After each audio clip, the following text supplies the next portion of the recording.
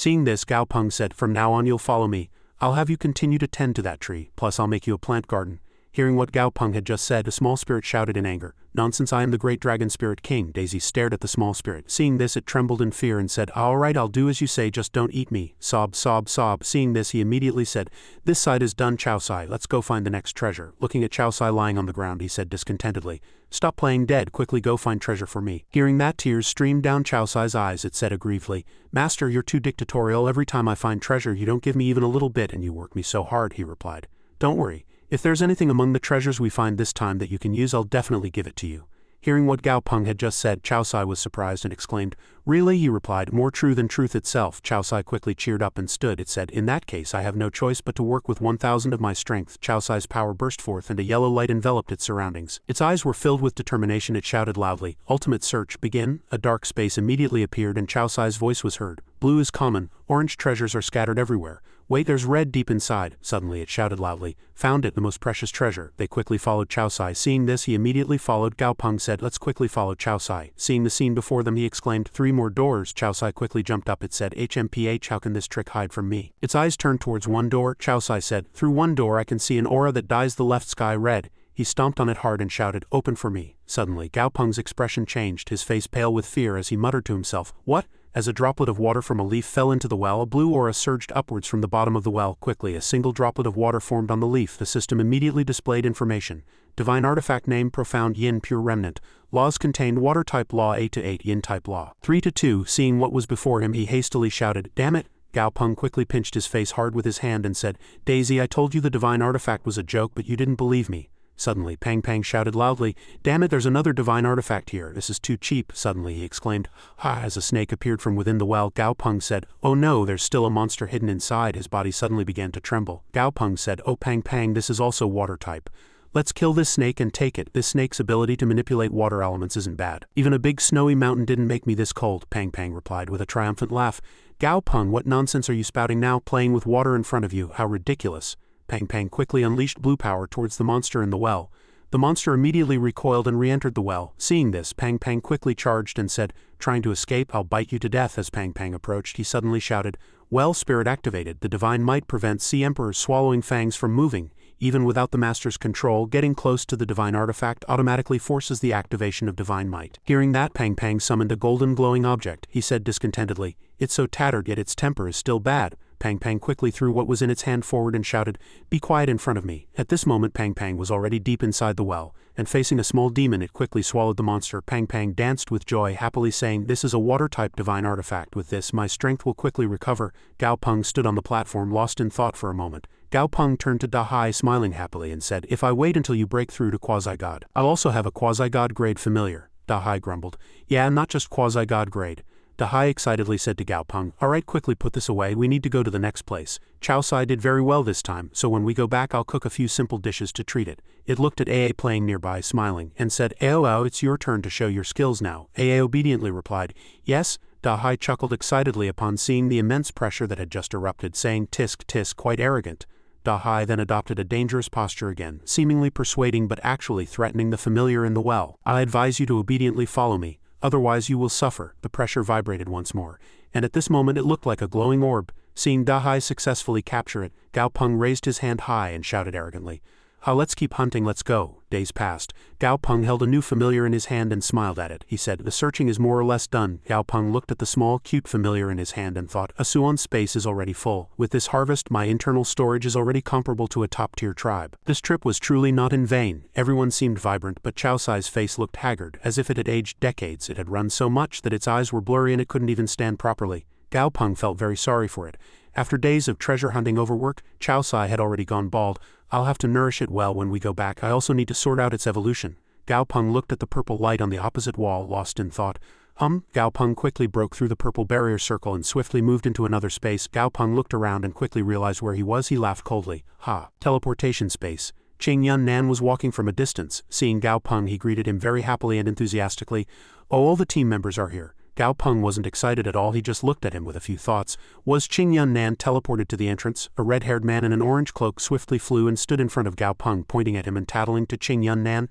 "Sir, that's the guy who snatched our map in the secret realm." Gao Peng smiled very calmly, and in a soft but provocative and mocking tone said, "Why are you so impatient, young man? I just borrowed your map for a moment, didn't I?" It was as if a small wife had been wronged and came to report to a superior. Despite being so overtly mocked, he couldn't say a word. The light orange-haired young man clenched his fist and growled, "You bastard." Gao Peng laughed triumphantly. His arrogant demeanor was quite irritating. Nothing more to say. "Then shall I add a few words?" Then Gao Peng leaned close to the orange-haired young man, his face cold, and mouthed a few words. His words were very elegant, but their underlying meaning was extremely sinister. 30 years to the west of the river, 30 years to the east. Don't look down on a young man for being poor. The orange-haired young man was speechless once more, only able to choke out one word. Qing Yunnan approached and lightly patted his shoulder. He quietly tried to calm him, fearing he would do something foolish and cause trouble. "That's enough." Qing Yunnan looked sternly at the orange-haired young man and said decisively, "Let's drop this matter here." He originally respected Qing Yunnan greatly, so he dared not refute. "Sir Nan." As he continued to hesitate, Qing Yunnan quickly commanded, "This place isn't safe. Quickly return to the tribe." All the people behind were Qing Yunnan's subordinates. Hearing this, everyone shouted in unison, "Yes." Gao Peng glanced at them lightly, then reconsidered. Among these tribe members, quite a few are showing joy or relief. Gao Peng shifted his gaze elsewhere and saw another person sitting on the ground, sobbing. The blue-haired beauty seemed to be Qing Yunnan's subordinate. From behind, she explained to Gao Peng, "His companions were during the exploration." She hesitated without finishing, but everyone understood what situation he was in. Gao Peng fell into thought. It's the same exploration, yet some people returned happily with treasures, while others lost their lives in chaos. Truly a mix of joy and sorrow. Qing Yunnan's subordinates were gathered in large numbers on the ground. Suddenly, a purple aura appeared in the sky like a giant bolt of lightning. As it approached, the light gradually faded, and the air gradually became faint. Everyone shouted at each other. Everyone looked quickly. This is, indeed, demonic energy is invading this place. Qing Yunnan worriedly commanded everyone to retreat. From within the aura, a monster's hand suddenly thrust out. Some subordinates hastily fled, shouting, "It's an extinction behemoth." And Gao Peng also looked up in bewilderment. Information about the whale-shaped monster appeared in the notification window. Monster name, Extinction Stealth Behemoth. Monster grade, Neutral God grade. The monster opened its mouth wide, and rocks, dust, and other things were all sucked into the monster, following the aura spewing from its mouth. Gao Peng stared blankly as its shadow completely disappeared into thin air, muttering in a daze, "Did it leave?" Gao Peng, still unable to hide his astonishment, monologued, "It just devoured a secret realm and then turned around and left. In front of a god-grade monster, we humans are truly insignificant, not even worth a glance." Qing Yunnan looked at the hole the monster had just created and sighed. He said, "The path before us is cut off. Let's take another way. Moreover, with such a large hole created here, it's highly likely to attract other extinction behemoths to this place." Qing Yunnan couldn't hide the worry on his face. "Oh dear, this secret realm probably won't exist in another 100 years. You might be the last people to enter this secret realm." Some subordinates heard this and sighed in disappointment. Disappointment and regret were evident on everyone's faces. "That's truly a shame. There are still so many spiritual creatures in the secret realm." Only Gao Peng secretly laughed coldly to himself and made a few self-congratulatory remarks. "In that case, my taking these treasures can also be considered an act of merit." Qing Yunnan secretly watched Gao Peng from behind, observing him closely. "Judging by this rate of collapse, it will probably spread throughout the entire secret realm in just a few years. At that time, the restrictions above Saint grade will also be lifted, so if everyone goes up together, we might be able to achieve something great." Qing Yunnan continued to stare at Gao Peng, constantly asking himself questions. Should I tell Gao Peng when that time comes? After all, he's also quasi-god grade, but in the end he's not one of our tribe members. It's uncertain if he'll be wholeheartedly with us. Gao Peng turned around to face Qing Yunnan and said loudly, "If the secret realm exploration is over, I'll take my leave first, and farewell here." As soon as he finished speaking, Gao Peng immediately departed, returning to the barrier circle from before. Qing Yunnan politely waved his hand, seeing Gao Peng off until he completely disappeared. Hours passed. Gao Peng had already arrived at the outskirts of Hope City. He shouted, "Wait, Sawa, find an empty spot on the outskirts of the city and stop." Gao Peng then commanded again, "Come out, Abang." Gao Peng said to his beloved Dahai, "Abang, digest these crystals here first and help me set up a workshop." "All right, Gao Peng." Dahai, hearing this, lightly chuckled and said to his master, "I'm going to research a new divine artifact. Don't bother me unless there's an emergency." Gao Peng then continued to instruct, "Asuan, bring out the true dragon fruit." Immediately the dragon spirit was summoned. As soon as it appeared, Gao Peng placed it on the ground and it slumped down, looking dazed as if just woken from sleep. Gao Peng quietly said to the dragon spirit, "Little one, I need to research a new evolution potion, and the true dragon fruit is a main ingredient. I'll entrust the cultivation and protection of the true dragon fruit to you. If you do well, I'll give you all the plant-type dragon monsters I obtain in the future." After completing all instructions and arrangements, Gao Peng changed into a lab coat and began to concentrate on his research. Gao Peng skillfully poured the solution into bottles. Gao Peng inspected it very carefully. The dragon spirit closed its eyes and waited quietly. Suddenly, the dragon spirit's mischievous hand reached out to touch Gao Peng's items, but before it could, Daisy blocked it. "Don't touch Gao Peng's things." The dragon spirit was given a big smack by Daisy, so it forcefully retorted, "This is my tree." Daisy emitted a hot aura and glared sharply at the dragon spirit. "What did you say?" So the dragon spirit trembled, hastily repeating, "The tree, I'll guard it for him." Gao Peng looked at the 7 bottles containing 7 rainbow-colored solutions and breathed a sigh of relief. "I've finished making the evolution potions for the 7 little ones." Chow Sai was rolling on the floor, too exhausted to speak coherently, babbling as if its soul had left its body, muttering about rabbits being dead and dogs being cooked. Gao Peng sighed helplessly at this sight. So Gao Peng hastily handed over a potion bottle, comforting it. All right, there's a share for you too." Gao Peng handed over the potion bottle, turned his head and continued his work, but gave one last instruction. "Drink it. I never said you wouldn't get a share." Standing up, Chow Sai drank the potion, sobbing and whining, "This time it seems I'm going to be cooked too." After a few sips, Chow Sai suddenly exhibited strange phenomena. It salivated, rolled its eyes and stared blankly with a dazed expression. In an instant Chow Sai slumped to the floor, more precisely it crashed with a thud, startling even Asuan and Daisy. Gao Peng gave an eerie smile and said in a murderous tone, "Don't worry, my concoction also includes an otherworldly poison. It helps strengthen the original source to aid potion absorption. Although the side effects are significant, it also serves as a small lesson for him. You all be careful too. Don't get complacent just because you're highly skilled." The dragon spirit, trembling with fear from start to finish, muttered, "Ha, he's so cruel even to his own familiars. If I ever say something stupid, this person will poison me to death." Time slowly passed again. A few days later, Chow Sai successfully evolved into a new form.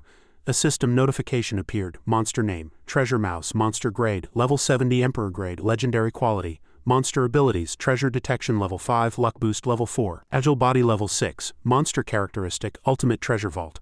The treasure mouse possesses a treasure storage space within its body, capable of accommodating a large quantity of treasures. When treasures are present in the storage space, the treasure mouse's treasure detection ability improves, and its movement speed and stealth ability also increase. Current treasure vault growth range, low. Gao Peng looked at Chow Sai with a proud smile. "The treasure vault is quite interesting." Gao Peng handed another item to Chow Sai and said, "Chow Sai, swallow this. Don't eat it, just swallow it whole." As soon as Chow Sai swallowed it, a new notification immediately appeared. Current treasure vault growth range, true dragon fruit. Gao Peng was overjoyed. It really succeeded. A scheme formed in Gao Peng's mind, and he gave a sinister smile. "With such an innocent, student-like face, I don't have to worry about Chow Sai secretly hiding things, plus it can increase its speed and lighten Asuan's burden. It's hitting 3 birds with 1 stone." So Gao Peng commanded Asuan, "Asuan, give some of the treasures we found earlier to Chow Sai." Chow Sai excitedly exclaimed, "Master, I suddenly feel much faster." Gao Peng laughed heartily. "Of course, with so many treasures." Just then Gao Peng noticed a strange phenomenon in the distance, a light emanating from a bang. That's a bang. He also successfully broke through. Monster grade, level 81 Saint grade. A bang too had finally broken through to Saint grade without a hitch. Now only the 7 little ones remained. Time slowly passed again. Still in the laboratory, Gao Peng's eyes widened in surprise at something else he saw. "Huh?" Gao Peng looked at the hazy air in front of him and thought, "It's so misty. Their evolution commotion is neither big nor small, so they must have quite a few tricks up their sleeves." His gaze was extremely focused. Gao Peng secretly thanked the system for allowing him to observe the progress at any time. A new system notification confused Gao Peng.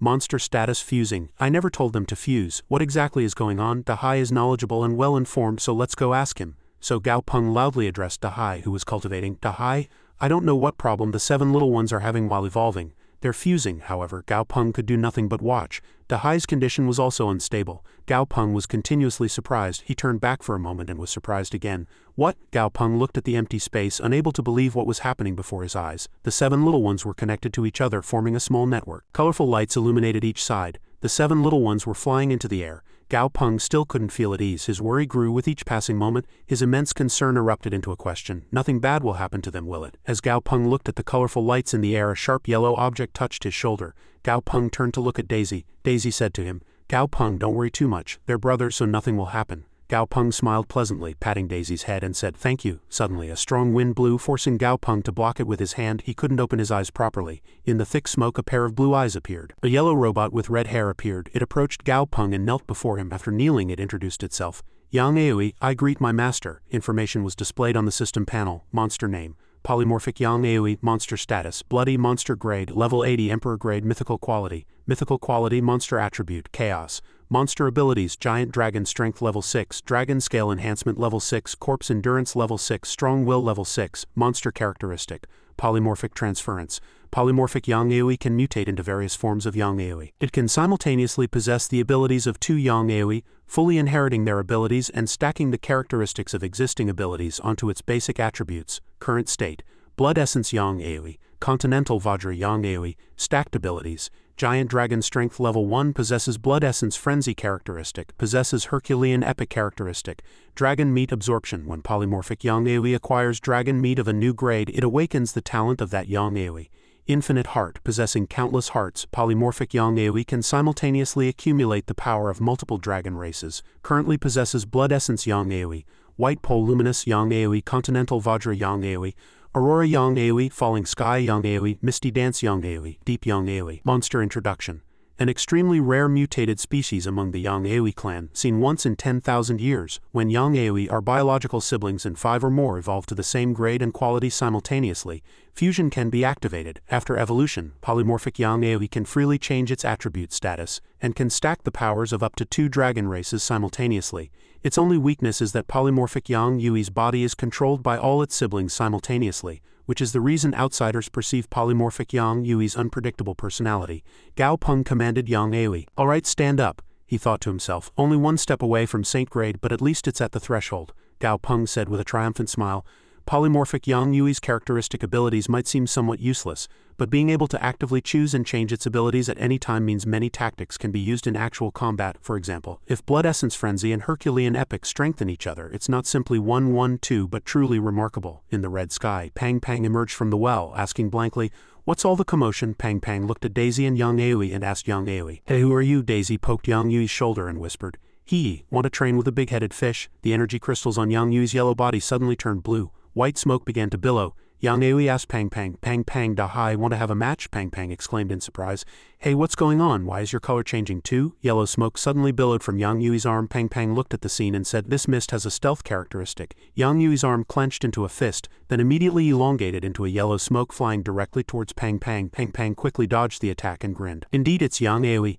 Little one, you've really changed a lot." The energy crystals in young AoE's hand turned orange and 2 beams of light shot from young AoE's eyes towards Pang Pang. Pang Pang continued to dodge the attacks and asked, "Hee, what's this?" Pang Pang's entire body was covered in blue light. Pang Pang shouted, "Little one, who exactly are you? I'm really starting to get hungry." Pang Pang's entire body was covered in blue light and Pang Pang fiercely manipulated water to attack young AoE. Young AoE was hit and fell. Daisy looked at the scene and exclaimed in admiration, "Damn, that's brutal. Nothing's going to happen, right?" Pang Pang put its ear to young AoE's chest to listen to its heartbeat and replied, "I can still hear its heartbeat. It's not dead. Who is this guy?" Gao Peng put his hands on his hips and said to Pang Pang with a displeased expression, "These are the 7 little ones who just fused and evolved. You hit them too hard." Amidst Gao Peng's and Daisy's helplessness and discomfort, Pang Pang scratched its head and said awkwardly, "Oh, they fused? No wonder I felt it was both unfamiliar and familiar." In the clear skies of Judo, with majestic mountains, lush green trees and tranquil water, a young man with gray hair and a muscular build, wearing a black t-shirt and blue shorts, draped in a cloak, carrying a pouch on his shoulder and holding an apple, was walking through the forest. Suddenly, a water vortex appeared on the water, startling the young man. And the water became calm again. The young man was still staring blankly at the water. Seeing the water calm again, the young man asked himself, "Was that a hallucination? Oh dear, I've been too tense these past few days." And amidst the beautiful mountain and water scenery, the young man continued to walk while a person riding a giant bird flew across the forest. A colossal black shadow appeared over the blue water. Bai Yin sat on his familiar's back looking at the scenery below, wondering to himself, "This is the Changshan clan of the White Dragon tribe, where the mountains are covered with lush green forests." Bai Yin's familiar slowly landed. Old White Dragon sat in a chair with his eyes closed and asked, "Is it true? You saw that azure dragon with your own eyes?" Bai Yin immediately replied, "Yes, although it was shrouded in mist, its aura was so terrifying that my familiar Qinglan felt fear from the depths of its bloodline." Old White Dragon heard that and asked again, "Your Qinglan is almost a pure-blooded divine beast. If it can make him fear, is it a pure-blooded azure dragon?" In the vast and mysterious galaxy, the image of a dragon appeared majestically. Old White Dragon said it was a pure-blooded azure dragon, and could be above quasi-god grade. "Such an existence appearing in Judo is hard to believe, but it's a rare good thing," Old White Dragon commanded. "The 9 Heavens and 10 Lands exploration team has brought back some news, so summon the elders of the other tribes here. It's very important." Bai Yin immediately received the order and said, "I will go and inform them at once." Old White Dragon, holding a scroll in his hand, unfolded it with a pleased expression. It was a map. Looking at the symbols on the map, Old White Dragon exclaimed, "Oh dear, cities have already formed." Old White Dragon looked at the map with a profound expression and quietly said, "Who would have thought that the alien races of the 9 Heavens and 10 Lands would develop so quickly?" At the Council Mountain tribe in Judo, all tribal elders were gathered, calmly discussing. Old White Dragon said with a serious expression, "Now I have some bad news to tell you. The familiars I sent previously explored the 9 Heavens and 10 Lands and returned with this map. Please all take a look." As soon as the brown-haired man heard Old White Dragon's words, he showed his attitude, saying, "It's just a map, is it worth looking at? What's the rest of the news? Hurry up and tell us," Old White Dragon said with a serious expression. "The bad news is that the development of the alien races over the past 10,000 years has been much faster than we imagined. Furthermore, their strongest individuals have already completely surpassed us, both in number and in quality," the blue-haired man exclaimed in surprise. "What?" Aoshin, who was next to him, also stammered in surprise. This matter," Old White Dragon, seeing their reaction, reassured them with a piece of good news.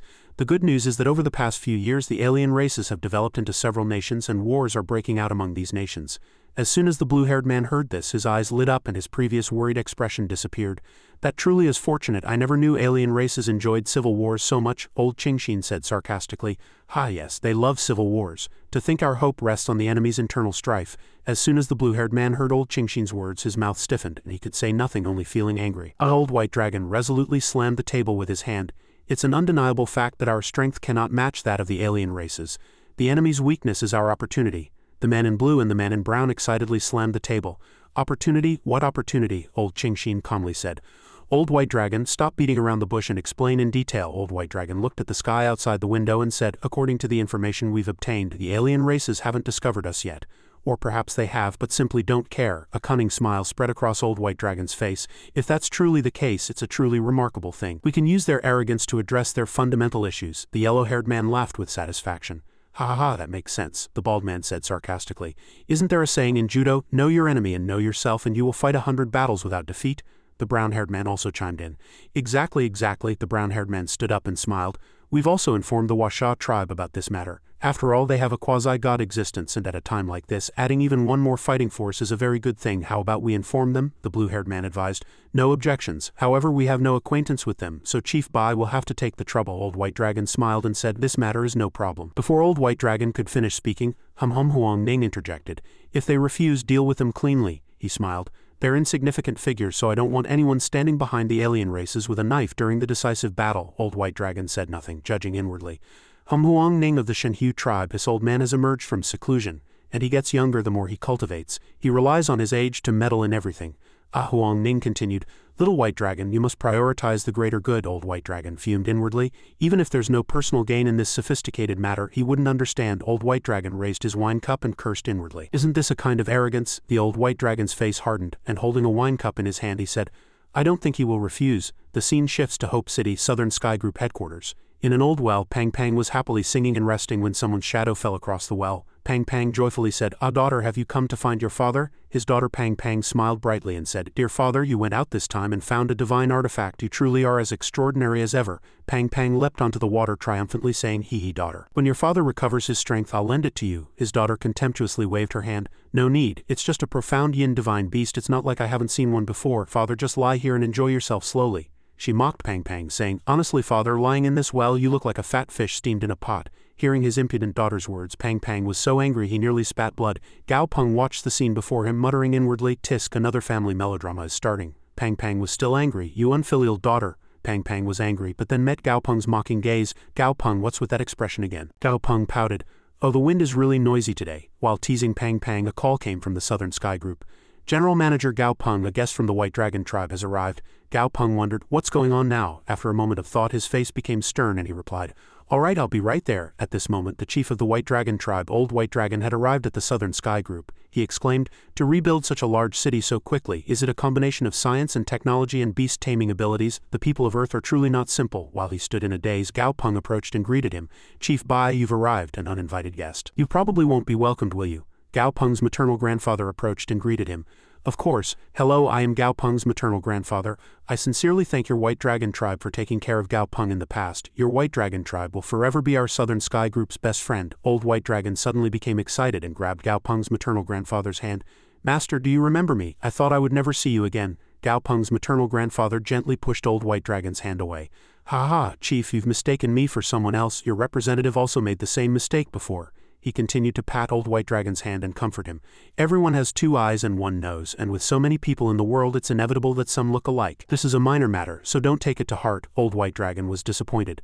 "Understood, I must have been mistaken. Excuse me." Gao Peng, observing the situation from the side, muttered inwardly, "Last time it was the High Priestess, this time the Chief. Is it really just a simple case of mistaking someone for another?" He conversed with Bai Yin telepathically. Bai Yin, the atmosphere is too awkward right now. Quickly think of a solution. Bai Yin quickly sensed the signal and replied telepathically.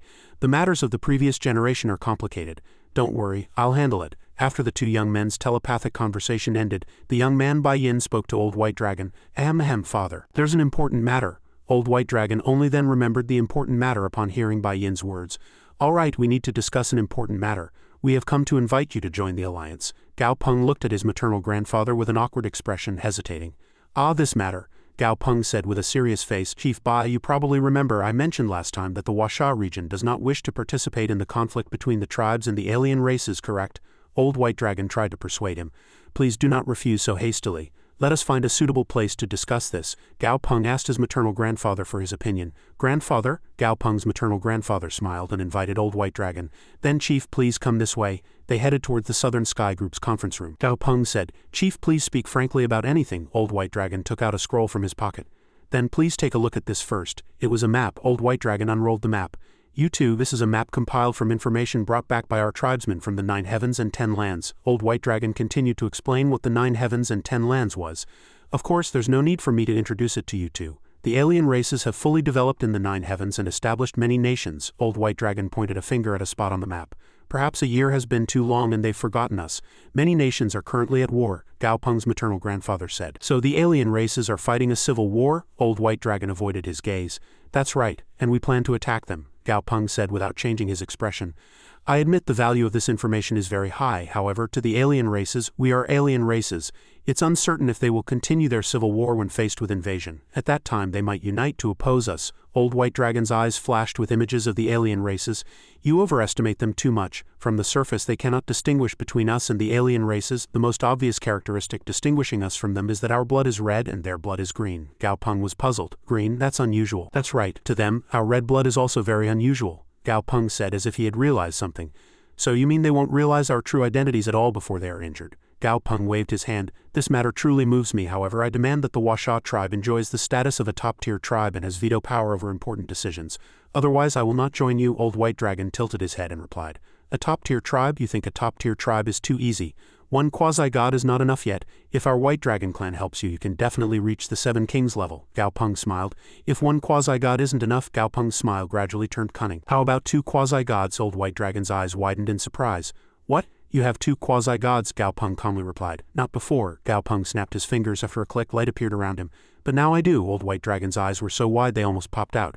This is. Old White Dragon looked at the blue light before him, thinking this violent aura can even change the color of the sky. Could it be that his beast has broken through to quasi-god grade? Suddenly a white dragon flew in from somewhere. Old White Dragon thought, this energy seems pungent. I need to suppress it with my aura just in case. Old White Dragon hesitated and waited. Someone's blue hand touched the white dragon. When others are breaking through, it's best not to interfere casually, otherwise it's very rude. The quasi-god continued to stroke the little white dragon. Isn't that right, little white dragon? Old White Dragon was surprised. This is the quasi-god that startled Mupu. Its movements are too fast. I heard its faceless Buddha golden body was destroyed and its lethality is not weak.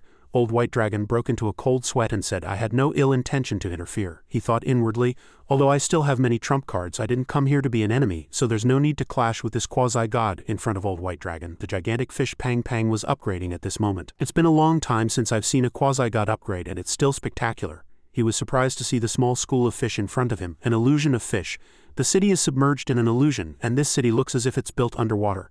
The gigantic fish that was upgrading continuously let out loud roars.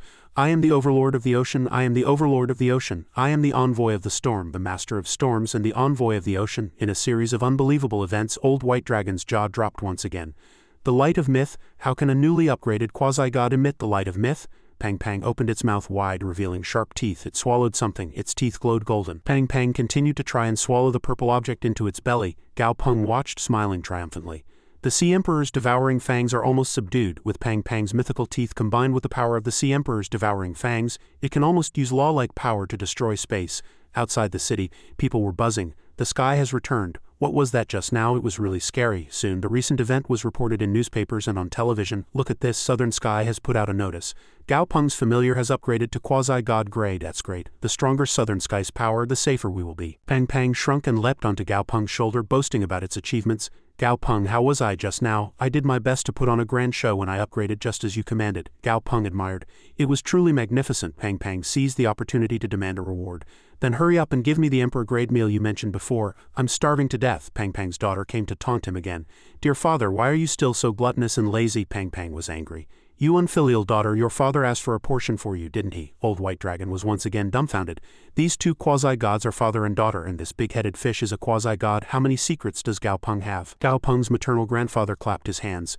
It's a suitable time, everyone, let's eat and talk. Pang Pang was eating skewers with Xiao Bai. Xiao Bai asked Pang Pang in confusion. Can these little things really be eaten? Pang Pang excitedly said. You probably don't know about this. These are special skewers personally prepared by Gao Peng, and they're all like tonics for quasi-gods. You're also benefiting from me. Xiao Bai ate a skewer and said, not bad, the taste is good. On this side, Old White Dragon was holding a plate of rice cakes and talking to Gao Peng. We are preparing to send Beastmasters to the 9 heavens and 10 lands after a certain period. The entrance will be thoroughly guarded, to prevent outsiders from easily entering. To be precise, we must prevent some Beastmasters from revealing our existence. We must be very cautious. Gao Peng chewed on a rice cake and said, Chief, please include me in the first team going to the 9 heavens and 10 lands. You want to go personally? You are a quasi-god Beastmaster, so of course I am relieved. However, I am worried that some people might not agree, so you must be mentally prepared. Gao Peng said with a happy face.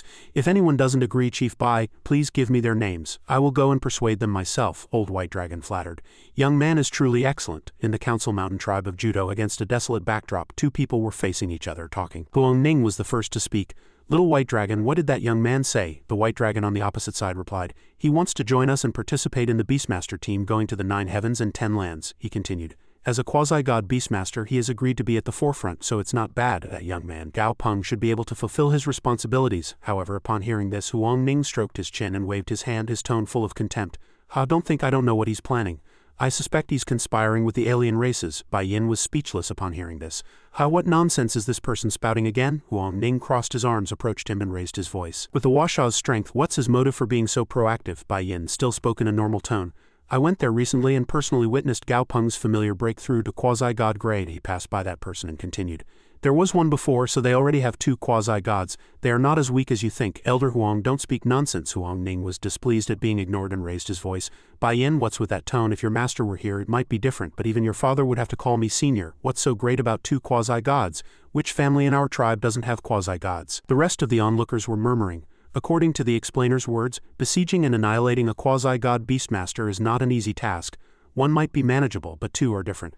The difficulty of encirclement and annihilation is not simply doubled. Even if lives are mercilessly sacrificed, if even one escapes, the consequences would be unimaginable. So this is already strategic strength. Huang Ning heard all these words, glared at them, and arrogantly said, HMPH, don't think our tribe must cooperate with him. It's like jumping into a tiger's den. A bald old man nodded and sarcastically said, Haha, Elder's words make sense. Even if it's jumping into a tiger's den, what of it? Is Gao Peng a tiger? We are not something to be chewed up and discarded either. Bai Yin obediently clenched his fists and said forcefully, That's right, our enemy now is not Gao Peng.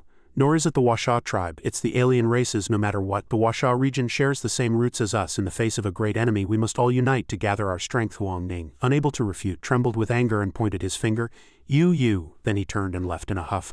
Bai Yin sighed and instructed, tell Elder Yu to calm down. Let's go and discuss the advanced team personnel first. The meeting place was the Black Mist World's vast grassland. Bai Yin said to Gao Peng, If you cross this grassland, the 9 heavens and 10 lands are at the end of the grassland. He patted Gao Peng's shoulder with a gentle smile. We also hastily made a set of alien race clothing. Don't forget to change into it before we depart.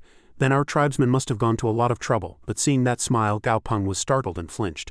He continued, this time when we send our tribesmen for reconnaissance, we plan to have them follow your instructions. Damn it, Gao Peng wanted to refuse. Wait, this matter is, Bai Yin had already anticipated and immediately cut off his intention.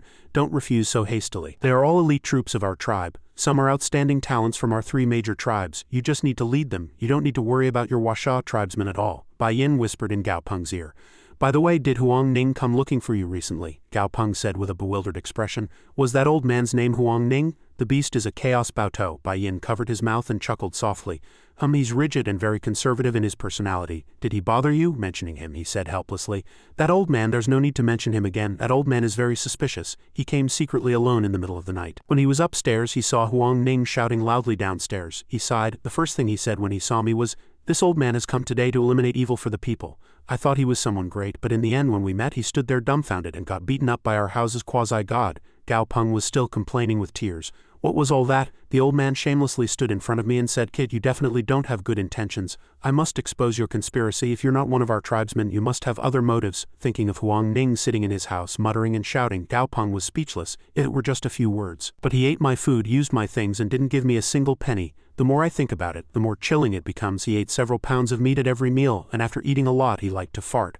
He's truly a walking biochemical gas bomb. Bai Yin also empathized and remained silent. Nearby, someone said to the blue-haired child, "The future of the Condor tribe rests on our nephew." He curled his lips and said in a confident voice, "Uncle, I understand." Gao Peng glanced and discovered something familiar. He stood up straight and put his hands together, lost in thought. Gao Peng realized that this jacket belonged to the Condor tribe. Bai Yin mentioned before that a genius had appeared in their tribe, so this must be the person.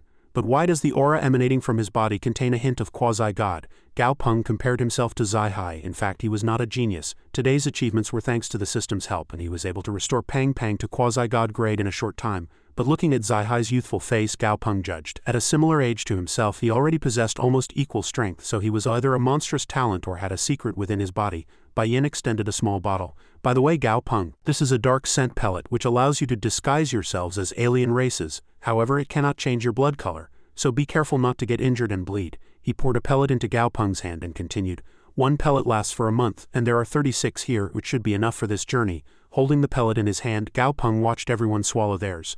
Since everyone has eaten it, there should be no problem. Thinking this, he put the pellet in his mouth and swallowed it. His body immediately underwent noticeable changes. Veins protruded, quickly coursing through various parts of his body, and his skin color began to change. Gao Peng commanded, "Lion, bring the ice mirror." The white lion perched on his shoulder raised a paw and an ice mirror appeared. Gao Peng gazed at his once proud handsome face. Now his entire body had indeed turned blue. At this moment Bai Yin returned and handed him a scroll. This was a more detailed section of the map. He then gestured to the side. "These are your team members, get to know them a bit." At this point everyone's faces had turned blue. The white-haired man waved his hand and said cheerfully, "Hello, Mr. Gao Peng. My name is Bai Haixuan, an Emperor-grade Beastmaster. I grew up with Mr. Bai Yin since childhood. We'll be relying on you this time." The brown-haired man spoke in a somewhat arrogant tone. "HMPH, Shenhu Tribe, Yu Zijing, Emperor-grade Beastmaster." Next, the red-haired man raised his hand and introduced himself. "I am Yan Hong of the Flame Tribe, an Emperor-grade Beastmaster. Nice to meet you." The yellow-haired man smiled affably and said, "Haha, I am Lei Hu of the Wood Thunder Tribe, an Emperor-grade Beastmaster. Brother Gao Peng will have to rely on you this time." The blue-haired woman spoke elegantly. "I am Qing Jing of the Bela Qingxin Tribe, an Emperor-grade Beastmaster. It's a pleasure to work with you." The blue-haired woman winked at him and said cheerfully, "You're Mr. Gao Peng, aren't you? I'm Bei Wang Mei of the Northern Han Tribe, an Emperor-grade Beastmaster. Our tribe's young patriarch often spoke of you. Southern Sky Group's products are also quite popular in our tribe." Finally, Mr. Zai Hai Zhenzo spoke. "I am Zai Hai of the Condor Tribe, a Saint-grade Beastmaster. It's a pleasure to work with all of you brothers and sisters." As soon as Zai Hai finished speaking, the crowd stirred. Some exclaimed in surprise, "Saint grade and so young," others praised generously. "The Condor tribe truly hides dragons and crouching tigers," Zai Hai humbly replied. It's thanks to the chief's benevolence he spared no expense on rare materials for me." Gao Peng spoke. "Alright, let's go." Inwardly he was still suspicious. Such a young Saint-grade Beastmaster, it can't just be from expensive rare materials. I'll have to observe him more. The group traversed a desolate, uninhabited land with a rugged mountain range beside them. Gao Peng, leading the way, looked down at the map and said, "The entrance is within the mountain range ahead. After entering, the closest areas are the Mingyu Nation and the Gaing Nation." He raised his hand to summon the Skull Wraith aid, then reminded everyone, "The road ahead will not be easy. If you have suitable flying familiars, it's best to summon them and move carefully. Even flying familiars should try to stay close to the ground to avoid making a commotion." As Zai Hai summoned a colossal purple familiar, Gao Peng, still observing everyone, was suddenly startled. A long status information panel for Zai Hai's familiar appeared. Truly mysterious, however, what caught Gao Peng's attention the most was the severed finger of the plague god. Is this Zai Hai's hidden secret? He placed aid on his shoulder and said to everyone, "Everyone, our first destination is the Mingyu Nation." He suppressed his curiosity, eager to truly understand the origin of this plague god. Days later, they stepped into the borders of the Mingyu Nation. Bei Wang Mei, following behind Gao Peng, surveyed her surroundings and remarked, "This place is too desolate. Weren't the alien races said to be very powerfully developed?" Qing Jing, beside her, softly reminded her, "Shush, don't say words like alien races here." Bei Wang Mei realized her mistake, scratched her head and gave an awkward laugh. Gao Peng, not forgetting to be vigilant, said, "The Mingyu Nation and the Gaing Nation have officially begun war, so the border areas are especially chaotic. We must also be careful not to get caught in the conflict." Looking at the city before them, he continued to cautiously instruct, "Since there's a city ahead, we should try to avoid trouble and gather as much information as possible." Countless people lay sprawled on the roadside and one person asked, "Are these all war refugees?" Gao Peng replied, "Probably. Be careful not to make contact with them." Continuing to observe, they saw the guards here yawning with a familiar beside them. The city gate guard was very lax. Rather, the familiar beside him seemed to be firmly guarding the position. Lei Hu exclaimed in surprise, "Damn, that guy is so unrefined." Bai Haixuan behind him stopped him. "Don't speak carelessly." Suddenly a shout came from behind everyone. "Move aside, don't block the way." It was a clattering palanquin. A white bird with a small umbrella squawked, "You lowly commoners, don't block the way. If I trample you to death, I'll have to feed you to my bird." Qing Jing looked at it with interest. "This bird is quite amusing," Gao Peng reminded. "Everyone, let's move aside." The palanquin passed, followed by a group of people kicking up a cloud of dust. Gao Peng, vigilant, said, "This person is not of ordinary status to be accompanied by so many people." At this moment, the person inside the palanquin asked, "Agang, where are we now?" Agang, the coachman, stopped the reins and then respectfully said to the person inside, "Reporting to the young lady, we have already entered the territory of Mingyu Nation." A hand lifted the palanquin's curtain and a beautiful girl walked out with an air of dignity. Her attire was clean and luxurious, like a young lady from a prestigious family. Yu Zijing's eyes lit up. "That girl just now, wow, what a beauty." Gao Peng was puzzled. "This place looks like a deserted small village, almost entirely populated by the poor. Why would a wealthy young lady like her come to such a remote place?" The young lady looked at the poor and ragged people here and said pitifully, "These people seem to have not eaten for a long time. Agang, let's share our leftover food." Agang heard this and ordered another person. "Did you hear what the young lady said? Asa, you take a few brothers and distribute the food." That person immediately obeyed. "Yes." Asa began to distribute the food. "Our young lady is kind-hearted and has come here to distribute food. 1 bag per person, please queue up." The people bowed and said, "Thank you, sir." Watching this scene, Gao Peng thought to himself, "What good is not flaunting wealth? This young lady probably doesn't understand. In such a chaotic place, facing desperate hungry people and distributing food without hesitation on the street." Agang suddenly noticed Gao Peng's group and spoke softly to Asa, but his eyes kept darting towards Gao Peng. He raised a hand to his ear to listen, then whispered to everyone, "That bald man just now kept observing us. They suspect that we are suspicious, not locals, and are spies from an enemy nation." Bai Haixuan was startled. "What? Agang's suspicion goes beyond that. He's acting suspiciously again. Are they really murderers from Gying Nation?" He then raised his hand and instructed Asa, who was beside him, "You protect the young lady. The others follow me." Sensing their approach, Gao Peng softly reassured everyone. "Not good, they really came." Everyone calmed down. Bei Wangmei, sweating profusely, said in a trembling voice, "How tragic. As soon as we arrived, our identities were almost exposed." Yu Zijing glanced at her and blamed. "Your actions just now were too obvious. People will definitely think we have no good intentions." Gao Peng still calmly said, "Don't panic, act according to the situation." He comforted himself that even if he panicked inwardly, he couldn't show it outwardly. Asa continued with his task. "That side doesn't matter, just take your own food." A scrawny person mumbled, "Yes, yes, sir, you're right." The cloaked man behind suddenly gave an evil laugh. He shouted, "All things wither." The cloak shattered, revealing a body covered in roots. He snatched the souls of Asa and the people who had just received food, then extended a root to pierce the white bird's belly. The young lady covered her face in terror. Before Agang could reach Gao Peng, he heard the commotion and turned back towards the young lady. He strained his muscles and charged, casting a spell to summon a colossal white tiger. "Die!" As the white tiger stomped the ground, the earth cracked into several pieces. Its indomitable sky-shattering palm swiftly cut the colossal root in two. Gao Peng was startled. This energy fluctuation is Saint Grade. Truly impressive. 2 Saint Grades just appeared out of nowhere. The marks of the cracked earth still remained, clearly indicating the immense power of the attack just now. Agang approached to check on the young lady. Gao Peng's group continued to observe. Bai Haixuan asked in confusion, "Is that it?" Gao Peng frowned, seriously assessing the situation before his eyes. "It won't be that simple." As expected, a green light enveloped the colossal root, and it reattached itself. Its roots extended widely, spreading in all directions, and seeing this, Gao Peng said, "It's only a matter of time before these plants grow crazily and engulf the city. Everyone, retreat before the barrier is formed." The roots pierced through walls, capturing and absorbing the people inside the city for energy, then intertwining to form a colossal central pillar. Wood-type, myriad phenomena. At this moment everyone quickly fled. Bei Wangmei poked her head out, trembling at the sight before her, and said, "The people of this Mingyu nation are too terrifying." Yan Hong assessed the situation and corrected her. "The current situation seems like a sudden slaughter, so it might not be the people of Mingyu nation." Agang, after confirming the young lady was all right, said worriedly, "Young lady, please get in the carriage quickly. I'll handle everything." Fortunately, she realized the situation was very dangerous. Yes, he merged with the white tiger to protect the palanquin below. It gathered energy spheres and fired them, piercing through countless roots, blocking the way, intending to carve a bloody path. However, it was futile. Green liquid flowed from the roots and they gradually recovered as if nothing had happened. It was horrified by this sight. Recovered? It continued to fire beams of light. Gao Peng looked at it and said, "These black beams of light can easily destroy the barrier." But everyone, look. He saw the white tiger looking exhausted. The tiger-shaped familiar's stamina is almost depleted. Although this familiar's power seems great, its endurance is not good. Furthermore, it has to protect the carriage below. making it even harder to utilize its advantage. Bai Haixuan, thinking of something, said, "Fighting against plant-type familiars that absorb the life of other creatures to maintain their barrier. Unless you find and destroy the core, that tiger will eventually die." Bai Wangmei cautiously said, "This method is truly cruel. The alien races stop at nothing in battle." This time no one corrected her. It was too accurate. Bai Haixuan also muttered to himself, "When I go back I must remind the tribe to be careful of such familiars." Gao Peng summoned the Skull Wraith aid and he ordered it to purify the souls of the dead, extract useful memories from it. Aid, following Gao Peng's command, raised a hand and white light enveloped it. The souls from the corpses of these residents were all absorbed, and then a colossal crystal floated in Aid's hand. It said, "Master, there are many fresh corpses here. This is the memory crystal I obtained through purification." Gao Peng touched the crystal, opened his eyes and began to absorb the collected memories. Qing Jing admired it, but her face still maintained its usual blank expression. "Oh, is this a quasi-god familiar? It truly has various means." Behind, Zai looked at Gao Peng with strange eyes. During battle, the tiger pulled the young lady away. Agang said anxiously, "Young lady, are you all right?" He dodged the roots sprouting from the ground and asked. She, dizzy, struggled to say, "I'm all right. Are you all right, Mr. Agang?" Agang reassured her. "Don't worry, young lady, quickly hide on the back of the big tiger. I'll handle the rest." Inwardly, he was not reassured at all. "Damn it, I'm all right, but the young lady's physique can't keep up.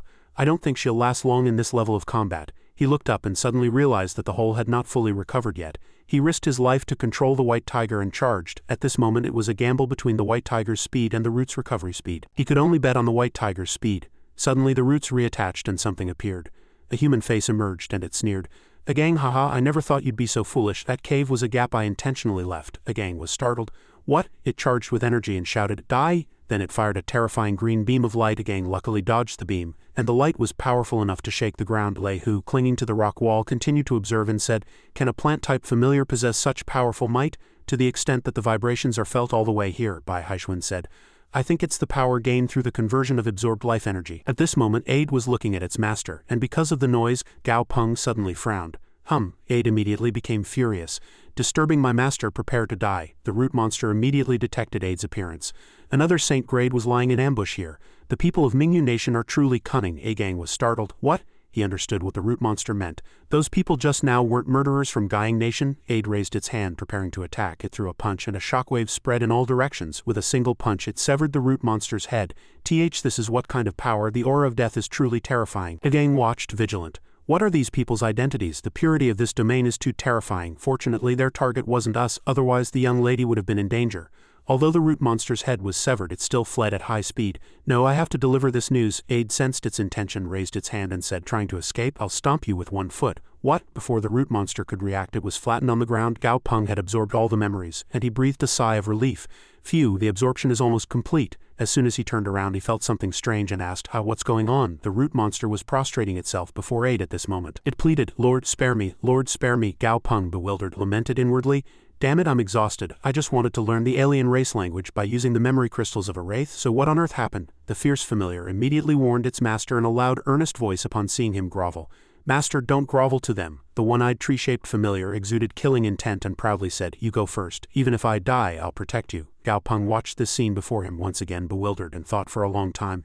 Did it voluntarily detach from the fused state because it couldn't bear to see its master's actions? Truly amusing.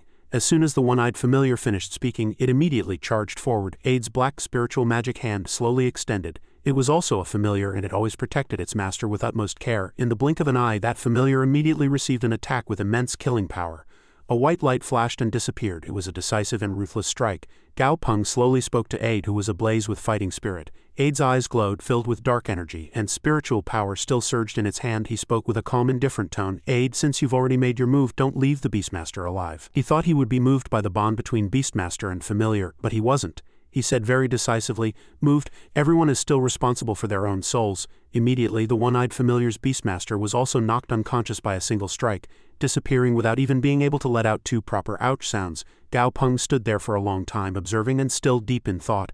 They are all Saint Grade, yet Aid, without even using its best close combat abilities, only relying on wraith energy, subdued them. A thought flashed like lightning in Gao Peng's mind. Could it be that the abilities here are so easily overcome that the overall level is even inferior to Aid, a low-grade slaughter-type familiar? Seeing that its master was completely defeated, the one-eyed familiar could not help but utter a few last words before disappearing.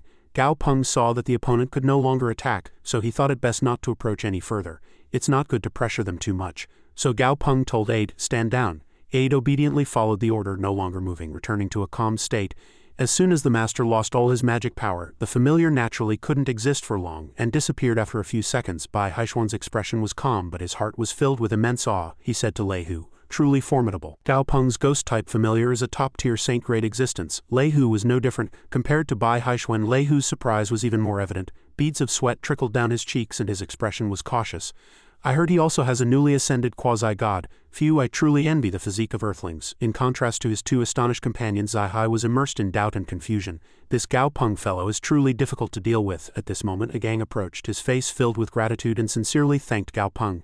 "Your Excellency saved me." Before we could finish speaking, the alien race princess, a gang's lovely daughter, appeared from somewhere at this moment. As soon as she arrived, she grabbed Gao Peng's hand, smiling broadly. Her face was flushed with shyness. She happily said, "Thank you for saving us." This sudden action from the princess surprised both her father and Gao Peng, and their faces hardened. The princess's eyes sparkled and she quickly made a very favorable offer to Gao Peng. Shall I ask my father to give you an official position?" Gao Peng was once again stunned and new thoughts flashed through his mind like lightning. An official position? For an earthling hiding here to take an official position? Thinking up to this point, Gao Peng set aside the thoughts in his mind and spoke in the alien language.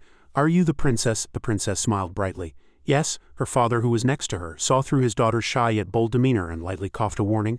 "Ahem ahem." Gao Peng's expression hardened when she answered definitively. He glanced at the other side and muttered to himself, "Truly a naive little princess who doesn't know the world." The audience of this play watched with blank expressions. Yu Zijing, with a look of disinterest, raised both hands in a gesture of helplessness and quietly asked Bai Haishuan, "What are they talking about? Is that little lady perhaps smitten with Gao Peng?" Qing Jing, being a woman, understood the situation sufficiently. With just a glance, she explained to her bewildered male companions while also revealing her own concerns. "Of course she is, just look at how shy she is. What should we do if Gao Peng gets taken away by them?" Bai Haishuan waved his hand, dismissing Qing Jing's unnecessary worries. He continued to chant like a mantra, "Go, go, what are you talking about?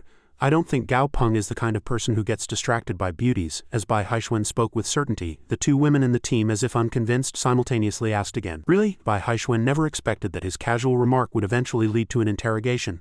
"Of course, Gao Peng lived in your White Dragon tribe for a while, didn't he? You must know a lot. Tell us in detail." Yu Zijing then turned his gaze to Zai Hai. Zai Hai stood silently with his arms crossed. "Phew, Zai Hai, what do you think?" Zai Hai was like his name, a salty sea, but his personality was cold. Zai Hai no longer looked, closed his eyes, and blandly uttered only 3 words. Hum. Gao Peng was still conversing with the A-gang father and daughter about the princess's feelings using the alien language. Gao Peng bowed his head, clasped his hands, and expressed his respect and gratitude to the princess. "Your Royal Highness, I apologize for the intrusion. The world is in chaos and my fellow disciples and I have been ordered by our master to descend the mountain to seek fortune," the princess replied. "Oh, I see." Her father had other thoughts. "This person's accent is from Sarum City, so he must have lived near here for a long time. It doesn't seem like he's lying." He looked into the distance and thought for a moment. "However, everyone in Sarum City was just killed by that old woman, so I can't tell if what he's saying is true or false." Gao Peng turned and left his final words. "If the princess is safe, we will no longer trouble you. Farewell." Gao Peng was now skilled in using the alien language. He turned to his companions and said, "Let's go." Bai Haishuan amusingly whispered to Gao Peng, "That's good, Gao Peng. When did you learn the alien language?" Gao Peng was not at all modest about this compliment. "To be honest, it's a familiar's ability. I'll explain when we get back. Everyone don't say anything more, let's go quickly." A-gang still had something to say, but he hastily shouted, "Your Excellency, wait a moment," but it was too late. Gao Peng and his brethren departed resolutely and swiftly. The princess still called out from behind, You didn't even tell me your name." Gao Peng did not look back, waved his hand and bid farewell in the alien language. Farewell. Gao Peng was not acting like a cold and ruthless CEO. In fact, his heart was filled with anxiety. What kind of joke is this? These deadweights can't speak or hear properly. They're going to expose our identities later. And Gao Peng looked anxiously at the other side. Furthermore, Gao Peng vaguely guessed, looking at Zai Hai's retreating figure.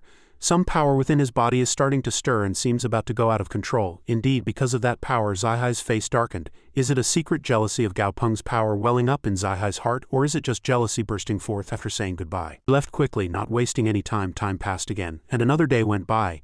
Night fell and everything was silent. They were staying in the city of autumn stars and everyone was getting some rest at an inn.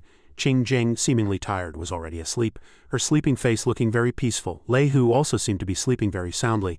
His snoring echoed in the room. Yu Zijing buried himself deeply under his blanket, trying to block out the snoring, but after a few seconds he finally gave in to helplessness and complained, "Why does this Lei Hu snore so loudly? It's just one wall between us. How do the Wood Thunder tribe people view him?" So he kept tossing and turning, unable to fall asleep. Suddenly someone's bed in another room made an unknown sound. The door gently opened with a few soft clicks.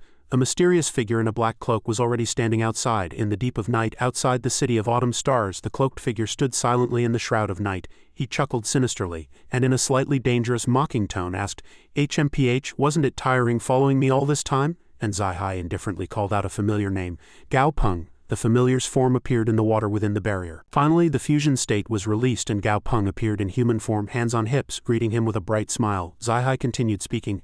As he spoke, he politely raised his hand and gave a slight greeting. "I didn't expect you to follow me.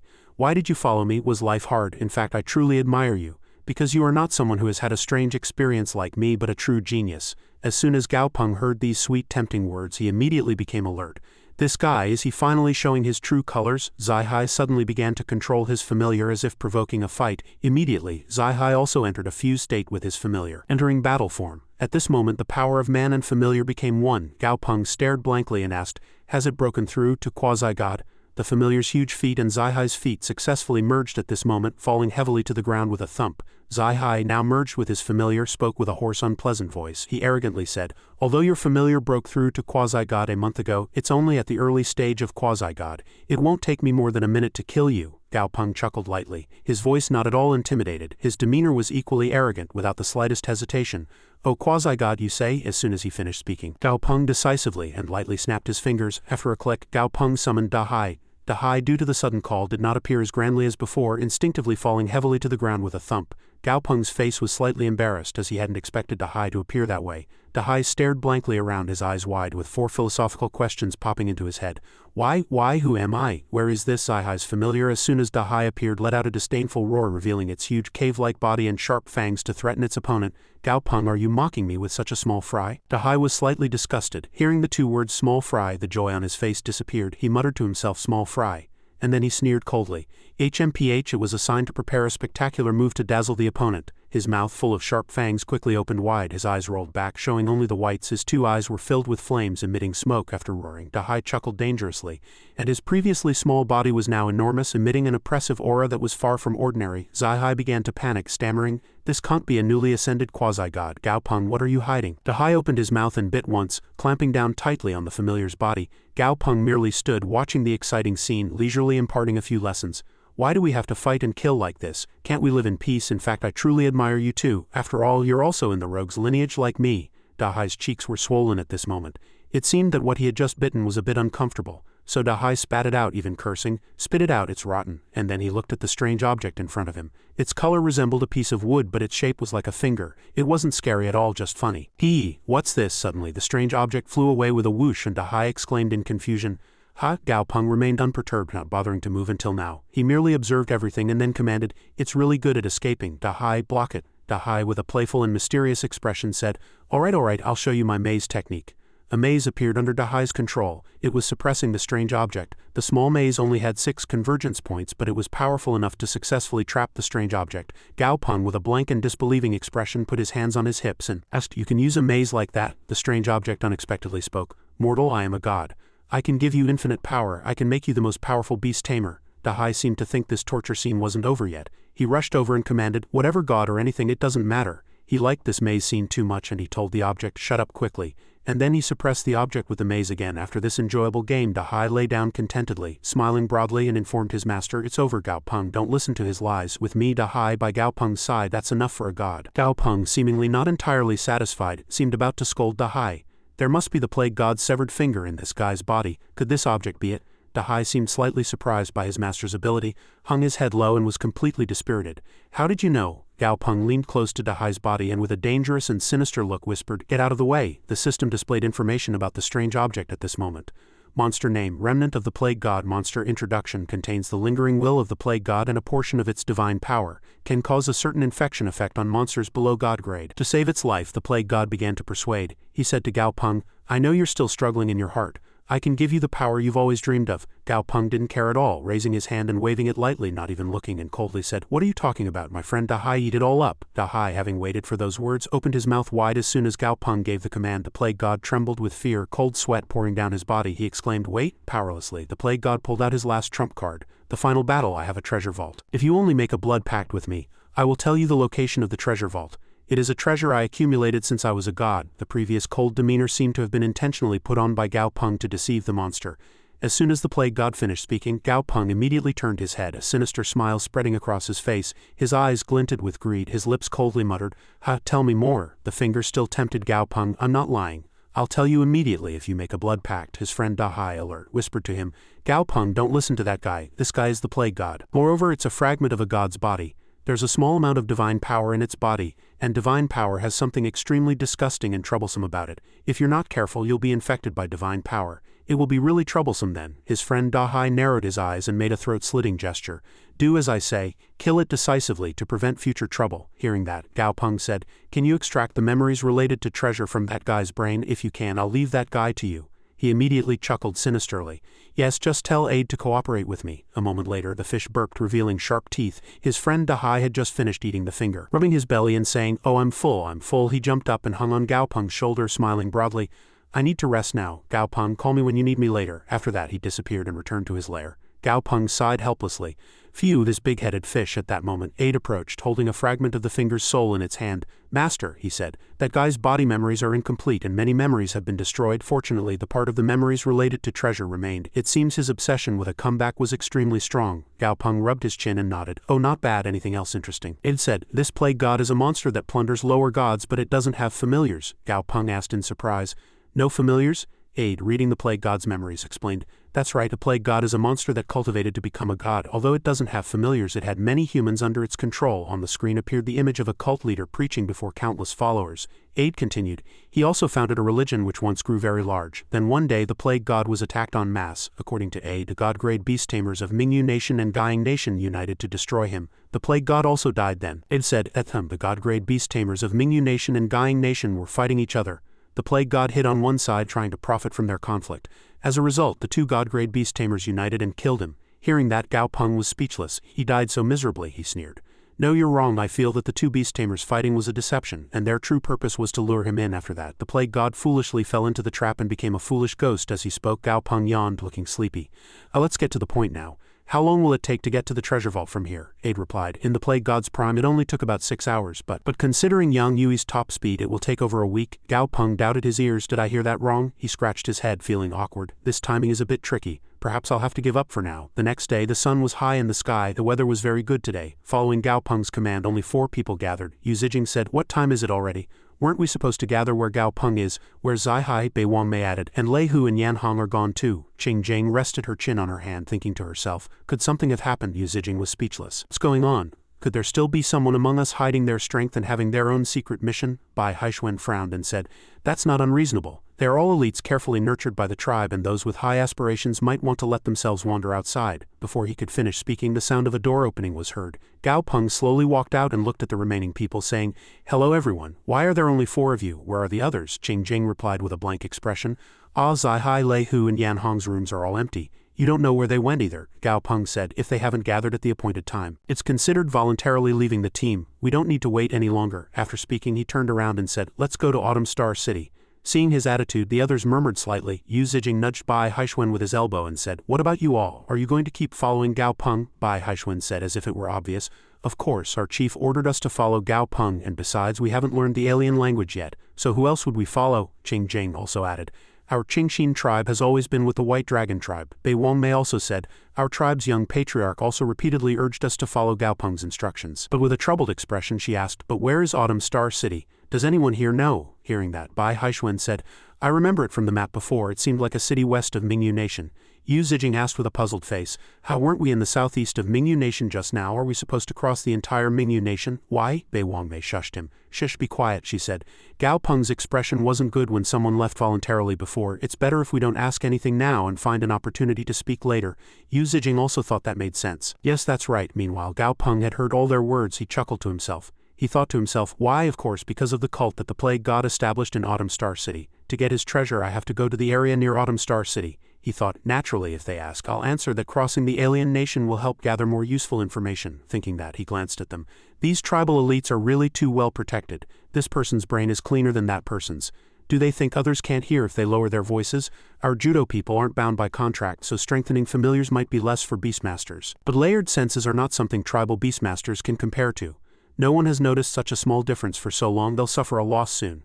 Gao Peng slowly walked on, thinking, sigh, another day worrying about the alliance's future. After that, the group packed their belongings and set off. They rode their familiars, passed through several city walls, crossed a sandstorm-swept desert, traversed rivers and mountains, enduring countless hardships. As night fell, they stopped beneath a large tree, pitched their tents, chopped firewood, lit a fire, and cooked their meal. After everything was done, they each returned to their tents.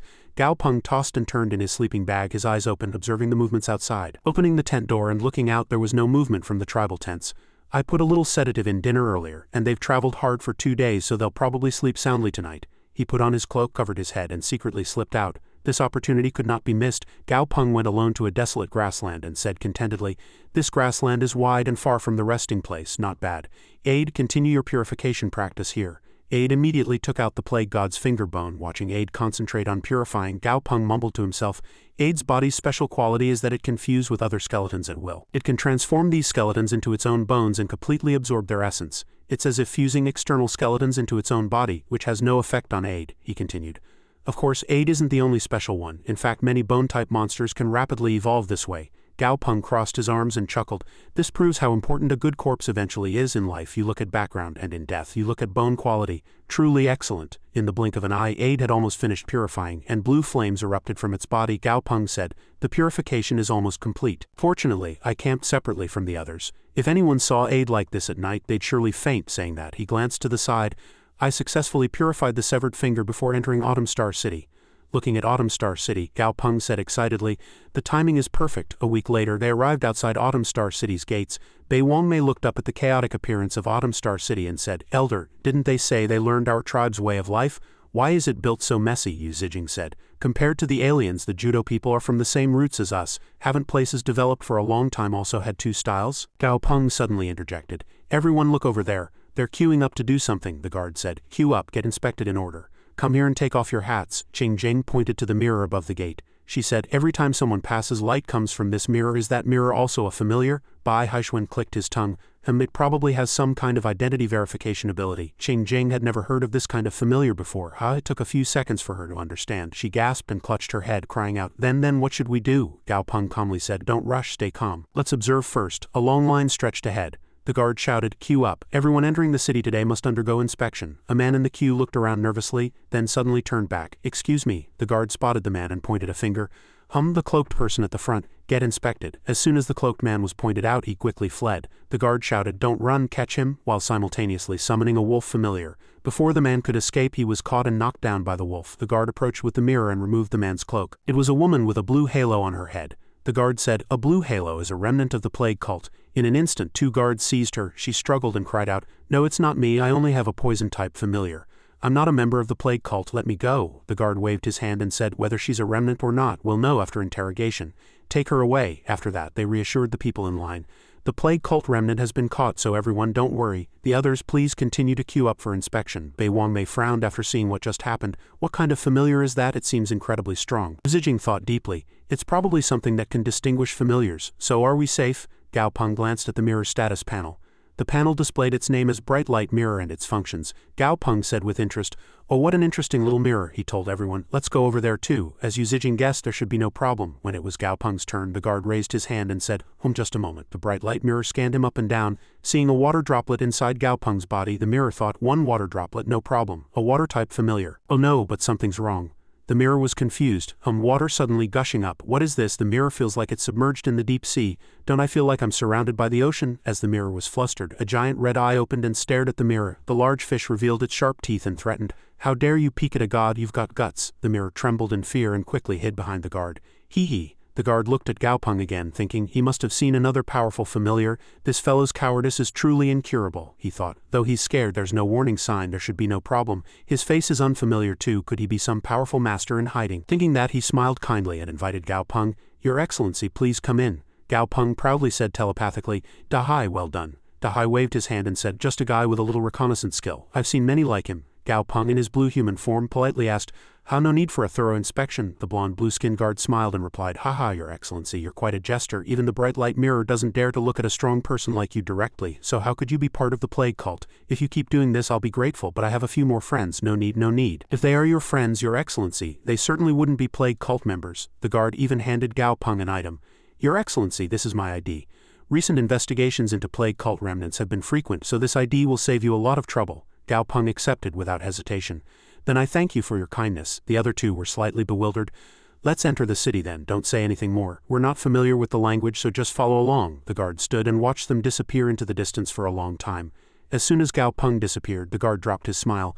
This fellow observed Gao Peng, and another Saint-grade powerhouse has entered Autumn Star City. What a truly chaotic era. I must report to the general quickly. Night quickly fell. A blue hand laid down 4 cards, 4 Emperor-grade attributes. You Zijing, you lost again. As promised, I'll sleep in the bed and you sleep on the floor. The brown-haired man refused to concede. He loudly said to the other person, damn it, I'm really unlucky today. Keep going, it's best of 3 and you've already lost. You've lost 6 games, take your sleeping bag, just one more game, just one more, get lost elsewhere. 2 women slept together. One was fast asleep but the other was suffering. Bei Wangmei was perplexed that no one had ever told her she had bad sleeping habits. Elsewhere, a young man's shadow was manipulating something and golden and white armor quickly encased his body. Then the door opened and the man quickly slipped out. A streak of light cut across the sky. On a mountain outside Autumn Star City, the figure continued to fly. According to the plague god's memories, his treasure seemed to be in this mountain. Gao Peng flew past a large tree. This place was very similar to his memory. Let's go down and search. He immediately descended to the ground, causing vibrations around him. He looked inside, thinking this must be it. Even with Yang Yui's vision, I can't clearly see what's inside. There must have been some kind of mechanism before. But it's fine. A skill was activated. White pole luminous eye. His vision became newly clear. Wow, I can really see clearly now. The damp cave walls were covered in blue moss and the grayish-white rock walls were soaked in water, gradually turning dark brown. It was just like in his memory. Master, actually it can be activated without such a posture, Gao Peng said smugly. You wouldn't understand. The pose has to be cool. The other party heard his words and manipulated him. Keep going inside. The figure continued to enter a certain place. As if discovering something, ahead was a pile of skeletons shrouded in purplish-black smoke. It was probably gaseous toxins. The person then realized, poisonous soul swamp, this is it. He continued forward. According to the plague god's memories, the alien races of the 9 heavens and 10 lands placed great importance on swamps. They used various precious and rare spiritual creatures, absorbed the essence of heaven, earth, sun and moon and used their main familiars to cultivate soul swamps. This swamp was made by their followers at the time using countless heaven and earth treasures, and now it was already desolate. Waves rippled on the water and something emerged from the water and spoke to him. Who are you? The person fabricated a lie. I am a follower of the plague god. He ordered me to retrieve something. The pig in the pond actually believed it. Ah, you're the master's follower. It quickly revealed a grotesque face. Its mouth was wide open, its 2 red eyes were wide and a chilling smile spread across its entire face. What's my name? He answered without hesitation. Xiao Ming. The pig heard the correct answer and no longer acted crazy. That's right, you truly are the master's follower. Gao Peng looked at the pig's status panel, lost in thought. Monster name, Half Moon Pig, level 94 Saint grade. The pig was half submerged in the water. The master's treasure is behind you, just go straight. Gao Peng quickly turned and left. Fortunately, this information was in the plague god's memory and was very detailed. This pig, though foolish, is quite cute. He continued walking until he found a doorknob and stopped. We're here. Gao Peng reached out, grabbed the doorknob and pulled hard and the door wiggily opened. Gao Peng entered a place. Is it empty? He was slightly surprised. Empty? Where are the divine artifacts, the treasures? He said he got rich relying on this. Wasn't it supposed to be full of good things? He quickly detached from this physical body. He observed his surroundings. While his memory of what was in the treasure vault was actually lacking, the method for finding treasures was deeply ingrained. There's no way, there's nothing here. He looked around. Of course it wasn't completely empty. Besides a few fragments, there was a row of ordinary clay pots. The mouths of these clay pots were all sealed with iron blocks. I've never heard of storing high-grade treasures this way, the system said. It's as if after the treasure was discovered there were too many items to carry, so they couldn't be taken away. His friend Da Hai appeared from somewhere, unusually excited. I smelled divine items. Gao Peng was startled. His friend Da Hai quickly approached the pots while Gao Peng was still puzzled. Divine items, another new term. What is this? His friend Da Hai approached one of the pots and hugged it with affectionate eyes. It was as if he had a fondness for this item. Could there really be treasure hidden in these ordinary clay pots? His friend Da Hai explained to him. Divine items are naturally good things. The plague god probably prepared these for himself. These items are truly beneficial even to gods, so don't you think they're good things? Its eyes sparkled. Summon your other familiars. These items are truly treasures. I also obtained some divine items back then, but not this many. Before he could finish speaking, it leapt into a pot. I won't say any more. I'll drink first. Gao Peng was helpless. This greedy Da Hai, I thought he wouldn't hog good things. He suddenly felt something unusual. The system quickly appraised the pot, and its name was Divine Item. This elixir was created through countless complex processes and consumed many treasures. The explanation provided by the system was very vague and there wasn't even an ingredient list. It seemed his current abilities were beyond the appraisal limit. It was truly a good item. He gathered his energy and summoned other familiars. All right, I've started giving them orders. Sha Wang, open that jar. Da Hai said there were good treasures inside and he'd share them with us. Sha Wang wiggled his fingers. Interesting. The big-headed fish never gives anyone a single skewer, but he's willing to share. Gao Peng looked at Xiao Wang opening the jar in surprise. All he saw was black liquid with a slight bluish tint in the center, a black viscous liquid, and it seemed there was something inside. Suen, give me a spoon. A spoon was quickly handed over.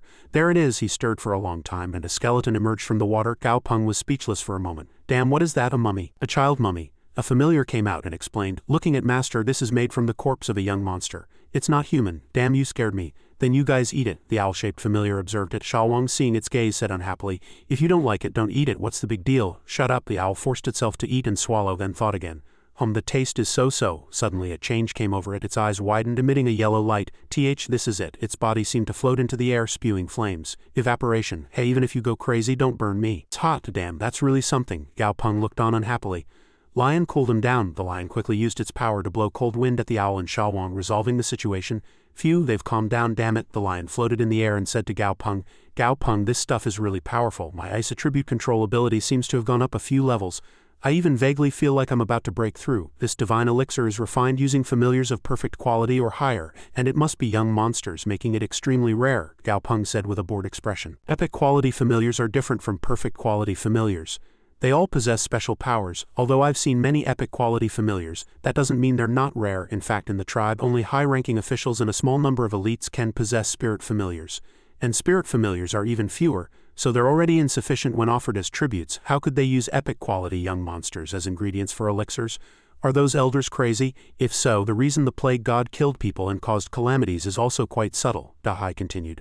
Not only young monsters, but every year divine followers must offer many familiars. There are 81 divine elixirs here. I suspect that all of this plague god's initial funds went into divine elixirs. It's truly 1 hour of happiness for a divine elixir, 100 years of suffering for a beggar. I won't say any more. Let's eat while there's food. Xiao Wang, eat more.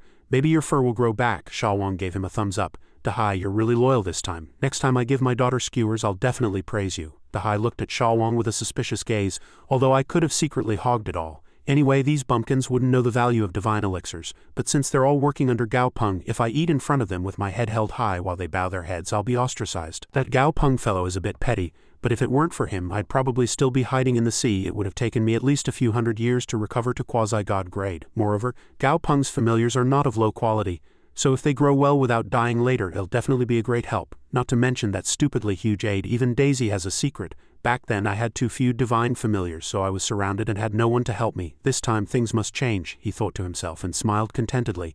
Hey, reincarnation, counterattack, God King. The others present also had nothing much to say. Another familiar used its power to wrap around the jar and began to eat. After a while all the familiars were lying exhausted, so full they couldn't eat anymore. Xiao Wang held a mirror and looked at himself with a sad expression. My fur still hasn't grown back. The other familiars were still eating, and after they finished all the divine elixirs, they also collected the jars. He snapped his fingers.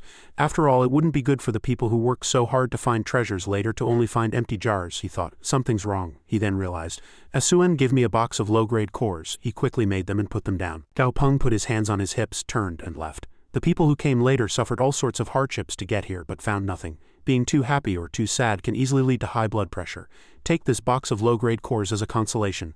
Oh dear, I'm such a considerate person. He quickly left, not forgetting to close the door. As he passed the water, the pig stuck its head out again. You're leaving? Yes, I have to go back and receive orders from the Lord. I knew the Lord was already dead. He broke out in a cold sweat and became more vigilant. What does this mean? Fighting a quasi-god poison-type monster in an enclosed space is not a wise choice. The pig continued, but its tone was not at all threatening.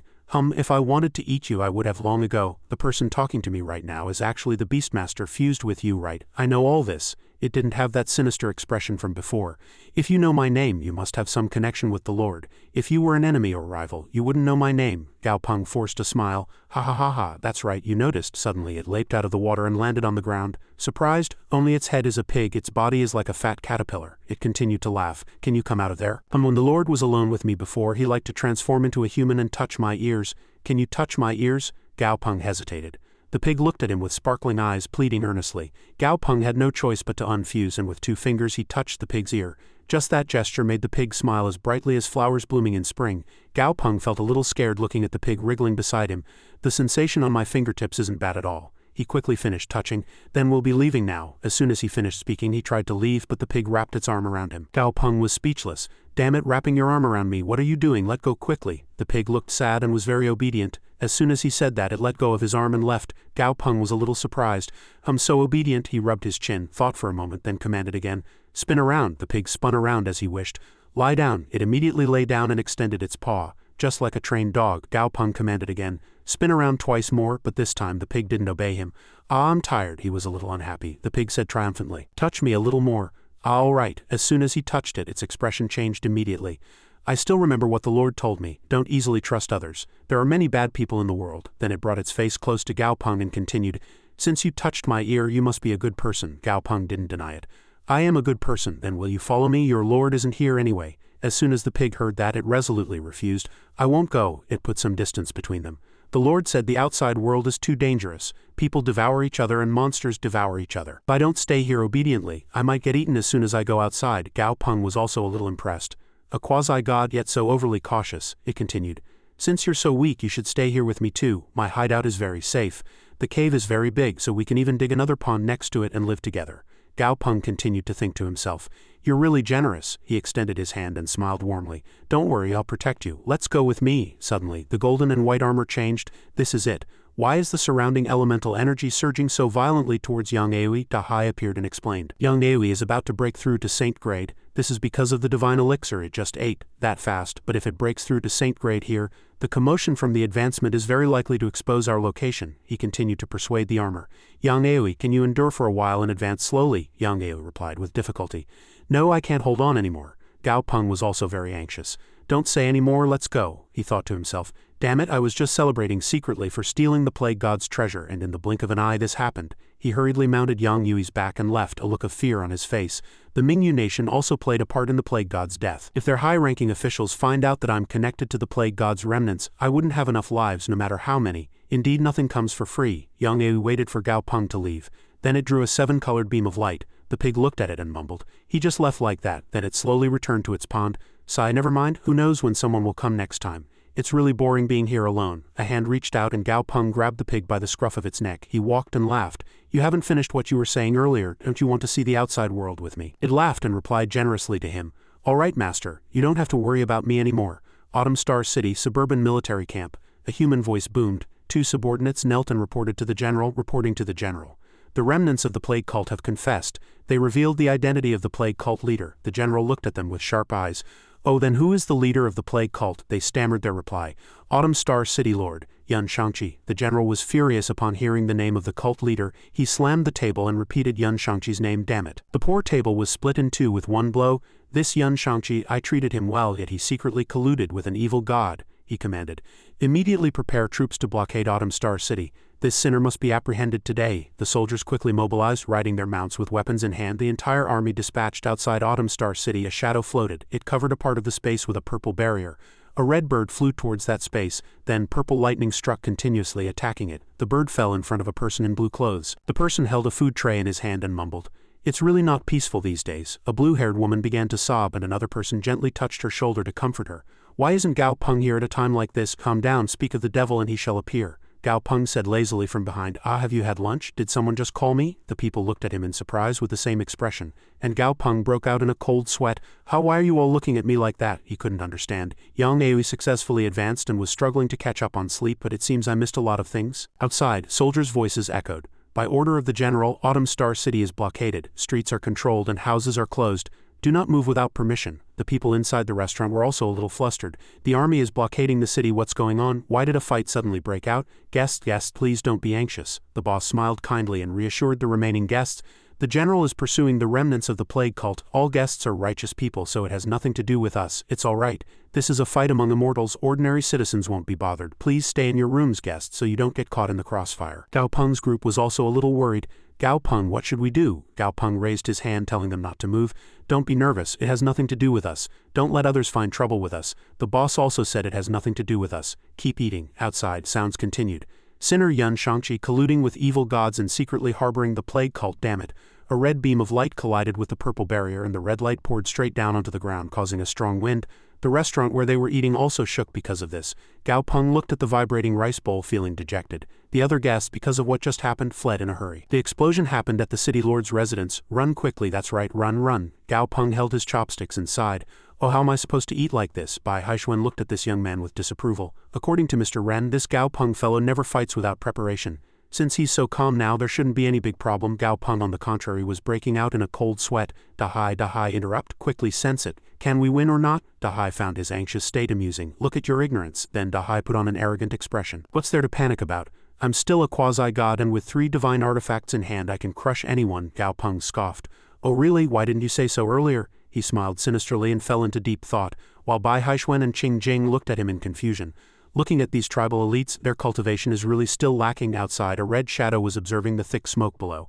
This poisonous skeleton is protecting the city lord's residence. The purple shadow was angry. You're all quasi-gods, so why are you acting so fake? Who are you looking down on? The red shadow was startled. Poisonous skeleton assassination beast. As soon as he finished speaking, the poisonous skeleton assassination beast swung a punch, attacking him. The red shadow was quickly struck and fell to the ground, blood gushing from its body, penetrating the barrier. The people inside the city lord's residence were in chaos. Blood is overflowing into the city lord's residence. Blood is flowing like a river covering the people here. Help, the poisonous skeleton assassination beast said unhappily. Damn it, the blood broke through the shield again. The shadow moved, trying to escape, and the 2 sides collided again. The poisonous skeleton assassination beast landed on the ground, and the dragon was enveloped in a red aura. Yun Shangqi, the general inside the dragon, continued. If it were anyone else as the leader of the plague cult, everyone would understand, but why you? The court treated you well. Why are you trying to betray the court? Yun Shangqi replied very calmly. What does that have to do with you? Just be a good general. Why bother coming here to die? Today will be your death anniversary. The general was angry and began to attack. Stubborn fool, die. The 2 sides fought fiercely. Yun Shangqi scornfully said, Is that all you've got? The general, provoked, glowed red in the eyes. You're asking for death. 2 beams of power shot from his eyes towards Yun Shangqi, who enveloped himself in blue power to block them. The dragon opened its mouth and attacked, and Yun Shangqi also opened his mouth and spewed poison. Its poison hit the dragon's eyes, making the dragon shake its head in anger. I can't see, damn it. Yun Shangqi took the opportunity to leap into the air. Now's the time. What? He swung a saber, Bei Wanmei said from the side, unable to understand. So you mean he lost? She complained. What the hell, it's still a dragon. Yu Zijing also agreed. That's right, just by looking at it, it's a blood dragon, so it should have a high chance of winning. Let alone fighting evenly, it got its head chopped off as soon as they clashed, Gao Peng said from behind. Keep watching, he's not dead yet. Yu Zijing was surprised. What? Gao Peng calmly observed. Although the blood sea Yinglong had its head severed, its condition was critical, so there was definitely a chance of recovery. The dragon was indeed in critical condition. Yun Shangqi scoffed. HMPH, stop pretending, old dragon. You made your name in the empire with your vitality, so even losing your head won't kill you. But as he spoke, he continued to hack, saying, What can you do if I shatter your head?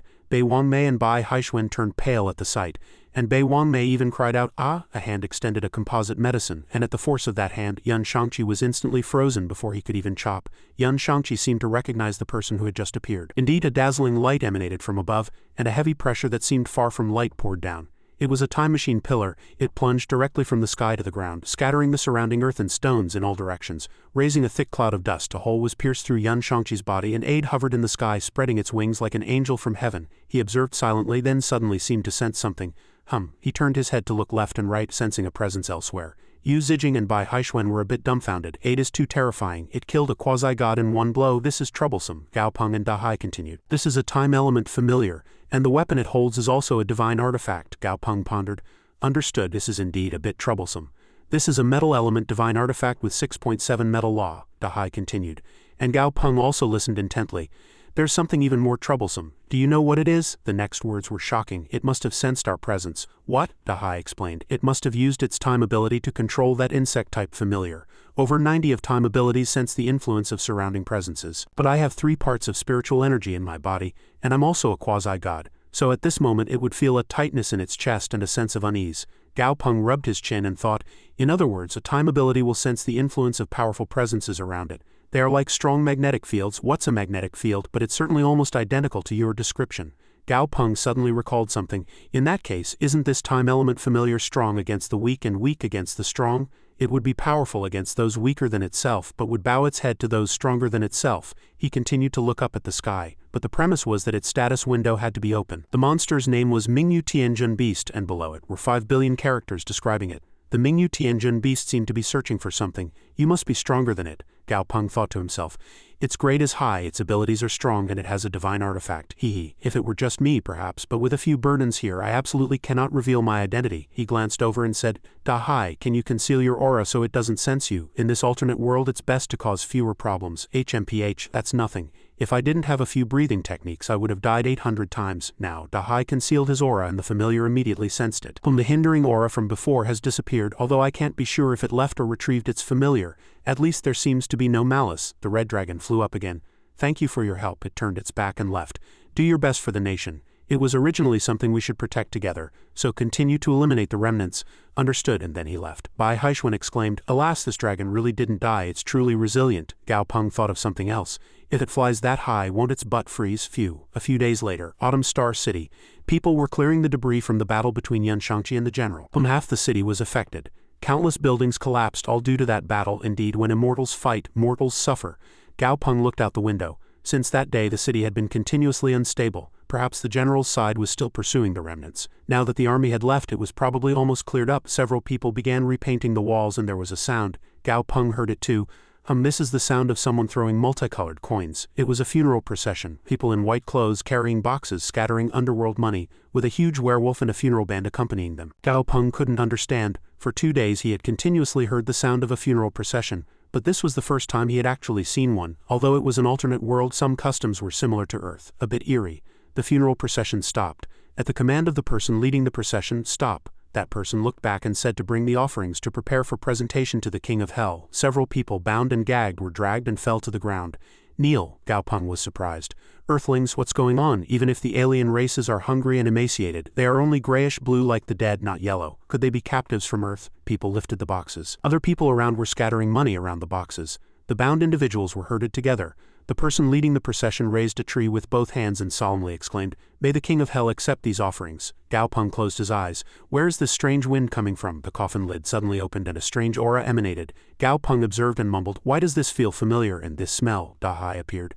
"This is the same source of death aura as that big clumsy guy's body. Of course you'd find it familiar, but this smell feels a bit similar to the 10 realms of hell." Gao Peng mumbled, "10 realms of hell, don't tell me." From within the death aura a hand stretched out with a mouth on the back of its hand, continuously squawking and startling the captives. The hand slammed hard on the ground and the ground cracked. The person leading the funeral procession also broke into a sweat. Phew, it's almost over. When the hand lifted, the ground was empty. No, everyone, look, the offerings are gone. A crack appeared on the back of the hand and a large eye opened. It came alive and began to shout, why is my food gone?" The people in the funeral procession were either kneeling or confused. Where did the offerings go? Oh no, the offerings are gone. Great One, please do not be angry. Its eyes turned red and the veins protruding around it showed it was extremely furious. Food. It looked at one of the people in the funeral procession. Before that person could react, they were grabbed by it. Another person saw the scene and said, "Don't grab Father Helmet." The brown creature heard the call and snorted, preparing to attack. 2 streams of aura shot from its 2 horns, merging into one before firing at the hand. The hand was hit and pushed back, forced to release the person it was holding. The young man who had just ordered the attack was immediately slapped by the person leading the procession. "You damn brat, what are you doing? Do you know what a great disaster you've caused?" the young man said loudly. "Helmet can be easily hurt, so why are you so scared of such a piece of trash?" The hand fell to the ground, raising dust and disappearing. And a baby's cry was also heard, making him uncomfortable. "You damn brat, today it was the King of Hell's infant son who came out, not the King of Hell himself. Now look what you've done. The King of Hell is furious. What will you do to appease the King of Hell's anger? You're practically killing others." A red gate suddenly appeared. When the gate opened, a pair of red eyes glared at them. "It's the King of Hell. Everyone kneel and beg for the King of Hell's forgiveness." Gao Peng signaled to the remaining people. Phew, the captives also couldn't make a sound. Gao Peng himself was puzzled. Why is this King of Hell's aura so weak? The person leading the procession stood with his back to the gate, absorbing something. He loudly scolded, "How dare you harm my lord's only son? Prepare to die." Something blue was crawling out from the gate. A hand with fingers wrapped in red cloth appeared. The alien people all knelt and bowed their heads, fearful. "Great One, forgive us, forgive us." Heads appeared on the hand. "Doesn't seem like a big shot." Ha. In that case, I won't be polite." Blue shadows appeared from somewhere, flying from the gnarled tree trunks. One of the alien people was confused. Where are we? Weren't we on the road just now?" The face from the hand began to speak. "I am the Autumn Star City Branch King of Hell. You have blasphemed the temple." Before it could finish speaking, the hand was grabbed by a black shadow. The black shadow dragged it away. "I was wrong. Save me, save me." The person leading the procession was confused. What's going on?" There was a fluctuation at the gate. A colossal creature with green eyes appeared, then suddenly disappeared. The people were left confused. "The King of Hell is gone. What was that illusion just now?" Gao Peng looked out the window, unable to understand. "I thought it would at least be a quasi-god, but it's only a peak saint grade, not even worth Aid's time. It can only bully the weak low-grade chickens in the city." He went back inside. "All right. The flies are gone, now we can talk quietly." He rested his hand on the table and said, "Where are you all from?" A middle-aged man said, "Reporting to the Great One, I am from the Huatong tribe." Another person quickly stopped him. "What are you doing?" Gao Peng thought. "Huatong tribe. As far as I know, there's no Huatong tribe among the ancient tribes. If they're not lying, they're probably indigenous people of the 9 heavens and 10 lands who have the same ancestors as the ancient tribes, or even Earth." He continued, "What are you all preparing to do? You have no familiars and your identities are problematic. Even if the people in the city don't chase you, you won't be able to escape the forest outside." The two men looked at each other. This matter, an old man with sparse white hair stepped out from the crowd. Great One, do you have any suggestions? Gao Peng asked back. Are you relying on me? He laughed. Great One, you are strong enough to save us all from the King of Hell's clutches. If you ask us this, you must have a solution. Gao Peng exuded an overwhelming aura. Then you will guide the way and take me to your tribe. As soon as the people heard that, they turned pale with fright. No, if this happens, the old man remained somewhat calm. Understood, Great One. It would be as easy as pie for you to kill us. I trust the Great One. Gao Peng scrutinized them with sharp eyes. All right, you all rest first. Tomorrow I will prepare your clothes and cloaks, and then I will take you out of the city. The next day, in a forest outside the city, Gao Peng explained, so that's the situation. Now we have to go to the Huatong tribe. Yu Zijing, Qing Jing, Bei Wangmei and Bai Haixuan all had complex expressions. Their skin color isn't green. Could they really be people from our homeland? How did they survive back then? Stop spouting nonsense and just do as Gao Peng says. He continued to approach them. Old man, please show me the direction. He looked at the map and pointed to a spot. It's probably around here. Gao Peng folded the map and said, south of Mingyu Nation. Understood. I will take care of supplies on the road. Old man, you are responsible for managing your tribesmen. If you get lost, I am not responsible for finding you. The old man bowed and said, thank you, Great One, for taking us home. Our tribe is one that always repays kindness and debts. If there is ever a need for the Great One in the future, we will certainly do our best to repay your kindness. Old man, there's no need for that. He waved his hand and said, everyone get ready, let's go. They continued walking and soon night fell. The tents were already set up. Gao Peng was listening to his subordinate's report. Master, these people are not honest. Every time you rested for the past few days, they whispered but didn't say anything useful. They were scared of aid and worried about what you would do to them, but they were too scared to think deeply. Is that all? Is the only useful information for Master that their tribesmen gather in the south? Tell me in detail. Before Aid could finish speaking, Dahai appeared. He clung to Gao Peng's shoulder and said that 3 auras were rapidly approaching here, all quasi-god grade. Gao Peng quickly notified the others. Everyone be on guard, it's an enemy. Bai Haixuan stepped out of the tent. Everyone stick close to me. Don't separate. As soon as he finished speaking, 2 black shadows appeared, 2 disheveled and injured blue-skinned people. Bei Wangmei covered her mouth and exclaimed in surprise, Lei Hu Yanhong, it's you two again. Yu Zijing was displeased. Aren't these the 2 who thought they were wronged in Autumn Star City and left the team to act freely? Bai Haixuan put a hand on his shoulder to console him. Be quiet, we don't know the situation yet, so don't reveal our relationship with them. Look at their posture. Must have fallen into the hands of others, couldn't endure the torture and called us. Yanhong gritted his teeth and said loudly, yes, we came from somewhere. Yu Zijing again said loudly, Yanhong, did I say 2 words and you really came? Have you no shame? Yanhong, being trampled by a horse, groaned in pain. Sure enough, a lion-headed horse-bodied creature said, you despicable red-blooded devils, instead of hiding in the south where even birds don't shit, you dare to come to my Mingyu Nation and cause trouble. The white-bearded old man quickly realized. Upon hearing its words, a question arose. What do they mean? You who saved us also have red blood. Bai Haixuan quickly turned to Gao Peng. Gao Peng, what should we do? Gao Peng was thinking about something else. This water element quasi-god is not threatening. Dahai can easily defeat it. He continued to look into the forest. Even with the scorpion-shaped dark element quasi-god on the right, as long as I'm careful of its sneak attack, defeating these 2 won't be difficult. He looked up at the sky again. If it were just these 2 perhaps. The Mingyu Tianjun beast I encountered before seems the most dangerous, and it has a metal element divine artifact in its hand. He glanced back again. Surrounded from 3 directions. This time it's troublesome. I never thought our identities would be exposed so quickly. The urgent matter is to think of a way to make these burdens escape. Gao Peng finally spoke. A moment later I will release my familiar and move them to another space. At that time you all will be responsible for encouraging the people. Yu Zijing felt something strange on this side. Why is it foggy? Bai Haixuan quickly reminded. Be quiet, don't panic. Since Gao Peng has taken action, quickly follow me. Before the Mingyu Tianjun beast could look down from above and speak, it uttered an unpleasant remark. You dare to come here and make a fool of yourselves with such crude techniques. It launched a blow that shattered and a colossal beam of light plunged straight to the ground. The wind swirled in all directions. Those people were sucked into space by that jellyfish. They're trying to escape, Yanhong said in a weak voice. Great ones, I have already done what you asked of me. You promised me. You said you would release me if I just spoke. The hippogriff kicked Yanhong again and he coughed up blood, crying loudly.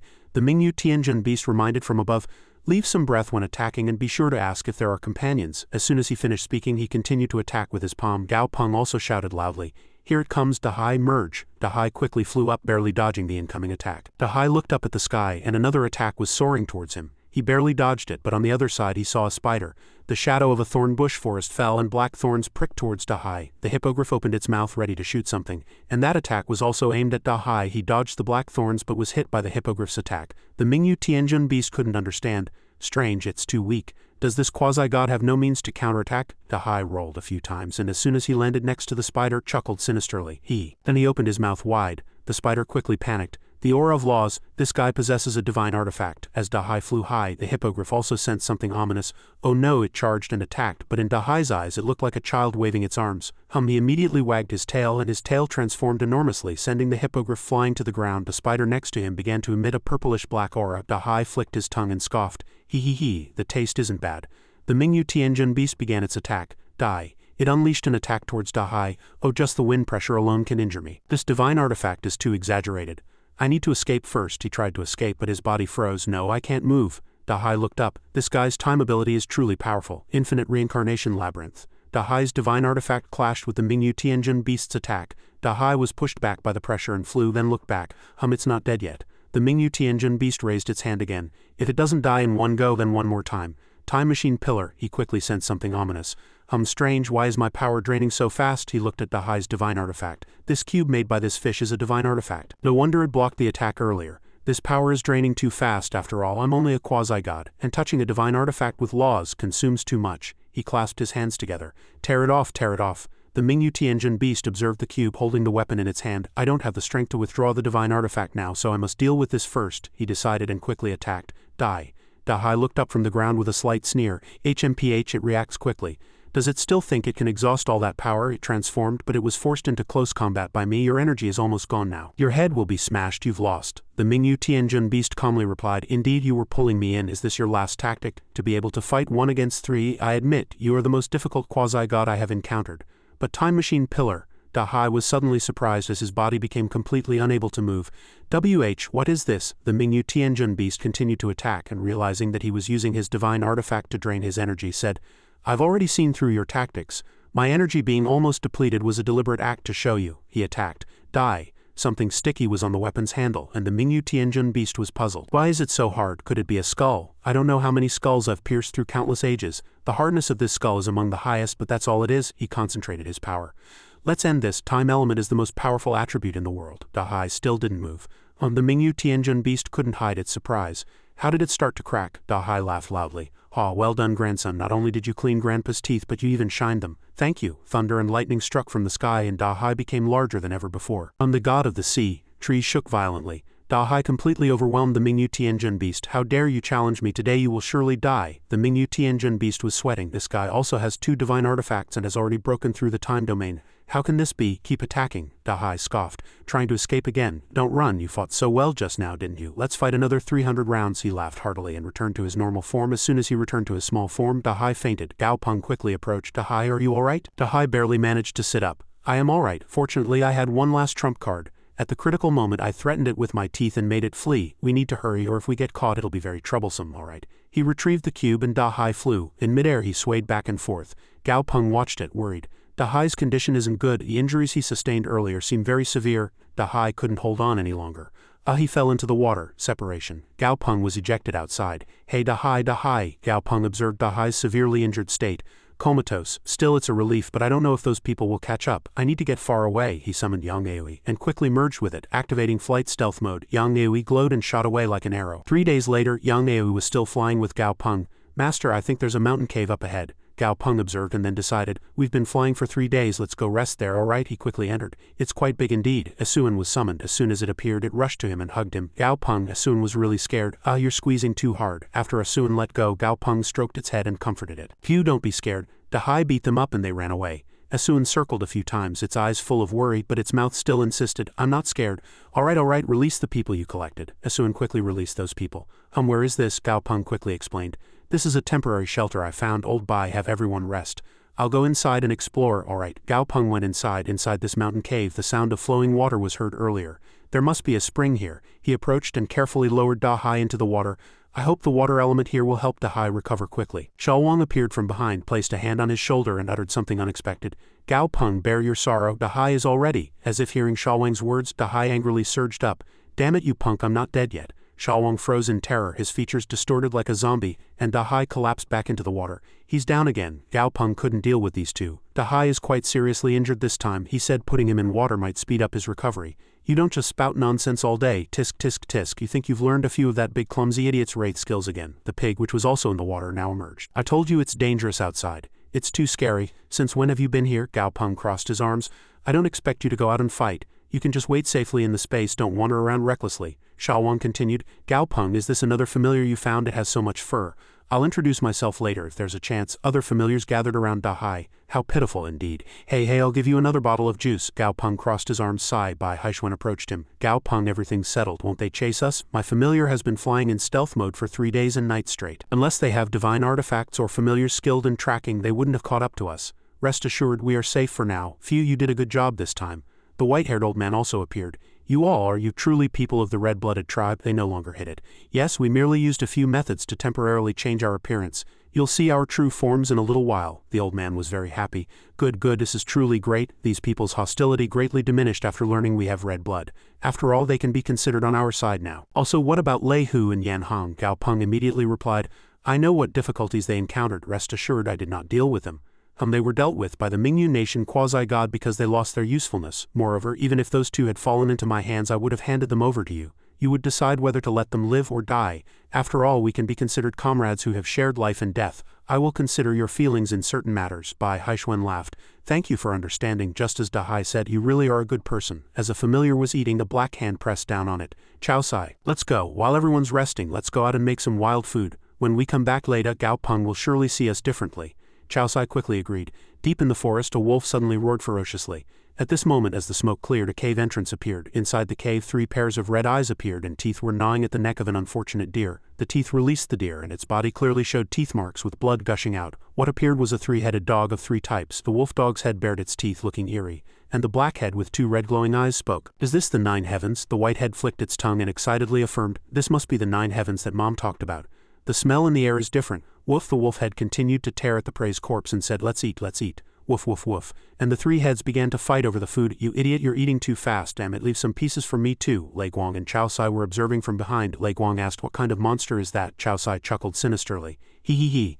I'd have to say you know very little. That's a 3-headed dog. As he spoke, he raised a paw to cover his mouth, laughing like a villain. Lei Guang glanced at him, thinking inwardly, you don't even have glasses. After eating, the blackhead looked around and said, since we've come all the way to the 9 heavens, why don't we look around a bit? The whitehead worriedly reminded. We shouldn't. Mom will definitely be very angry if she finds out. The blackhead scoffed and confidently said, Mom loves us so much, at most she'll lock us in a dark room for 2 days. Don't you think there's a delicious food smell in the air? The wolfhead, chewing blankly, drooled and cried out food upon hearing talk of food. The other 2 were speechless.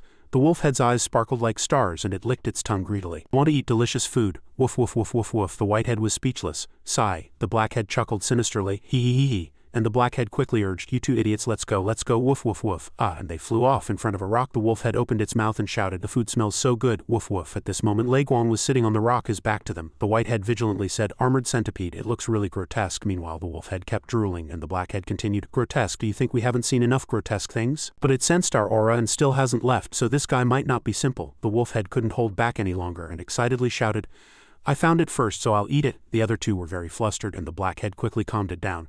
Let me finish speaking. At this moment, Lei Guang calmly uttered a single word, idiot, and then unleashed a red power. That red power hit the 3-headed dog's claws and entire body. The 3-headed dog was all lifted into the air at this moment, very flustered, and below, Lei Guang continued to unleash power. The few of them couldn't understand, and the wolfhead shouted, was it the wind? Suddenly, blood gushed from its belly. Wounds gushed blood all over the 3-headed dog's body. The wolfhead cried out in pain, what do I do? My guts feel like they're spilling out. And then, unable to bear the pain, it fell backward. I'm going to die. The blackhead quickly shouted to remind it, shut up and don't speak, concentrate on breathing. Lei Guang landed below at this moment, stopping his attack. Chow Sai watched this scene, its eyes sparkling, greatly admiring him. Wow, Lei Guang, you're really cool. Lei Guang crossed his arms and scoffed, it's nothing special. The next morning came very quickly. Pointed mountains pierced the sky. The quacking ducks were still deeply asleep at this moment, drooling. Gao Peng had already gone to the riverside to observe Dahai. System notification, monster status severely injured. He smiled with satisfaction. Thank goodness, the dangerous period has passed. This damned idiot. At this moment a voice suddenly sounded and he noticed. The 3-headed dog appeared. The whitehead helplessly sighed. I told you to go back early, you insisted on going forward. Now look, we're tied up by 2 centipedes. And then it cursed at the wolfhead. Sometimes I really wish someone would bite off your furry head, then I wouldn't have to worry about you harming me, the blackhead scoffed. Whose fault is this? If you hadn't spouted nonsense then this idiot wouldn't be our master, the wolfhead, with its ears drooping, said with a very wronged expression. Who knew the centipedes would be so strong? Both of them snorted and paid no more attention. The wolfhead just whimpered pitifully. Lei Guang climbed onto its back and at this moment shouted, stop talking nonsense and be honest. Chow Sai also chirped, exactly. Gao Peng was speechless at the sight. Lei Guang and Chao Sai secretly went out earlier and ended up kidnapping a dog, and his eyes suddenly sharpened. This is. Information appeared on the system. Monster name Hell 3-headed dog. Monster grade level 71 Emperor grade. Monster attribute Soul Fire Dark. Monster quality Epic quality. Epic quality. Monster abilities Soul Absorption level 6, Flame Poison level 5, Dark Power Control level 5, Sharp Teeth Claws level 5. Monster weakness: each head's destruction weakens its power, but the destroyed head regrows after a certain period. However, the newly grown head is extremely weak at first. Monster characteristic: Hell 3-headed dog. Gatekeeper, Gatekeeper of Hell. Their essence is not to guard hell but to go to hell. Effect 1.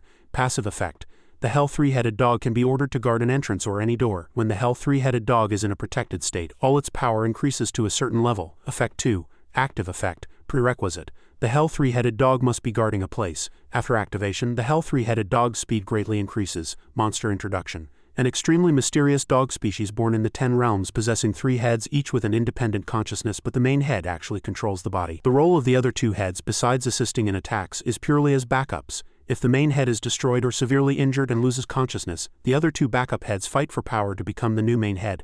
Therefore, this is an extremely cruel and infighting dog-type monster. Tisk tisk tisk, this dog is quite mysterious. Gao Peng watched them approach and asked, "Everyone, what are you doing?" Lei Guang immediately replied, "When dog meat rolls 3 times, even immortals can't resist. The feast has already begun." As soon as the Hell 3-headed dog heard those words, it was startled, broke into a cold sweat and barked. Woof! The wolf head howled in confusion as if struck by lightning. "That guy wants to eat dog meat. Woof woof woof woof. You can't eat dog meat. Woof woof woof." The blackhead turned and cursed. "It's all your fault. Now we're going to get eaten." The wolf head retorted, "Weren't you the one who wanted to go for a walk?" Gao Peng was speechless at the sight of them spitting at each other. Was this the infighting mentioned in the analysis? Lei Guang couldn't stand it anymore and cursed, "Enough, stop fighting, you two. You've been fighting all the way back. If you fight any more, my head will explode." The wolf head heard that and just hung its head, shedding tears. Lei Guang approached Gao Peng, fawning. "Master, this is the food Lei Guang and I caught." The wolf head cried out. "Master, is this person their master?" The blackhead came up with a brilliant idea. If they could please him, they wouldn't be eaten. And the Hell 3-headed dog continued to bark around Gao Peng. He was very bewildered and chewed. The wolf head suddenly bit a clod of earth and crunched on it, showing off. "Look at this, it's my specialty." It chewed on the dirt. The blackhead immediately reminded it in surprise, "You idiot, why are you filling your stomach with such strange things?" Gao Peng cast a terrifying gaze. "Too foolish, should I just eat it?" The blackhead and wolfhead cried out in alarm. Woof! Then they rolled on the ground, wailing miserably. "No, don't eat me. Sob sob sob sob, I can guard the gate for you. Sob sob sob sob sob." Jing Jing yawned and woke up. "Ah, why is it so noisy here?" Then she looked at the 3-headed dog and said with interest, "Look, it doesn't look bad, does it? Give it to me, give it to me. I'll make it my mount." The blackhead heard that and exclaimed, "A duck's joke as a mount? That's absurd." The whitehead said, "It's better than being eaten." Gao Peng instructed, "All right then, you take good care of it. If it harms me, I'll hold you accountable. Don't worry." As soon as she finished speaking, Jing Jing immediately jumped onto the Hell 3-headed dog's back. She pointed with her finger and said, "From now on, Sahara will be the mount of thunder, lightning, boundless, supreme, and night king. Follow me from now on, eat your fill and drink your fill." The wolfhead's eyes immediately lit up upon hearing that. Forgetting all its previous fear, delicious food, Jing Jing was very excited and laughed loudly. "Ha ha ha ha ha." Gao Peng could only feel helpless about this. Sahara, at this moment, Bai Haixuan and his group approached and asked him, "Have you accepted another combatant?" Gao Peng said listlessly, looking at the noisy scene, "Just call it a pet." Suddenly, Chao Sai flew onto his shoulder and asked, "Master, then where is our food?" Gao Peng patted his head and replied with a gentle smile, "Don't worry, everyone will have enough to eat. Thank you for your kindness, you and Lei Guang." Bai Haixuan moved closer to him and asked nervously, "By the way, the effect of our medicine is about to wear off. Should we continue to use it?" Gao Peng turned and said, "Do you know why I said you all came here?" He clenched his fist and said, "Given this situation, it will probably recover in a few days. I don't think you need to use it.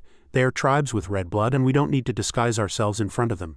And then 2 days quickly passed. A group of people stood at the entrance of a cave on a cliff path. At this moment, Chu Gui was already weeping with joy. "This can't be, everyone. You really are from the same tribe?" Gao Peng just replied with a friendly smile. "That's right, so don't worry. My Asuan has also almost recovered, so I'll take everyone to the tribe." At this moment, the 2 young men were rejoicing. "That's great, this can't be. There are such powerful Beastmasters in our red blood tribe, that's right." And Gao Peng walked along looking at a piece of paper. On a higher cliff, someone was lowering a long rope. The scene then shifted back to the forest. Below, clear blue water flowed. Chu Gui led everyone to the stream and said, "If you cross this Yunming Great Marsh, you can reach our Li tribe." He then turned to him and apologized. "I'm sorry for not telling you the tribe's real name before for defensive purposes." Gao Peng calmly replied, "It's all right, but this great marsh looks a bit dangerous." "Xiao Yan, can you see clearly?" Xiao Yan replied, spewing flames from its eyes. "The mist here seems to be hiding something. My vision can't see too far either." Daisy reminded him from the side. "Gao Peng, there's a lot of anger inside," he thought to himself. Anger, feeling a bit bewildered. Then he turned around and asked again, "Can't we go back?" Chu Gui replied, "As far as I know, there's no other way. Your Excellency, you can't fly in the Yunming Great Marsh. You might encounter a great disaster." Gao Peng was startled. A curse-type disaster, Chu Gui explained.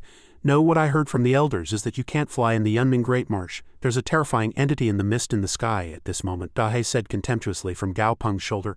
HMPH, this mist must be a specialty of the Yunming Great Marsh. I can feel a huge presence in the lake ahead. Moreover, the lake's area isn't small. How about this? Put everyone else into a Suon space and I'll fuse with you. We'll quietly go into the water. Gao Peng asked worriedly. Have you recovered? Dahai replied confidently. No problem. I don't sense any god-grade entities here. Even if there are other special entities, whether by mistake or on purpose, they won't be able to find me in the water. At this moment, faint steam rose from the center of the lake like boiling water.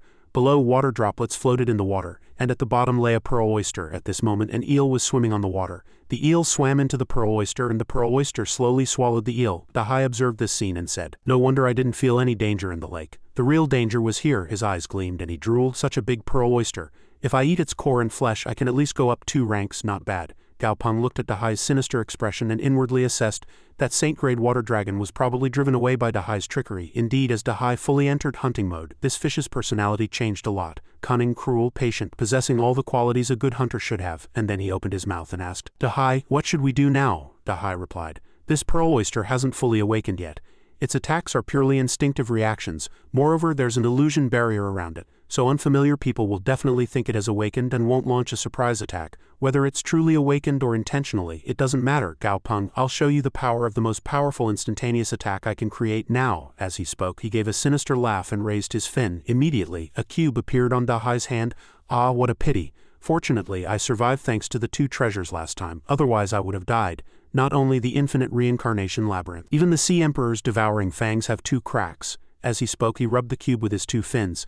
Ah, tisk tisk. Nevertheless, the Sea Emperor's devouring fangs have the law of devouring, so it has swallowed quite a lot of nutritious things during this period. The cracks on its surface will completely heal. Although the infinite reincarnation labyrinth can absorb the spiritual energy of heaven and earth to heal itself, without external help, the healing process will take quite a long time. As he spoke, Dahai raised the cube and shone a light on the pearl oyster, calling out, Come out! From within the pearl oyster at this moment, under Dahai's expectant gaze, power surged out. If the power of devouring is released in reverse, it will become the power of repulsion. That power transformed into a sharp blade and flew out. Go. The pearl oyster was slightly startled at this moment. Dahai's power pierced into the pearl oyster and began to cling to it, turning into a block of ice. The light shone brightly and rose above the water. A bat, which was catching fish in the water, was startled by the sight. A moment later, as the block of ice emerged from the water, the bat was so surprised that it dropped the fish it was holding. Inside the block of ice, the pearl oyster from before was frozen, and Dahai soared into the air at this moment. Dahai looked down at the block of ice below, then grew enormously, emitting an oppressive aura, and said loudly, Super powerful, invincible Mount Tai suppression. At this moment, the oppressive force descended upon the block of ice, shattering it and immediately causing a huge explosion. As everything vanished, a broken pearl oyster appeared, revealing a white film. Dahai once again gave his unique, sinister smile. Oh ho, the shell is broken. Grandpa is here. A pearl appeared from inside, and Gao Peng exclaimed in surprise, This pearl is suddenly. A powerful light burst forth from the pearl. He quickly had to cover his eyes with his hand. The light is too strong. Suddenly, a piece of shell fragment flew out and hit Gao Peng's chest. Damn it. Gao Peng fell helplessly at this moment and tried to call out, but it was too late. Suddenly, he opened his eyes wide. This is. Gao Peng looked around the space in confusion. At this moment, he was lying on a hospital bed. Where is this? As he got up, he wondered inwardly, why does it look like a hospital room? Did I get hospitalized? Looking down again, he was shocked. It seems I was injured. Gao Peng rubbed his forehead, feeling helpless.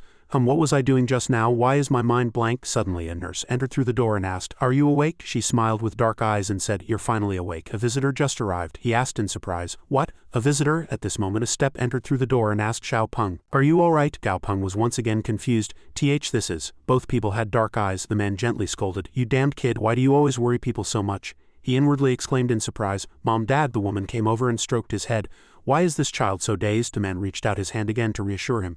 Don't worry, Xiao Peng has been sleeping for too long and just hasn't fully woken up yet. Gao Peng was still staring blankly at the 2 people at this moment, inwardly exclaiming, Mom, Dad. The woman said worriedly, What's wrong with this child? Should I call the doctor? Gao Peng reached out and held her hand tightly. Then he opened his mouth and said, Mom, I'm all right. I just missed everyone a bit. She heard that and smiled softly.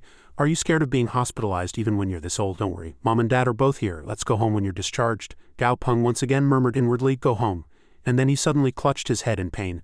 My head hurts so much. The woman was startled and worried. Xiao Peng, quickly lie down and rest. The doctor said your head injury isn't big or small, so don't strain yourself and rest well. He still gritted his teeth, confused. Head injury? I have a head injury. But it's clearly me. Suddenly he stopped in surprise again. Where was I injured? I don't remember anything from before. His expression was very confused. The man laid him down and covered him with the blanket, saying, "Don't think too much, you'll be fine after a nap." Gao Peng smiled and replied, "Yes," and then he closed his eyes again and was silent. Suddenly a voice calling Gao Peng was heard again.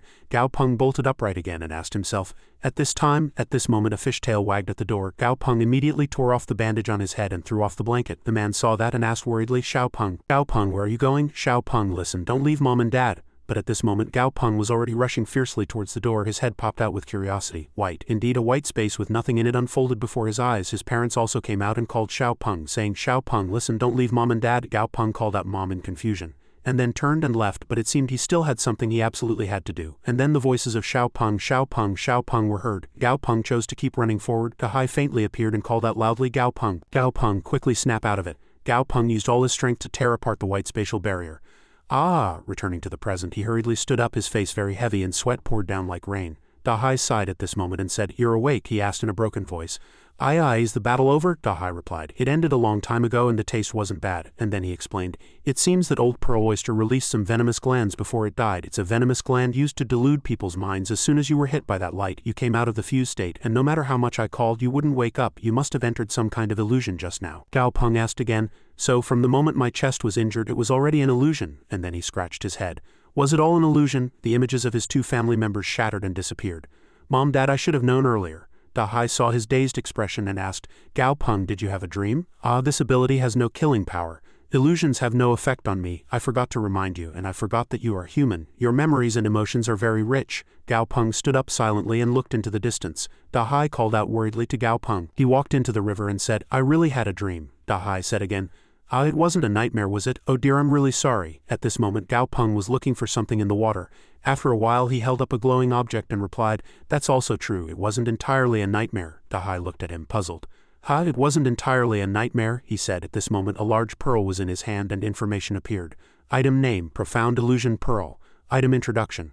A pearl containing most of the illusion essence from the pearl oyster's body. Where this pearl exists, it naturally creates illusions that affect the surrounding environment, and beings whose minds are not sufficiently firm will be completely drawn into the illusion and fall into reincarnation. The Profound Illusion Pearl is an essence pearl created when the pearl oyster falls into despair, condensing all its illusion abilities. A completely new pearl oyster can be hatched from within the Profound Illusion Pearl. Gao Peng smiled and thought, "Although I suffered a slight loss, I gained a small treasure, so overall it's a gain, if it hatches." He raised his hand, summoned Xiao Huang and called out, "Xiao Huang, hatch it." As he spoke, he threw the pearl to Xiao Huang, who quickly caught it, and Xiao Huang looked at the pearl with incomprehension, and countless question marks appeared, and then he opened his mouth and said, "Leaving something like hatching to me is definitely the right choice." Suddenly the pearl shattered in Xiao Huang's hand, only fragments remained in his hand and the space fell silent. Xiao Huang immediately said, "It seems to be broken." "You know it's broken, I'm not blind. I see it very clearly," Gao Peng said, bewildered. Xiao Huang asked again, "Do you know what happened?" Gao Peng replied, "You used too much force." Xiao Huang turned and scratched his butt, muttering to himself, That old monster Gao Peng, the calmer he is, the more trouble there is. There's nothing to be done about this." And then he looked at the fragments in his hand in confusion. Suddenly at this moment a status notification appeared. Monster name Bai Zan. Monster grade, level 1, monster quality, legendary quality, monster attribute, illusion type, monster weaknesses 1, no autonomous action ability, 2, lacks characteristic attack abilities, monster characteristic Great Dream World, possesses a dream world. After selecting a target, it can drag them into the dream world to atone in the dream. During the atonement process, the target's perception of the outside world falls into a state of confusion. Effect 1, active effect. Currently, only one target can be forcibly dragged into the dream world. Effect 2, passive effect. The dream world is divided into multiple reincarnations. Each reincarnation will temporarily cause the target to lose a part of their memory. After all of the target's memories have been mechanically altered, target 320 will be completely absorbed by the dream world, becoming nourishment for the dream world and strengthening its power. The arm of the soul indicates that the power of the soul world is the same as the power of the physical body. Effect 1 is a passive effect. The hardness of the shell is affected by the power of the mind, and the physical hardness value is increased by the power of the soul. Advice. However, severe physical damage will also be reflected in the soul. This is a double-edged sword. Monster introduction. An extremely weak monster, as weak as it can possibly be. This is a newly born white baby clam. Its perception of the outside world is still hazy, and it will probably recognize the first creature it sees as its father. A small clamshell appeared among the broken fragments in Xiaowang's hand. Gao Peng, after reading, spat out, "It recognizes the first creature it sees as its father?" Xiaowang handed him the small clamshell and said, "Gao Peng, look, there's a clamshell here, it's really pretty." Gao Peng stiffened, trying to hold back his laughter. I must hold it back. Suddenly, the small clamshell in Xiaowang's hand began to move. After a while, the small clamshell opened and a very cute creature appeared. As soon as it saw the person in front of it, it cutely called out, "Daddy, daddy, what's wrong?" Xiaowang stood frozen at this sight, and behind him, whether Xiaowang froze and shattered or not, Gao Peng and Dahai covered their mouths, trying to suppress their laughter. Xiaowang hastily explained at this moment, "I'm not your daddy, I'm a pure yellow duck. How could I have a clamshell daughter? I don't envy that name, Dahai." The small clamshell said, "Uncle has no fur, daddy must be my daddy." Xiaowang heard that and was speechless. Gao Peng then walked over, patted his shoulder and comforted him. "Xiaowang, don't be afraid, I don't know that you're that child's father." "I'll prove it." Xiaowang replied, "I still need you," Gao Peng said, bewildered. "Xiaoyan isn't here right now, so if you prove it, it definitely won't work." However, at this moment, Gao Peng showed his teeth and smiled, pointing to one side. Xiaoyan had appeared firmly out of nowhere. Xiaowang was so surprised his eyes almost popped out, but he was speechless. Gao Peng. Gao Peng at this moment said with a very gentlemanly face, "Xiaoyan, remember well, Xiaowang is not Zhao Baixin's little white clam's father, don't misunderstand." Dahai also chimed in. Yeah, I'll also prove it. Zhao Baixin is not Xiaowang's daughter." Xiaoyan looked at these two people and calculated inwardly. Daughter, Gao Peng is full of schemes and Dahai isn't a good guy either. What exactly are they up to?" The small clamshell then called out "Daddy" again, and Xiaowang felt like he was about to die. Sweat poured down like rain. As soon as Xiaoyan heard that call, he began to spew flames. Xiaowang hastily raised his hand to explain, but at this moment he was already engulfed in a colossal flame. Gao Peng watched and evaluated. "Oh dear, Xiaoyan's flame power has increased a lot recently, but it's hard to tell the exact power level with just one shot." Dahai also chimed in. Exactly, Xiaoyan replied. "Spewing flames again? No problem." Xiaowang at this moment was burnt black and bewildered, saying, Wait. However, before he could speak much, the flames relentlessly chased his backside, and then he was lifted into the air by the flames again to be toyed with. After a while, a burnt black Xiaowang fell to the ground crying, and Gao Peng held the small clamshell and asked, smiling, "Not bad, right?" Xiaoyan watched and admired. "So cute." Gao Peng also watched and said, "I don't know if this small clamshell is the reincarnation of that old clam from before or the next generation of that woman. This child's abilities are very similar to that old clam. That old clam also had two abilities, especially the great dream world and arm of the soul. In the end, I myself was almost dragged into that great dream world and fell into reincarnation, which was probably the old clam's desperate counterattack before its death." And he recalled the familiar's appearance that had just appeared in the illusion. Fortunately, a part of the soul's power was transmitted to him. Otherwise, at the moment he was dragged into the great dream world, he would have been assimilated by that strange world, lost his autonomous consciousness, and become an NPC, and a villainous cunning smile reappeared on his face. This kind of ability that targets the soul is probably even more unpredictable than soul-type abilities, but now this strange ability has also become his trump card. Dahai looked at his expression and reminded him, "Hey, your face is covered in schemes and plots." Soon another day passed, and in the water, frogs peeked out and observed above. One reminded, "There's a person ahead, scatter." And then the other frogs moved to another location. Gao Peng asked Dahai again, "Friend Dahai, who should we send this time?" Dahai replied, "It's nothing special. Send Xiaowang." Xiaowang looked back in incomprehension, hit Dahai and then hit his ride once, replying, "Then leave it to me." The hell three-headed dog at this moment cried out excitedly, "Woof woof." Inwardly it admired, "Truly powerful." Woof. The frogs looked at the smoke rising ahead and speculated, causing such a big commotion in the Yunming Great Marsh, could it be an expert? And then a frog stuck out its tongue, gathering several strands of power into one. The frog shaped that power into a sharp sword. That power directly stabbed the wolf-head's forehead and the hell three-headed dog fell back into the smoke. Gao Peng at this moment switched attributes and floated in the air, looking down and saying, "Ah, so it was hiding here." Attribute switch, Will of the Great Vajra. Will of the Misty Dragon. And he reached out his hand, forming a colossal palm that struck downwards. That colossal palm fell onto the water. A frog leaped out of the water and admired. "The power is not to be underestimated. I must avoid it, and it can even change direction." The colossal palm of Ghost Soul Immovable struck the frog, and he took out a weapon, swung it, and shouted loudly, "Sky-shattering air slash." And immediately that weapon became numerous sharp swords. Gao Peng contemptuously raised one hand, creating blue flames, and said, "How flashy." The frog was instantly lifted into the air and he exclaimed in panic, "What?" Numerous colossal hands were waiting to grab him, and those hands tightly grasped the frogs one by one. Screams echoed. One was thrown onto the ground. At this moment familiar feet approached and asked, "Why are you all like this too?" Xiaowang looked down from above and said, "You all have no fur and big eyes but no wings, so are you wingless herons?" Gao Peng was speechless and kicked him aside. "Stop messing around. These frogs seem to have some sense of advance and retreat, and their intelligence isn't low. If I let them live they might be useful." And then he turned to the frogs and asked, "And I'll ask you all, do you know the location of the nearest tribe? If your answer is satisfactory, I will not only heal you but also reward you with precious resources." At this moment the leader frog was so surprised he was speechless. Are you an envoy from the Red Blood tribe?" The other frogs were again bewildered, looking at each other. And then a person emerged from the frog. The young frogman cupped his hands and bowed respectfully, asking, "May I ask for your senior's identity?" Gao Peng observed and evaluated him. These are also Beastmasters, and they are all from the Red Blood tribe, so they must be tribesmen." Chugui asked, "Are you Zuha?" A young man named Zuha replied, "Are you Elder Chugui?" "No, I heard you were missing. Where have you been for the past 10 years or so?" Chugui replied, I was captured by alien races and rescued by this esteemed one. Zuha was surprised. Ah, so that's it, you've truly suffered. You've aged a lot. Following that, Zuha released an insect and said, since Senior has saved our tribe, you are a friend of our tribe. Please wait a moment, I will report to the tribe and prepare to welcome the esteemed guests. Gao Peng observed and thought to himself, another Beastmaster, how interesting. The Red Blood tribe here is similar to Judo. Or is there another way? On this side, Shalwang was approaching the hell three-headed dog which was burying its head in the ground. Shalwang grabbed its tail and pulled it up contemptuously saying, what so embarrassing? The hell three-headed dog's heads were all covered in dirt and unconscious, and Shalwang angrily shouted, Zuha, you brought my dog is dead. Zuha just forced a smile and replied, I'm truly sorry. The system displayed the hell three-headed dog's current status as poisoned and unconscious. Gao Peng saw it, was speechless, and hit Shalwang's head, shouting, don't scare others, your dog will be fine in a moment. And then he turned to Zuha, smiling amicably and said, he just likes to joke around, let's not delay any longer, let's go to our tribe. Suddenly, a loud shout echoed, no, don't go. Gao Peng was surprised. What was that sound? The other people's faces showed no change. Could it be that only he could hear it? Thinking, he looked around in bewilderment and the voice echoed again, but only Gao Peng could hear it. Stranger, don't follow, it's dangerous. Seeing him standing there blankly, Bai Haixuan approached and asked, what's wrong? Gao Peng turned and calmly replied, nothing. Inwardly he muttered, it really is as I thought, for now it's best not to startle the snake. At this moment the insect was already on Zuha's hand and he flew it away saying, Senior, please wait a moment, the tribe will send someone to welcome you. At this moment a gust of wind blew and Bai Haixuan said, the wind is blowing. Gao Peng looked ahead and exclaimed, a dark red object was flying in the air. This is it, and he reminded everyone be alert, these relatives might not be so warm. The system then displayed information about the newly appeared object.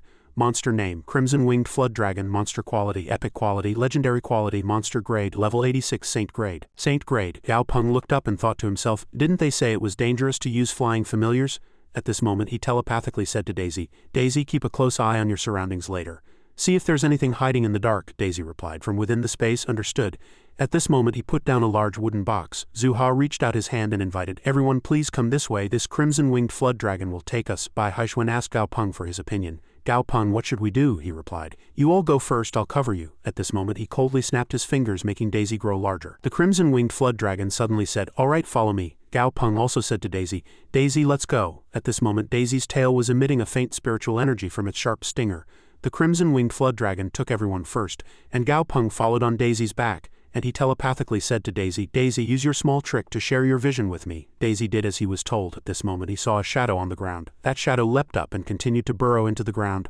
A colossal eye appeared and he thought to himself, this is it. Suddenly he closed one eye and gritted his teeth, thinking, it's disconnected. Through Daisy I could feel that this eye was filled with emotions of sorrow, pain and despair. What is that? After a while he arrived at a place with pointed buildings. Gao Peng thought to himself, is this their tribe? At this moment, on one floor inside a building, two people in red clothes were looking out. Gao Peng frowned. Why do these villagers feel a bit strange? The two people up there both have grotesque smiles. After a while, everyone appeared at the gate. The crimson-winged flood dragon then transformed into human form. Zuha said, you all wait outside the tribe for a moment. I'll go in and report. Bai Haixuan watched the scene and was speechless, saying, they're really welcoming. Yu Zijing also asked displeased, Ly, Gao Peng, isn't there a saying on your side about how red and green match? Gao Peng had nothing to say, but still turned and reminded them, you all, that person hasn't gone far yet, plus that child's tribesmen are also here, and you've all been together for so long, so consider other people's feelings a bit. Yu Zijing pointed to the weeping crowd and said dismissively, they're still holding their heads and crying, they won't have time to care about us. Chugui with teary eyes said, you're all mocking me. We miss them too much. Gao Peng understood. He was also slightly moved and replied, in fact, I myself am a little excited to meet so many compatriots. Especially you, elder, returning to your hometown after such hardship. Chugui was delighted. Good, after we go in a moment you must come to our house. The two people next to him also chimed in. Exactly, come to our house too. After speaking, Gao Peng looked inside again and through the crack in the door he could see a few shadows. After a while 3 people came out, and he thought to himself, a bit grotesque. Chugui, seeing the people come out, was so happy that he shed tears again, crying out, Mom and Dad. Gao Peng realized that something was not right. It was not accurate. The 2 newly appeared old people smiled stiffly and said, your mother has prepared delicious food and is waiting. Hurry home and eat and invite your benefactor Xiao Gudun too. You're back. Gao Peng observed and evaluated inwardly. These people, whether in their actions or expressions, are all too stiff. It doesn't look like they've been apart for a long time. Dahai had already appeared and reminded him, Gao Peng, there's a problem with this tribe. Gao Peng telepathically replied, you don't need to tell me, I know. Is it because outsiders like us are here? Daisy also said, Gao Peng, these people seem to have no emotions. He also thought, no emotions? Even plants have joys and sorrows, how could that be? As if discovering something, he inwardly exclaimed in surprise, could it be that the Dr. Dragon has transformed into a white pole luminous beast? Immediately his face entered the white pole luminous beast state, and a stream of power like a thin thread split in the air and covered the space below. Gao Peng also discovered something. Everyone has a thread above their heads. He saw 2 threads connected to the 2 people from before. Sure enough, Gao Peng saw 2 threads connected to Chu Gui's parents and exclaimed. Chu Gui still very happily said, let's go home. And he looked up again, asking himself, what on earth is that in the sky? Suddenly he was surprised again. Looking in another direction, a black mask with black eyes emitting a dark aura appeared in the sky. The mask looked down and said, oh dear, I've been discovered? Gao Peng looked up in great surprise. This is it. The system then displayed information about the monster again. Monster name: Detition Sutured Demon Spirit Shangbai's Grudge. Monster grade: level 100. Quasi-God max level. Monster quality: legendary quality. Monster abilities: mind control level 10. Soul power level 9. Grudge domain level 9. Life absorption level 9. Monster domain: demon spirit control domain. Mythical parts: not specific biological element parts, only mythicalization ratio. Current mythicalization ratio 99. Monster characteristic: soul thread. Special ability: can turn souls into threads. Effect 1 is a passive effect. Can control targets with soul threads and simultaneously absorb life force from the target's body. Effect 2 is a passive effect. Soul threads are extremely long enough to reach the soul, can bind and damage souls shown by hell. The latter part was stark, revealing only the ice of hell. Effect 1 is an active effect. After use, Shanghai Zihan can drain all life force within a wide range, simultaneously absorbing a certain percentage of life force to strengthen itself. There is a cooldown period after using this ability. Effect 2 is a passive effect. Any place where Shanghai Zihan drains and exhausts life force using Shanghai Hell transforms into Shanghai Hell itself. Souls cannot reincarnate in this area, and after a sufficiently long period various monsters will emerge. Shanghai Hell can be completely absorbed by Shanghai Zihan, thereby becoming even more powerful. The third effect is an active effect. After activation, Shanghai Zihan can unleash all Shanghai Hells, and within Shanghai Hell, all its abilities are greatly enhanced. Monster weakness: a jewel embedded in dense smoke can nullify Shanghai Zihan's soul thread absorption effect. Monster introduction: a demon spirit monster formed by extreme resentment. Over long ages, this demon spirit monster absorbed all extreme emotions of resentment in the human world, gradually growing stronger. Finally, when the right karma aligned, it became an exceptionally powerful vengeful spirit, vaguely even touching upon divine power. At this moment, the Detition Sutured Demon Spirit spoke threateningly. Since I've been discovered, you shall become my puppet. Immediately, countless threads flew towards Gao Peng. Immediately, Daisy intercepted the threads. Daisy's power incinerated all the threads. Seeing the threads fail to penetrate Daisy's power, Gao Peng said, "It's working, the threads are burning up." Daisy continued to attack. Following this, Daisy spewed a colossal energy orb. The orb's power was so immense it pierced the sky. Zhu Ha's mother had been waving and smiling when suddenly both elderly individuals stiffened and collapsed like 2 statues. Seeing this, Zhu Ha frantically cried out, "Mom, Dad!" Bai Haixuan was shocked by the sight of the corpses. These people didn't die just a day or 2 ago. Yu Zijing was even more shocked, saying, "Then were we talking to corpses all this time?"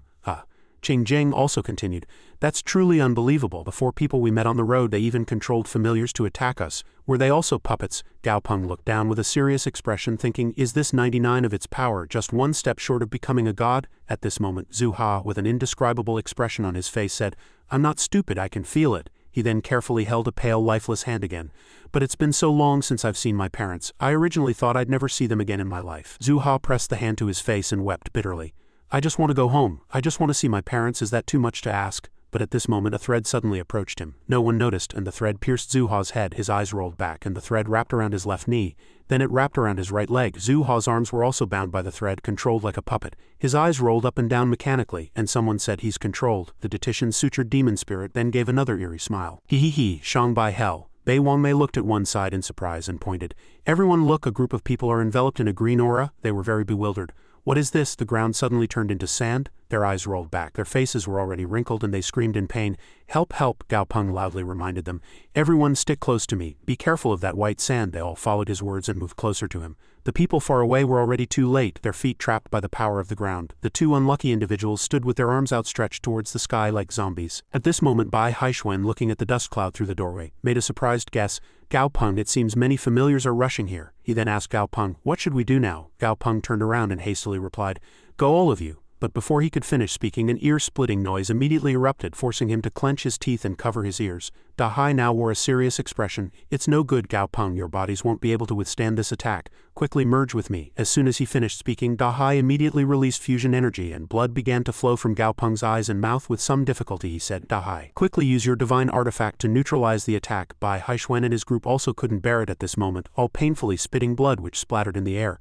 Dahai had no time to save them, Gao Peng exclaimed in surprise. What, it wasn't stopped? He was very surprised. He then clenched his teeth in extreme anger. Dahai immediately reminded him, Gao Peng, calm down, this is life absorption, this fellow is very bizarre. Gao Peng quickly calmed down and replied, understood. Moreover, seeing the swarming figures behind the door, if we can't deal with these familiars, we'll still face death. Interrupting Gao Peng's thoughts, various types of familiars poured out. The familiars emerged, staring with black eyes. Gao Peng raised his hand, radiating spiritual energy as he calculated. Aya will be suppressed by the same element. Daisy needs to watch out for those leaders. Dahai is my last trump card. The best solution in this situation is Frost Nova. At that moment, Frost Nova appeared and confidently said, don't worry, leave it to me. Frost Nova then lightly lifted a small paw and generated spiritual energy immediately. That spiritual energy created ice masses in the air. It began to cast the myriad miles ice sealing technique. The colossal ice masses plunged directly into the ground. Immediately, all the familiars were sealed within the massive ice masses. Frost Nova landed lightly, saying, HMPH, no matter how many there are below Saint Grade, it's useless. Suddenly, Gao Peng loudly reminded, watch out. Frost Nova was still surprised. But behind it, some power had already appeared. Frost Nova's entire body was sucked into the white substance, and it exclaimed in surprise, the suction force is too strong. Dahai now quickly released spiritual energy, saying, get away from me quickly. Immediately, a jet of water supported Frost Nova from behind. Frost Nova rubbed its face in alarm, saying, phew, fortunately, Dahai, you reacted quickly. Suddenly, black hair above Frost Nova's head glowed purple. It opened its eyes wide and exclaimed, it's rotten, and Frost Nova decisively cut it off. Dahai reminded, this area has already condensed into its domain. We must leave this place immediately. Gao Peng replied, understood. Spiritual energy was already emanating from his hand. At this moment, Daisy released a stream of power and flew up, and the hell three-headed dog all barked in admiration. Oh, Dahai rushed forward, followed by the hell three-headed dog. The wolf-head was sweating profusely. Why does master never let us in? The white-head immediately explained. Because he's not our master, he's our master's master. Only the black-head was speechless. I don't want to bother with these two idiots. Suddenly, a thread wrapped around the hell three-headed dog's ankle. All three heads barked in surprise.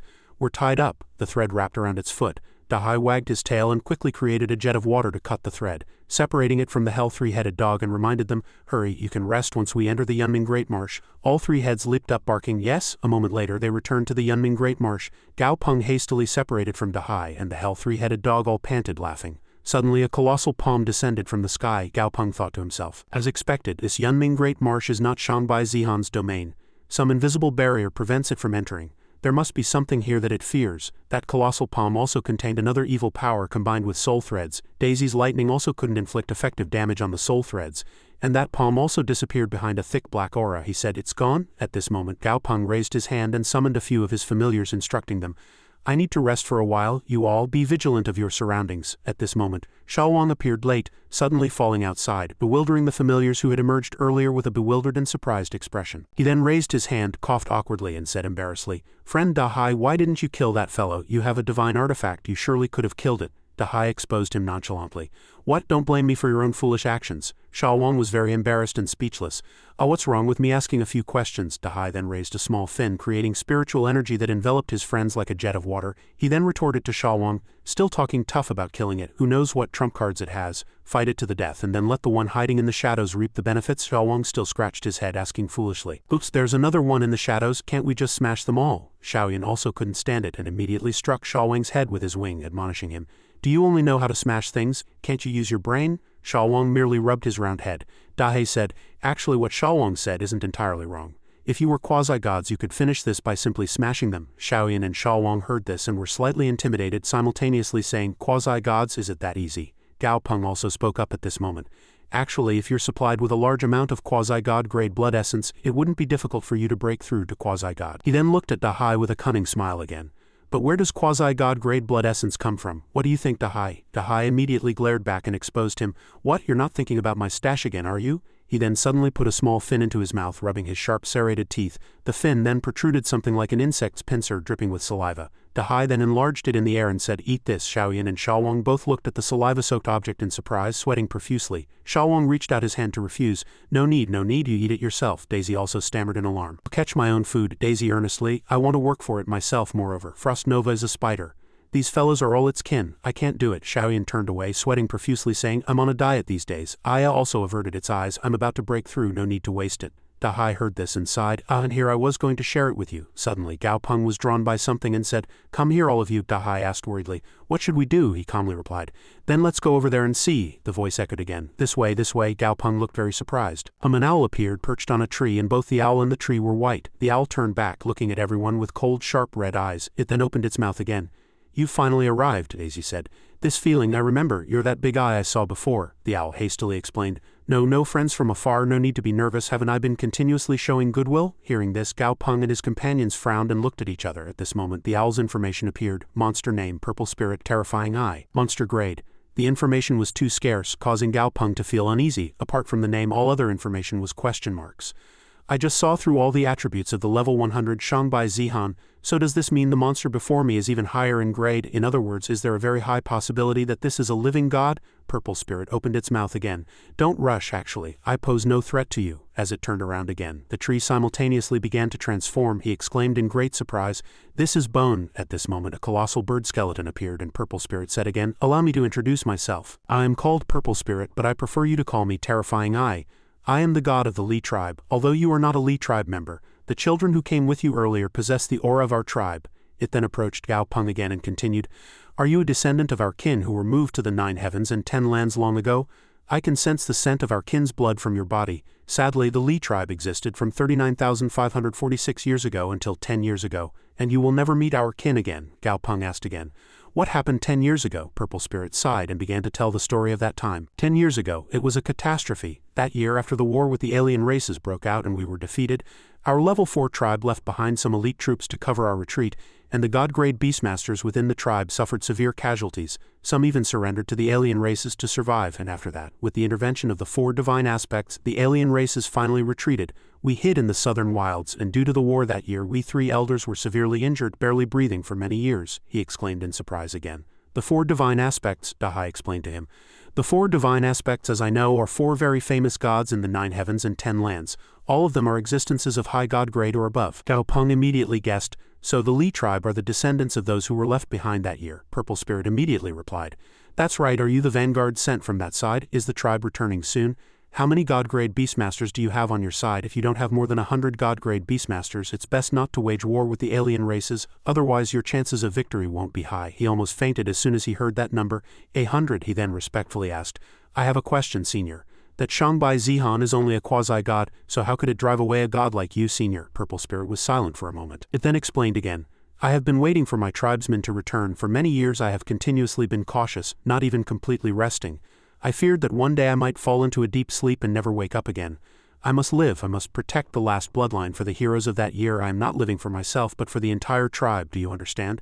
Do you understand the anguish in my heart? That Shanghai Zihan is very strong, already close to godhood. If I were to kill it, I wouldn't live much longer either." Dahai heard this and inwardly felt disgusted. Is this guy afraid of dying? Don't make such excuses. Frostnova also thought it seemed somewhat wrong, receiving offerings from others yet fearing death. It's a bit shameless. But Purple Spirit again seriously asked Gao Peng, "Do you think I'm doing the right thing?" He inwardly sneered at this. He talks a good game, but isn't the Li tribe already completely annihilated? Purple Spirit then looked to another side and said resignedly, "Silent, that's fine. I've lived like this for many years. Instead, it seems you need something. I know a place where a war among gods once broke out. Although the divine artifacts disappeared long ago, there should still be many divine corpses and remnants. I will take you there." Dahai heard this, his eyes gleaming, and voiced his opinion. "Gao Peng, let's go quickly." Seeing Dahai drooling and coveting, Purple Spirit was inwardly satisfied.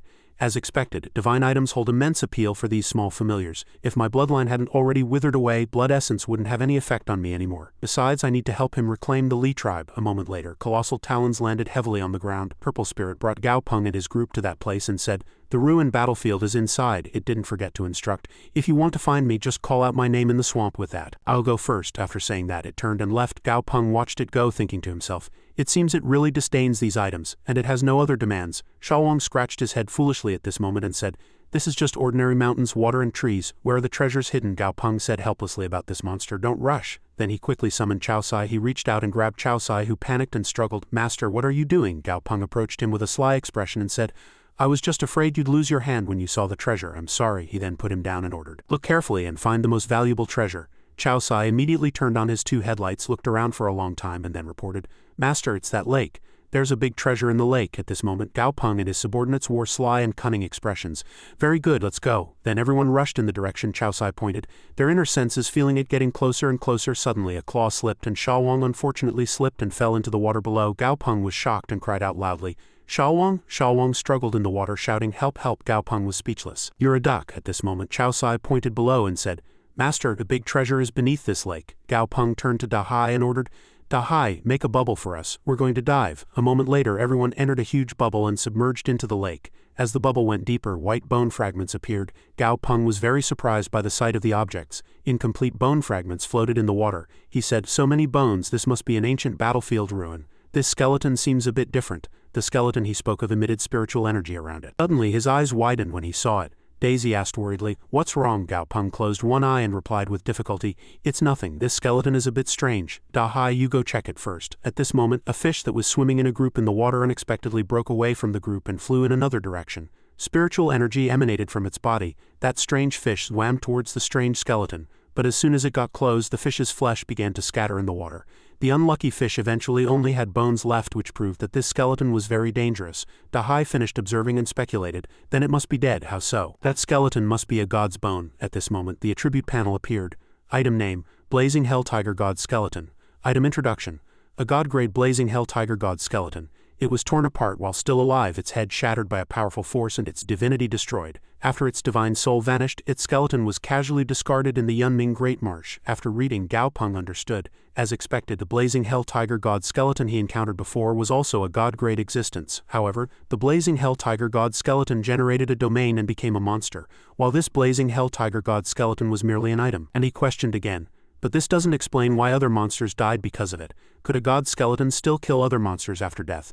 Dahai confirmed his words. "Your guess is correct. Even a drop of a god's blood is a potent poison to many monsters." Gao Peng was startled and cried out, "God, alright, don't think so much, let's get to work first." After saying that, he summoned Asuan.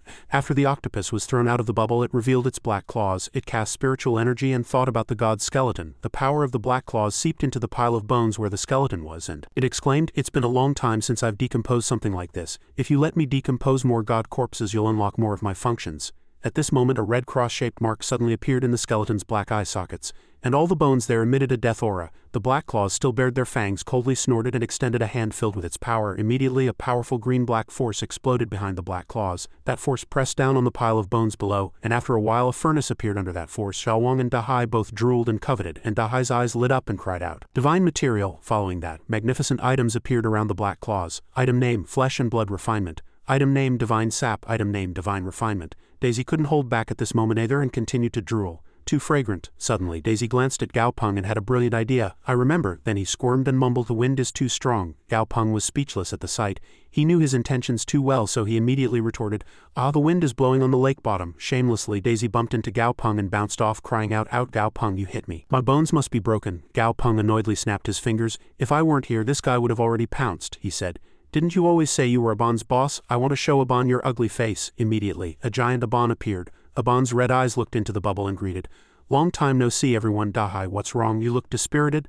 Dahai quickly put away his frivolous behavior from before and hurriedly replied, "Haha, it's nothing, I'm just tired and resting for a bit." Gao Peng was very satisfied by the sight. "It seems you still have some self-respect." He then looked at those magnificent items and calculated. Divine Sap is an excellent supplement for strengthening bone density, and Divine Refinement, as its name suggests, allows familiars to quickly break through to quasi-god grade by obtaining divinity early. "I have too many familiars, so I must distribute resources carefully. I have to make the most appropriate choice." He didn't care. Dahai had been drooling for a while and his eyes still lit up as he asked, "You're here too?" Gao Peng was speechless at this moment. Then Dahai suddenly turned around, gritted his teeth and calmed himself. Alright, you decide, out of sight, out of mind." Gao Peng stroked his head and comforted him. "Phew, this was an ancient battlefield, so there can't be just one skeleton, don't worry. I'll definitely save some Divine Refinement for you too." Dahai replied confidently and arrogantly, "I'm not in a hurry. I'm already a quasi-god, so let the others have it first. We need to avoid them holding me back later." Gao Peng clapped his hands.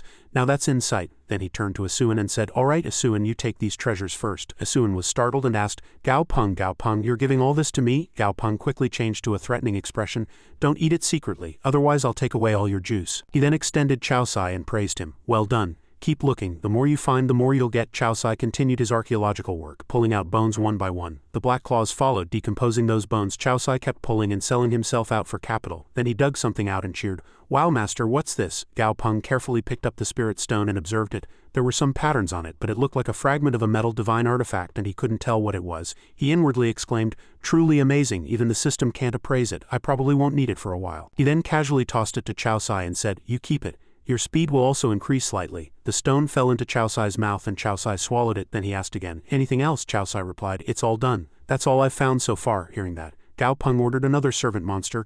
"Dahai, the work here is done, take us up." Dahai immediately replied, "Understood." A moment later, Gao Peng's group arrived at the riverbank. Then he ordered Yilong, "Yilong, summon all the hidden white bones." Yilong immediately nodded. At this moment he held a red orb in front of him and exclaimed, "Wow, so many have gathered." Asuan looked at this large orb, drooling and coveting.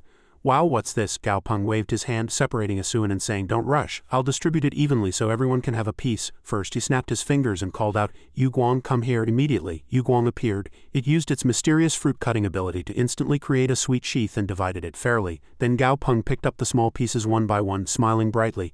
"Here, here, here, everyone eat." At this moment, all the familiars had received their food, but Aya stood silently. Gao Peng said, Wait a moment. This is for you." Then he carefully presented several spirit stones, smiling brightly. "This flesh and blood refinement isn't suitable for you, but this seems perfect for you."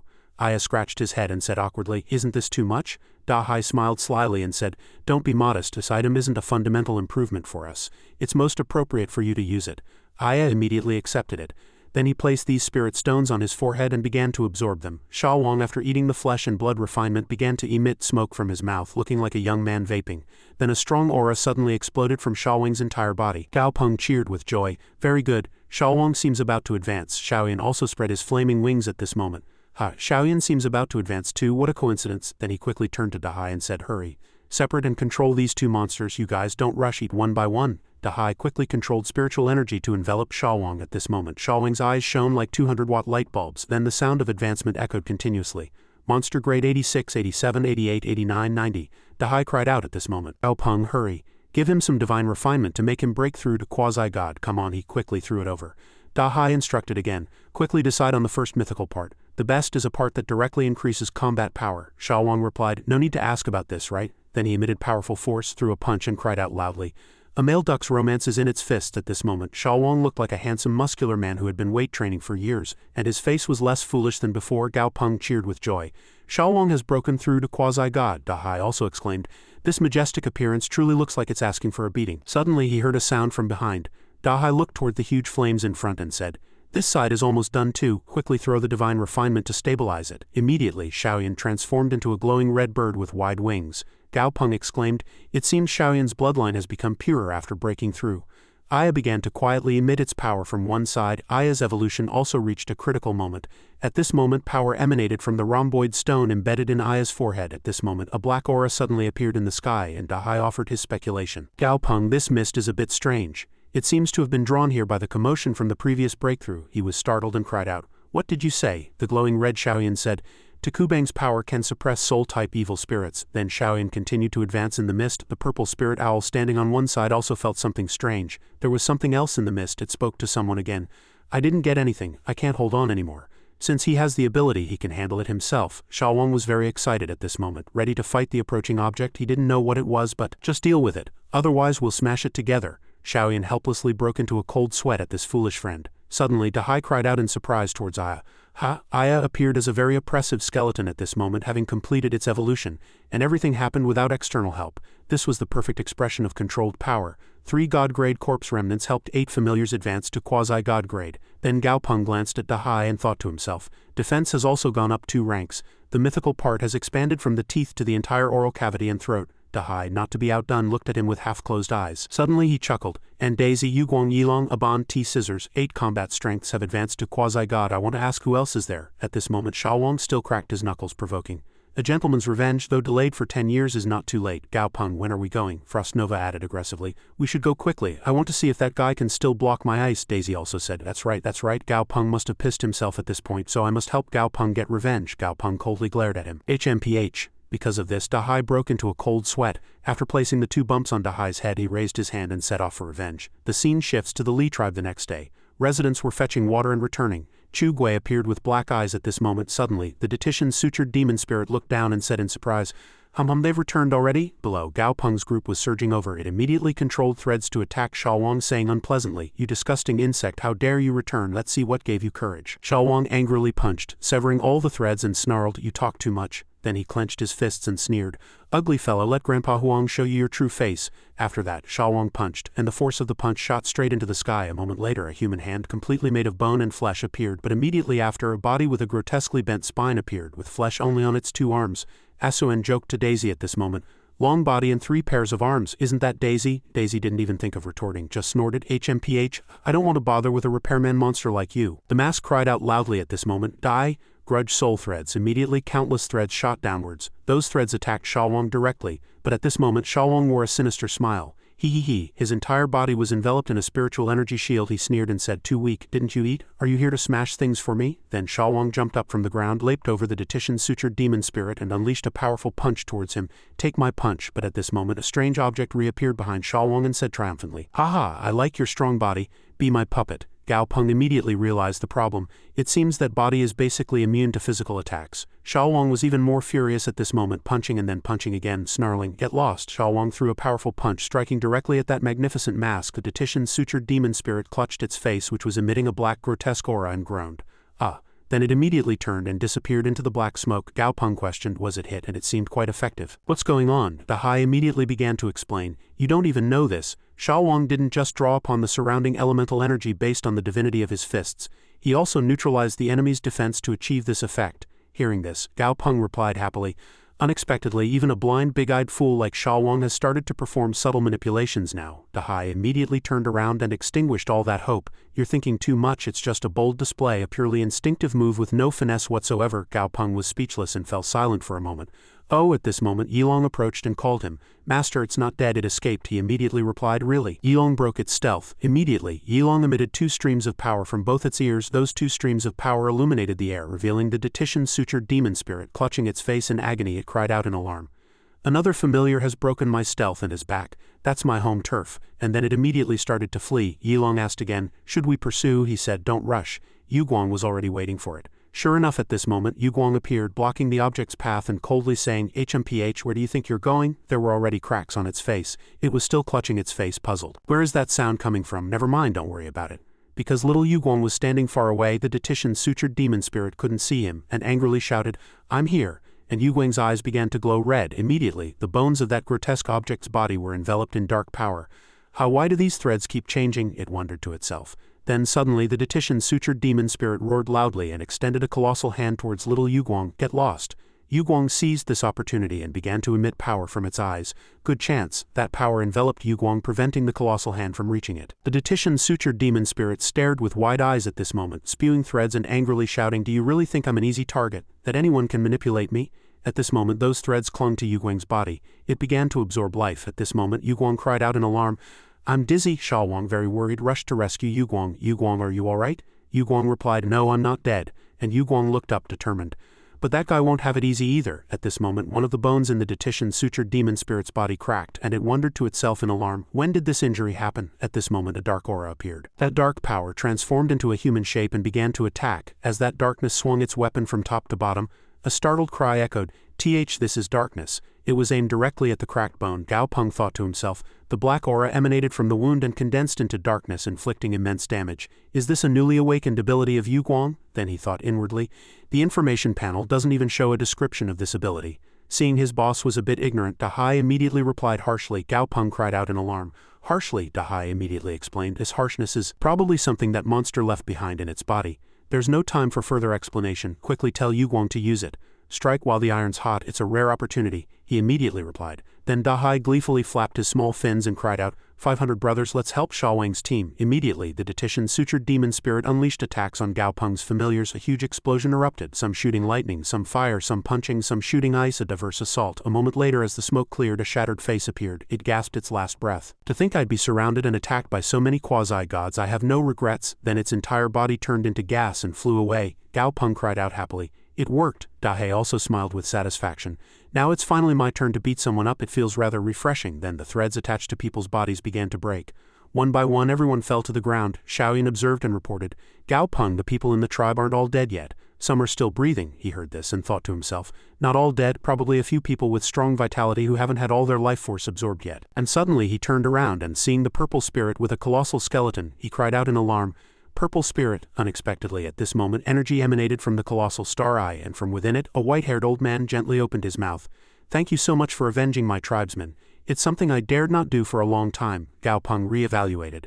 "Is this old man the Beastmaster of Purple Spirit?" Suddenly the old man raised his skeletal hand and coughed. Seeing his skeletal hand he exclaimed inwardly, "Uns." The old man also looked down at his hand and continued to speak. "Isn't it amazing?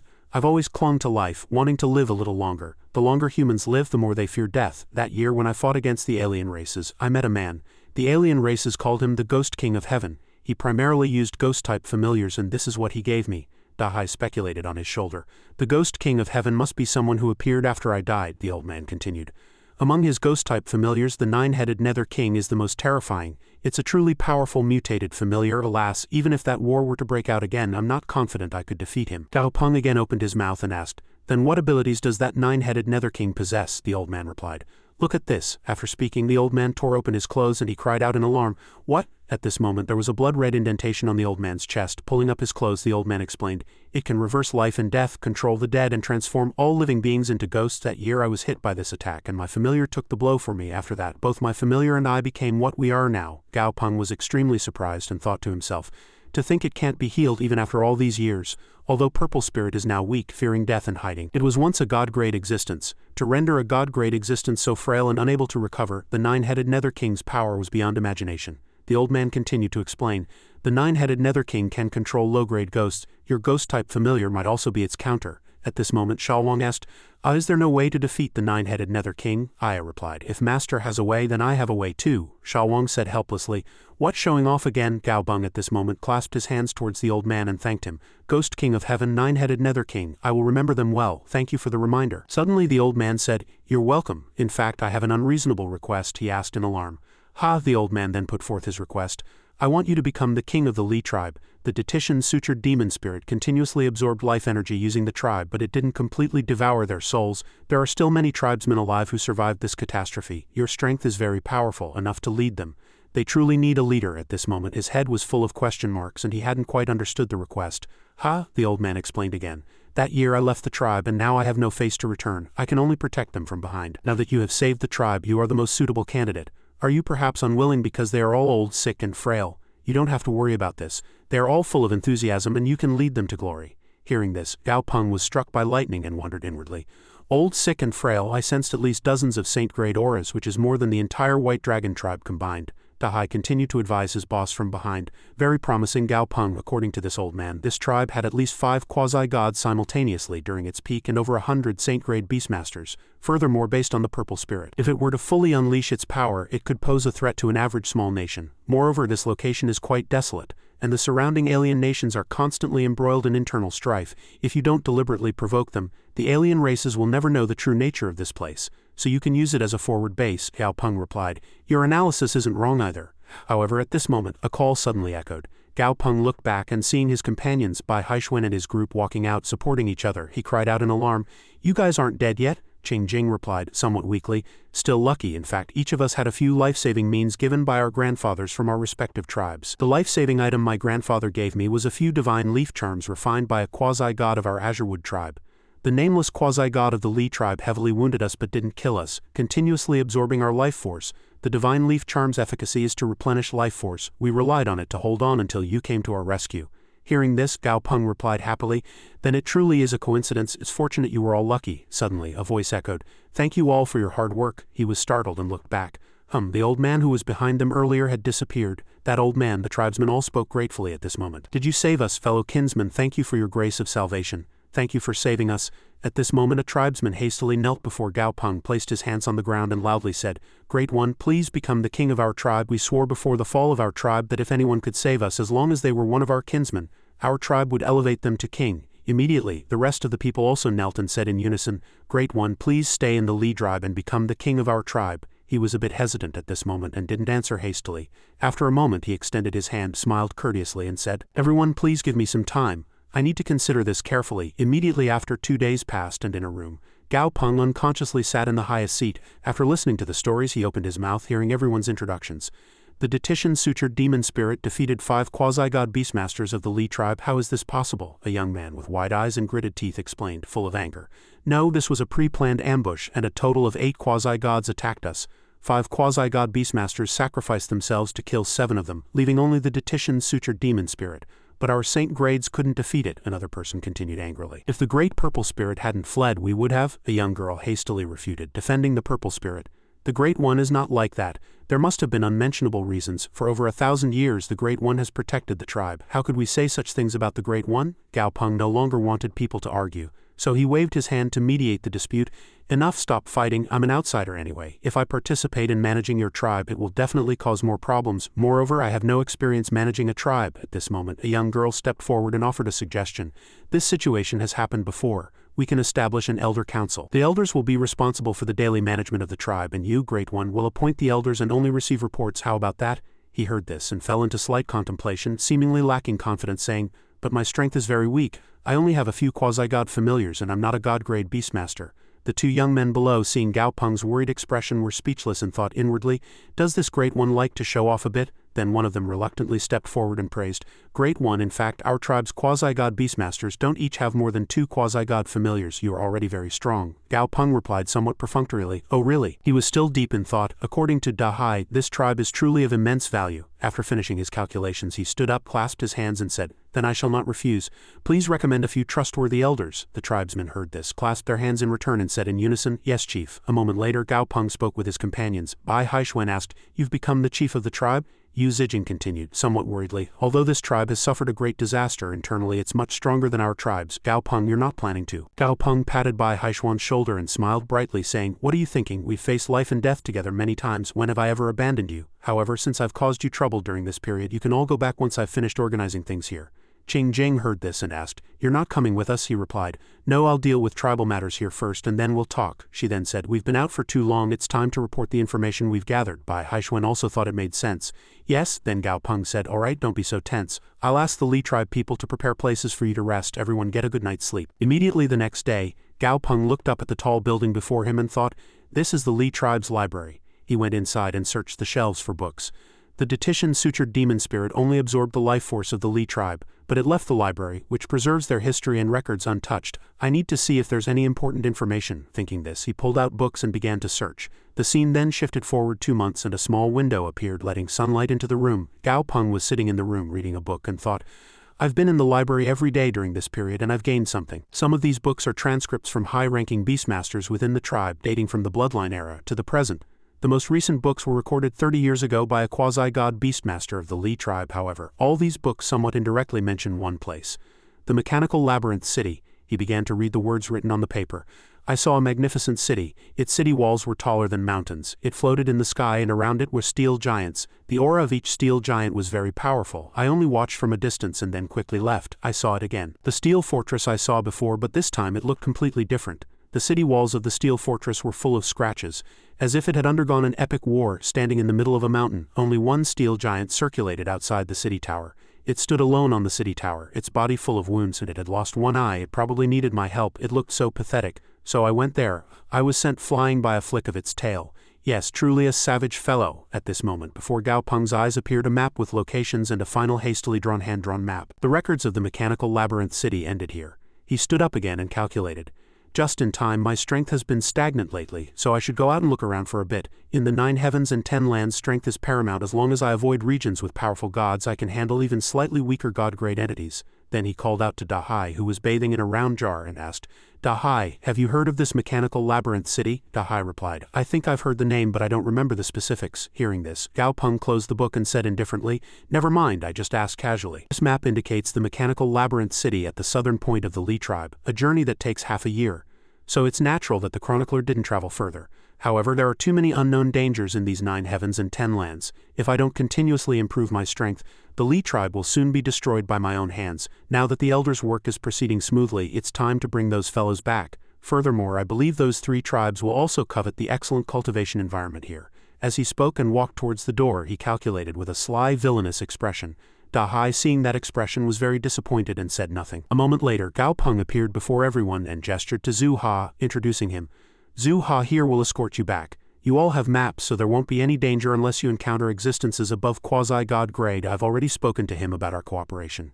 Your mission will be considered complete once you've brought him back. At this moment, the three looked at him with regretful expressions, their eyes sparkling. Yu Zijing said to Gao Peng, "When I return, I will definitely persuade Grandmaster Pang Yan to no longer bother our Fire Nation." Bei Wangmei then added, "Regarding your and Grandmaster Pang Yan's matter, I fully support it." Qing Jing urged, "You must visit our tribe when you have time." He could only sweat helplessly at these people. "All right." Before they left, Gao Peng waved to everyone and instructed, "Take good care of each other on the way and please convey my regards to your respective chiefs." Bai Haixuan waved back. "Understood, please take care of yourself." After everyone flew far away, he snapped his fingers, summoned Yilong and said, "All right, everything is settled, it's time for us to depart too." Yilong flew away with him as fast as lightning. The scene then shifted to a month later, and Gao Peng, moving through the air, was reading a book when he became puzzled. "Strange, why does our journey seem much faster than recorded?" Hai immediately replied, "That journey was calculated based on that person's pace. Have you forgotten Yilong's supersonic speed? Only a few existences, even among quasi-gods, can match that speed." Yilong then turned back and reported, "Master, there are some other things ahead." Before them was a place in the air emitting a colossal black aura. Gao Peng stopped and exclaimed, "Indeed, it's truly magnificent." Hai, on the other hand, was very excited, saying, "The rougher the waves, the fresher the fish." Having already arrived here, there was no room for fear. He immediately agreed, "Right, let's go down." He then landed on the ground, but as soon as his feet touched, mud splashed from a puddle. Gao Peng lifted his muddy foot and lamented, "Oh dear, this mud is too soft, it's as if it's soaked in some kind of oil." Hai immediately offered his assessment. "The air here is filled with the smell of rust and machine oil." Gao Peng immediately summoned Sha Wang and commanded, "Sha Wang, you're on guard duty." Sha Wang gave a thumbs up and agreed, "Understood." A moment later, he arrived at a large tree and colorful gears hung from its branches. This tree. Gao Peng immediately picked one up, held it in his hand and speculated, "This must be a gear." He then watched in helpless bewilderment as Sha Wang nonchalantly put the gear in its mouth and chewed. After eating, Sha Wang gave a thumbs up and remarked, "The silver one tastes like durian." He helplessly reminded, "Your job is to be on guard, don't eat just anything." Suddenly Sha Wang closed its eyes and sensed, something's there." It then quickly transformed into a streak of light and flew into the depths. At this moment the attribute information of the object within appeared. Monster name, Zhongshan Pig, mechanically infected, monster grade, level 56, elite quality, monster attribute, metal type, earth type, monster abilities, strength enhancement level 3, hardness enhancement level 2, mechanical poison level 3, monster weakness, wood type, monster introduction. The Zhongshan Pig has long lived in a polluted mechanical environment, becoming mechanically infected. It enjoys eating metal scrap and dislikes clean water because clean water washes away the bright, oily layer on its body. I didn't expect that all the mountain ranges in this area were polluted, and that plants and animals alike would all transform into special mechanical lifeforms. Gao Peng immediately reminded loudly, "Sha Wang, wait, don't attack." Hai, spray some water to wash it. Hai was startled. Though puzzled, it still generated a stream of water. That stream of water poured directly into the cave, hitting the Zhongshan Pig's body. The Zhongshan Pig, its oily layer on its back now thoroughly washed away by the water, was extremely angry and immediately ran back to the nearby mud puddle. The Zhongshan Pig continuously rolled in the mud puddle, soiling itself again. Gao Peng put his head into the puddle and watched this scene, exclaiming, "Phew, truly interesting." A moment later he went back to the nearby tall mountain range. All the mountain ranges in this area were polluted, and all plants and animals had transformed into special mechanical lifeforms. Furthermore, these mechanical lifeforms themselves did not possess infectious abilities. The infectious agents were the mud beneath their feet and the contaminated water source. Only through Yilong's special vision could I explore a bit. These were clusters of gears floating in the water, not even reaching level 1, so in my vision they had no grade. But they could infect Overlord, King, and even Emperor-grade beings. This was a high-level lifeform. After observing for a long time, he summoned Daisy and commanded, "Daisy, take me there." Inwardly he calculated, if there are many metal types, I should use Daisy to counter them. Daisy carried Gao Peng and flew among those rectangular rock formations. He walked and observed. There was no city gate, and the colossal city wall had no bricks, as if the wall before him was made of a single giant block of steel. A moment later, he saw black marks on the wall, and indeed there were some traces of battle. Also the beast-shaped statues matched the book's description. But the mentioned steel giant dragon was nowhere to be seen. After thinking, he again commanded Daisy to land on the city wall. At this moment, a colossal foot suddenly appeared and the attribute panel also appeared. Monster name, mechanical epic dragon, minor injury, monster grade, level 98, quasi-god, monster quality, epic quality, monster attribute, metal type, mechanical type, mythical parts, head, limbs, mechanical body, monster domain. Mechanical frenzy domain, monster weakness. Destroying the life core within its body can cause severe damage to the mechanical lifeform. Monster abilities, metal activation level 9, hardness enhancement level 8, toughness enhancement level 8, metal devour level 8. Monster characteristic, solar perfection. It is extremely difficult for mechanical-type monsters to break through to high quality. Mechanical-type monsters are generally easier to level up than other monsters. They only need to replace some high-grade materials. However, to increase quality at the same level requires immense patience and luck. Effect 1 is a passive effect. The life core of all mechanical epic dragons originates from the solar energy within their bodies. Solar perfection is an extremely rare mutated energy source. It can provide mechanical lifeforms with greater explosive power and continuous flight capabilities. Effect 2 is an active effect.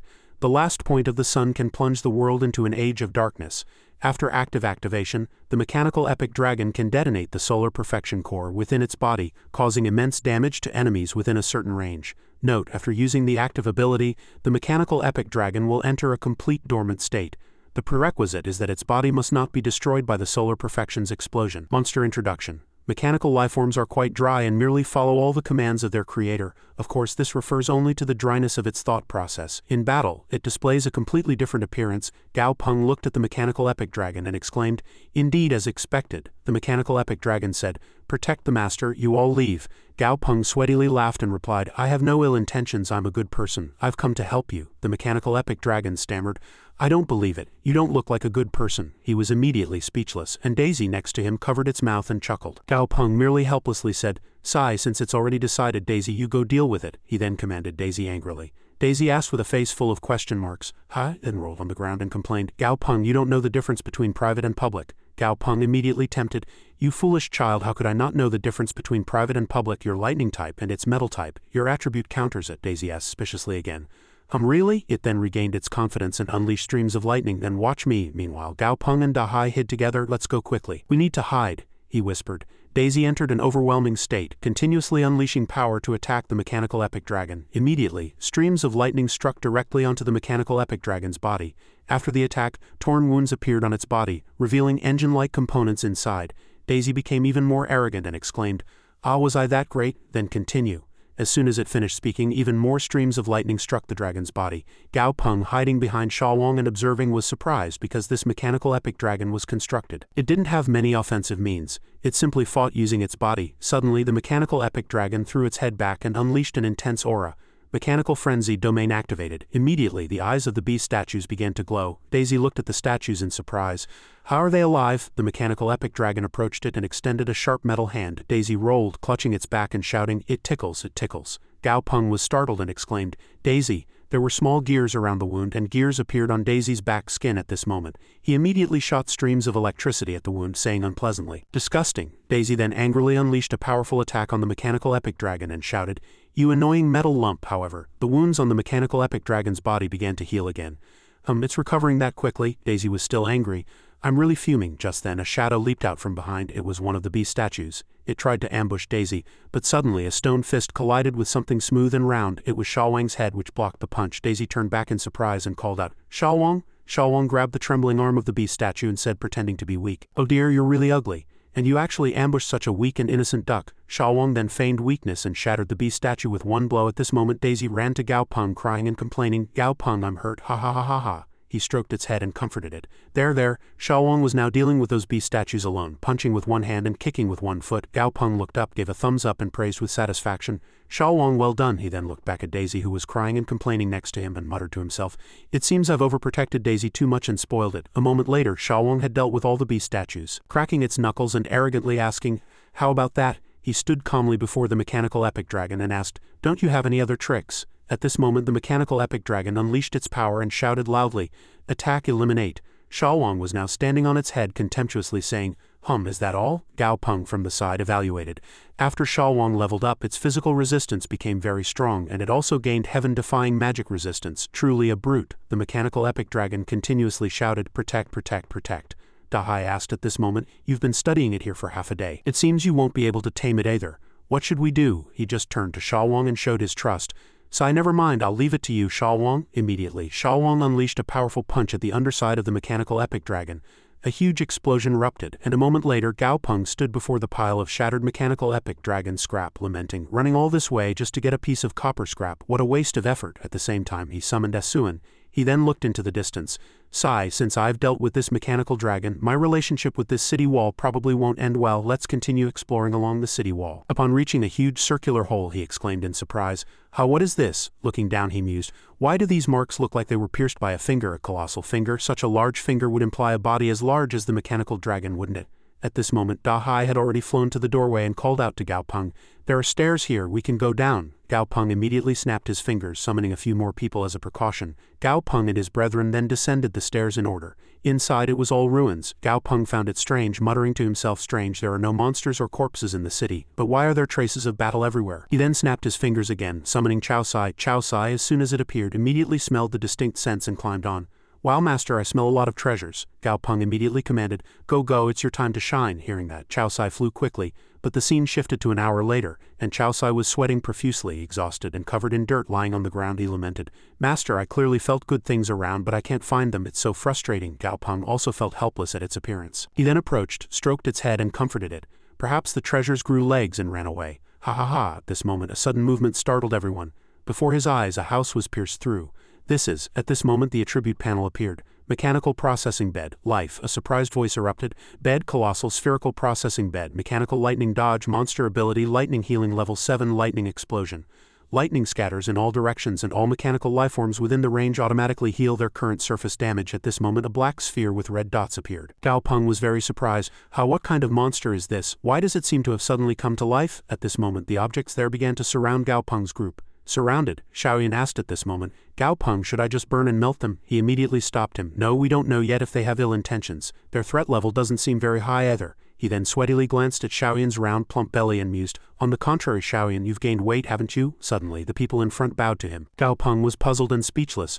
"What? Are they also asking me to be their king? Is my Bawangji Qi overlord aura that obvious?" The objects then pointed to an underground passage that had opened beneath the ground. "Go this way." Gao Peng looked back again and saw that his retreat was already blocked by another colossal steel monster, so he muttered to himself, "My escape route is also blocked." At this moment a small pencil-shaped iron lump was waving at them. The pencil then descended the stairs and he inwardly exclaimed in surprise, "It's even sent me a guide, I guess I have no choice." He then spoke to his companions. "Once I fused with young Aoi, Xiaowang and Dahai will come down with me and the rest will stay here ready to provide support at any time." Xiaowang looked down at the pitch-black stairs and exclaimed, "Damn, that's really deep." At this moment the attribute panel appeared. Monster name, Mechanical Hades. Monster status, severely injured, low on energy. Control center, severely damaged, joints also destroyed. Monster grade, level 108, elementary god grade. Law control, steel law 7.8, space law 2.1. Monster characteristic, monster weakness. Monster introduction. The most severely injured among the 4 mechanical god grade beings, it needs to recover its strength quickly.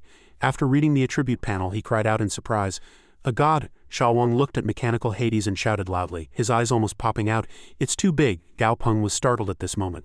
"It's still alive and not even in a coma?" He asked Dahai again, "If we kill it, can we use the mechanical godhead?" Dahai immediately replied, "It's possible but unnecessary. The cost is too high, and besides, a Suan doesn't have this attribute, so it wouldn't be able to digest it. But capturing a god and forming a blood contract isn't realistic either, even though it's very weak right now. My soul strength wouldn't be able to handle it." Suddenly, at this moment, Mechanical Hades spoke, "Human, you have proven your strength, let's cooperate. I will form an equal contract with you. If you help me, I will help you." Gao Peng came out and asked, "Oh, how do we cooperate?" Mechanical Hades immediately replied, "I need a massive amount of energy. After I recover, I will help you kill your enemies." He immediately replied, "Then that's too disadvantageous for me. You're severely injured right now. How can you help me kill enemies? Besides, an equal contract's binding force isn't high. What if you run away after I heal you?" Mechanical Hades asserted, "Human, I will not betray a contract." He waved his hand expressing his concerns. "Besides, whoever injured you so severely must be a god, right? If I heal you, wouldn't I be provoking that god? Can you continue to protect me then?" Mechanical Hades was speechless.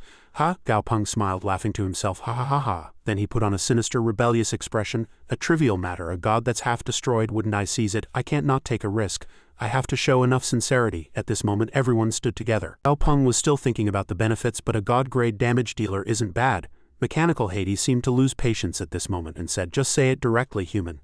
Gao Peng immediately held up a finger and said with a smile, "Then let's do this. If I heal your injuries, you fight for me. From now until 100 years after your injuries are fully healed, you must all be responsible for protecting me and killing my enemies." "How about it?" Mechanical Hades said in disbelief. "Nonsense. You're too greedy. 1 year. He immediately held up his palm to block, saying with a serious expression, "Oh, I'm just providing a little guarantee for myself. After all, you gods have very long lifespans. 100 years is nothing to you, Mechanical Hades still firmly refused. 100 years is too long. No, he laughed sinisterly to himself. It's ready to negotiate. A fun show is about to unfold. But outwardly he calmly asked, then how long do you think is appropriate? Mechanical Hades immediately replied, 10 years. Gao Peng immediately said glumly, you're not sincere. 99 years. Mechanical Hades again offered another option, 20 years. After that, a negotiation scene of 98 years and 21 years unfolded, and Shawang and Dahai, watching this scene, felt black lines all over their heads. What in the world are they doing? After a while, Mechanical Hades' number went up to 70 years. No more than that, Gao Peng quickly said. All right, then it's easy to talk. From now until 70 years after your injuries are fully healed. Deal successful. In a place Mechanical Hades couldn't see, he wore a sinister expression.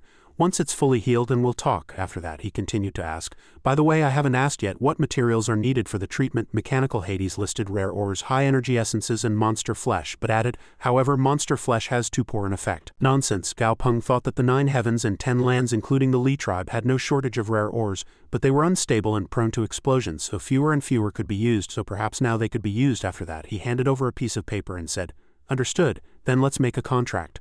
A moment later, the contract was completed, and the paper began to disappear into space. Immediately, a light flashed in Mechanical Hades' eyes, and a violent tremor made Gao Peng and his group all think it was an earthquake. Suddenly, at this moment, iron fragments began to emit smoke. Mechanical Hades stood tall. The surroundings were enveloped in spiritual energy, and Mechanical Hades began to open its mouth and roar towards the sky.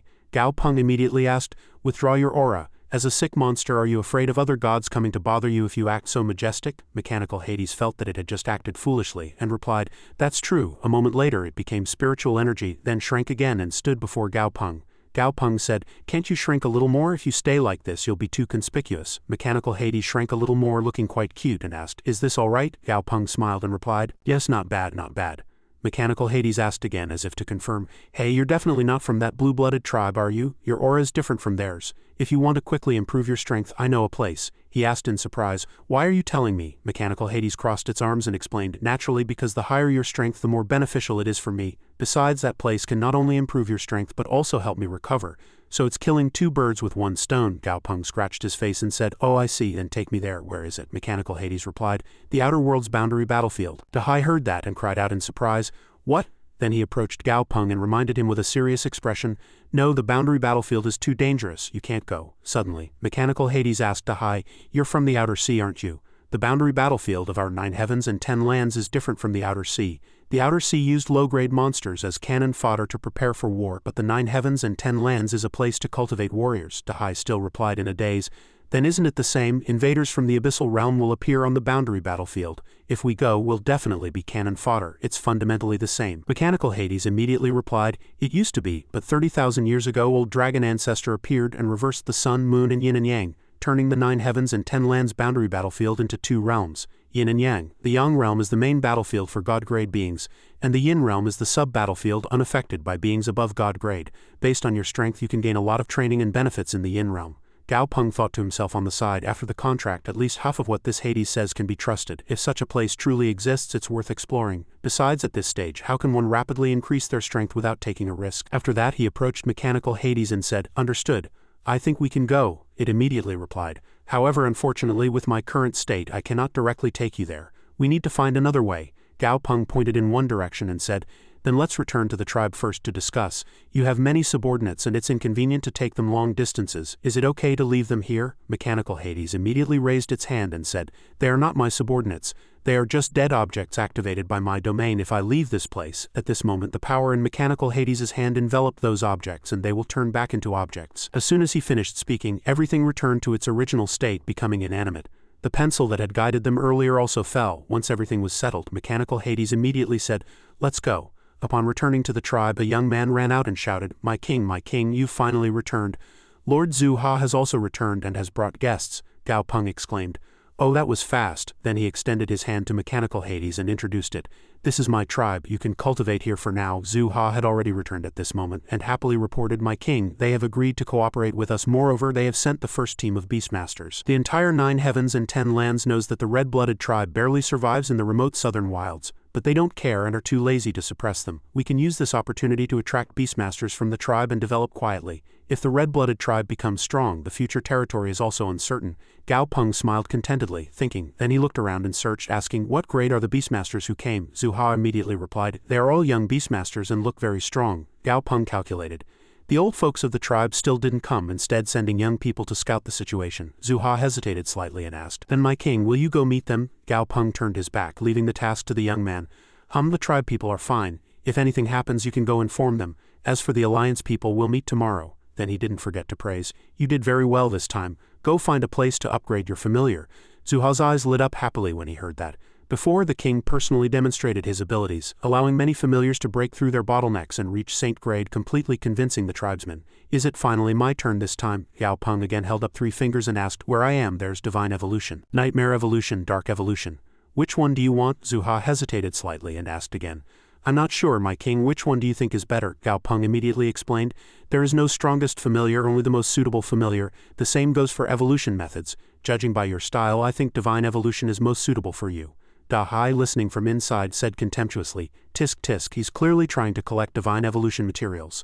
Zhu Ha, oblivious, bowed 90 degrees and deeply thanked Gao Peng. "Thank you, my king, thank you, my king." The scene shifted to the annex of the Li tribe. Gao Peng appeared here and said, "Release your familiar."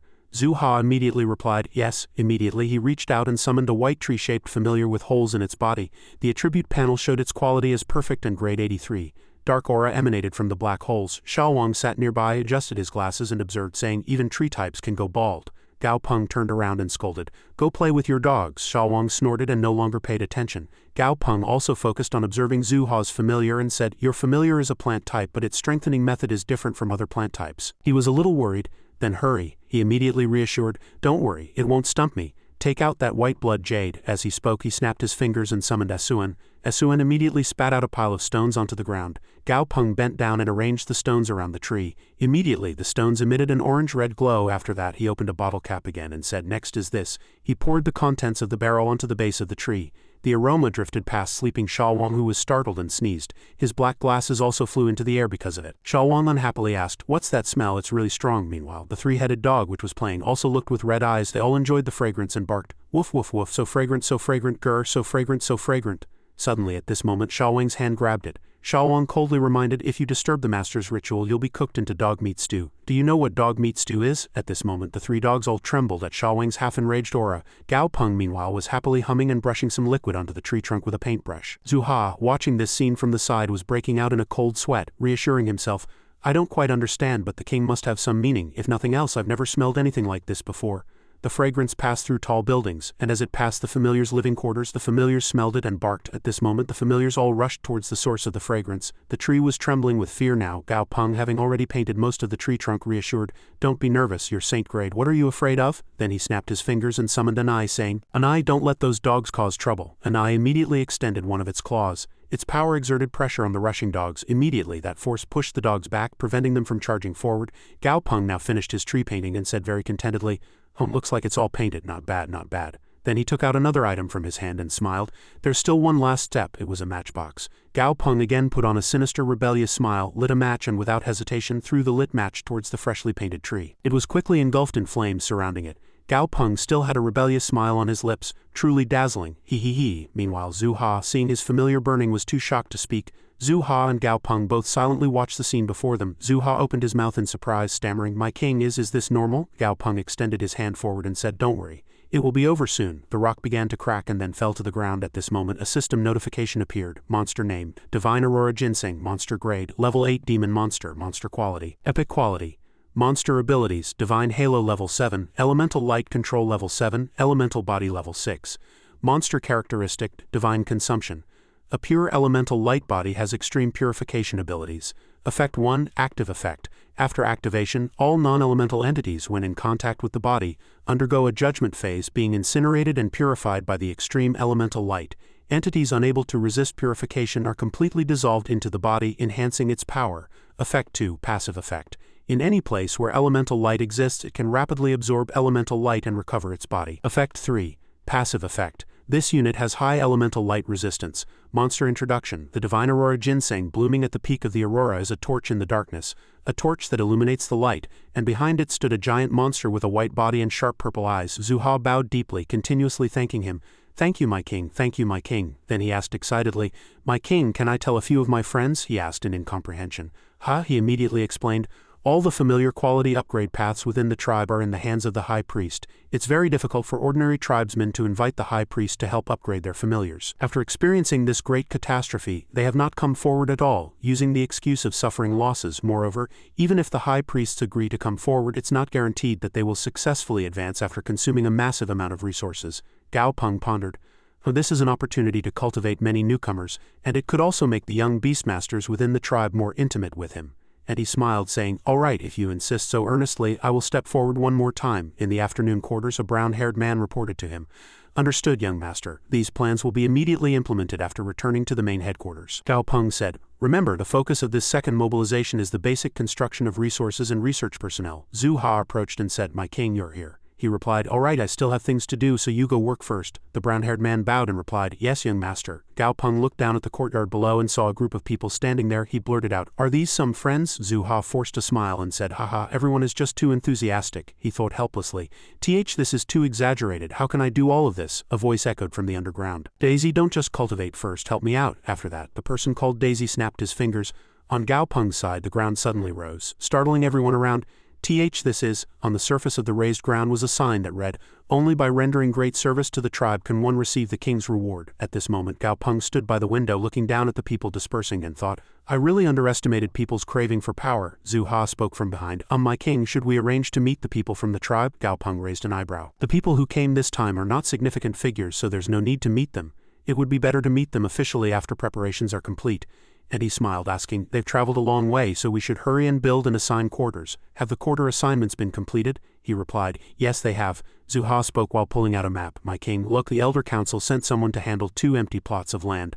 The larger and closer one will be reserved for the Washa tribe. Gao Peng said, The elders don't interact much with me, but their work is very reliable. By the way, we should also give preferential treatment to the White Dragon tribe at the same time. Azurewood, Green Tiger, Northern Han. A slight cold sweat appeared on Zhu Ha's face, and he cautiously replied, The elders are old and sometimes can't put aside their pride. The great king is truly too young. I'm not questioning the great king's strength. I completely trust the great king. He waved his hand lightly and said, It's all right. I'm not a petty person. The relocation of the tribe needs more observation. They need to come here slowly, one by one, to avoid being discovered by the green-blooded tribe. Zhu Ha asked in confusion, My king, are you leaving? Gao Peng nodded and said, Yes, I must become stronger to better protect the tribe. In the outer mountain ranges of Guangming Mountain, Gao Peng said to his companions, You mean there's a teleportation passage at the summit of Guangming Mountain that leads directly to the Huawei battlefield? Mechanical Hades replied. That's right, and the passage on Guangming Mountain can be used by any race. Some divine beasts and gods even send their descendants to the Huawei battlefield for training. Hearing that, Gao Peng asked, Divine beasts? Mechanical Hades continued to explain. Divine beasts are a group of monsters with extremely outstanding natural talent, like Bai Fang, Zhu Yan and Phoenix. They are much easier to break through to god grade than ordinary monsters, and their innate quality is also extremely high. Usually they live in groups and are very united, he thought to himself. Shaoyan is now also a Bai Fang, so it can be considered a divine beast. Mechanical Hades continued, There's a divine beast group on Guangming Mountain. I'll disguise myself as your familiar and follow you to avoid causing chaos. Gao Peng asked with interest. Oh, what kind of divine beast? He replied. Divine unicorn. Although they are quite low grade among divine beasts, some are very powerful, he said. Then it seems you had some conflict with them, but you still want to take me there. Let's go somewhere else. He glanced at him and said, No, all the passages to the Huawei battlefield are protected. Only groups or extremely powerful gods protect them alone. It's relatively easier to break through a group. After speaking, he pointed ahead. It's right there, almost there. Before him, a pointed mountain rose. Gao Peng asked in surprise, Are you sure this is Guangming Mountain? We have to climb it. Mechanical Hades asked back. Why, is there a problem? He was so surprised that he opened his eyes wide and replied, You could say there's a problem. A system notification appeared. Divine artifact name Purification Heaven's Great Bright Trumpet. Laws contained Purification Law 45, Light Law 30. In the middle of the mountain range, Gao Peng and his group looked really small. Suddenly, there was movement around them and the two sides of the mountain began to close in. Gao Peng thought in surprise, Purification Heaven's Great Bright Trumpet, that's quite a long name. and he opened his mouth and asked, Dahai, what's the concept of 45 law control? Dahai replied, enough to wipe us all out in one blow. Gao Peng merely smiled, and after that he continued to walk forward. A moment later, Gao Peng opened his mouth. After all this time, everyone won't know that this summit was created by a divine artifact. Then everyone you know must be dead. Mechanical Hades heard him say that and thought, a divine artifact, how can this be? This person is not ordinary. A few days later in Huoshan Valley, Gao Peng, wrapped from head to toe, lamented to Mechanical Hades. It's too hot here, he replied. This is the closest other passage, and the tribe that lives here is the Baifang. It's normal for it to be hot. Oh, after speaking, he snapped his fingers and summoned Shaoyin. All Baifangs. Shaoyin looked at some grass in front of him, and his eyes sparkled like stars. Gao Peng, this smells really good. This scent is very appealing. As soon as he finished speaking, Shaoyin put it in his mouth. Gao Peng, we must take this and raise it. At this moment, a group of Baifangs was flying from afar. Gao Peng said, they've arrived. He called Shalwang to be on guard. Shalwang appeared and said, why is it so hot here? A Baifang sat on a nearby branch. He looked at the giant bird in front of him and thought, as expected, it's a Baifang. I wonder what attitude they'll have towards a wild Baifang like Shaoyin. A bird opened its mouth and asked, hey little red bird, you look quite similar to our Baifangs. What race are you? Gao Peng was so surprised he thought, they don't recognize it. Shaoyin replied nonchalantly, you guess. A few Baifangs began to discuss. Red ape horned bird, I guess a fire sparrow. Are you guys blind? It's clearly a rare blue-feathered owl. Shaoyin heard their words and scoffed in disdain. Haha, a voice echoed from afar. Alright, this beautiful little Baifang is also one of us. The other Baifangs were all bewildered upon hearing that. Ha, they rushed to Shaoyin and asked, so fat, can you fly when you're that round? Why does a Baifang look like that? Old ancestor said it's correct. Perhaps it was stuck in an egg when it was born. Gao Peng looked at the scene before him and pondered. The thought process of this Baifang group is a bit strange. I don't need to worry about them having bad intentions towards Shaoyin. A red light flashed and a voice echoed, all right, you're guests from afar, so don't say any more. Gao Peng covered his eyes with his hand and he thought, fortunately, the blood contract chose Shaoyin as the target for damage redirection, so I could withstand this unknown high temperature. Is this the old ancestor they mentioned? A girl in Baifang form appeared and opened her mouth. To be able to protect our tribe's wandering young bird and help her grow. I can feel that she is much stronger than her peers. You are a truly remarkable human. If I speak to you in this form, it will also lessen your burden. He removed his hat and exclaimed, the temperature has actually dropped and I even feel a cool breeze. To be able to control such a powerful natural elemental domain so subtly, the Baifang girl asked him, then what brings you to Huoshan Valley? Gao Peng cupped his hands and bowed respectfully, saying, Senior, I wish to go to the Huawei battlefield. She said, ah, I see, but let me see this little bird's flames. Shaoyin was startled when he heard himself being called. Ha, the Baifang reached out and absorbed a bit of Shaoyin's flames. Shaoyin stammered in fear. What does that mean? What are you trying to do? A moment later, she opened her mouth. Indeed, just as I thought, your flames are mixed with over a dozen different scents. How many flames has your burning heart lotus swallowed? Good. From now on, you are my adopted daughter. I will teach you to cultivate. Shaoyin, terrified, hid behind Gao Peng. Gao Peng, I don't want to stay here. He also shielded Shaoyin and said, Senior, Shaoyin is not only my familiar, but also my companion.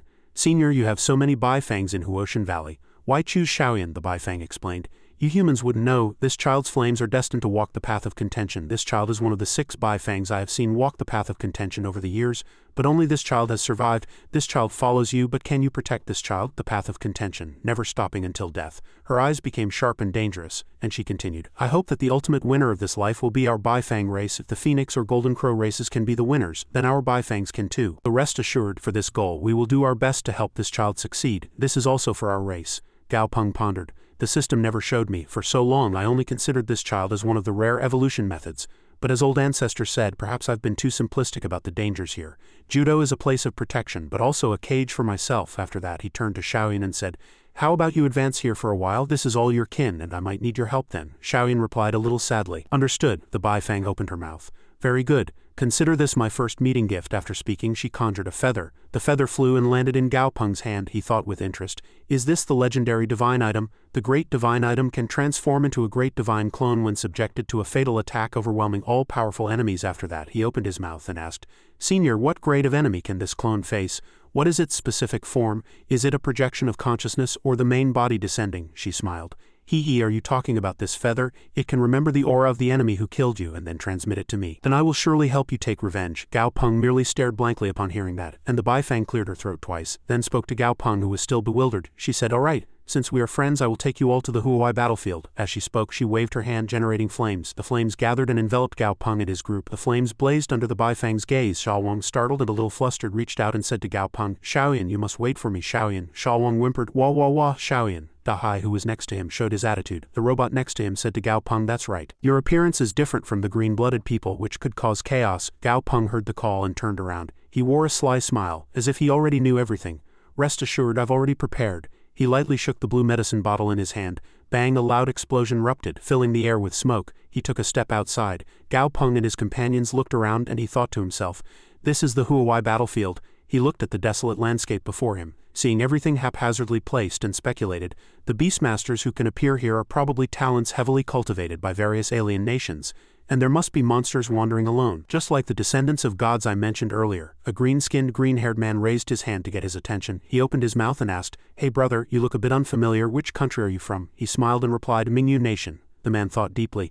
Mingyu Nation, never heard of it, a small border country. Seeing Gao Peng and his companions turn and leave, the man reached out with good intentions to stop him. "Brother, don't leave. You've just arrived, so you must be unfamiliar with this place. I'll show you around." Gao Peng waved his hand, not looking back, and replied, "Thanks. I prefer to act alone," the man behind him exclaimed. "I've never seen anyone as interesting as you." But he smiled meaningfully and continued, "I smell danger." And I said to Gao Peng, "Master, the death aura and demonic energy here are denser than in hell." Gao Peng was not afraid at all, but rather laughed with joy. "That's great. The more monster corpses there are, the more flesh and blood will be refined, so this is a good thing." Xiaowang wiped away tears with one hand and pointed ahead with the other, saying, "Gao Peng, look, that dog looks like my Sahara. Look at its nose and eyes." Gao Peng looked down at what Xiaowang was pointing at, and asked, "Ha, a red three-headed dog." The information panel appeared. Hell, three-headed dog, mutated species, level 94. Gao Peng looked at it and inwardly exclaimed, "Indeed there are similarities." Gao Peng patted Xiaowang's shoulder with a somber expression and said, "Don't point carelessly. The monsters here are at least Emperor grade or higher, and there are many intelligent ones. They can all hear what you're saying." Xiaowang didn't say anything, his face a mix of fear and helplessness. The robot looked up and said to Gao Peng, "That's the killing leaderboard I mentioned earlier." Gao Peng heard that, looked up and followed his gaze. Let me see." Horrific monsters appeared before his eyes, he said. "Are the monsters on this leaderboard the top hunters of this battlefield?"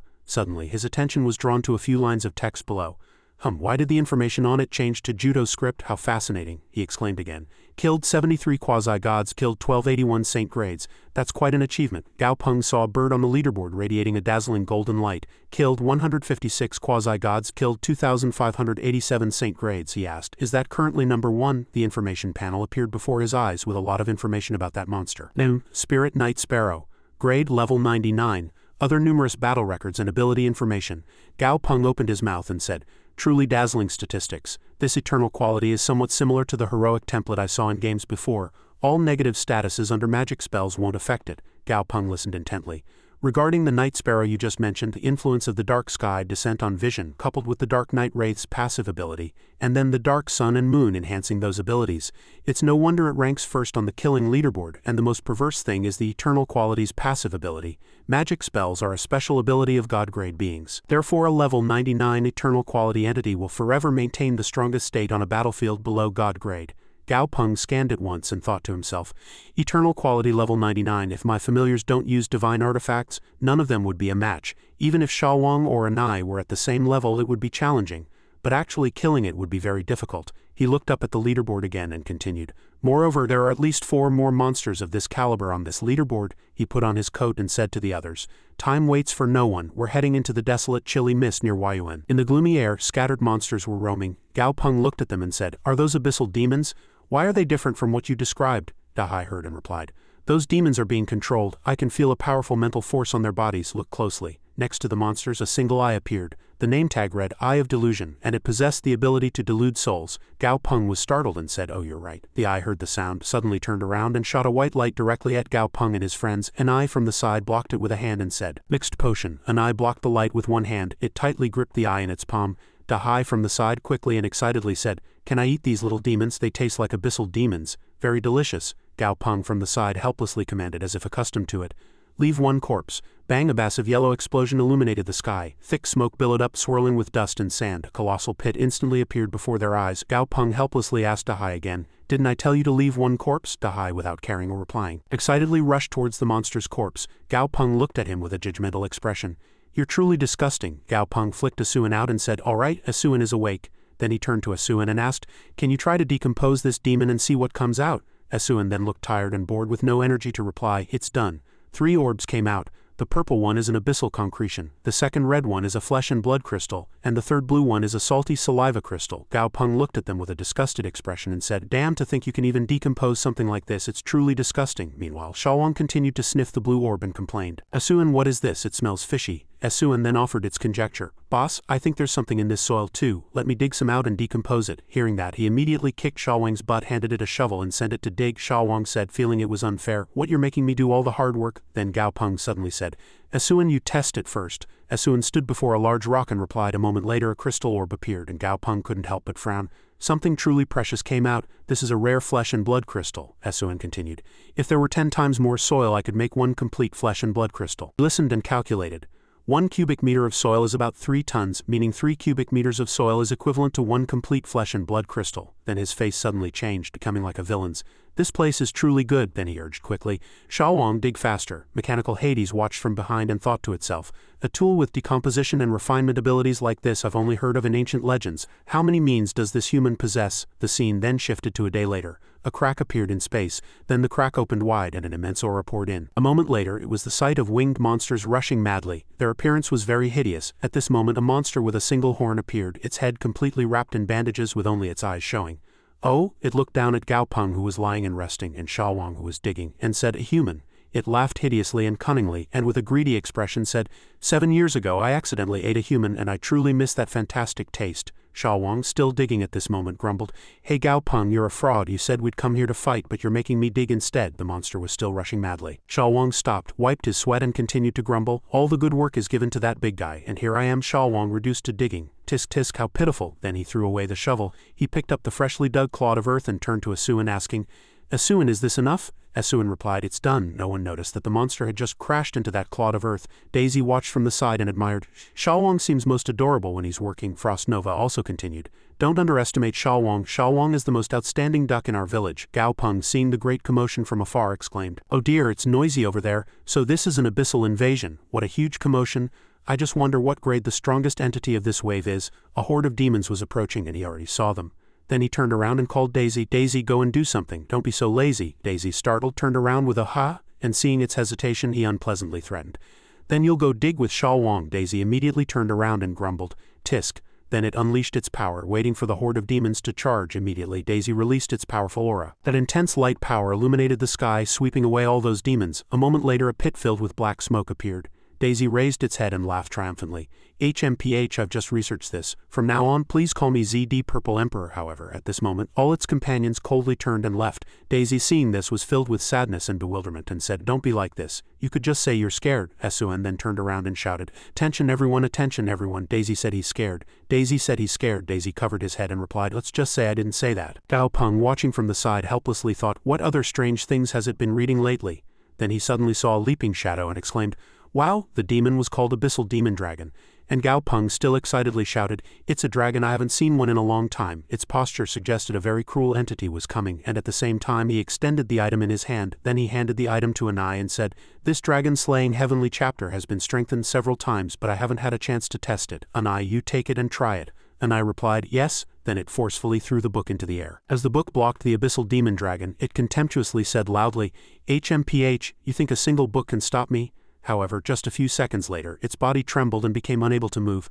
Why can't I move all of a sudden? Then it helplessly fell in freefall. Gao Peng raised his hand to observe and calmly said, oh, it's effective even against abyssal-type entities. As soon as the Abyssal Demon Dragon fell, it was startled and angrily said, what in the world just happened? Then Shawang also quickly appeared in a colossal form, extended a hand and with a murderous voice said, come here. The Abyssal Demon Dragon was startled and terrified.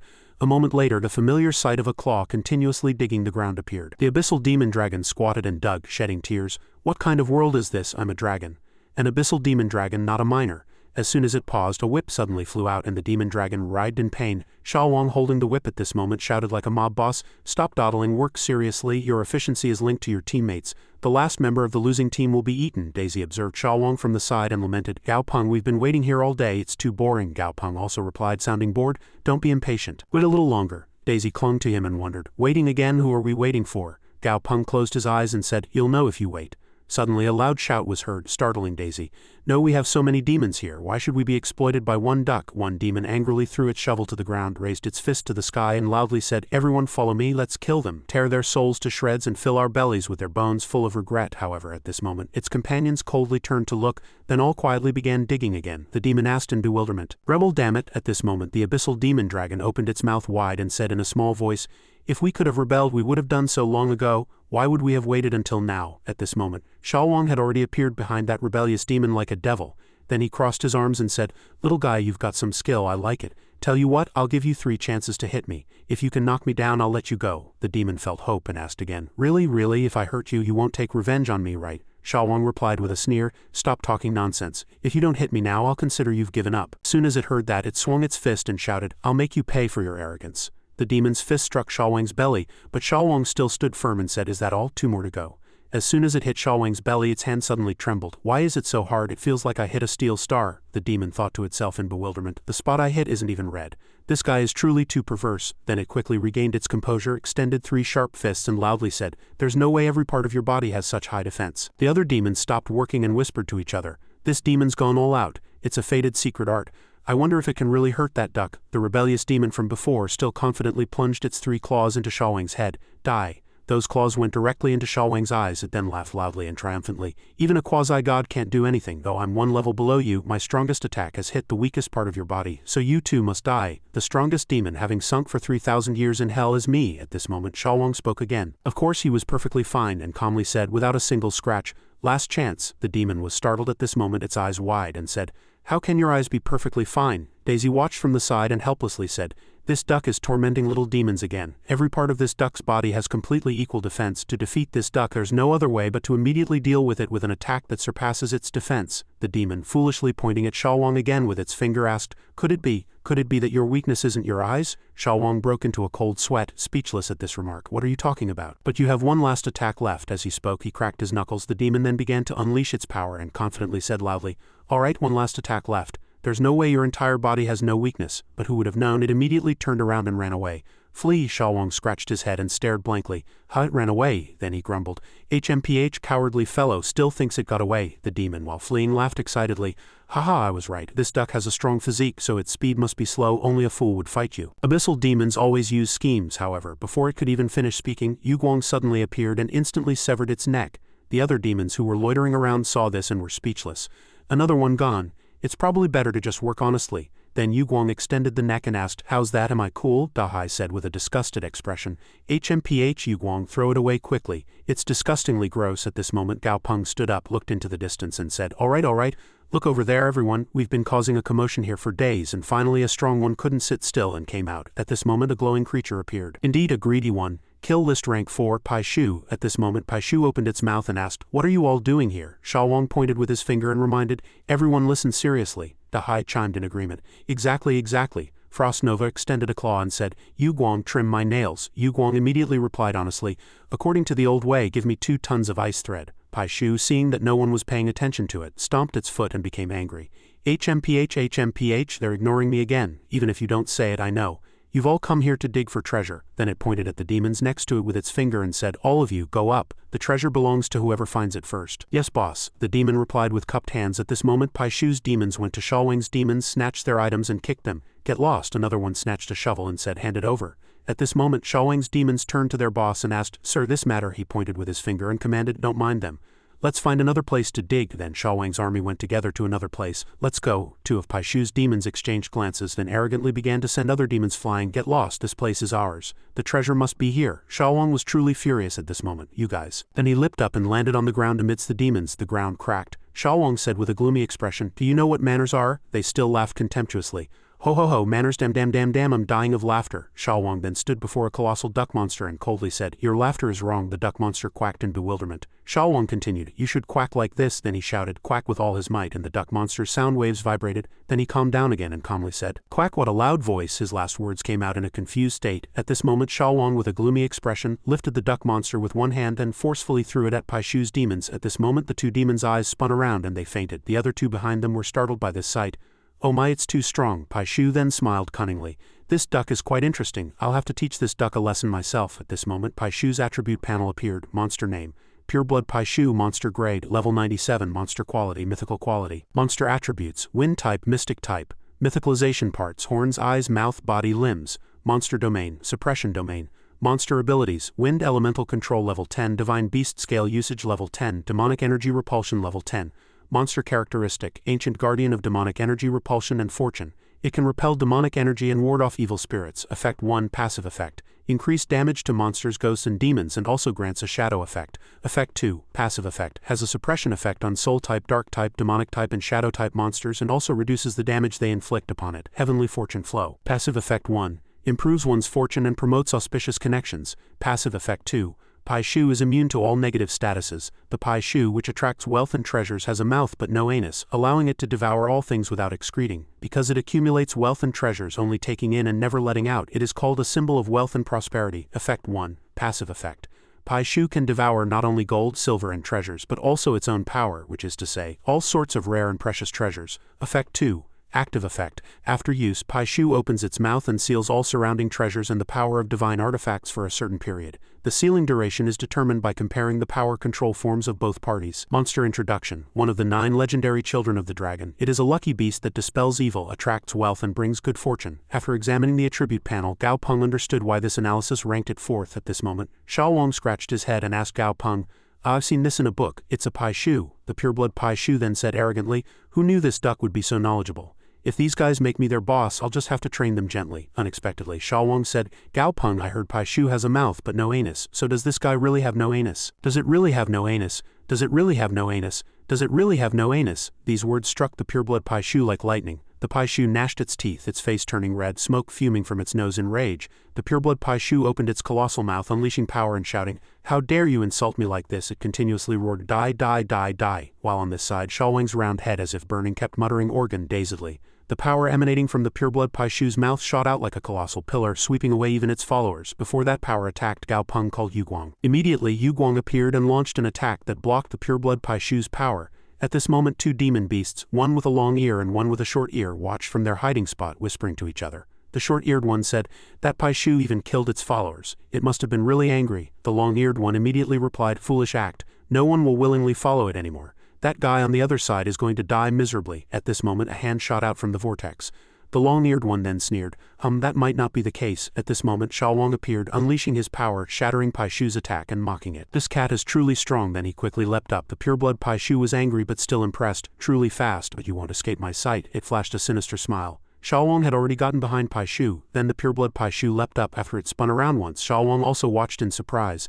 Then it transformed into a sharp vortex. Xiao Wang said with satisfaction, Good, very good. Then he quickly leaped to another spot. The pureblood Pai Shu, spinning like an arrow, said excitedly, It seems this is all you've got. Suddenly it paused in surprise, bewildered. Damn it, why can't I move? It couldn't move, of course, because the massive Xiao Wang had lifted it. The pureblood Pai Shu said in disbelief, Why is this duck's strength so powerful? Could it be a Zhu Yan? Xiao Wang immediately mocked it. Your acupressure skills aren't bad, that feels great. Then Xiao Wang stomped his foot hard on the ground, and suddenly the pureblood Pai Shu said, Good opportunity. Xiao Wang was startled as the ground sank. The pureblood Pai Shu took advantage of the opening and kicked Xiao Wang's body once. Xiao Wang was sent sprawling to the ground by the powerful kick. The spot where he was hit was deeply dented. He was struggling a bit at this moment.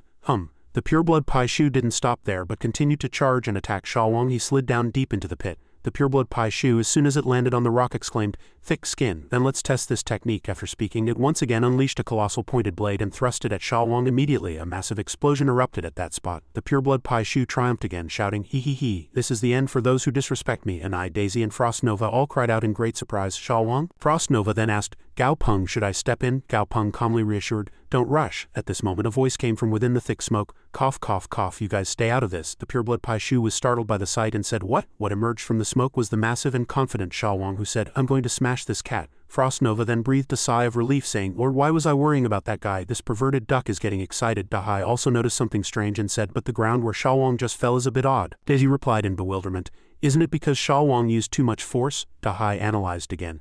The sensation is different, but it doesn't seem like another monster attacked, and furthermore, Xiao Wang's body is so well balanced. Why did he suddenly stumble? In some ancient legends, Pai Shu is symbolized as a lucky beast that turns misfortune into fortune. Could it be due to this ability? He said.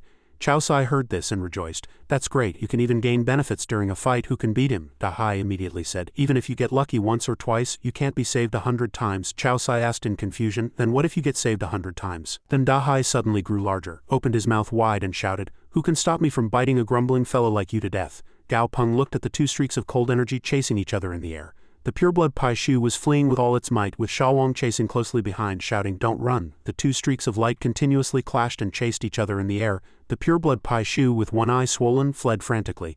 "This duck is truly annoying. How does such a perverted fellow who gets more excited the more he gets hit survive?" Xiaowang still chased leisurely, provoking, "Stop if you've got the ability." The pureblood Pai Shu still stiffly replied, "Chase me if you've got the ability." Suddenly it was startled, saying, "This duck's companions."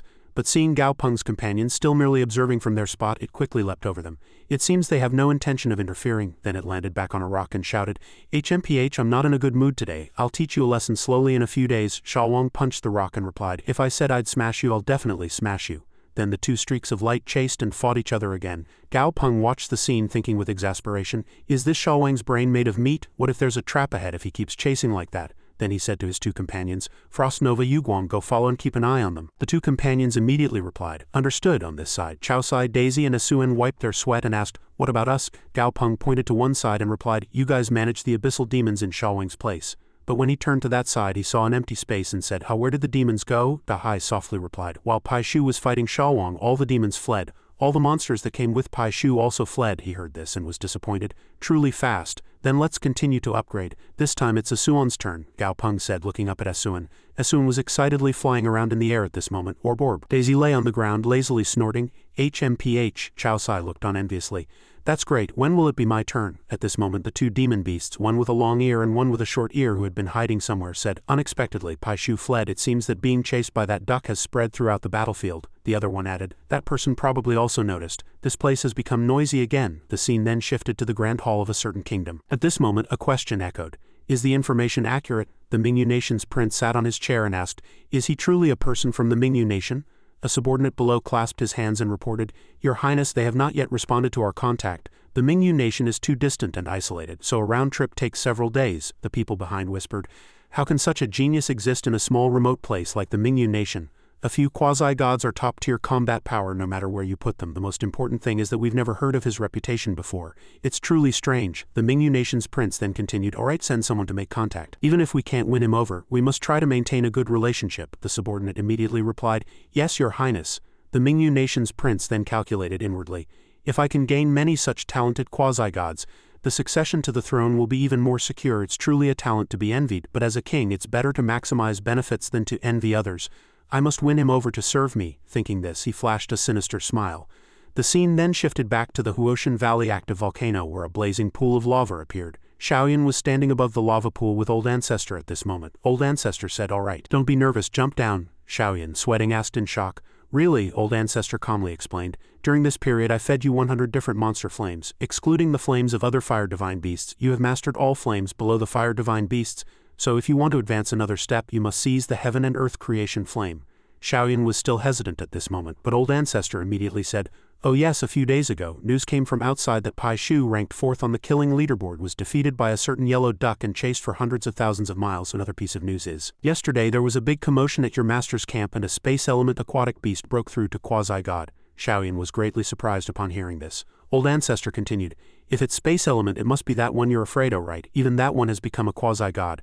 Truly impressive. Having such powerful companions, you must feel really secure. But now when you return, what rank will you achieve?" Xiaoyan, dumbfounded by these words, made up his mind and leapt down. "No more talking, just jump." Then he turned and didn't forget to remind, "But when you leave, you must feed me about 10 tons of flame essence." Old Ancestor was startled upon hearing this. "Ah," then he replied cheerfully, "Alright, if you succeed, I'll give you 1 more ton." As soon as he finished speaking, Xiaoyan didn't hesitate and leapt down, saying, "It's decided." His eyes gleaming, he leapt straight into the lava pool. Xiaoyan was already prepared to touch the lava's surface, and Old Ancestor silently watched him from above, then looked up and said with an expectant voice, "Sai, I hope everything goes smoothly." A few days later, Gao Peng looked up at the cracked sky. Beams of light continuously shot up and flew away. He marveled to himself, "The realm and the battlefield are truly quiet places." Both sides had almost formed a kind of unspoken agreement. Every 3 days, the Abyssal Invasion faction deployed a large number of demons into the invasion battle.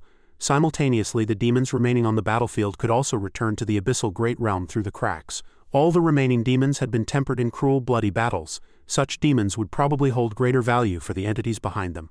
After finishing his analysis, he turned and called out, "Alright, Asuen, let's test our new technique, spatial severance." However, before he could finish speaking, Asuen showed a bewildered expression, making him feel helpless. "Huh, you need to improve a bit. You're a quasi-god now, shouldn't these demons be afraid of you?" Asuen then recovered and shouted, "I'm not scared." Gao Peng merely laughed heartily. Daisy was also excited at this moment and said, Esuen, warm up, teleport me above the demons' heads, I'll teach those guys a big lesson. Esuen immediately raised a tentacle and said triumphantly, watch me, let's go. Immediately, that tentacle created a stream of power and spun a green light twice above Daisy's head. As that stream of power enveloped Daisy, he shouted excitedly, ha ha ha, die you disgusting demons. Suddenly at this moment a colossal demon appeared before him. His body was even smaller than the demon's eye. Daisy, standing before the colossal demon, forced a laugh and said, ha ha, hello guys. Gao Peng also sweated profusely, worried. Damn it, Daisy was teleported into the middle of the demon horde, and then rolled around in panic. What do I do? Is Daisy going to die? Gao Peng helplessly calmed him. It's alright, Daisy can do it. Before he could finish speaking, a wide-ranging stream of purple power immediately burst forth. Look at that, Esuen was greatly surprised. A colossal light bulb, the small Daisy had unleashed a very powerful stream of power at this moment. Esuen rolled around again, his eyes gleaming with envy. Wow, Daisy is so cool. Daisy is so cool. Frost Nova, the calmest one at this moment, pointed at Gao Peng and said, look at that. At this moment a very powerful-looking object appeared from within the crack. A demon with one short horn and one long horn appeared, looking extremely grotesque. It looked down at the powerful stream of power Daisy was emitting and sneered. Oh, the demon bared its ferocious teeth and said, interesting. Then it reached out and released something winged. After that, it unleashed a stream of power with all its might into the object's ring. Mechanical Hades looked up, sweating profusely. That seems to be the Moon Soul Hunter from the 65th floor of the Abyssal Kujira. Indeed, that demon was called the Moon Soul Hunter. A grotesque aura emanated from its eye sockets. Suddenly, countless eyes appeared on its body, making it look very eerie. No enemy caught by me will be able to escape. Daisy, who was performing below, heard this and looked up in bewilderment. At this moment a stream of power flew towards him from the air. Daisy's body froze at this moment, and he shouted in great panic, no, I can't move. The Moon Soul Hunter crossed its hands over its face and unleashed an even more powerful stream of power. Soul binding. Then it loudly roared. It controlled that stream of power and shot it downwards. It flew straight towards Daisy like a red meteor. Gao Peng, watching from the side, already showed a slightly worried expression. Frost Nova also nervously cried out, Daisy. However, unexpectedly, he sneered again. Spikes and a bumpy mouth protruded from the demon's body. After that, another round and spiky one appeared next to it, followed by other demons grouping together. Then the Moon Soul Hunter's ultimate attack struck those spiky demons. A colossal explosion erupted in the air, filling it with smoke. Daisy then breathed a sigh of relief. Phew, that startled me. An eye at this moment shot flames from his eyes and raised his hand, unleashing a stream of power. At this moment Gao Peng calmly said, after Mechanical Hades reminded me, I told an eye to prepare a countermeasure. Frost Nova, seeing him boasting, scolded, HMPH, why didn't you say so earlier? The Moon Soul Hunter, its attack having missed, stood seriously and calmed down. That's the power of the white bones. It remotely controlled the bones inside other living beings, making them abnormally grow in a short time to form a shield that blocked 80 of my attack. Interesting. Below, Gao Peng looked up at Anai and softly said, if you want to go up, go up. Anai looked at his palm and replied, understood. Then his eyes narrowed and glowed. Anai quickly transformed his body into a black ribbon and flew away. Anai also uttered a magnificent remark. Before death arrives, you will hear my footsteps. The Moon Hunter's entire body was spinning in the air by some force, and I stood in midair, continuously emitting powerful spiritual energy, while the pureblood Pixio below kept clicking its tongue. At this moment, its face was bruised from Sha Wang's beating, and it marveled, not only that duck, but there are also 3 other aquatics with similar abilities, especially that skeleton. It makes me feel death. Then, looking at Gao Peng again, it said, to be able to choose any aquatic and have such abilities, it's truly becoming more and more intriguing. At this moment, Chu Jing observed from a distance and said, Bai, look at that. He folded his arms and said it seemed to be absorbing souls over there. Bai's replied, they are all demonic souls. Their origins are unclear, but if we fight against demons, they will be our allies of Judo. In the air, Anai continued to unleash his power. That power transformed into a colossal hand and struck down at the demons. Immediately, as soon as a few demons pierced through, they were attacked. The demon was shocked, its body devoid of strength, unable to stand in the air any longer, and fell. At this moment the Moon Hunter was sweating profusely and flustered. Any demon whose body is pierced by the Phantom's colossal hand will have its soul extracted from its body. If I'm hit by this hand, I'll definitely not end well. Let's go find its weakness first. And he swiftly flew away with his entire body. Anai's powerful hand was still in pursuit. The demon Moon Hunter calculated while fleeing, this phantom hand is fast, but it's not easy to change direction. Then it turned around and unleashed a few strands of power to resist, and the attack it unleashed pierced through the colossal hand. Then it clenched its fist and sneered contemptuously, HMPH, what are you going to do now? At this moment Anai appeared before the colossal hand and said, why is there only a small hole? Anai still confidently spread his arms and coldly said, Assemble! Immediately streams of spiritual energy filled the holes in the hand. The demon moon hunter was greatly surprised to see this. It recovered in the blink of an eye, and moreover, this phantom hand was getting bigger and bigger. And then he glanced again at the cliff where Chu Jing and Baze were standing below. And then he flew away again. HMPH. Baze immediately understood his intention. This guy is trying to draw disaster eastward. Chu Jing saw this, raised his hand, and his eyes sparkled as he proudly said, "Then take Chu Jing's punch." And then, Chu Jing's entire body exuded power and light radiated from his eyes. A golden fist was raised, ready to meet the demon. As soon as it approached, Chu Jing immediately launched a powerful blow, sending it flying. Unfortunately, the moon hunter bounced back and collided with Anai's colossal hand behind him. His entire body was immediately bitten by the spiritual energy in Anai's hand. He was extremely shocked at this moment. And then the colossal hand began to grip. The moon hunter desperately cried out before being swallowed by that hand. "Why must I die here?" As the hand clenched, thick red blood spurted out. Chu Jing exclaimed, "Tisk, so frail it just collapsed." Meanwhile, Gao Peng was incomparably satisfied, thinking to himself, "Among the quasi-gods, those who can earn their titles in the abyssal plane are all extraordinary. Juzu is skilled in long-range explosive attacks, and his full power is about 1.2 times stronger, but he didn't stint on praise." Anai, well done. Anai heard this and obediently replied, "Thank you for the compliment, master." And then he spat out the demon's corpse and asked, "Should I take this demon's corpse?" Gao Peng happily replied, "With this corpse I have an interesting idea." On the other hand, Baze said to his friend, "Jing, you should also have a share of the spoils. The quality of that demon is definitely not low. You help too." Chu Jing replied, extending a black cloth. "Since you say so." Suddenly, Anai landed powerfully before the two of them. Chu Jing looked at the person in front of him, gave a refreshed thumbs up and praised, "Was that hand earlier yours? The cooperation was excellent." Anai merely coldly threw something. A demon's corpse fell and appeared before Chu Jing, who exclaimed in surprise, "This is," and then he politely explained, "My master said that wherever you go, if you make friends, you should give gifts." Having finished his task, Anai swiftly flew away again. Chu Jing remarked with interest, "Oh, how polite." On this side, Da Hai approached Gao Peng and asked, "But you're giving away the spoils you already obtained to them. When did you change your mind?" He frowned and replied, "What, are you saying I'm stingy? Besides, we're not the only powerful ones in a place like this. Since we've set the rules, it's good to make a few friends. Let's go." Gao Peng smiled. He pulled up his clothes. On this side, Chu Jing also said to Baze, "Let's return to our territory first." On Gao Peng's side, after the main invasion force was annihilated by Anai, only a few scattered groups continued to pursue.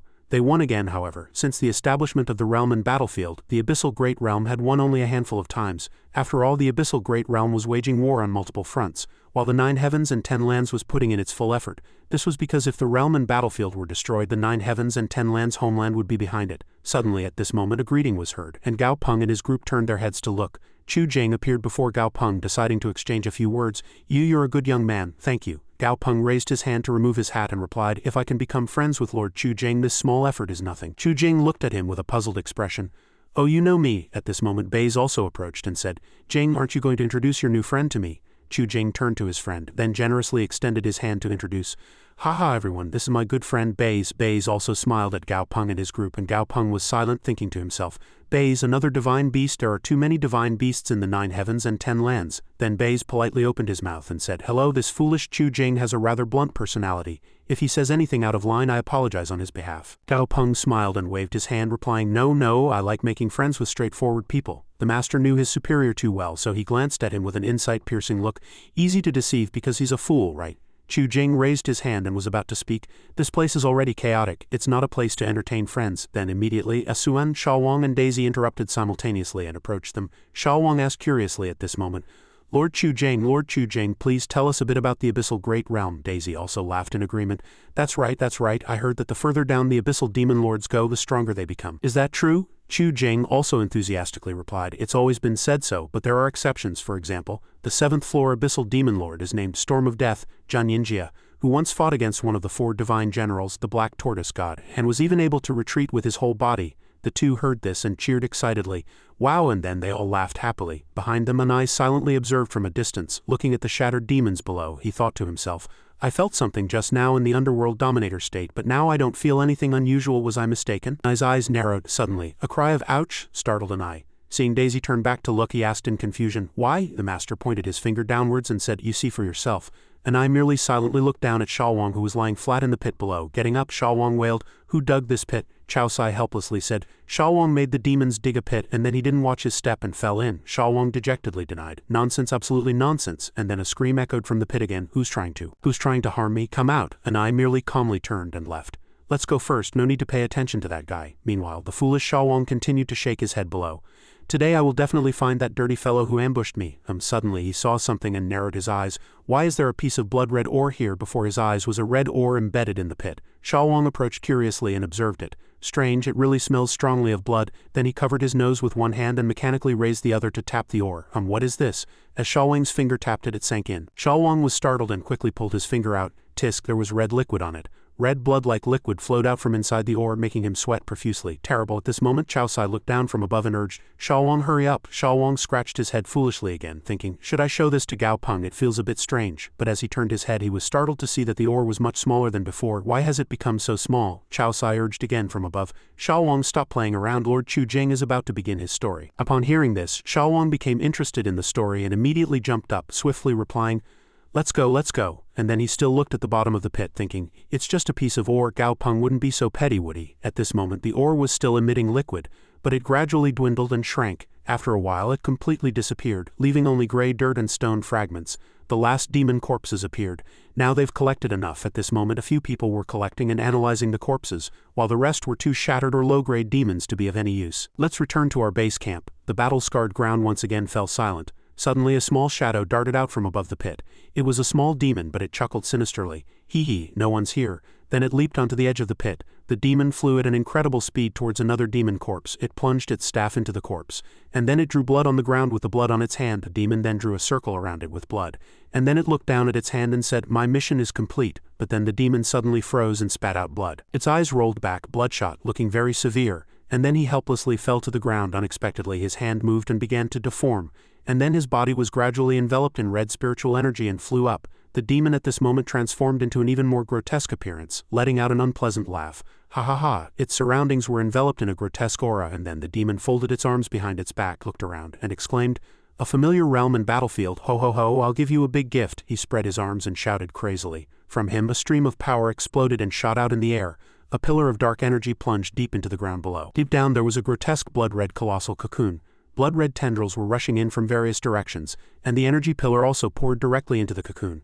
The cocoon began to glow. From it, light began to spread around. The spiritual energy around the blood-red cocoon became denser and denser.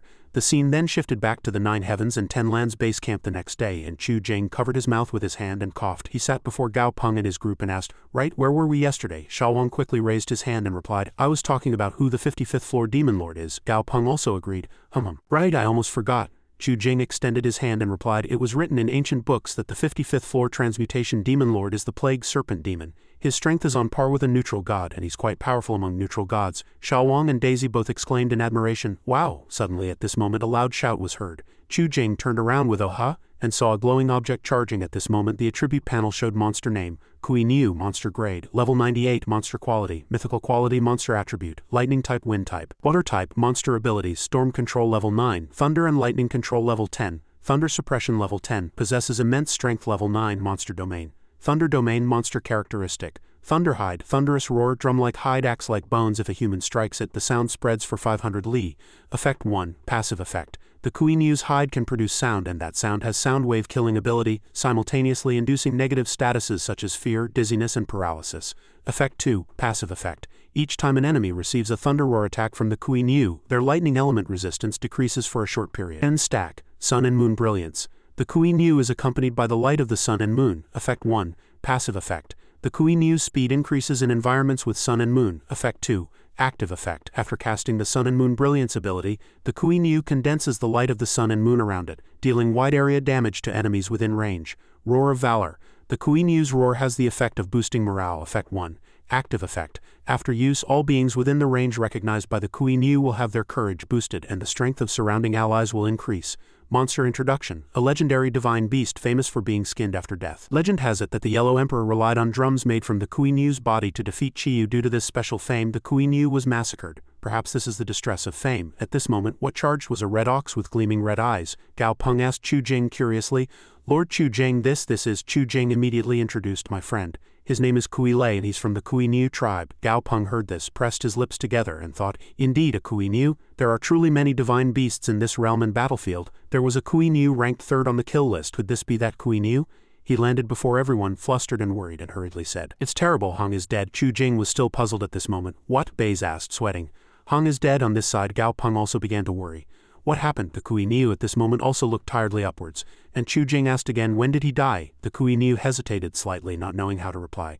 Chu Jing understood his intention and explained, it's alright, these are all new friends I've made and they're on our side. At this moment the Kui Niu recalled what happened last night. Moreover, he died without a sound and was only discovered the next day. Chu Jing heard this and exclaimed in great surprise. How can this be? Even the number 1 on the kill list would take at least half an hour to kill Hong.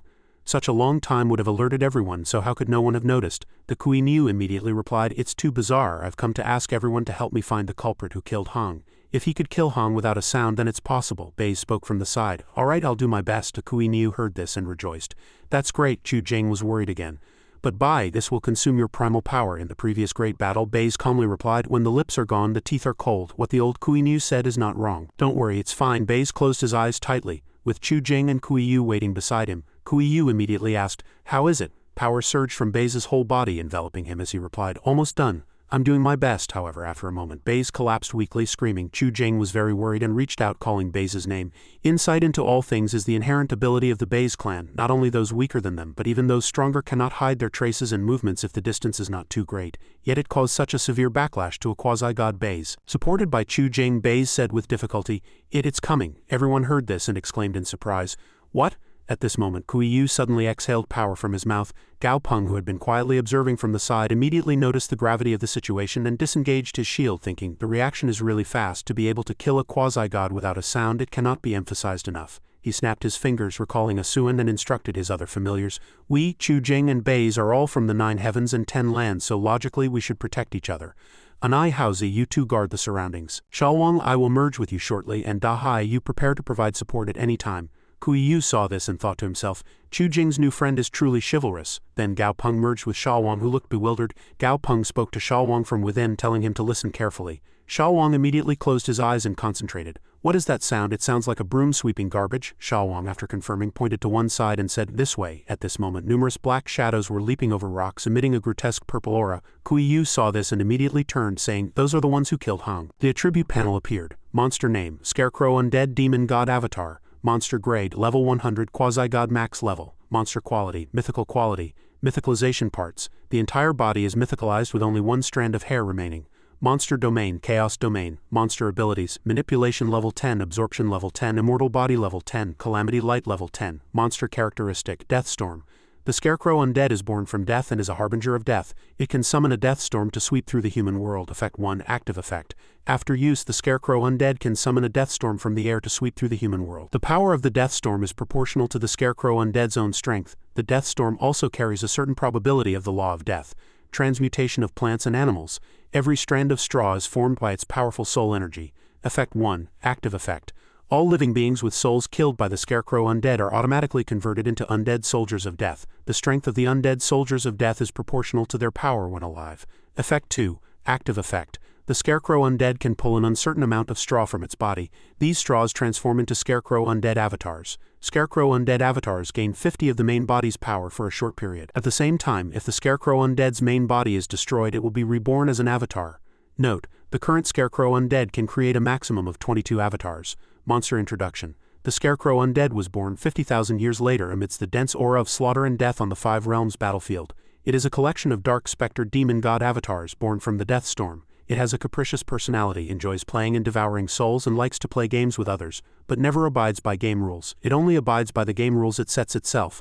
Monster name, Scarecrow Undead Demon God Avatar. Monster grade level 97. Monster quality, legendary quality. Gao Peng was astonished after reading the notification panel. 1 main body and 22 avatars, and they are all soul type. Before, I used to overwhelm opponents with numbers, and now it's my turn. Bei, despite his injuries, managed to warn, this is a demon god avatar. Be careful. Gao Peng gritted his teeth, feeling a bit awkward. If it were physical or elemental attack types, Shalwang wouldn't fear numerical superiority, but 23 of the most grotesque and unpredictable soul types. It seems the key to this battle lies with Anai and the others. At this moment, a power approached Shalwang. It was Kui Yu.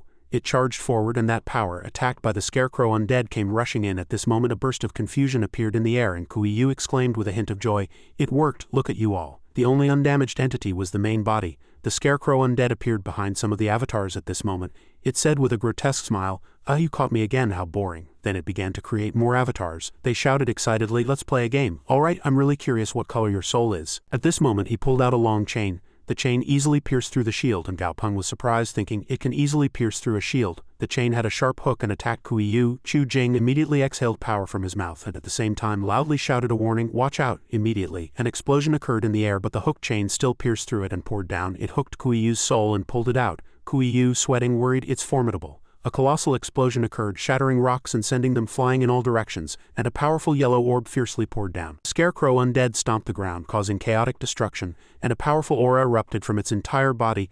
Dahai used spiritual energy to control water towards an object. Good opportunity. Immediately, a powerful colossal force poured down on the Scarecrow undead and several avatars. Immediately, its 2 feet gradually began to freeze. After a moment, they were all frozen inside a colossal block of ice. Gao Peng asked, slightly confused, "Dahai, is it over then?" Dahai frowned and replied, "It won't be easy." Kuiyu, watching Dahai fight from the side, wondered, "It possesses divine power. What kind of background do these people have?" Chu Jing said with slight relief, "It's finally resolved. Fortunately, we struck first, otherwise it would have been truly difficult to deal with." Dahai immediately warned, "Don't be careless. It's not dead yet." Suddenly at this moment the Scarecrow undead gradually cracked inside the ice block, revealing a sinister smile. Too late. Before Chu Jing could react, the Scarecrow undead bound his neck and hands with chains. "What?" The demon became even more frenzied at this moment, releasing a grotesque power. It shouted with a sinister face, "Deathstorm!" Dahai hurriedly shouted loudly. "See, Emperor, you too must go and resist this attack." Kuiyu also released his power and passionately added, "I'm with you." Chu Jing, though bound by the Scarecrow undead's chains, was surrounded by a shield. The iron-hooked head came rushing in but was momentarily blocked. Dahai said in a rare serious tone, "This Deathstorm contains the law of death. This is troublesome. Gao Peng, recall Anai and the others and merge with me. Prepare for unexpected situations." Gao Peng immediately replied, "Understood." The iron-hooked head of the chain had pierced through one layer of the golden shield and was about to pierce the last layer. Chu Jing looked back in surprise. "Can't stop it." Chu Jing closed his eyes tightly, blaming himself. "Damn it, it's all because I let my guard down for a moment." However, Baze suddenly appeared, taking the iron-hooked head for his friend. It immediately pierced through his body. Chu Jing exclaimed in surprise. "Why?" Baze said to his friend with difficulty. "Live well." After that his body fell weakly to the ground and his spiritual energy began to rise. Chu Jing watched his friend fall, crying out in pain. No. He remembered what Baze had once told him, "You're only one step away. Then you can condense your Chu Jing body. We need to go to one place." Chu Jing bit a leaf and asked nonchalantly, "Where?" Baze calmly replied, "The Five Realms battlefield." Chu Jing was startled upon hearing this and said worriedly, "That place is too dangerous." Baze still looked into the distance and explained, "The Chu Jing clan is a fierce beast. Legend says that when the Chu Jing clan appears in the world, a great war will break out. If you want to become the king of Chu Jing, you must go to a fierce and battle-hardened area. This has always been your dream, hasn't it?" Chu Jing asked again, bewildered. Then you have to leave?" Baze then smiled and replied, "How could that be? I'll go with you. Don't even think about abandoning me." Only then did he feel a little relieved and said, "Really?" Then he said confidently, "Don't worry. After I achieve great success with my divine art, I will protect you. I will never let you suffer any injustice." Baze said weakly, "All right, I'll wait for you to protect me later." Returning to the present, Chu Jing watched his sworn brother die and tears of blood streamed uncontrollably from his eyes. He couldn't speak. Baze and power began to surge. He said in pain, "Without you, what's the point of me realizing my dream?" Dahai quickly reassured him. "He might not be dead yet. Only his soul was hooked away. If we can retrieve his soul in time, there's a chance he can live again." Kuiyu also said worriedly, "That's right, don't give up." Chu Jing heard that and calmed down a little. "There's a chance," and he looked at the fleeing entity saying, "It's all because of you." At this moment an unprecedented powerful force erupted from Chu Jing's body. That aura soared into the sky. Kuiyu saw this scene and couldn't help but be surprised. He has awakened his true blood.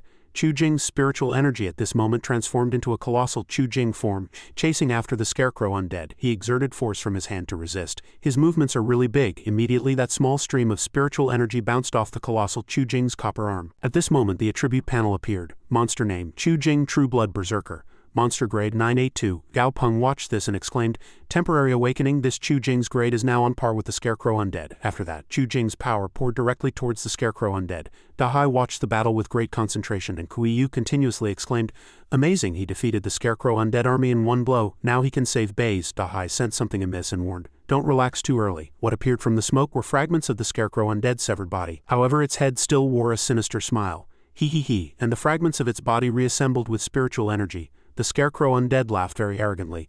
"I am immortal." Then it stood before Chu Jing and said arrogantly, "If you serve me as your master." And the Scarecrow undead lowered the chain that had hooked Baze's soul and said wickedly, "I can return little Baze's soul to you. How about it?" Chu Jing saw this and immediately unleashed his power, hurriedly asking, "What?" The Scarecrow undead, seeing his reaction, thought triumphantly, "Truly perfect. A physical power type like him can't be this strong in this era." And it looked towards Kuiyu, commanding Chu Jing, Now kill that Kuiyu, otherwise you'll never see your base again. Immediately, Chu Jing's spiritual energy form turned back, its red eyes flashing. Kuiyu quickly reassured him. Chu Jing, calm down, don't fall for the enemy's sweet talk. Gao Peng turned to Dahai and asked if he could retrieve the soul. Dahai immediately replied decisively, difficult. His gaze turned back to the front. Then what if an eye takes action? Gao Peng's gaze was fixed on the detestable scarecrow undead. Dahai cleared his throat then said, if an eye doesn't act here, a fish like me definitely can't do it. Gao Peng looked at him with a disdainful gaze above. The scarecrow undead continuously urged Chu Jing, time is running out, decide quickly.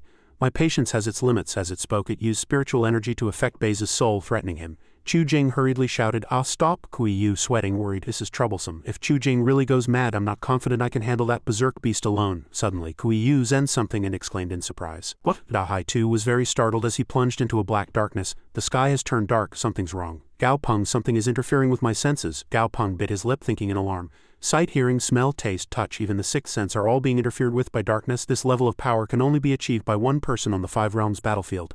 That black bird that has appeared there, that colossal black bird hooked Bai's soul, the bird said contemptuously. Tisk, still so foolish. Gao Peng was still surprised, exclaiming inwardly, kill list rank 1 Spirit Knight Sparrow. Chu Jing was still bewildered, asking himself, do we know each other? At this moment, the scarecrow undead looked up at its empty hook and exclaimed in bewilderment, ha, then it spread its arms again, releasing an even more powerful force.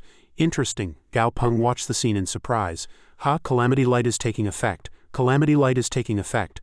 Are they all affected by Calamity Light? This is bad. And the scarecrow undead's hand went up, releasing a chain from its hand. After a moment, he brandished numerous equally powerful chains forward. One chain flew towards the Spirit Knight Sparrow, which still calmly watched the insignificant thing approach. Another chain attacked Kuiyu, and one chain attacked Chu Jing. Only Dahai was attacked by 5 or 7 chains, leaving him flustered. Why are there 6 coming for me alone? Above, the scarecrow undead continuously calculated inwardly. Kuiyu, Chu Jing, and Spirit Knight Sparrow are all difficult to deal with. So let's deal with the weaker one hiding behind first and then tackle the rest. Then it shouted loudly. Come on, your soul is mine. Speed up the attack on Dahai. Dahai gritted his teeth in anger. What? Bullying an easy target like me? Are you trying to destroy your whole family? After a moment, he transformed into an even more colossal and ferocious form and said, then I'll do you a favor and send you on your way. At this moment, 6 iron hook chains pierced Dahai's body like mosquitoes biting stainless steel. He shouted, die. He was still struggling below. At the same time, Dahai warned the Spirit Knight Sparrow, most of the straw on this scarecrow's body has already been mythicalized. Normal attacks are useless. You can only kill it by destroying the last unmythicalized straw on its body. The Spirit Knight Sparrow understood immediately and replied understood. As she spoke, she flapped her glowing wings. At this moment, numerous dark arrows flew to attack, and he exclaimed in surprise. What? The scarecrow was enveloped in black mysterious magic, and its body was lifted into the air. Her eyes glared at the opponent very menacingly, saying, but something like this can't trap me.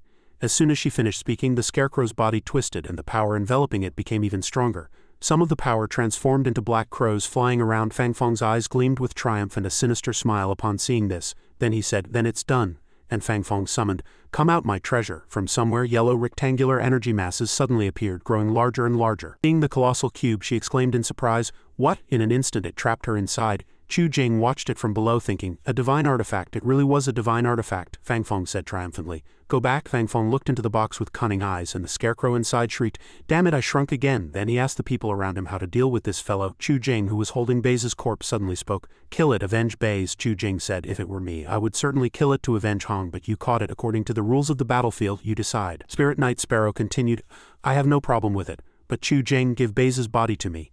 I'll refuse her soul with her body. Chu Jing wanted to object, but Spirit Knight Sparrow looked in another direction and said, HMPH, you should see for yourself. Spirit Knight Sparrow continued, if the soul and body are separated for too long, her foundation will be damaged, and the difficulty of breaking through to God grade will sharply increase. Already, much time has been wasted, and her soul has begun to dissipate. Chu Jing hesitated slightly, then looked down at Bai's in his arms. He finally said, all right, and placed the corpse on the ground. Chu Jing watched as Spirit Knight Sparrow took Bai's body and left. Gao Peng approached Fang Feng and said, thank you so much for your help. After the base was attacked, we have quite a few matters to attend to back in the 9 heavens and 10 lands. What about you all? He replied. We want to stay on the battlefield and seek opportunities to train ourselves. Chu Jing continued, then if fate wills it, we shall meet again. A moment later, Gao Peng said, Chu Jing looks a bit lonely right now. Fang Feng replied, we'll have to see if Bai's can truly be revived. On the other side, Asuan, Xiaowang, and the others were staring intently at the cube. Xiaowang pointed with his finger and said, look everyone, the scarecrow trapped inside is already starting to feel dizzy. Fang Feng approached, snatched the cube, held it in his arms and said irritably, the labyrinth itself has already sustained damage. It would be a big problem if you broke it again and let it escape. Xiaowang, sulking, turned around and left, scratching his back. Then I won't touch it anymore. I'll go back and ask Gao Peng to make a divine artifact for me. Then he went to Gao Peng and said, Gao Peng, let's go find some digging workers. He smiled and said, oh, our duck has finally understood. It's good to work hard for yourself. Let's do as you say. Xiaowang frowned angrily, thinking to himself, I still need to show more, otherwise that stingy guy definitely won't make a divine artifact for me. Afterwards, Xiaowang went alone to find some low-grade monsters, but all of them were lying dead on the ground. They're dead. He went to another area, but the result was the same. They were dead again. At this moment, Fang Fong flew over and said, no need to look further. Their souls have already been taken by the law of death. It seems this scarecrow came here specifically because of this ability. Xiaowang said disappointedly, then who's going to sell the ores? Then he turned and called his companions, but they all avoided him and turned away. On the other side, Suen was playing alone. He held a small ball of fluff in his hand. Someone called him from behind, Suen. Xiaowang approached and said loudly, the Daisy group is disloyal. No one will dig for me. I can only rely on you. Suen sighed helplessly. After that he stood up, waved his hand and commanded, summon the demons, you will revive even if you die. The corpses below were suddenly engulfed in green flames. The flames infused energy into the corpses, making them stand up again. They shouted in unison, we obey our master's command. We will kill all powerful enemies. Kill, kill, kill, kill all the living.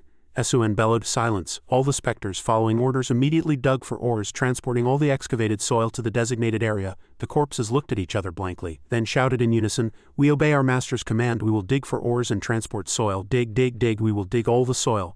Xiaowang looked down from above and said with great satisfaction, quack, quack, quack. Suen is still the best. At this moment, Gao Peng and the other monsters were watching the scarecrow trying to break the cube and escape. The purple centipede said it seems to be continuously looking for an exit. If it escapes, it will definitely kill us. The white-furred monster with blue horns continued, we caught it. Gao Peng said, let me tell you first, with my soul strength I probably won't be able to trap it. Fang Fong continued, then let's just kill it directly and decompose it. The white-furred monster with blue horns said, who's going in to kill it? Dahai clicked his tongue. Still have to go in and deal with it. He wagged his tail blankly and turned away. It's fine, even without one divine artifact it won't affect my abilities at all. Let's just leave it inside. Gao Peng was speechless at his arrogant demeanor. Gao Peng held the yellow cube, handed it to Chao Sai and gently instructed. Chao Sai, you must guard this carefully, don't lose it. The specters dug for ores with all their might. Daisy praised them. Specters are really good, they don't get tired. Xiaowang next to him pouted and complained, what's good about them? If specters dig for ores, I'm no longer a labor contractor. I won't be able to follow Gao Peng every day to collect contract fees. The centipede didn't understand this new term. He tilted his head and asked, what's a contractor? Xiaowang crossed his arms behind his back, turned and waved his hand, saying, you wouldn't understand. He looked up at the distant sky and sighed, lamenting his own difficult fate. He looked at the layered hills and thought, I miss Xiaoyan so much. How is Xiaoyan doing right now? Smoke billowed from the volcanic crater and fine dust scattered everywhere. The Baifang race gathered around the volcano, guarding it. The leader bird said, that fellow has been in there for quite a while. The bird behind said, old ancestor said the results will be out today. Let's wait patiently. The boiling lava spewed flames, then suddenly took shape. The leader bird's gaze became serious. He squinted and observed carefully. Is this unusual phenomenon of flames gathering and forming a shape really going to succeed? A bird raised its wing and pointed to the volcanic crater. Everyone look at the volcanic crater. From the smoke and dust of the volcanic crater, lava surged and rock fragments fell. A ray of light shot through the black smoke. It was Xiaoyan with a new appearance and enhanced power. The lava surged as if about to erupt, then settled down as if nothing had happened. The leader bird was astonished to calm the volcano's movements so easily. The other birds also laughed with joy, rejoicing at the success of one of their flock. A bird said, it's a success. Our Baifang race must contend in this lifetime. Another bird also said happily, that's right, this time, even if it means using all the power of our race, we must contend once. Haha. Xiaoyan flew high, then felt exhausted and dizzy. I truly held on until the very end. I clearly felt like I was going to die several times. The group helped Xiaoyan back to the mountain valley, and the leader bird squinted and smiled. Eat a lot so you can evolve faster. Other birds also quickly showed concern. Being able to eat is a blessing. I can tell this child is malnourished just by looking at her. Look everyone, this child is so thin. Xiaoyan ate an enormous amount of food as if making up for the days he had starved. With a full belly he burped. An old bird approached him and said, Junior, try to face one of my flame attacks with all your might. Xiaoyan was startled and spread his wings, asking, it's not dangerous, right? The old bird smiled and comforted him. Don't worry, a child like you can't hurt me. The old bird waved his wings and said, come on, don't hold back, let's see what level you're at now. Hearing that, Xiaoyan became confident, spread his wings and ignited purple flames all over his body, preparing to attack. Alright, after that, he unleashed a colossal flame, shooting it towards the old bird. He still calmly waited for the flame to approach. As Xiaoyan's flame neared, the old bird extended his wings and transformed the flame into a green orb. The old bird put the orb in his mouth and swallowed it. Xiaoyan said blankly, the leader bird behind him chuckled. Don't blame yourself, this old man is a god-grade being. After swallowing the orb, the old bird thought for a moment, then spewed out purple flames. He said, not bad, with your current strength, even an average quasi-god wouldn't be able to withstand your flames. The intensity of your flames is about 30. Xiaoyan heard that and was filled with confidence. You almost killed me. I told you I'm super strong now. In the stories average Xiaowang tells me I'm probably a saintess. Invincible among my peers. The two birds, the leader bird and the elder bird, heard this and glanced at each other. The old bird opened one eye, looked at Xiaoyan and curbed his pride. Even if your strength is 30 stronger than an average quasi-god, you're not the strongest, he mentioned Xiaowang. Fang Feng and Dahai reminded him, you don't have to look far. 3 quasi-god monsters under your master Gao Peng are already among the strongest quasi-gods. Xiaoyan heard this and became deflated. The leader bird stroked his head and comforted him. Don't worry, you're a bit behind them now. Xiaoyan looked blankly, not understanding. The leader bird continued, we have made a plan for you. If you can achieve all the goals in this plan, your combat power will surpass theirs. Hearing that his power would become stronger, Xiaoyan became confident. I will definitely surpass them. The two birds behind looked at each other triumphantly. Xiaowang continuously watched the specters digging for ores. Gao Peng approached and said, Xiaowang dug a new mine again. Share it, everyone bring your bowls. Hearing that it was being shared, this cunning duck immediately took out a jar and placed it down. He grinned cunningly. He. Daisy was speechless. Xiaowang, why are you so pathetic now? Yuguang sat beside him drinking water. Xiaowang is too devious. Frost Nova then said, don't emulate him. After speaking, he took out a stainless steel pot. Here. Yuguang was speechless. Frost Nova, you're no different. Hades sat in his chair with his hands clasped behind his back, watching them take out all sorts of large pots. He praised, young ones sure can eat. Gao Peng stood for the entire afternoon. He was startled. Where did all this trash come from? A blue jellyfish floated in the air, opening a spatial rift and rummaged through it with its tentacles. Gao Peng looked at him and asked, Asuan, what are you doing? He placed a large iron box down. Smoke billowed. Asuan said joyfully, I'm exhausted, Gao Peng. I want to be lazy with this. Gao Peng angrily reached into his spatial rift. Asuan screamed, unable to resist. What are you doing? Gao Peng took out a milk bottle and said, your victory is gone this time. You haven't done anything this month anyway. Every day you hide in your room secretly drinking or sunbathing on the roof. I could have fed you with photosynthesis. Asuan screamed and cried. He tore at his head, pleading, that's too cruel. Gao Peng pretended not to hear and put a few spirit stones into the milk bottle. Xiaowang, seeing Asuan's miserable state, sneered. Hee. Asuan only knows petty tricks. He's ruined this time, isn't he? Daisy nodded in agreement. That's right. He who laughs at others' misfortune will have his own misfortune laughed at the next day. No, not even the next day. Gao Peng handed the milk bottle to Xiaowang. Xiaowang, this is for you. He stood there dumbfounded. Feeling something was slightly off, he clenched his fists in defiance and protested. Why is mine a milk bottle? I'm a dignified diamond divine martial golden duck. To fall to the point of needing to drink from a milk bottle. If the demons I killed knew, they would laugh at me. I wouldn't even be able to close my eyes in death. Hearing his lengthy excuse, Gao Peng said indifferently, then you don't need it, do you? If you don't need it, I'll give it to Daisy. As he spoke, he tossed the milk bottle to Daisy. Xiaowang immediately snatched it. I need it. He poured a pile of red spirit stones into Xiaowang's jar and said affectionately, Yuguang worked the most diligently. Not like some cunning and devious people. Yuguang eat a lot. Yuguang was delighted by his master's fair treatment, and Xiaowang glared enviously. Yuguang immediately plunged into the pile of spirit stones. He devoured them ravenously. After a moment when no sound was heard, Frost Nova peeked his head out to check. Yuguang, what's wrong? Did you eat too much? Yuguang gasped with his mouth open, and the spirit stones were scattered beside him. Wait, I was on the verge of advancing. A few days later, Gao Peng looked up at the sky. There was a crack in space-time, he marveled. Today is another day of bloody combat. He turned to Yuguang.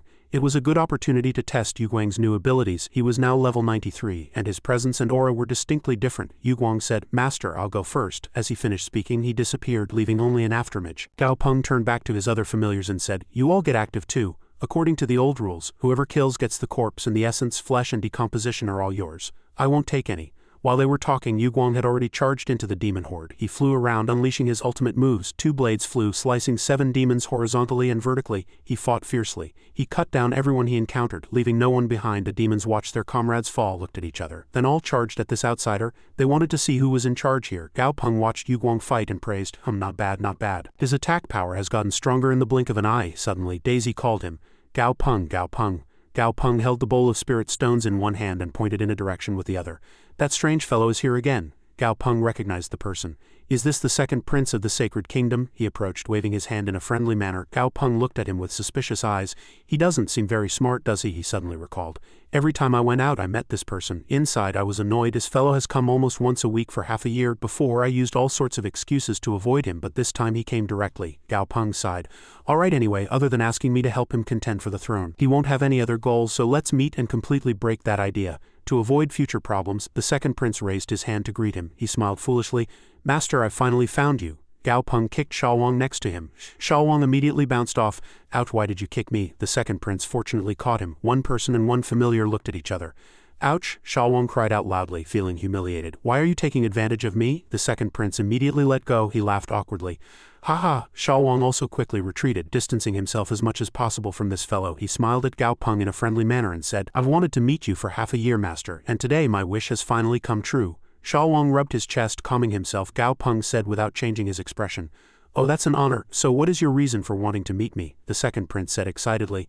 Actually, I always admired your abilities, master. In my opinion, even the famous geniuses in the world cannot compare to you. He sincerely looked Gao Peng directly in the eyes and said, I want to be friends with you, although. He paused for a moment, then continued, What exactly is your identity, master? Hearing that, Gao Peng's expression darkened. He called Sha Wang, and Sha Wang immediately sprang up, clenching his fists as ordered. The second prince didn't realize what he had said wrong. He exclaimed in panic, wait. Before he could wait, Sha Wang punched him. Something was off. Sha Wang was startled. He punched a sturdy shield in front of the second prince. It was blocked. His expression turned grim. My attack was blocked. He prepared for the next attack. It's fine, then continue. The second prince hurriedly shouted, Wait, take it easy. He raised his hand in surrender. Esteemed one, please don't get excited. I truly have no ill intentions, otherwise I wouldn't have come here alone, would I? Sha Wang turned back and looked at his master. What did he mean? Gao Peng was silent for a moment. The second prince forced an awkward laugh.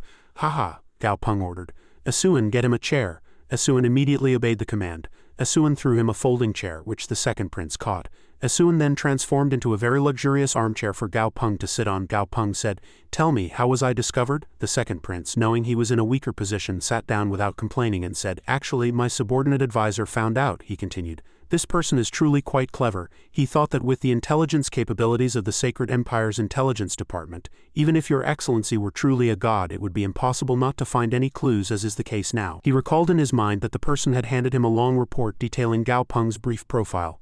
The second prince quoted the person, After all, no matter how mysterious the lineage, descendants are bound to leave traces, so he thought that your excellency was hiding your identity, he continued. So what kind of person needs to hide their identity? He even checked all the bounty lists but found nothing. In fact, Master Gao, you have already done very well. Official documents even record that His Majesty rescued a princess of a nation. He paused for a moment and then said again, However, Master Gao, you still made one small mistake. Gao Peng raised an eyebrow.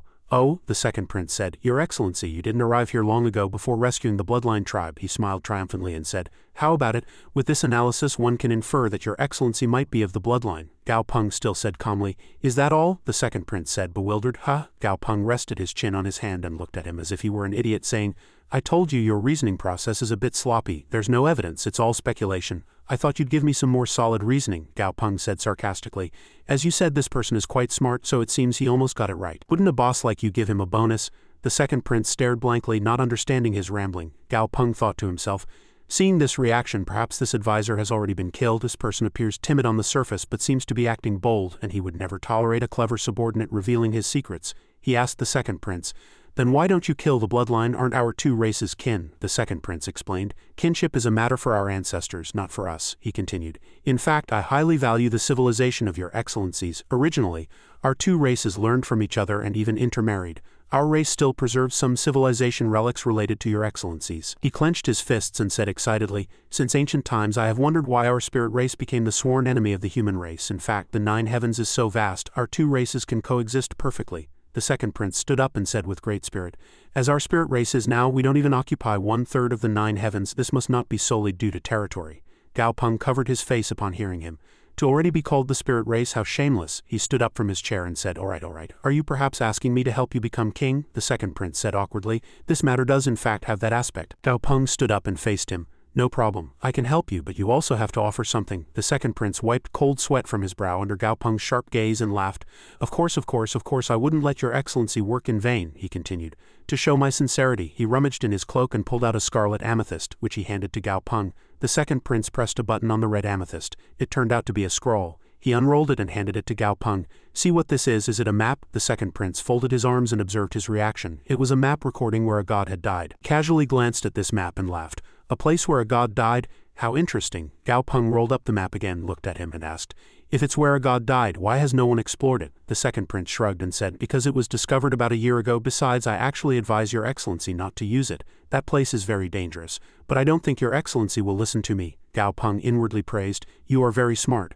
I appreciate smart people. The second prince again held out both hands offering a ring and said flatteringly, So I also offer this item to your excellency. It will surely be useful. Gao Peng took the ring and asked curiously, The second prince smiled slyly. This is a storage space ring. It's connected to a fixed space within. Gao Peng gripped the ring and smiled slyly back. A connected space, I see. He patted him on the back and said, thank you for your kindness. Now let's talk about the next transaction, especially the price you have to pay. He laughed and said, easy, easy. 2 hours later, the second prince sat in his chair, his eyes glazed over, contemplating life. He cried aloud and Gao Peng asked, what's wrong? He asked with a devilish, extorting tone. Do you think it's too much? If you think it's too much, you don't have to force yourself. The second prince immediately waved his hand. No, no, he gritted his teeth and said, if I can sit on that throne, these conditions are nothing. Gao Peng rejoiced, thinking, I can take this guy and have him prepare materials for the evolution of my familiars. No need to painstakingly collect them anymore.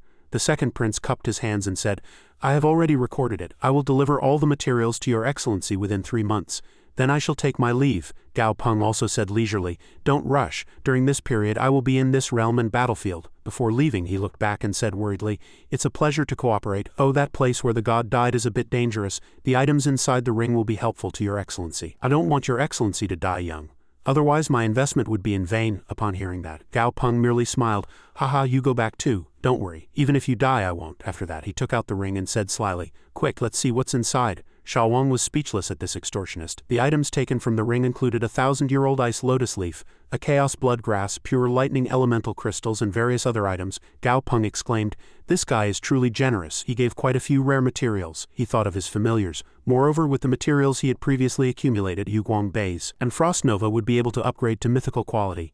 Let's try Frost Nova first. He summoned Frost Nova. Frost Nova was controlling ice from above him. Gao Peng gave a thumbs up. How is it? Are you ready? Frost Nova also gave a thumbs up from above. I'm ready, Xiao Wang said bewildered. No way, how can you two communicate? Is it code? Gao Peng clenched his fist and let's begin. A blue light emanated from his hand. He waved his hand and snowflakes and petals scattered in the wind. Asuan touched the chilling cold petals. Frost Nova was surprised. It caught a snowflake petal, it confirmed. The ice element is extremely concentrated. Even in a snowfield it would be difficult to find such concentrated ice element. Gao Peng ordered, Chow Sai, bring me 7,562 caddies of black-red grass and 5,145 tails of red gold wood. Chow Sai obeyed the command. Chow Sai waved its hand a few times and then swished its tail, throwing the fragments to Gao Peng. Gao Peng quickly caught them and put them into a test tube filled with water. He shook the test tube and the mixture inside immediately froze and then melted again. Gao Peng joyfully exclaimed, it's a success. Frost Nova watched from the side with a mix of emotions. He turned to Gao Peng and provoked, want to try some? Gao Peng threw Frost Nova a bottle containing an unknown liquid, and it caught the bottle. As soon as the bottle was thrown, it transformed into a colossal lion, swallowed it and quickly devoured it. It then shrunk back to savor the aftertaste in its mouth. Daisy asked curiously, was that bottle delicious? It closed its eyes and savored it. The taste isn't bad. Suddenly, Frost Nova fell backward and stopped moving. Daisy was flustered. Ice crystals gradually began to form on Frost Nova's body, and the ice spread from its limbs to its entire body. After that, Frost Nova's body became a colossal block of ice. Gao Peng was very calm, as he had already expected this. There will be a big change when he wakes up. He then turned to Yuguang with a devilish smile. Probably no problem. Yuguang, prepare yourself. Yuguang broke out in a cold sweat, thinking, I'm dead now. Gao Peng continued to order Asuan to take out items. He exclaimed, is this black divine stone? To give 2 such large black divine stones, didn't the second prince take them from the national treasury? The sincerity isn't bad. Suddenly, a sound came from the side. Frost Nova had successfully advanced, and its attribute panel had also changed significantly. It transformed into a majestic colossal lion. Frost Nova's miniaturized form had also completely changed. He. It raised its hand to create ice. Xiao Wang asked, Lion, what are you doing? Frost Nova replied arrogantly, admiring my majestic appearance. Xiao Wang was speechless. The first thing you do after advancing is look in the mirror. Frost Nova is truly narcissistic, Daisy also chimed in. Exactly, it's disgusting. Frost Nova pretended not to hear and said, my hair is really lush. It looked at its reflection in the mirror and styled its hair. My hair is really lush. It's too lush. This lion was clearly mocking Xiao Wang for being bald. Xiao Wang ran over angrily. Then I'll make you bald. Daisy intervened in surprise. Calm down. Seeing this harmonious scene, Gao Peng exclaimed, everyone is truly kind, all good children. He smiled brightly like a flower. Good, then let's continue to advance little Yuguang. Gao Peng opened Yuguang's attribute panel and nodded. Now Yuguang has advanced to Black Gold Shadow Demon. He rubbed his chin and said, and with this characteristic of dark assimilation. His combat style and combat skills seem to have improved a notch. After that he smiled and took out a hammer, tapping the black divine stone. Strike while the iron's hot, then let's continue to upgrade to mythical quality. A moment later he created a box studded with dozens of gems. Gao Peng opened the lid of the box and said, little Yuguang, go inside. Yuguang felt ticklish. Yuguang obeyed and went inside. Gao Peng simply said, trust me and rest well in there. See you in a month. After that he smiled and dug into the ground like a deserter. Xiao Wang was shocked when he saw it. I'm scared to death. Is this burying Yuguang? After digging for a long time he collapsed from exhaustion. Gao Peng wiped the sweat from his brow and said, the first effort is spirited, a second is tiring, and the third is exhausted. Let's continue. He summoned Baze. Baze, you haven't advanced for a long time, have you here? He only took out 3 dragon soul fruits. He thought to himself, these are very rare and cannot be cultivated. Fortunately, the alien races don't know how to use them, otherwise it wouldn't be my turn. He said to Baze, you eat all of these. Baze said, I don't have a mouth. Oh right, Gao Peng rolled his eyes. I forgot, haha, then let's do this, he said. Baze, open your pages and clip this fruit in. It opened its pages to let Gao Peng place the dragon soul fruit. Will this work? Gao Peng suddenly closed the book. Master, he smiled and said, don't rush. Let's see if you can absorb this fruit first. A blue aura emanated from Baze and it absorbed the dragon soul fruit. It seems to have some effect. Upon hearing that, Gao Peng took out the remaining 2 fruits and smiled very slyly. Oh, then let's continue. A moment later, Baze absorbed all 3 dragon soul fruits and a dragon-shaped seal appeared on the book's cover. Gao Peng stared intently at it, and it emitted a golden light. His heart was filled with anticipation. He said excitedly, it's about to succeed. Thunder boomed continuously, and Gao Peng covered his head with his hand, looking up. The book suddenly opened and a shining dragon figure instantly appeared. Gao Peng removed his hand from his head in surprise. This was a very long attribute panel. Words appeared. Monster name. Dragon slaying tome. In addition, there was a lot of skill, quality, and attribute information. The book immediately closed. Monsters that use books as their main body are actually extremely rare, and their abilities are also very special. Now that the dragon slaying scroll has evolved into the dragon slaying tome, its suppression ability against dragon-type monsters is also stronger. The image of the dragon slaying scroll appeared in Gao Peng's mind. However, the dragon slaying scroll was wrong. These 3 abilities of the dragon slaying tome must never be exposed. Otherwise he might become an enemy of the dragon race. His gaze swept slightly over the 2 people behind him, and he thought to himself, this last dragon slaying ability is truly interesting. Couldn't Daisy and Yilong both be considered dragon-type monsters? I wonder if Daisy and Yilong can recover from injuries with the dragon slaying ability. If so, the utility of the dragon slaying tome would be much greater. A colossal red dragon's pupils were intently observing Gao Peng. It slowly lifted its gaze from the flying book. Why are the souls of second elder and first elder being absorbed by that book? Didn't they already fall in battle? The red dragon bared its sharp teeth. No, I can't let that person take their souls. Who knows what disgusting things he'll do? It prepared to fly away to report to the chieftain. I must inform the elders of the tribe about this. Suddenly, the book flew straight from behind and the red dragon was startled, its eyes wide open. The book struck the red dragon and its body began to deform. Its entire body emitted the same light as the book. It thought painfully. What's happening? My body has become so soft, I have no strength at all and I can't breathe. The book turned pages by itself, emitting strong winds in all directions. The red dragon stumbled in the wind as it flew, unable to move forward. After tormenting the dragon for a long time, the book closed, and the golden light also disappeared. Gao Peng reached out from below and retrieved the book. A small dragon was crying, trapped between the pages of the book. Gao Peng looked at it and asked himself, is this the dragon that was peeking when the dragon slaying tome was advancing? And I spoke from behind. Yes, it seems the dragon's soul was drawn here. Gao Peng sighed. Truly, there's a path to heaven you won't take and a gate to hell you'll force open. Gao Peng's slightly sinister face appeared. Originally I was going to let you go. After all, your strength is too weak compared to the other 8 dragon souls. He decisively closed the book with the red dragon inside. But since you came to the dragon slaying tome when it was hungriest, what can I do? At this moment, Gao Peng noticed Anai's unexpected appearance. Oh right, why are you here? The skeleton-shaped Anai slowly reported. Master, we seem to have discovered a mine. Gao Peng asked, bewildered. Huh? A moment later, his face showed a very bored expression as he looked down. Scattered pieces of red ore appeared on huge rocks. Gao Peng turned his gaze towards them and exclaimed, is this the red ore you mentioned? And I picked up a small piece and handed it to him. Master, please take a look. Gao Peng fiddled with it for a moment and then evaluated. Truly interesting. It's very light for its volume. He could smell a disgusting fishy odor from the ore, and moreover, this familiar fishy odor. Gao Peng's eyes turned elsewhere and his mind was filled with unspeakable thoughts. This fishy smell is like it was soaked in blood. After thinking, Gao Peng threw the ore to Shawang. You go and check if this ore is the one you saw before. Shawang took the stone and poked it. Yes, this is it. But last time I really wasn't paying attention and forgot. I didn't hide it on purpose. Gao Peng recalled the minor incident last time. Last time, after distributing the items from the underworld, he fell asleep, so it wouldn't be right to wake him up for this matter. The red ore fragments lay quietly on the rocks, and the desolate sound in Gao Peng's voice echoed in the air. However, after digging for so long, this is all there is to the ore vein, so it's likely that 8 or 9 out of 10, that's what it will be. He repeatedly instructed Asuan to collect these ores separately. Asuan readily complied. Yes, having said that, Gao Peng did not forget to remind Shawang, who was standing nearby, not to mess it up this time. Shawang flinched when his name was called. Yes, a month later an ore cocoon appeared in various colors. It slowly struggled to emerge from the rocky mass that had encased it for a long time. Once free from the rock, the ore cocoon floated in the air. Gao Peng gazed intently at the ore cocoon and thought, not bad. At this moment, cracks gradually appeared in the largest ore in the center, and light began to leak from within. The ore cocoon quickly opened, and a loud sound echoed. From within the cocoon, a red light emanated from the center. The abyssal dark jade deity slowly took shape, with sharp eyes and a red ore embedded in its forehead, making it look quite formidable. It willingly opened its mouth. Master, I am glad to have completed the mission. Gao Peng rubbed his chin and thought, originally I intended to go down the path of the Night Fiend Ghost Emperor, but unfortunately, with the materials I've gathered, I can only go down the path of this Abyssal Dark Jade Deity.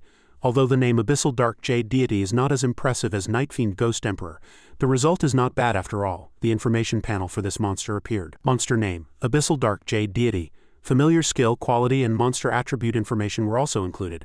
The Abyssal Dark Jade Deity straightened its body. Master, I want to fight, Gao Peng replied.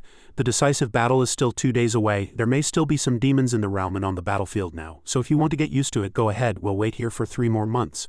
We'll leave after 3 months, the Abyssal Dark Jade Deity asked again, seemingly confused. Then where are we going? He brought his hand close to his mouth and signaled, the place where a god died, a spatial passage in Huoshan Valley. Gao Peng went before his senior and bowed. Senior, may we meet Xiaoyan? The senior opposite immediately replied, it's convenient for that child too, I'll take you there. The senior suddenly looked carefully behind Gao Peng. This child's familiars. On Asuan's shoulders were numerous beautiful familiars, the senior's blue eyes fixed on the book and Daisy, and he marveled. Especially these few. Ming still underestimated this human's potential. The senior no longer thought about it and turned back to Gao Peng, who was next to him. Let's go this way. Gao Peng and his familiars' figures gradually diminished. Soon they all arrived at Xiaoyan's dwelling. From above, Gao Peng could see Xiaoyan continuously absorbing the essence of flames. Xiaoyan heard the call, looked towards the sound and chirped. Xiaowang wept, wiping away tears. Xiaoyan, you've gotten fat just eating flames, it's so pitiful, boo-hoo. Xiaoyan asked, puzzled, how is this guy seeing me? Gao Peng thought to himself, this Baifang tribe really keeps its word. Xiaoyan has indeed become much stronger. He happily asked Xiaoyan, next we plan to explore new areas and gather materials. Do you want to come with us? Xiaoyan spread his large wings and flew to him, treading on the wind. I can't go with you for now. I'm currently undergoing a process. Once I finish this process, I can fight alongside you. Xiaowang pointed at Xiaoyan's wings in surprise. So big? Gao Peng gently stroked his soft feathers. All right, seeing you so motivated, I'm relieved. Keep it up, you're the plumpest. Xiaoyan's pride soared. Gao Peng, the elder of our tribe, said that if I can pass all the processes, I can break through to legendary quality. Xiaoyan continued to babble excitedly. By then I'll be able to stand shoulder to shoulder with that guy Xiaowang. Gao Peng laughed awkwardly, unable to say anything. It's good for children to have dreams. So it's probably best not to tell him some things for now. For example, that Daisy, Yuguang, and Baze have all broken through to mythical quality. Just then, Xiaoyan saw Daisy. That's strange, I haven't seen you in a while. Why has your fur grown so long? Daisy raised a hand, scratched his head, and said, I've just been eating and drinking well lately, so my fur grew. Xiaoyan continued to ask Yuguang, you seem to have grown taller too. Have you also eaten a lot? Yuguang stammered in reply. Perhaps.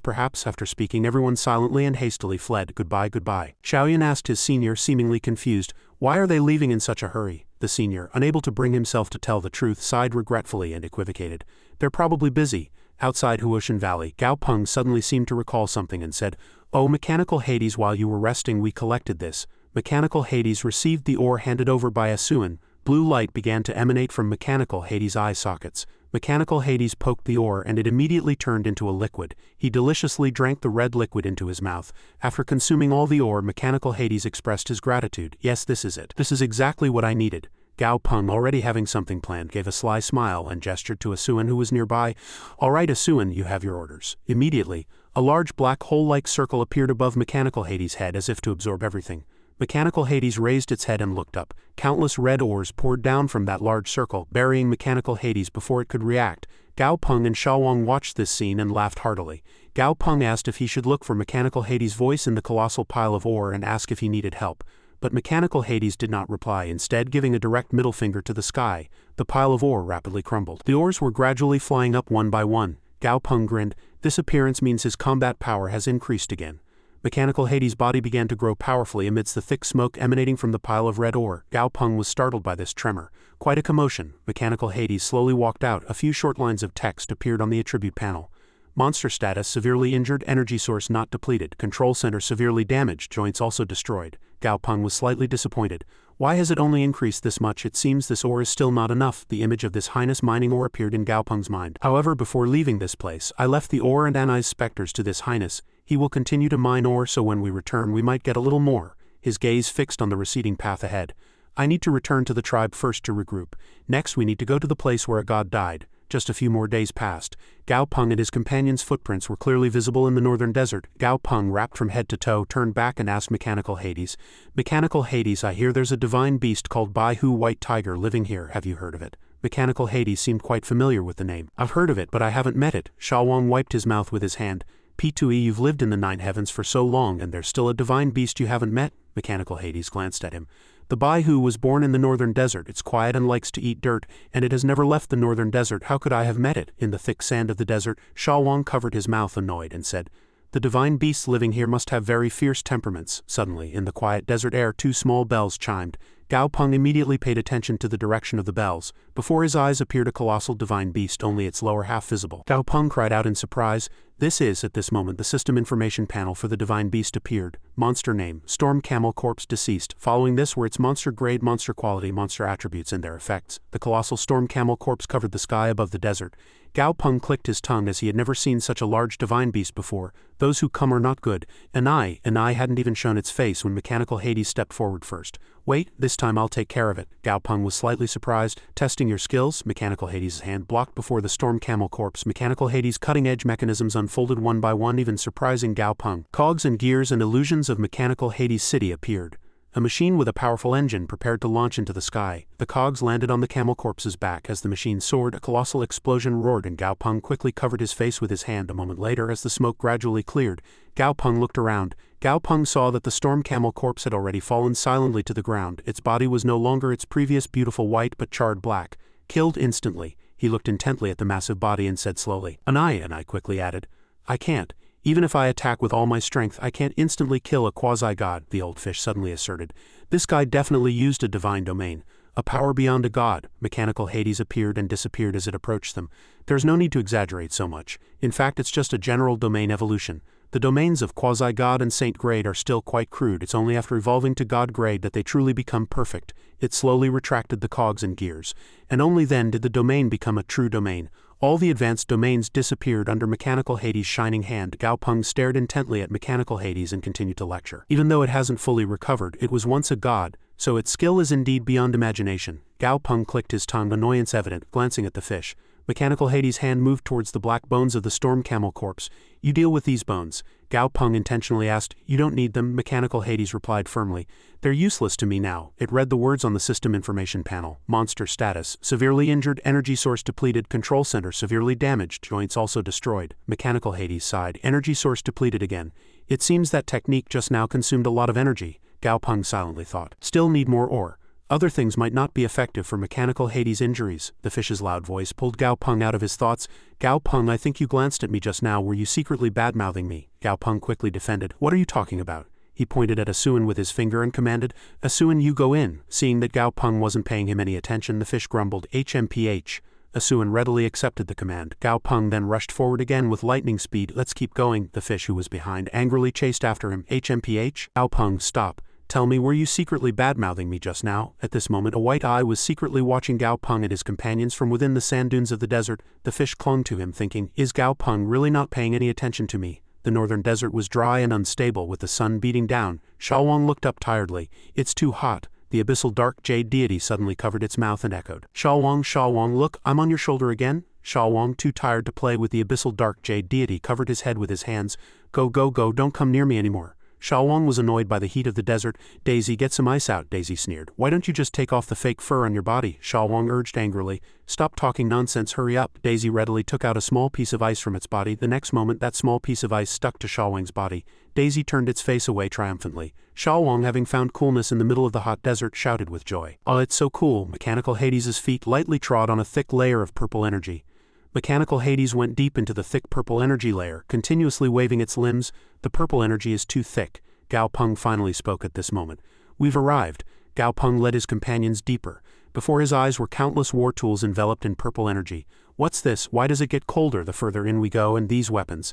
Asuan silently picked up a large sword from among the weapons. Then he tried to cut his hand with the sword, and the result was the sword broke in half. Mechanical Hades, who was next to him, exclaimed in surprise, "HMPH?" A thick purple energy remained on the blade's surface. Asuan gazed intently at the sword, thinking quite sharp. Mechanical Hades picked up some dirt from under its feet and brought it forward, appreciating it.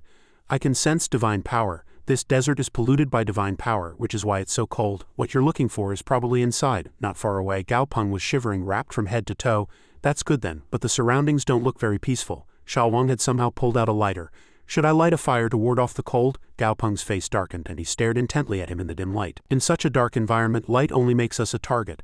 Be careful, there's a high possibility that there are other friends here besides us." Asuan suddenly found that he couldn't sense anything and immediately reported to Gao Peng, "Master, I think there's something underground." My spiritual sense can't reach it.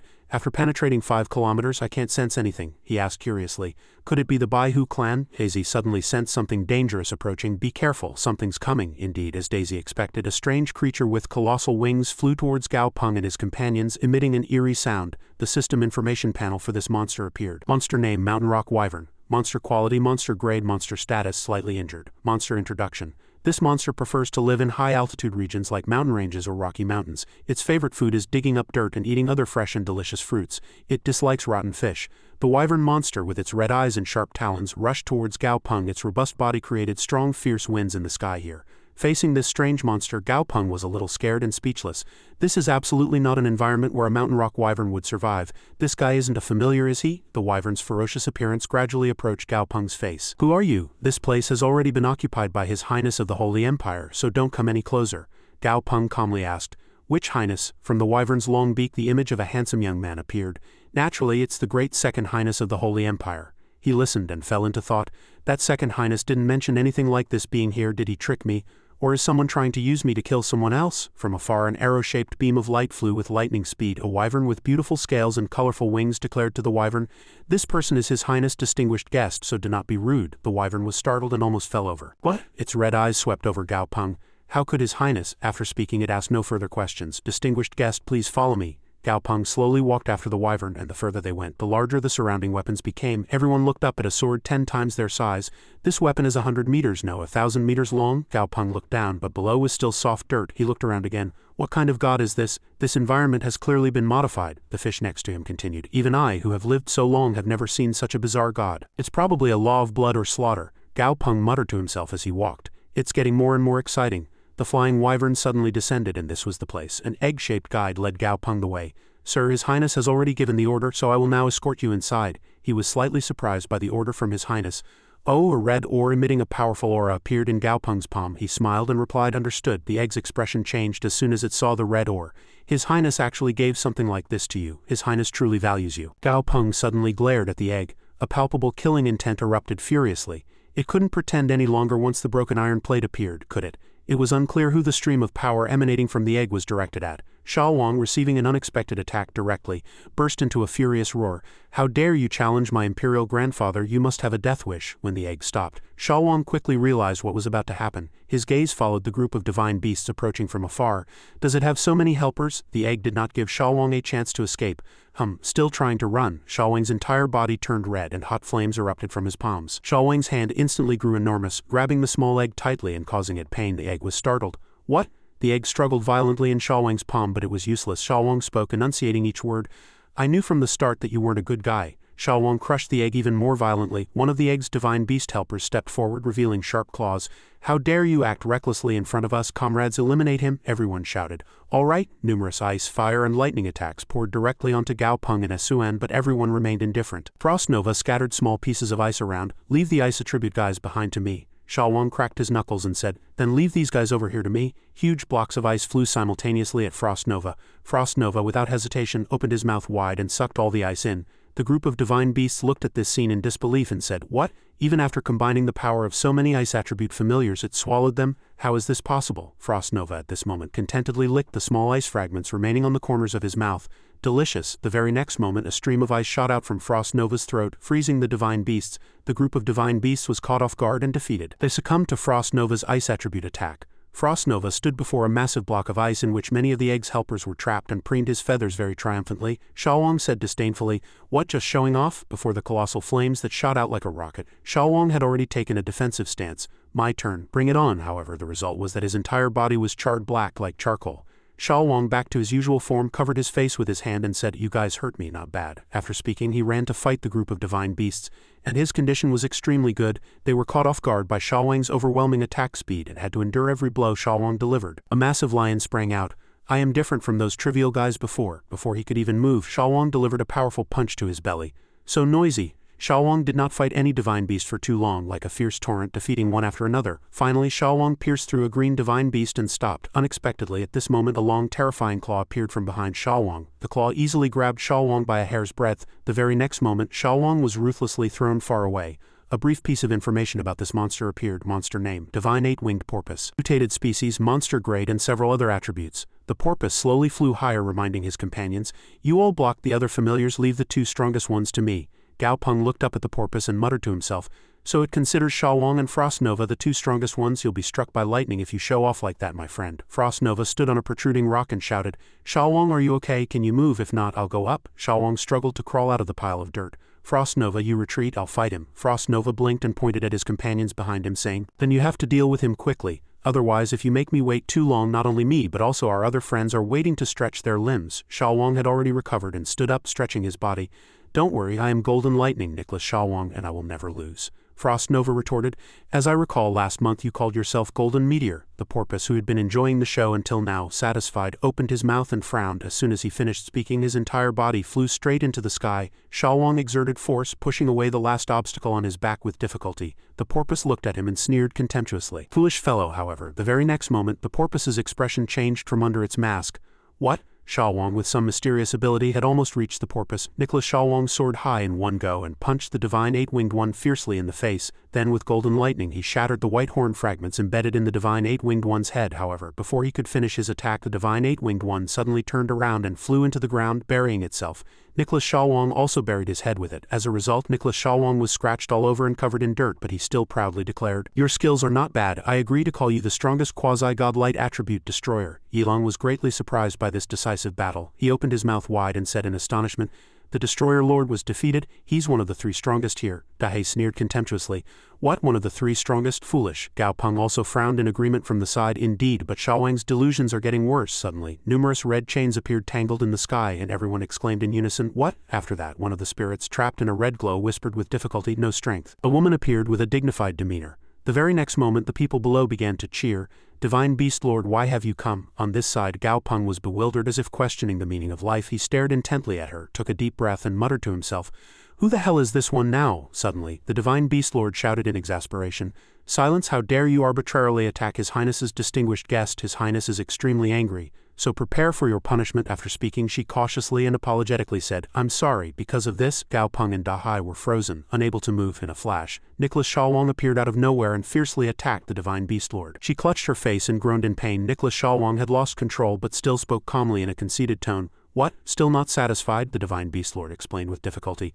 "I already told you it was a misunderstanding. Doesn't your excellency care?" As soon as she finished speaking, she took Nicholas Sha Wang's punch head-on. Gao Peng watched this scene helplessly. He sighed with his arms crossed. "I'm truly sorry. My familiar has gone mad and I can't stop him either." Nicholas Sha Wang's rage reached its peak and he unleashed unimaginable power, shaking heaven and earth, shouting in a furious voice, "Are you still going to tell tales? See if I hit you or not." "I hate tale-tellers the most." The Divine Beast Lord was truly terrified. She stammered and pleaded, don't hit me, your excellency, please listen to me." The white-furred spirit calmly concluded with a sigh, Sha Wang seems to have a very deep grudge against tale-tellers." Daisy, who was nearby, said, sweating, "He's talking about that spider. What does it have to do with me?" Gao Peng stepped forward to mediate. He cautiously suggested, "All right, Sha Wang, all right, let's hear what the misunderstanding is." At this moment, the Divine Beast Lord, her face deformed from the beating, covered in bruises and swelling, still struggled to explain, "It's definitely a misunderstanding, definitely a misunderstanding. They were misled by His Highness's people. His Highness just found out about this and said he will definitely give you an explanation." As she spoke, the Divine Beast Lord tried to recall the past scene in her mind. She continued to explain, "His Highness told me to tell you that he has already mobilized several elemental familiar teams to help with ore mining. Everything is proceeding very smoothly, so please rest assured, your excellency." Gao Peng listened carefully to the Divine Beast Lord's explanation and sighed, "All right, I believe you. This matter has nothing to do with you. You may leave." His words made Nicholas Sha Wang speechless. The Divine Beast Lord looked at the confined rogue group. She suddenly opened her mouth. "Your excellency, then what about them?" Gao Peng saw this and immediately replied loudly, "They just tried to kill me. Shouldn't those who do wrong naturally pay the price? You go back and tell His Highness that I have no intention of targeting him, but the foolishness of his subordinates needs to be corrected by someone." The Divine Beast Lord listened to every word and nodded, full of praise.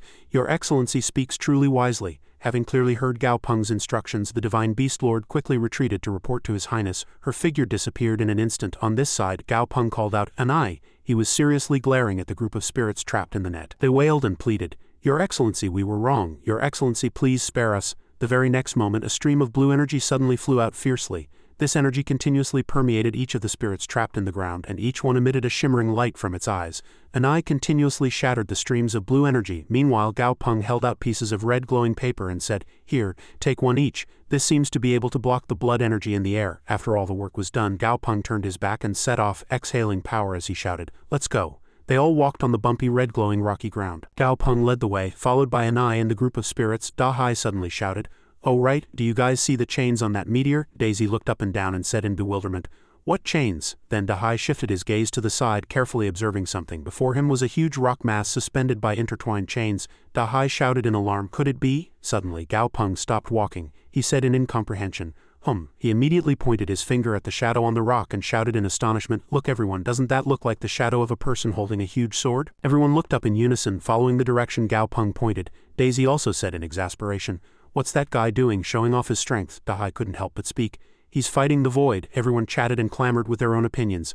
Only Gao Peng calmly thought to himself, "It can sense us, but it can't pinpoint our location. Is it the power of the iron plate?" Just then a strange object suddenly appeared, enveloped in a thick green aura, startling Gao Peng. "Wow, it's huge." Hearing that, Hades stepped forward and proudly explained, "This tail part is probably just a short tail. The complete Bashi is probably at least 10 times longer." Gao Peng became even more firmly convinced. Is this the strength of a god-grade being?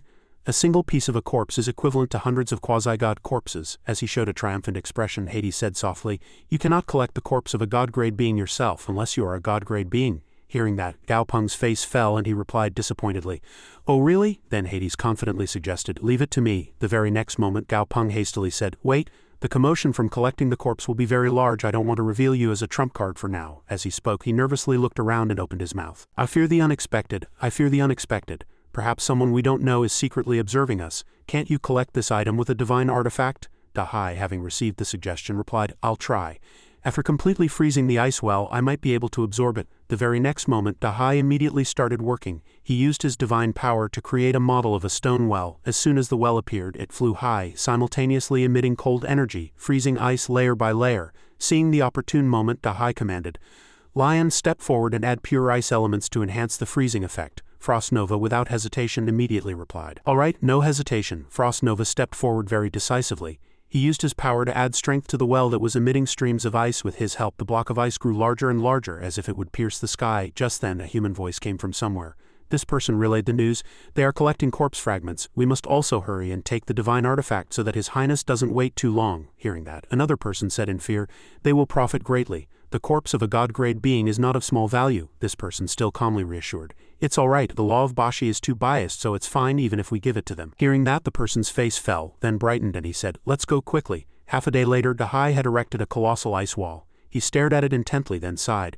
It will probably be fine temporarily." Then Da Hai immediately flew high and retracted his mysterious well. He held the well in his hand and it continuously shook. Da Hai narrowed his eyes and looked inside, then exclaimed, Gao Peng, who was standing next to him, asked very anxiously, "What happened?" Da Hai turned back, glanced at him, and reported, "The mysterious Yin divine crystal sensed that the other half is nearby." Hearing that reply, Gao Peng stood still and pondered deeply. "The other half, when I collected the divine crystal back then, it was indeed incomplete." Hades also thought deeply on this side. Indeed, it's no wonder the law's concentration wasn't high, as the divine artifact was originally incomplete. But Gao Peng is really not simple, and that fat fish too. Suddenly, the mysterious well signaled again. It drew a long blue line in the sky. Seeing that, Da Hai immediately reported, "The divine crystal has shown us the way, we must go quickly." Everyone followed in unison. Gao Peng questioned the meaning of life but still tried to follow the path, continuously exclaiming in admiration, to actually be able to stand on this path of light. As soon as everyone stably set foot on that path, it immediately disappeared. The dazzling light made Gao Peng cover his eyes with his hand. Finally, he slowly opened his eyes and looked around. It was truly unexpected. A desolate and lonely landscape stretched before his eyes. Gao Peng muttered to himself in bewilderment and astonishment, "Up is down, down is up. Where am I?" Da Hai threw himself into the air, swimming joyfully. "Wow, it's really like swimming in water." Hades observed the surroundings, deep in thought, then concluded, "This is a reverse world, a special reverse world of the 9 heavens and 10 lands. Everything here is reversed." Gao Peng's face turned pale as he looked around and shouted in alarm, "Could this reverse world also be as big as the 9 heavens and 10 lands?" Hades replied without denial, "Yes, there are also some indigenous races here." Hearing that, he observed the surroundings with his eyes and said firmly, But it looks very vast and there are no living beings. As soon as he finished speaking, red glowing beings poked their heads out and snarled. Gao Peng was startled, frowned, and said awkwardly, "Oh, those strange beings." Detailed information about that monster appeared on the screen. Monster name: Reverse World Kwangdong Red Secret Recorder Clan. Monster grade: level 30 to 60. Monster attribute: mental type. Monster status: healthy, minor injury, greedy, wary. Monster abilities: mental, host, or swallowing. Flexible body. Monster quality: common quality, perfect quality. Monster weakness: dislike, strong light. Monster introduction: a common cluster-dwelling monster in the reverse world. They feed on rocks and minerals and operate in groups occasionally. Earthquakes in the reverse world give them a chance to appear in the main world, where they use their psychic parasitic abilities to communicate with creatures of the main world. Gao Peng realized they were exploiting their psychic weakness to mine power and said, "So this is where they were hiding?" Nicholas Shawwong suddenly asked. "Some small monsters are peeking. Should I chase them away?" Gao Peng replied indifferently. "Too weak, don't mind them." Upon hearing that, Nicholas Shawwong, disappointed, pouted and said, "What, no fun, can't even fight?" Just then a huge stone castle with solidly guarded gates appeared before them. Gao Peng looked at it and said, "That's a pitch-black stone statue, monster grade 75. Nicholas Shawwong shouted loudly, announcing the information to everyone. "The two gatekeepers are Grey Angel Saint Nubis, level 75. There must be stronger ones inside." Nicholas Shawwong boldly declared, "Let's charge together and storm the Demon King's castle." Dahai said, "It seems like the Demon King is storming the castle to kidnap the king." Frost Nova scoffed, "How could the Demon King be as handsome as me?" Suddenly, Grey Angel Saint Nubis moved and Nicholas Shawwong exclaimed in surprise, "Ha!" For that, the angels began to glow. They seriously held their pointed swords guarding the gate. Monster introduction: Angel Saint Nubis is a monster that exists in the reverse world. They are naturally lazy, gluttonous, and dislike work. Their favorite thing is to sleep in one spot. For some reason, the Grey Angel Saint Nubis's dust absorption rate became 10 times faster than usual. This is why it has Grey Angel in its name. Gao Peng was very surprised by this change. He exclaimed, "Dust accumulated outside." After that, Gao Peng immediately took out a magic book and read aloud, "Dragons and angels, this should fit too, right?" Immediately a fire-breathing dragon appeared, fiercely spitting fireballs. Gao Peng trusted it and said with relief, "The legendary fire dragon level 95 isn't bad either. As long as its dragon soul isn't extinguished, Baze can revive this fire dragon indefinitely, making it suitable as a vanguard." Suddenly, the castle gate swung wide open, and Gao Peng happily muttered, "Just in time, the big gate has opened. I should make it scout the path." The dragon immediately flew into the castle gate. Leading the group, the gate also began to close slowly. Gao Peng exclaimed in surprise, "Hey, the gate is closing." Shawwong rushed like the wind and Nicholas Shawwong blocked the closing gate with his hand. He panted, struggling to hold the gate. Nicholas Shawwong trembled, pressed by the gate. Just then, the stone tablet with the dragon's image suddenly appeared. Gao Peng saw it and hurriedly warned, "The fire dragon died inside. Shawwong, be careful." Due to the shock, Nicholas Shawwong forgot the weight and was confused, muttering, "What?" In less than a second, the gate suddenly slammed shut, and Nicholas Shawwong, due to inertia, fell inside, shouting, "Ah, damn it." Seeing this, Gao Peng quickly commanded, "The big gate is closing, quickly hold it." Everyone followed in unison.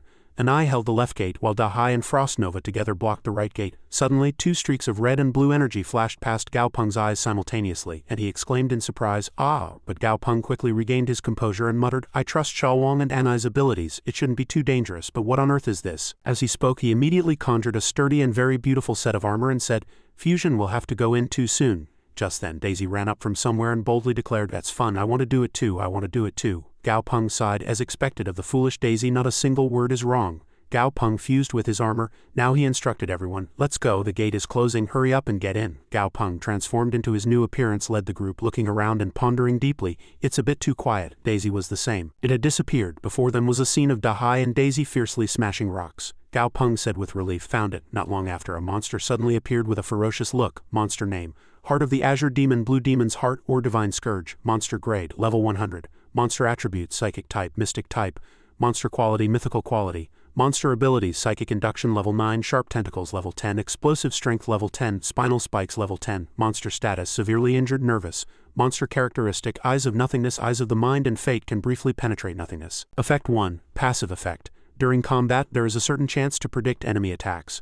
Rampage Thorns. Effect 1. Passive effect. Numerous rampage thorns grow from its back. Rampage thorns possess powerful penetrating and attacking power and can be considered part of the heart of the Azure Demon's body. Regarding the powerful penetrating and lethal power on its body, the wounds are difficult to heal. Effect 2. Passive effect.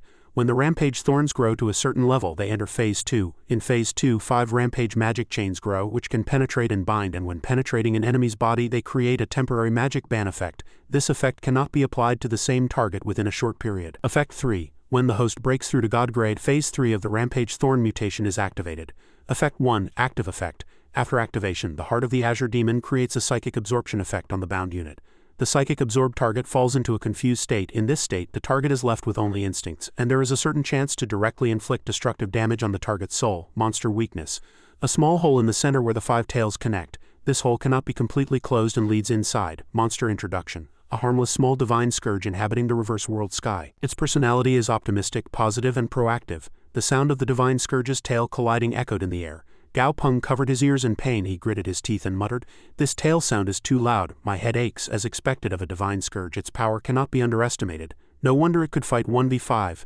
Da Hai, as the vanguard, attacked first. He emitted a cold ice aura, but the divine scourge monster quickly dodged and ran. Frost Nova also attacked with all his might, but all his attacks missed, and he shouted in annoyance, "Damn it, why is my attack always interrupted?" Even Da Hai's unpredictable power was instantly destroyed by the divine scourge, and he exclaimed in doubt, "Damn it, why is even elementalization being seen through?" Gao Peng without hesitation loudly informed them, "It has an attack prediction ability.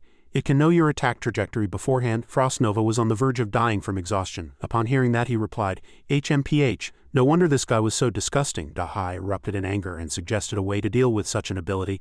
"Then let's fight fiercely in close combat. Even if it can see through our attacks, it's useless. If it can't react, seeing is useless." As he spoke, Da Hai boldly said, "Shawong, go up." Upon hearing that, Nicholas Shawong confirmed with even greater confidence, "I've wanted to fight this guy in close quarters for a long time." Not only that, but Daisy enthusiastically launched a preemptive attack and chuckled, "Look at this." Nicholas Shawong's strength increased several times. He clenched his fists and roared, "Now it's time to show my boxing skills." Ha ha ha ha. As he spoke, Nicholas Shawong threw himself at the divine scourge's location. The monster noticed him very quickly.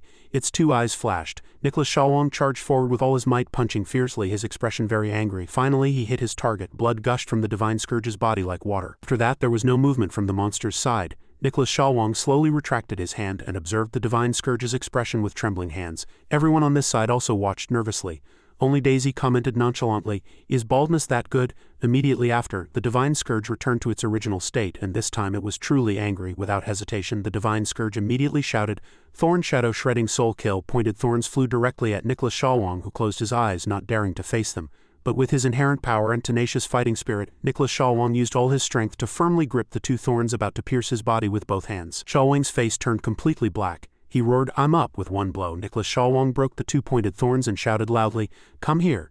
Just then, Anai rushed over and launched the next attack. He ordered Shawong not to abandon his tail. Upon hearing that, Nicholas Shawong obeyed without question.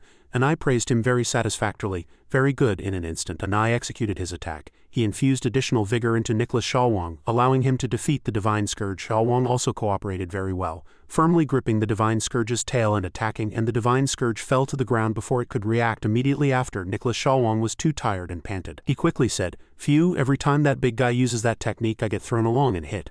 At this moment, Daisy circled in the sky and boldly declared, "Now it's my turn to deliver the final blow." Following his movements, a huge red streak of light extended. He opened his mouth wide and created an enormous light and power. The monster's body was huge, with large pointed thorns all over its back. Daisy triumphantly sneered, "Hee hee, this technique is called Heavenly Tribulation Thunderfall."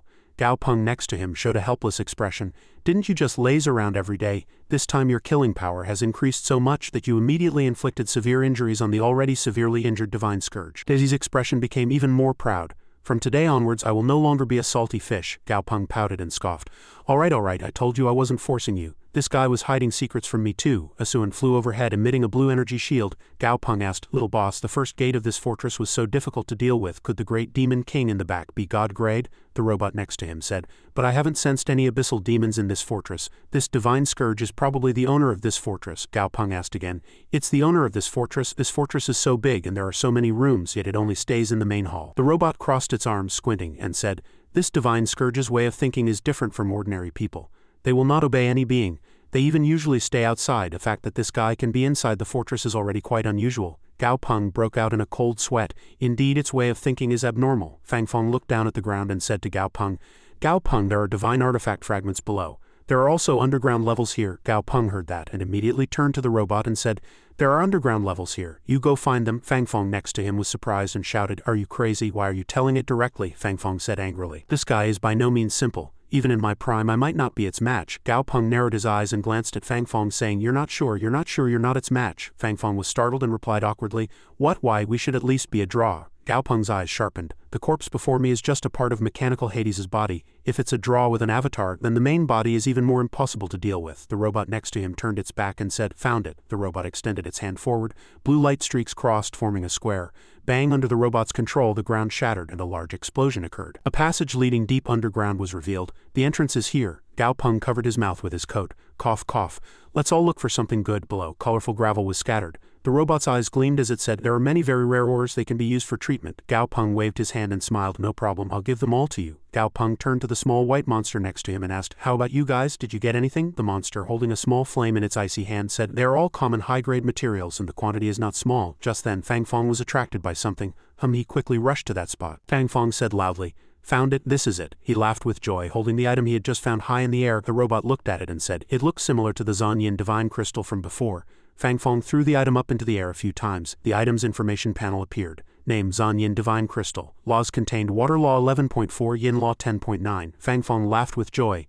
"Success," and he circled around the divine crystal, happily licking it. Gao Peng looked at him with a bewildered expression. Such a small creature leaving its scent. Is this guy afraid that mechanical Hades will snatch its divine artifact? The water and yin laws aren't its own. Who would snatch it from it? The ice monster next to him emitted blue light from its two eyes and lightly waved its hand. "Ice seal, 10,000 miles. A huge block of ice appeared before them. Gao Peng exclaimed, "It's frozen, but it's still floating in the air." Gao Peng whispered into Anai's ear, "Anai, try to decompose it in a suon space. After advancing it might succeed." Anai placed 2 fingers on its temple, closed its eyes and said, "I'll try." Asuan on this side thought, something strange." Anai successful. Gao Peng gave a sly smile.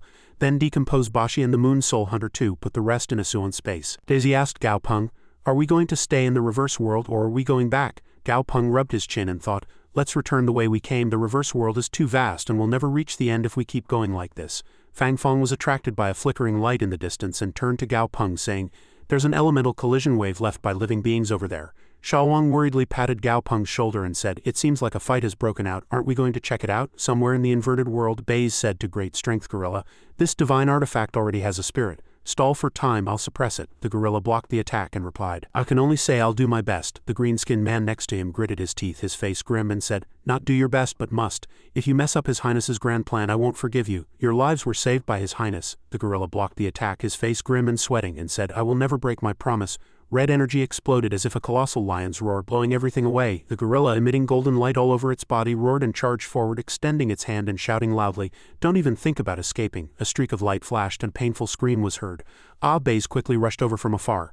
Look at this." Baze's power just collided with that golden axe and red light, a voice echoed, "What?" Xiaowang looked down from above and exclaimed, "This axe is really impatient, probably just like my Xiaowang." The green mist frowned and said, "Don't think that breaking my silver light will be effective." The axe at this moment glowed all around as if leaping. Fang Fong next to Gao Peng said seriously to Xiaowang, "Tisk, this axe is completely restrained. It probably won't last long." Xiaowang came down from above and said with a grim expression, "It's broad daylight and the sky is bright. What are you doing to this little axe?" Great Strength Gorilla was startled by the voice from behind and turned around. Gao Peng and Dahai stood to one side at a loss. Axe and Green Fragrance were silent for a moment, not knowing what to do. The green-skinned man opened his mouth. "Is he a fool?" Hearing that, Xiaowang got angry, waved his hand and shouted, "Damn you!" The fat man reached out his hand and summoned power. "Where did this arrogant duck come from, acting so presumptuously here?" Xiaowang threw a punch in anger. "How dare you call me an arrogant duck?" Xiaowang delivered a punch, and a colossal stream of power tinged with purple light pierced through everything. Great Strength Gorilla raised his hand in surrender and said, "Brother Duck, speak slowly." Xiaowang floated in midair, his arms clasped in front of him, and said to the green-skinned man,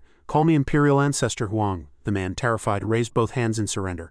Yes, Imperial Ancestor Huang, the axe above your head used to be the weapon of the Blazing Berserker God. The Blazing Berserker God died 10 years ago and now this weapon has no owner. Would Imperial Ancestor Huang like to take it?" Xiaowang turned his back and said, "Then I'll let you off for now." Despite the man's anger, Xiaowang grabbed the axe and said, "I am your master." Suddenly, flames erupted and engulfed Xiaowang and the flames spread towards the fat man. Xiaowang quickly leaped out of the flames. Hot. To avoid the flames, Xiaowang immediately prostrated himself on the ground. The flames spread rapidly, drawing Xiaowang in. Daisy asked Xiaowang, "Are you okay?" Dahai replied, "He'll be fine." Xiaowang endured the flames and raised the axe high into the sky. When the flames died down, Xiaowang was charred black and a notification panel appeared. Divine Artifact Name: Exploding Destruction Axe. Laws contained: Fire Law 9.7, Destruction Law 2. Gao Peng calmly said from the side, "Only a character like Xiaowang could tame this divine artifact." Xiaowang floated in the air, charred black, and in his joy raised the axe high. "Gao Peng, look at this. This is my newly tamed little brother. Little axe, this is your great master. Call him Great Master." Gao Peng helplessly said, "Sai, never mind. This trip has truly been a success." In the northern desert, Gao Peng and his group were walking through the vast desert dust. Suddenly a sound came from underground and Gao Peng said, "Don't hide anymore. Come out, you've been monitoring this place since we arrived, haven't you? A red-eyed sand monster emerged from under the sand. Asuan, terrified, hugged Gao Peng and asked Gao Peng, what is that? Gao Peng calmly said, the white bones are almost one with the sand, making them hard to detect. They wait at the desert entrance, appearing when humans show up, right? The sand monster extended a hand and said, hand over your harvest or face death. Gao Peng still calmly said, this is a white bones lair, we can't stay long. It's a bit troublesome. Xiaowang suddenly stood up, scoffing, the items are here, if you want them, come and get them. At this moment numerous other white bones appeared from under the sand. Xiaowang slightly lowered his collar and said, quite courageous. Xiaowang raised the newly acquired axe high above his head and a red light burst forth. The white bones melted in the light. Xiaowang continued to brandish the axe, still glowing with flames. Take Imperial Ancestor Huang's axe, you bastards. Colossal flames engulfed the white bones. The white bones burned and melted. Sizzle. The white bones turned back into sand. The robot said, they have surrendered and allowed us to leave. Gao Peng said, then let's go, we can't stay here long. Dark Flame appeared at this moment and said, master, decomposition complete. Gao Peng thought to himself, oh, it's out. Dark Flame held a blue stone. Item name, Berserk Demon Heart Stone. Other item effects, after feeding it to familiars there's a certain chance to gain a new monster characteristic. Berserk Demon. Gao Peng said this came from Bashi and the White Bones. Dark Flame said that this special effect was not weak, as it was equivalent to further enhancing 2 attack and defense methods. Furthermore, when the Berserk Demon penetrates an enemy's body, it creates a short-term binding effect on the enemy. Of course there are pros and cons, which is the change in form. Dark Flame picked up another stone. Item name, Eye of Void Heartstone, and several other effects. Dark Flame said, there's also this. Gao Peng exclaimed, damn. The robot next to him was startled. What's wrong? Gao Peng quickly realized and excused himself. Ahem. After leaving this place I want to go home. He was a little excited. Dark Flame floated among the stones and calmly said, all the monster characteristics are done, only these are left. Gao Peng's eyes lit up with joy. If these materials are used on all my familiars, it will be enough to usurp God grade. At this moment a small bluebird flew in a hurry, shouting, the king has returned. In the tribe the small bluebird flew, continuously shouting, the king has returned. Gotuo opened the window and looked out, saying, he's back. The young boy asked his father, father, are you going to tell the new king those stories about how those tribes bullied us? Gotuo gently replied, Gotuo, you shouldn't say that. We are all humans, it's fine to help them, besides not all of them are bad people. Then he stroked his son's head. Didn't those self-proclaimed Washa tribe people help build many new structures in the tribe? Don't worry, father is one of the elders, so of course I will protect our tribe. Don't worry, father will go meet the king. At this moment Gao Peng sat in his chair feeding meat to the 3-headed dog and saying, I have read all the reports everyone gave me. It seems the tribe is developing well these days. Elders, you have worked hard. If you have any difficulties, please tell me. I will find a solution to help you. The people below hesitated upon hearing this. Ah well, At this moment Gotuo stepped forward, cupped his hands and said, Your Majesty, there is something I wish to report. Gao Peng calmly replied, Elder Gotuo, please speak. With permission, Gotuo began to report. 1 year ago, the Washa tribe, White Dragon tribe, Azurewood tribe, and Green Tiger tribe all migrated here. Over the past year, as the number of immigrants increased, conflicts were not uncommon. Some even used the king's name to use the tribe's public resources. Gao Peng was surprised to hear this and asked, such a thing happened? He immediately asserted, Your Majesty, it is true, I swear on my life. Furthermore, all records of material entry and exit between our tribe and the Washa tribe exist, so Your Majesty can cross-reference and verify them. Gao Peng stood up in excitement upon hearing this.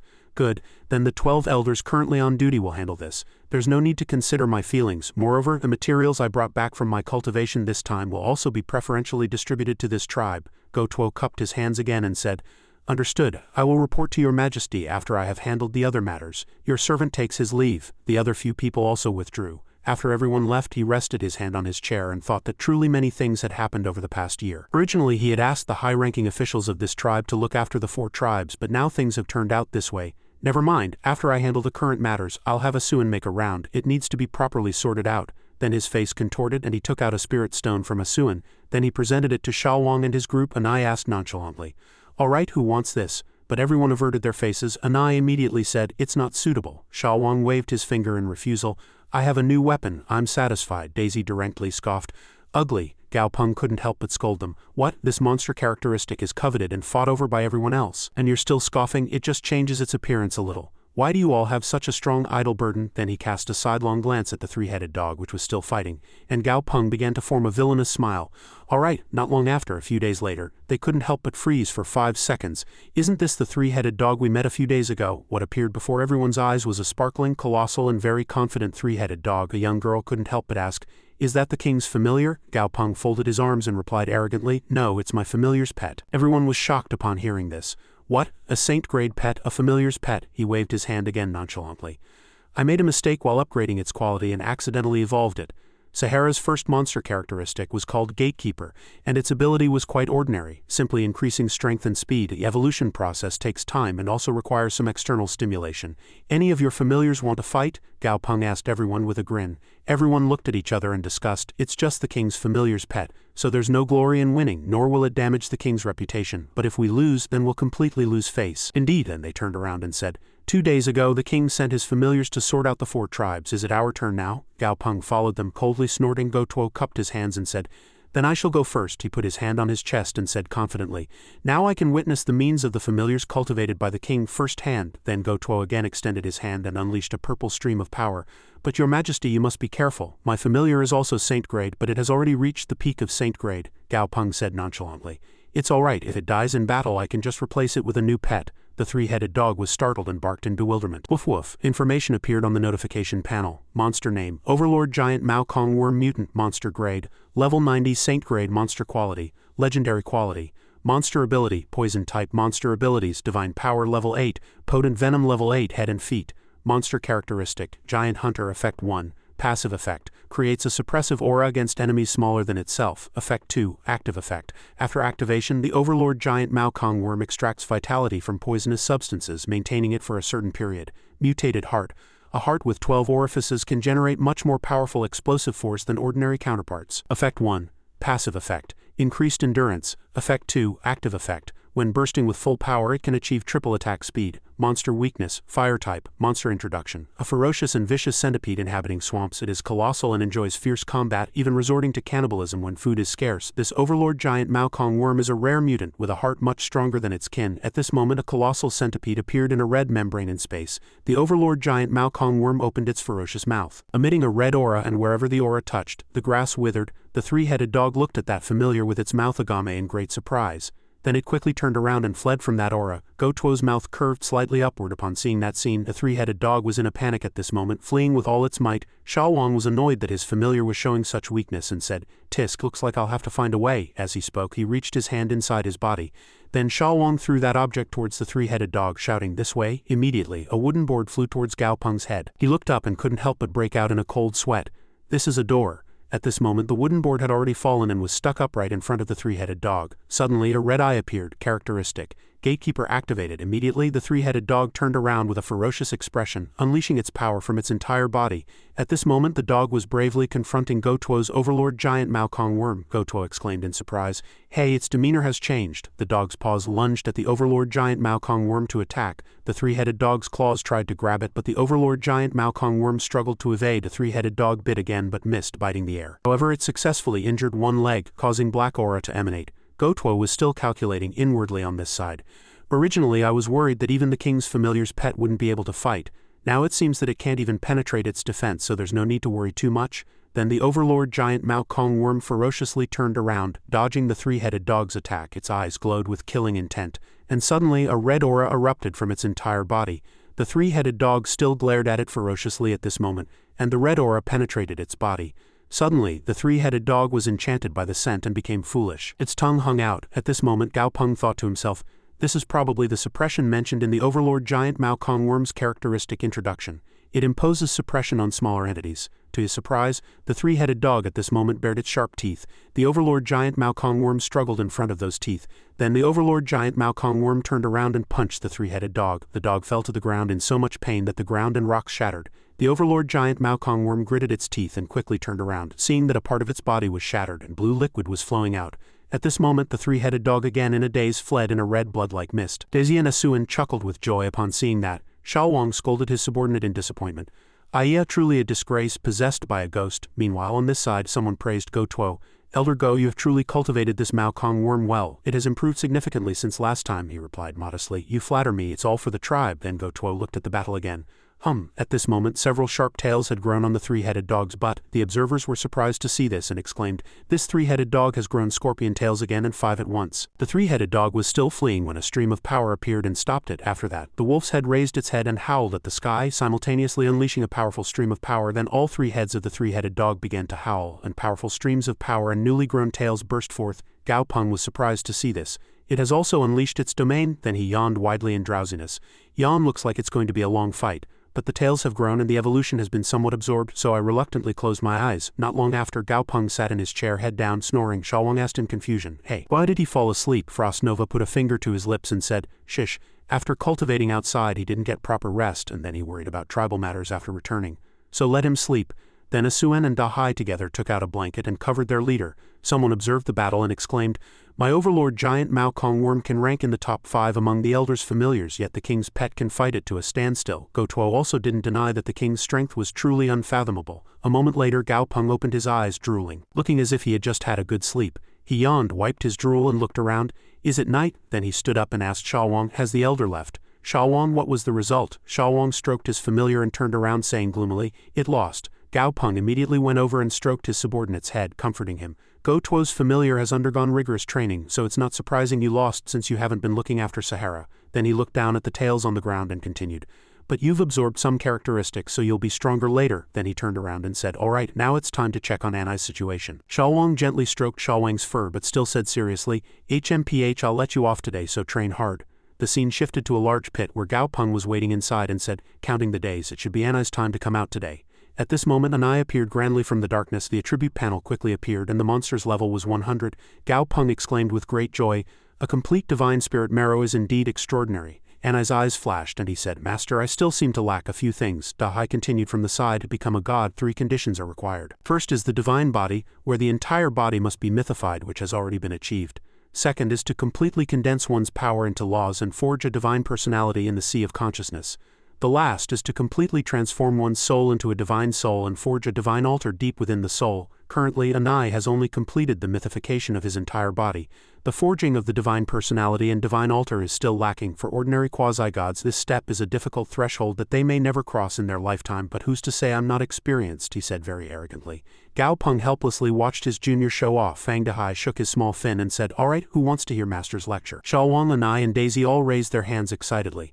Dahai, holding a pair of glasses, a ruler, and a blackboard he found from who knows where, began to lecture like a teacher.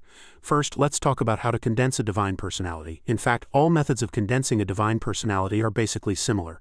That is, to find a way to transform the power within one's body into laws. The method of condensing laws that I've mastered is called the observation method. It involves relaxing your mind and putting yourself in a calm and comfortable state. In this state, your senses of all things in the world become more acute, and you can also more easily enter a special state. Ba ba ba ba ba." The 3 students listened to Dahai's words with great surprise and tension. Gao Peng muttered blankly to himself, "Listening to this, it feels similar to Taoist meditation or Buddhist enlightenment." Over here, Dahai continued his lecture. "You must reach level 100, that is, quasi-god great perfection, and have your entire body completely mythified before you can use the observation method. Moreover, this method requires quite high innate talent from the observer, and at the same time the observer must have a sufficiently calm mind, otherwise the balance within their body will be broken, and their entire body will explode." With his words, an explosion sound erupted. Gao Peng watched in a daze from behind while Anai stood there quietly. The scene shifted to Anai sitting alone in a wide space meditating quietly. At this moment, Gao Peng and his group were peeking at Anai's practice through a window. At this time, Daisy asked Gao Peng worriedly, "Anai hasn't moved for 3 days, is he okay?" Hearing this, Gao Peng turned to Dahai and asked, "How long did it take you to observe with the observation method at first?" Dahai replied arrogantly, "I have superior innate talent, so it only took me 1 month." The people behind him clicked their tongues at his showing off, and suddenly something startled him, making him turn his gaze. Anai's eyes were already flashing very intensely at this moment. Anai stood up and Gao Peng peeked inside again. "What's going on?" Anai's temperament seems to have changed considerably. Dahai immediately replied, "Don't rush, this is the crucial moment." At this moment, Anai suddenly said from inside, "I see it." He lightly pointed a finger into the air and immediately a stream of power shot straight up above earth and stones fell, revealing cracks. Anai, after testing his power, withdrew his hand and fell into thought. Gao Peng, clutching his trembling body in the dust, shouted, "Oh, why is it suddenly so cold, Dahai? What's going on now?" Seeing that his junior didn't answer, he called out again loudly, "Dahai." Unexpectedly, Dahai's mouth hung open, his jaw dropped, and he said in astonishment, "How can it be so fast? How has he already comprehended the laws?" Anai, from inside, clenched his fist and unleashed power, his eyes becoming even sharper. Xiaowang looked at the colorful threads floating in the air and said, "So this is a law. Laws are everywhere. They permeate all aspects of our lives. No wonder they kept saying that laws are the fundamental building blocks of all things." At this moment, Dahai flew over from the side and reminded, "Anai, don't choose laws randomly. If you choose a law, the law will also choose you. If you cannot adapt to this law and try to possess it by force, you will suffer." Anai immediately clutched a chain and Dahai exclaimed excitedly, "Here it comes, the law of the soul." At this moment, a gray orb appeared wrapped around Anai's hand and Anai clutched it and said, This is the divine personality. It's a bit small, Dahai said contentedly. It's acceptable. Soul divine personality Anai, you are a soul type, so it can be said that this is a very suitable divine personality for your racial characteristics. At this moment, seeing Anai still absorbing, he asked in surprise, "There's more?" Anai replied, "There's more." And he grabbed another chain. Dahai exclaimed, "The law of white bones." Dahai looked at the thorny chain and clicked his tongue. Acceptable. At this moment, Gao Peng and his group rushed over and asked, "What did Fang Dahai say?" Dahai turned around and replied, "Ordinary gods usually only have one law. Because they focus on one law, their progress is faster, but with Anai's ability, 2 divine personalities won't be a problem, and even 1 more." He turned around and saw Anai continuing to grab another chain and said, "There really is more." He gritted his teeth and admired, "This is the law of the soul, it's ordinary. After all, he is a soul type." Gao Peng started to tease him. "How many divine personalities did you have at first?" Dahai broke out in a cold sweat, not knowing how to reply. "Do you think divine personalities are vegetables?" Gao Peng covered his mouth and chuckled slyly, as if he already knew. Suddenly, Dahai reminded loudly, "Wait a moment," but at this moment Anai was still holding on to a thick dark aura. Dahai gradually became numb. "There's another one, how can this be? Did it choose him?" A black chain appeared in his hand. Shalwang reminded Gao Peng, "Anai's situation is a bit dangerous, I told you before. If you are not recognized by this law, and try to condense related laws by force, you will suffer from the backlash of the law. This is the law of death. At least it's a good thing that it wasn't rejected. This is a terrifying law. It can bestow the concept of death. Even if he doesn't condense a divine core in the end, this experience will benefit Anai." Anai was still clutching the black chain tightly at this moment, and suddenly he opened his mouth wide and a special power erupted from Anai's 2 eyes. Then the chain turned into black aura and condensed into a round orb. A cry of surprise echoed. "How can he already start condensing a divine personality? How can this be?" Gao Peng still watched in silence. At this moment the attribute panel reappeared. Control Law, Death Law 0.1, Soul Law 1, Soul Law 1, White Bone Law 1. Seeing these 4, Gao Peng couldn't help but rejoice. The Death Law is only 0.1, it seems it's still very lacking, and it can only be complete after reaching 1. Shalwang continued to advise his brothers, "Anai, the Death Divine personality you fortunately condensed this time is not yet stable. It's best to forge the Divine Altar after the Death Divine personality is complete. How to comprehend the Death Law is up to you." "Because I've never had the Law of Death either." Anai replied, "After coming into contact with the law I understood, the only way to comprehend the law of death is to directly witness death." Shalwang scratched his head blankly. "But how do you know who's going to die?" Then he suddenly clapped his hands and said, "I know." Gao Peng and the others glanced at him. Shalwang clenched his fist and said confidently, "It's when you tell someone that they're probably dead if they don't die, I'll kill them, right?" Gao Peng and Daisy were very confused. He said again, "Then let's find a few monsters and kill them directly. Then Anai can become a god quickly." Dahai looked elsewhere and said helplessly, "I don't want to deal with it." Suddenly, Gao Peng fell into a slight thought. "It's not entirely impossible." Dahai asked again in confusion, "How listen to what you're saying right now?" Suddenly, Shalwang jumped up and left a sentence.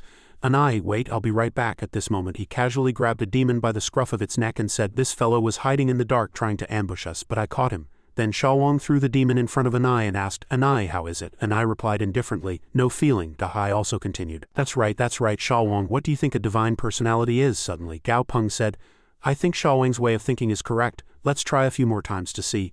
Let's observe more different kinds of death. We'll use scientific statistical methods to calculate the results." Anai replied, "Okay, it's done." He walked out the door and waved his hand saying, "Let's go." Dahai asked in confusion, "Where are we going?" Gao Peng turned around and looked at him with a very sinister expression. "Dahai, have you heard of a fun game called law fishing?" The scene shifted to a night forest and rustling sounds could be heard. At this moment an invisible snake was wrapped around a small mushroom clump on a branch. It sniffed and muttered to itself, "Ah, these seem to be golden-winged rock eggs, truly juvenile golden-winged rocks. Today is truly my lucky day. I must eat these 2 eggs to celebrate." In front of the snake's eyes was a large fragrant bird's nest. Round fragrant eggs appeared before its eyes, but at this moment a pair of red glowing eyes in the forest were observing the snake's every move, and then suddenly it flew out, startling the snake. Could it be that this fellow has been waiting for me all along? After the bird's beak pecked the snake once, it quickly snatched the snake and flew away. At the same time a familiar black cloak appeared. Anai, holding a pen and paper, recorded and admired. He was law fished. Truly an interesting way to die. Understood. The next day Anai was still sitting there, half hidden by 2 branches. Shalwang looked at Anai and asked himself in confusion, "Anai has been sitting there all night like a peeping Tom. Is this an artistic act?" Dahai replied indifferently, "He's already halfway through the threshold of godhood. You wouldn't understand, he's possessed by a ghost. It's only been a few years and Anai's talent is already this outstanding." Gao Peng said, "All right, it seems this method is effective for him, so we shouldn't disturb him." The scene shifted to outside the tribe's great hall where Gao Peng stood before the tribal people. Everyone below shouted in unison, "Long live the king." At first he thought to himself, "There's quite a bit of bloodline purification left and Daisy and his group didn't use it, so it's better to reward it to the promising young people of the tribe." Then he began to speak. Today I will personally guide all of you. Those who perform well will receive special rewards. Where are all your familiars? Summon them and show me." Everyone was very excited and clenched their fists. They had heard early on that the king's talent in cultivation was outstanding, so all the elders vying for merit was also to receive the king's guidance.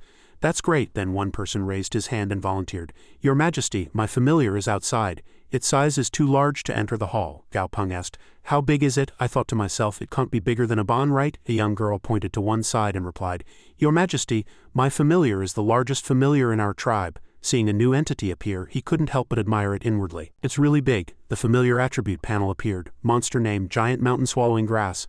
Monster grade, level 75 Monarch grade. Monster attribute, Wood type, Earth type. Monster quality, Perfect quality. Monster abilities, Symbiotic growth level 7, Mutation level 5, Super regeneration level 6. Monster status, Healthy, Nervous. Monster weakness, Fire type. Monster introduction, a rare mutated species 100 times taller than its kind. It is shy and likes to count stars, enjoys yellow soil and dislikes the taste of black soil. At this moment a colossal earth-shaped baby appeared, and the young man below waved his hand and shouted loudly, "This is our tribe's king.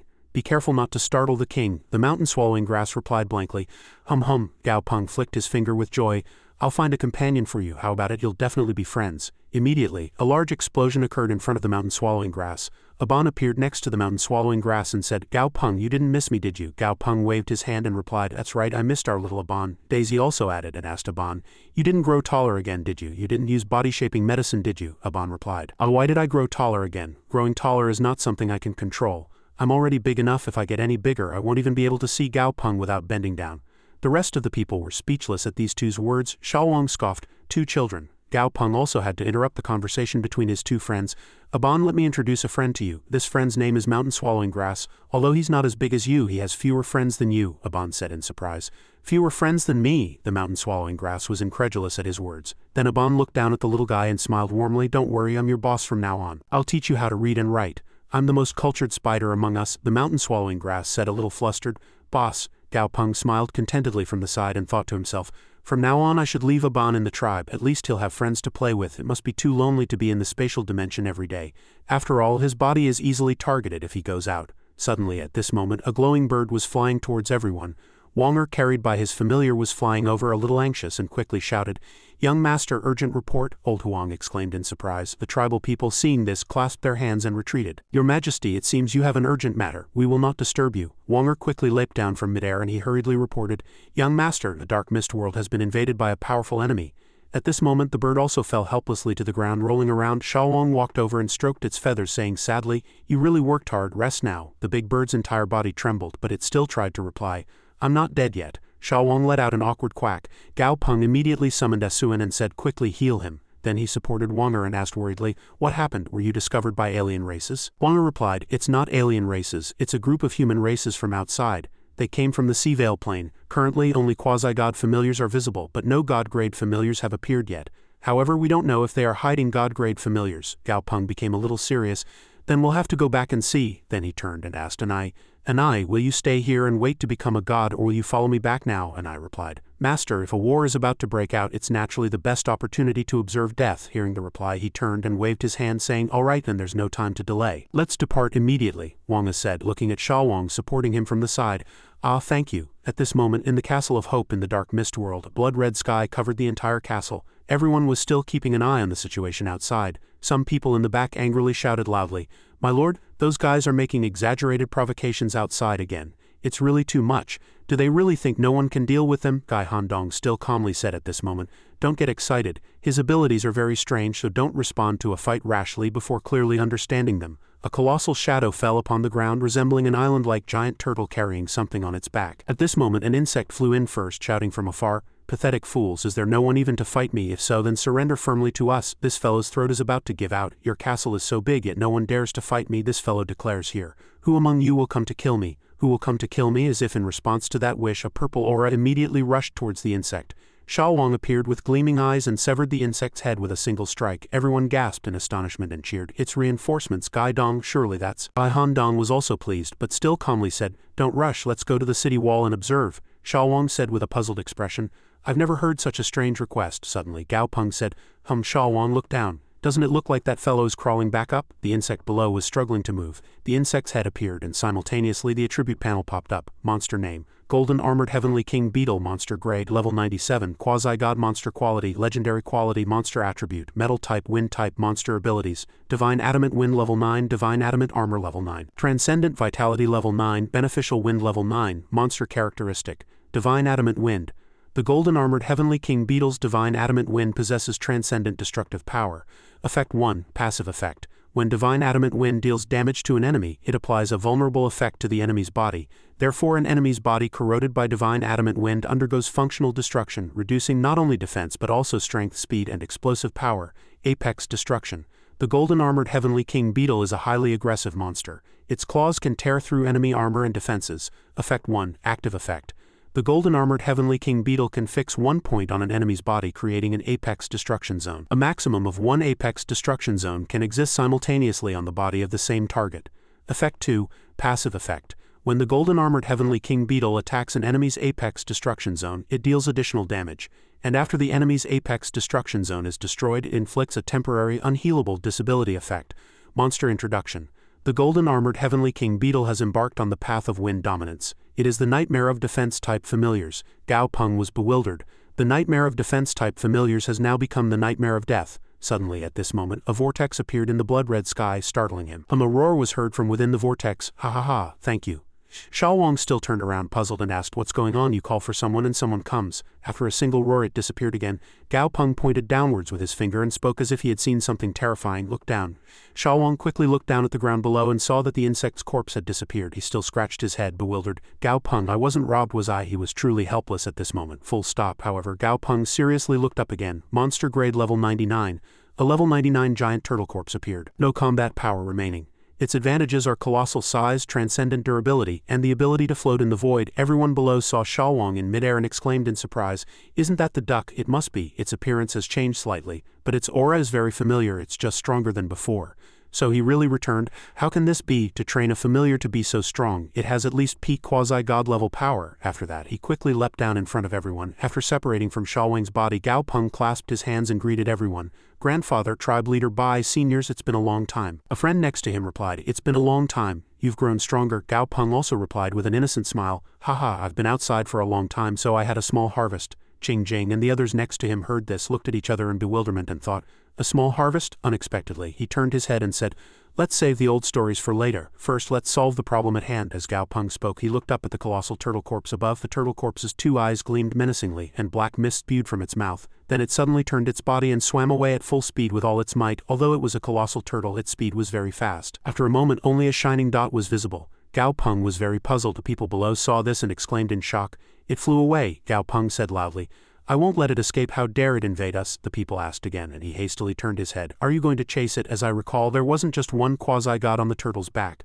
The one just now was at least 10 units stronger than this quasi-god. Yes, we met it before. Its aura was so strong we almost thought we met a god. Hearing that, he turned his hand toward Xiao Wang and said, "Its aura is too strong, then it must be similar to this guy." This startled him and made him unable to understand. After that, he said unhappily, "Gao Peng, the combat power unit is Sasa." "But why did it change to me?" Sasa, hearing that from inside, angrily raised his middle finger and shouted, "Don't speak so carelessly." Gai Hundong stepped forward at this moment and said it was slightly stronger than his momentum. Gao Peng said, startled, "Huh?" Then he pressed his forehead helplessly, saying, "Grandfather, does everyone not know what level Xiao Wang is at right now? Even if there were 10 monsters stronger than Xiao Wang, they wouldn't typically fight people for so long.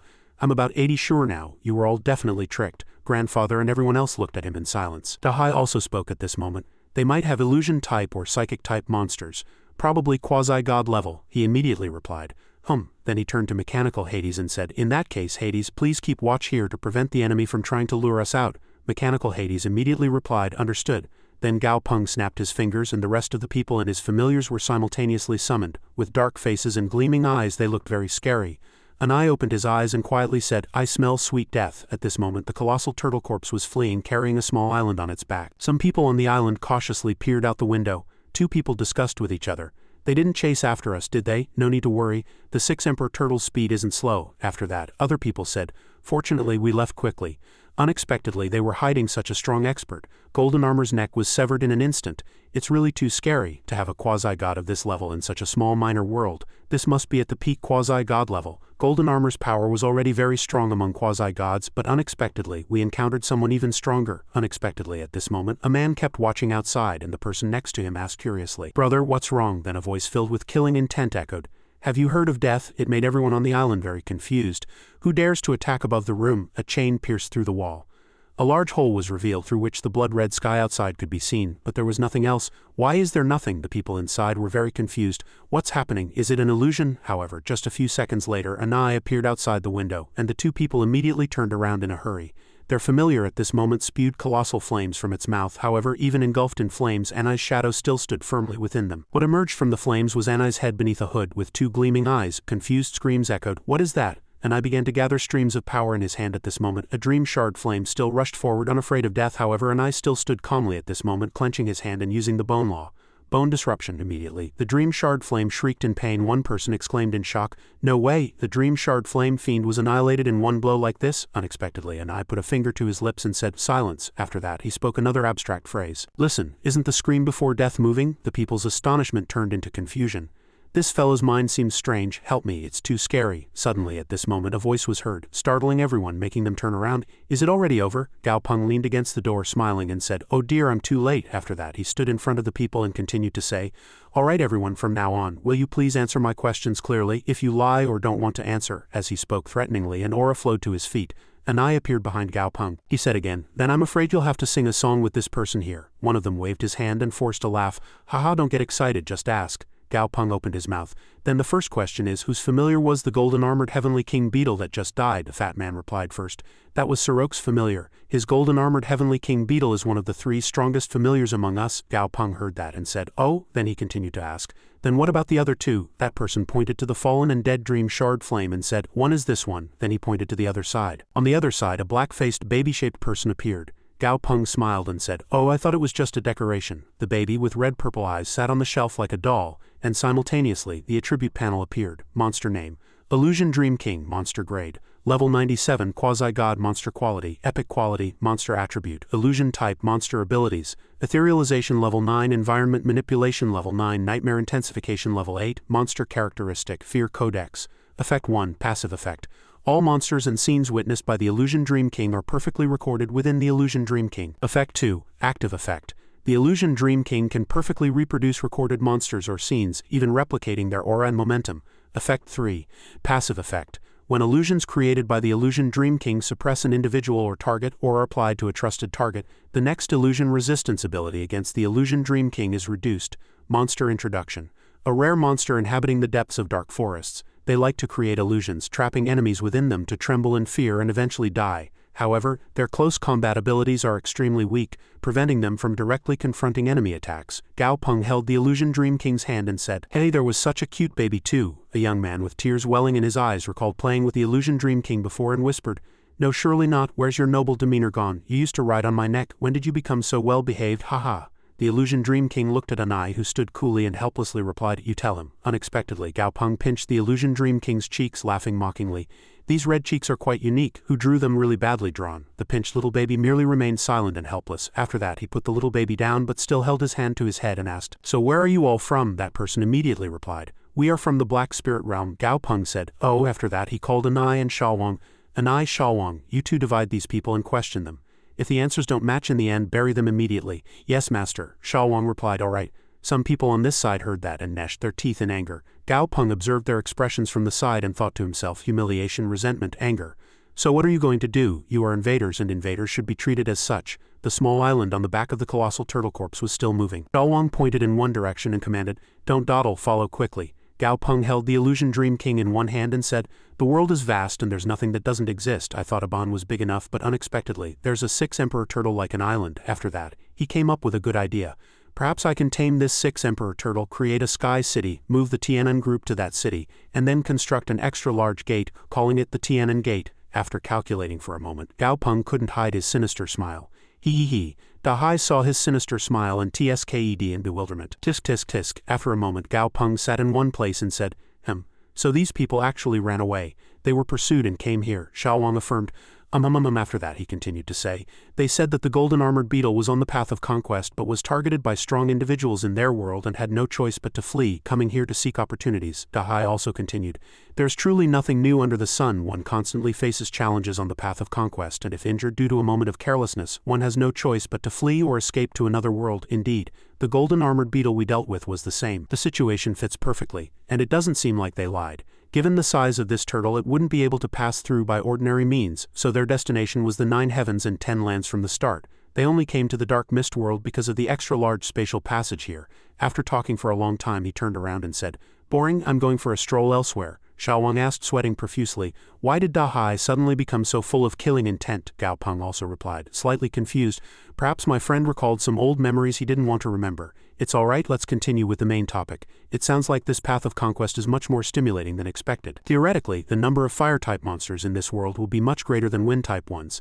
So Xiaoyan will have more rivals than the golden armored beetle. There's no love without reason in this world. The Baifang tribe's attitude towards Xiaoyan is probably because he has embarked on the path of conquest after that. He couldn't hide his pity when he recalled Xiaoyan tearfully saying, if I don't get stronger, I'll die. My little girl has really suffered a lot outside. Just as that topic came up, Xiaoyan sneezed on this side, and the old ancestor next to him still urged, quickly eat all these blue flame crystals. Gao Peng and his group on this side all had dejected expressions, thinking of Xiaoyan. Only the illusion dream king was continuously sweating in confusion and panic after that. He quickly revealed a sinister face and asked, right, let's talk about these things later. Did you find out the name of the golden-armored heavenly king beetle's thief and the one who made him flee? Xiaowang said. That fellow's emotions changed too quickly. He looked at Gao Peng and replied, oh, that fellow's name is Mad Spiderwing, and he was also a quasi-god. He had been hiding behind them all along and never fought head-on. He always launched sneak attacks, and half of the people who died on the island were related to him. Right, they said that when Mad Spiderwing attacked, he had previously severed wings in two. Those wings are stored in their warehouse. Gao Peng immediately reconfirmed, then Xiaowang, go find Yuguang and Chaosai, get those wings and bring that fellow here. If it's alive, I want to see the bird. If it's dead, I want to see its corpse. The illusion dream king trembled inside. Xiaowang replied excitedly, alright, I'll take the brothers. See you, Gao Peng. He also smiled and waved goodbye. As soon as he finished speaking, a powerful aura surged rapidly and flew away. Then Gao Peng turned to someone and said, hey, did you hear that? But everything fell silent. He then spoke again. I know you can hear me. If you don't keep talking, I'll cut off your turtle's head, the voice immediately replied. No, Gao Peng asked joyfully. Is Aoshu there? The turtle corpse immediately replied. He's dead. Gao Peng exclaimed in surprise upon hearing this. Oh, then he began to explain, you must have seen what happened when you fled from the island back then. You were the ones who caused us trouble first, and now you've fallen into our hands. Haha, now you're an Aoshu without a master. Why don't you follow me? You won't have to wander anymore. The turtle corpse fell silent again for a moment. Then the turtle corpse helplessly said, if you help me avenge my master, I will obey you for life. Gao Peng scratched his head and lamented, damn it, why do I have to complete a mission while taming Aoshu? Then he placed his hand on it again, saying, alright, who says I'm a good person? Besides, I really like this personality of yours. The scene shifted to the western forest of the dark mist world where a stone statue stood imposingly. A question came from Yuguang, is that it? Chaosai immediately replied, yes, wait here. Yuguang finished speaking and began to crawl out of the bushes. Yuguang tried to get closer to the stone bird. Suddenly at this moment a red mark was firmly embedded in the ground and bright red cracks appeared on the stone bird's body. Yuguang exclaimed in admiration, how dare it steal from our monsters, it's asking for death. Yuguang flew away quickly, and the stone bird moved and lifted its head. The people there were very surprised to see this. Oh no, this stone bird has broken and fallen to the ground. Then they glanced at Chaosai and Yuguang and whispered, did those two do it? Just how many ultimate familiars does this person have? Gao Peng appeared before everyone at this moment and said in a friendly manner, since I've killed it for you, I've helped you get your revenge. What do you think about the suggestion I made earlier? The two heard this and remained silent, not knowing how to reply. One person, who seemed more honest, stammered a bit worriedly, but Gao Peng immediately cut him off. You are not qualified to state conditions. I am giving you only one chance to live. Everyone was surprised by his attitude. Then a bearded old man stepped forward and said, I agree on their behalf. Gao Peng asked in surprise, oh, are you the one who can make decisions? The person immediately replied, I am the tribal priest. I should be sufficiently qualified. Upon hearing that, he narrowed his eyes and smiled, replying, then let's settle the accounts, exchange goods and cooperate happily. When the matter was settled, everyone turned away, muttering dejectedly, oh no, it's going to be tough from now on. Well, at least we saved our lives. Meanwhile, the priest remained silent, clenching his fists and trembling. Then he called out to Gao Peng, Your Excellency. The priest clenched his fists and said in a determined voice, I have news I wish to report to Your Excellency. It concerns the path of wind contention. He replied with interest. Oh, tell me, he began to speak. Your Excellency, perhaps you don't know, but we were indeed pursued by Mad Spiderwing, but in fact we wanted to help the golden armored heavenly king beetle kill Mad Spiderwing. This is because they are all contenders on the path of wind contention, and within their bodies there is something called the proof of wind. One can seize this from the opponent's corpse. Gao Peng heard this and asked again with a puzzled expression, "Proof of wind?" Then he continued to circle around the shattered stone bird asking, "Where is it?" The priest merely stood there bewildered. Then he raised his hand denying his intention. "No, your excellency, only a contender on the path of wind contention knows how to separate it." Gao Peng broke out in a cold sweat upon hearing this, thinking, "Damn it, where can I find a wind type familiar for the path of wind contention?" Now Yu Guang has completely transformed into a dark type. Then he sighed, thinking of dark flame. "Alright, if I just have dark flame directly decompose it, it will probably be decomposed." The priest spoke again at this moment. "Your excellency, our tribe has already completely merged with you all," or he immediately asserted. "Of course we've completely merged." The priest bowed his head again and remained silent for a moment. "Ah," Gao Peng glanced at his expression and thought again. "Since they've completely merged, in a few generations, they will officially become Washa people. All the original tribal elements will disappear with the passage of time. As the tribal priest, he must understand this point, sacrificing these things to secure a continuous opportunity for the tribe. But if I were to temporarily grow weak and agree, what would be the point of all the effort I put into taming them?" Suddenly, Gao Peng was startled by a loud noise. "Hey, this tree should be planted here, not somewhere else," he asked in surprise. "That direction is the factory manager of the bird group headquarters, isn't it?" Then he headed in that direction. "Have they already started moving so quickly? Come on, let's go see." On this side, the dragon spirit was instructing people on how to plant flowers. "This water dragon should be planted at a depth of 6.47 meters in a fast-flowing area. The leaves must face the center of the current. If I'm even slightly dissatisfied, I'll yell again. And this dragon vine too. Bury 1/3 in the ground and leave 2/3 outside." "Idiot, why are you getting so close to the azure dragon flower? Do you want to ruin my favorite little flower?" Gao Peng appeared behind him at this moment, narrowing his eyes and smiling. "Yo, dragon spirit." The dragon spirit was startled to see him, blushing as he said, "You?" He looked at the neatly planted flowers and praised, "It seems you're not doing a bad job taking care of them." The dragon spirit immediately said arrogantly, "HMPH, who do you think I am?" At this moment he called Chao Sai and Asuan and said, "Take out all the dragon-type plants from the space and give them to the Spirit King." Chao Sai heard this and wailed miserably. "No, Gao Peng." He patted his head and asked, "What are you doing?" Chao Sai replied tearfully, "Don't take them, I'm almost out." He heard this and flicked his head. "Where do you learn all these tricks?" Then he turned to the dragon spirit and said, "Spirit King, during this period all the plants you take care of and all the fruits harvested except for our grandfather's group share will all be given to Chao Sai." He immediately replied kindly, "Alright, I enjoy planting and taking care of dragon-type plants. It doesn't matter who gets the harvested fruits." These words made Chao Sai's eyes gleam with hope. Then the dragon spirit pointed in one direction and continued to say, "Plant this dragon snake orchid next to the dragon vine." Chao Sai immediately cheered in agreement. "Everything Big Brother says is right." Gao Peng merely sighed helplessly. "Ah," then he looked at that gate again and said, "The Tianan gate has already begun construction." Suddenly, at this moment, a messenger bird flew in delivering news. "Someone is looking for you, someone is looking for you." He looked up in surprise. This seemed to be a messenger bird researched by the group's researchers. He heard that this bird had an intelligence similar to a 10-year-old child. Then he handed over a piece of gold and said, "Alright, this is your reward." As soon as the messenger bird received the reward, it began to chirp and flatter. "Congratulations, boss. May your business prosper, boss. May you have 100 wives, boss." Gao Peng's face contorted as he helplessly said, "Where did you learn such things?" The scene shifted to the Tianan Group headquarters in the Dark Mist World, where Gao Peng sat facing his grandfather asking, "Grandfather, did you send for me?" Gai Hondong immediately replied, "I heard you brought many people from other places. Now our tribal elders have spoken to me. I intend to incorporate their strong young people into the Tianan Group. What do you think?" he replied cheerfully. "Grandfather's idea is fine, however, since they are outsiders after all. It would be best to have them do some chores for now and then integrate them into the core after the second generation." His grandfather immediately said, "What you say is very reasonable. And one more thing, go find Dang Dang. That child's familiar brought back something very strange from the depths of the Dark Mist World." A moment later, Gao Peng had already appeared in the forest with some of his companions. Soon after, he headed towards a house surrounded by a flimsy fence. In the center of the courtyard was a table and chair set. Gao Peng politely called out loudly, "Senior Dang Dang, are you home?" Dahe spoke at this moment. "Gao Peng, there's a divine aura behind the house," he exclaimed in surprise. "Ha!" Just then, Dang Dang also came out carrying a pot of food and replied with a bright smile, "Oh, Xiao Peng is here. I was just preparing a meal. Let's eat together." She placed the pot and other food items on the table. Gao Peng couldn't suppress his curiosity, looking around and asking Senior Dang Dang, "Grandfather mentioned you found something interesting behind the house."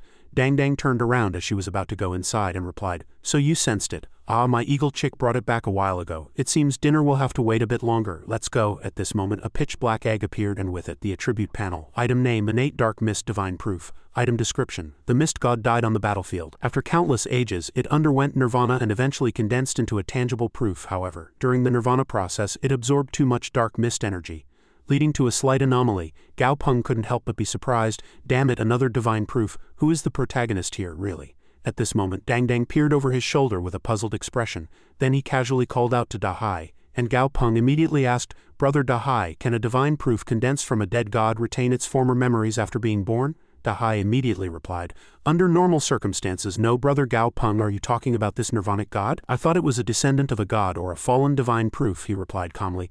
That's the mist god you told me about before, the one who fought against several opponents alone. Dahai began to think, speaking as I recall, he didn't have a dark attribute.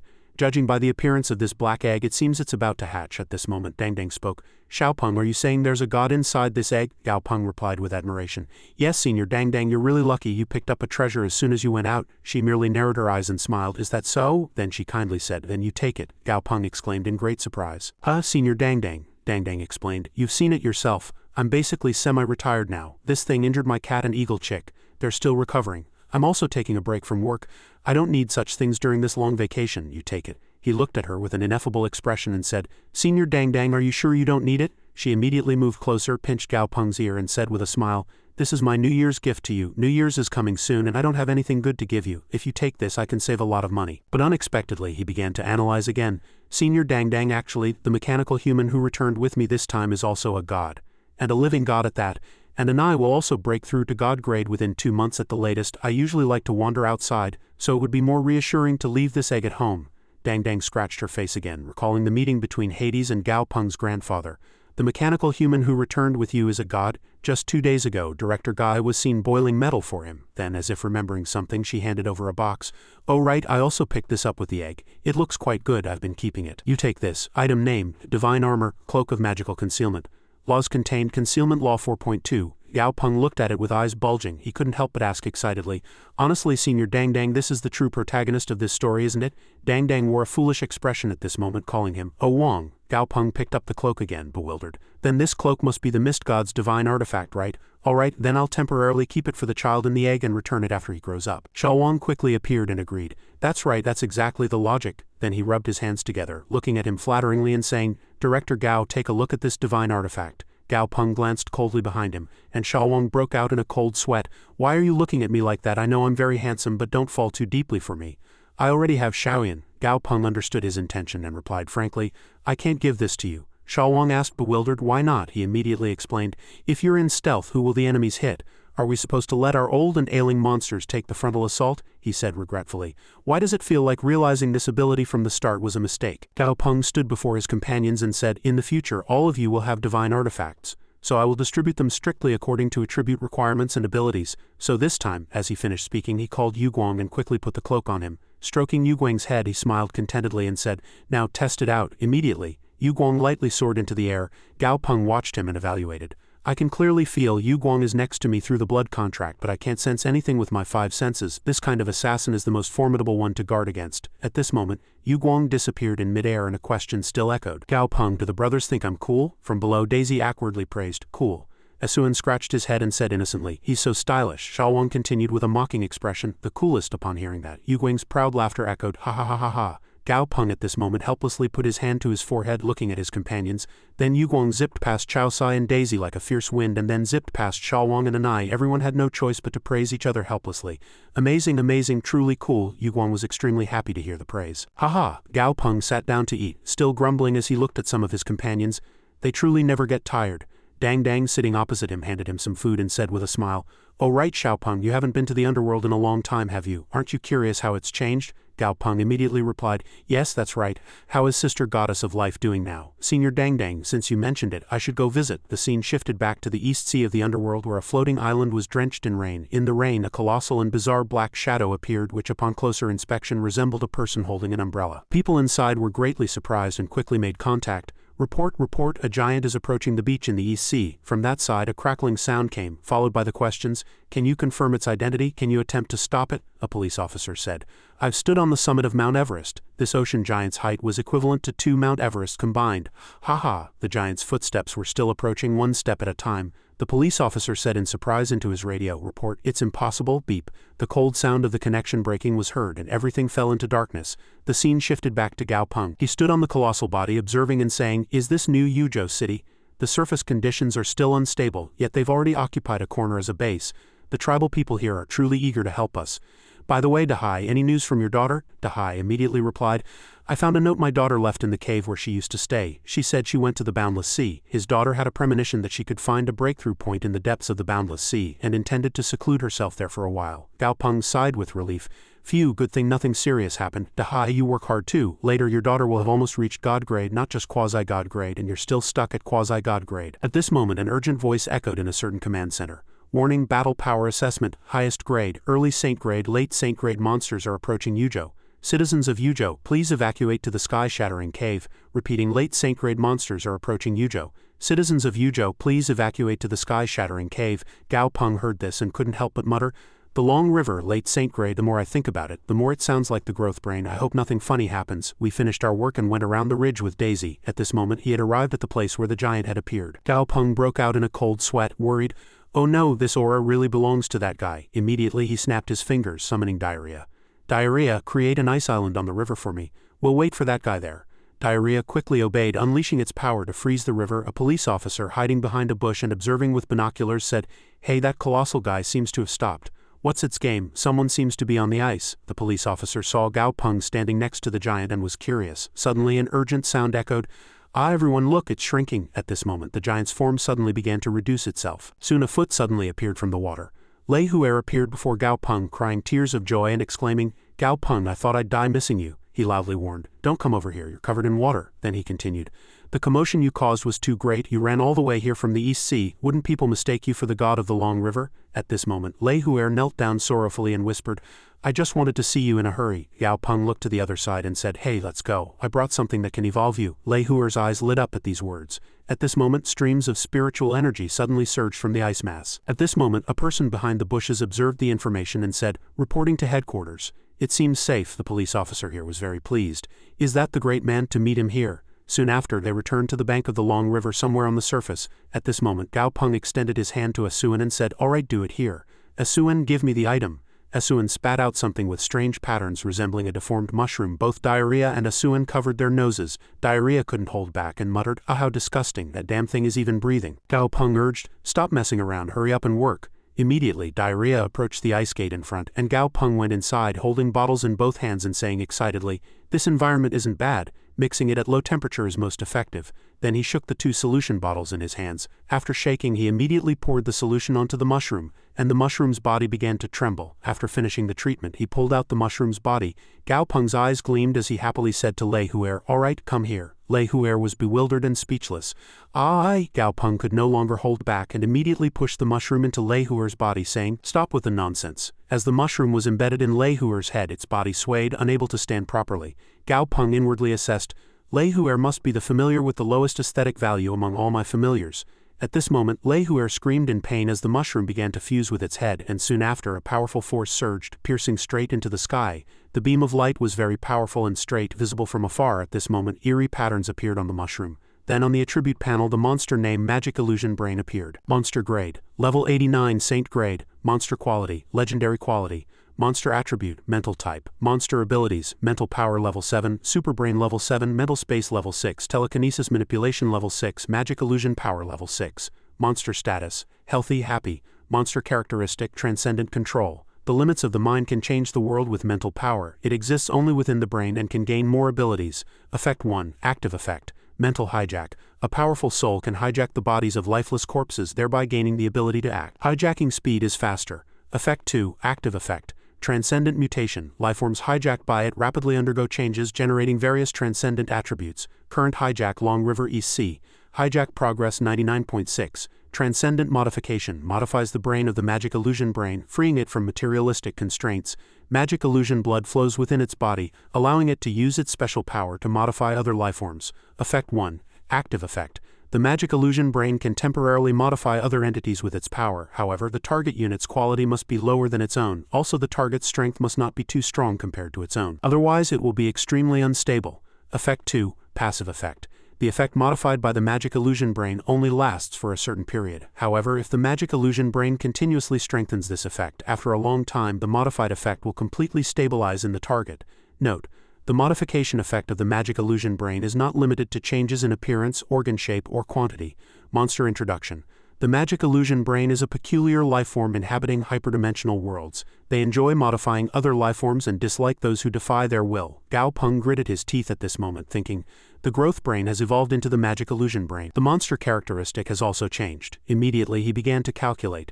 The newly awakened transcendent modification is a special characteristic that doesn't directly increase combat power, but indirectly enhances strength. The quality of the modified target must be lower than its own. This means only familiars of epic quality or lower can be modified. Soon after, he displayed a sinister expression and muttered, "Looks interesting. The magic illusion brain has just been born, and I should test its confused state towards its master." Soon after, they arrived back at the Long River bank at a large research laboratory belonging to the Tianan group. Gao Peng said, "So close to the Long River, yet you haven't been attacked by water monsters. Is that all your credit?" The magic illusion brain immediately replied, "This is nothing. All the monsters in the Long River and East Sea are my adopted children." He asked in surprise, "You adopted so many?"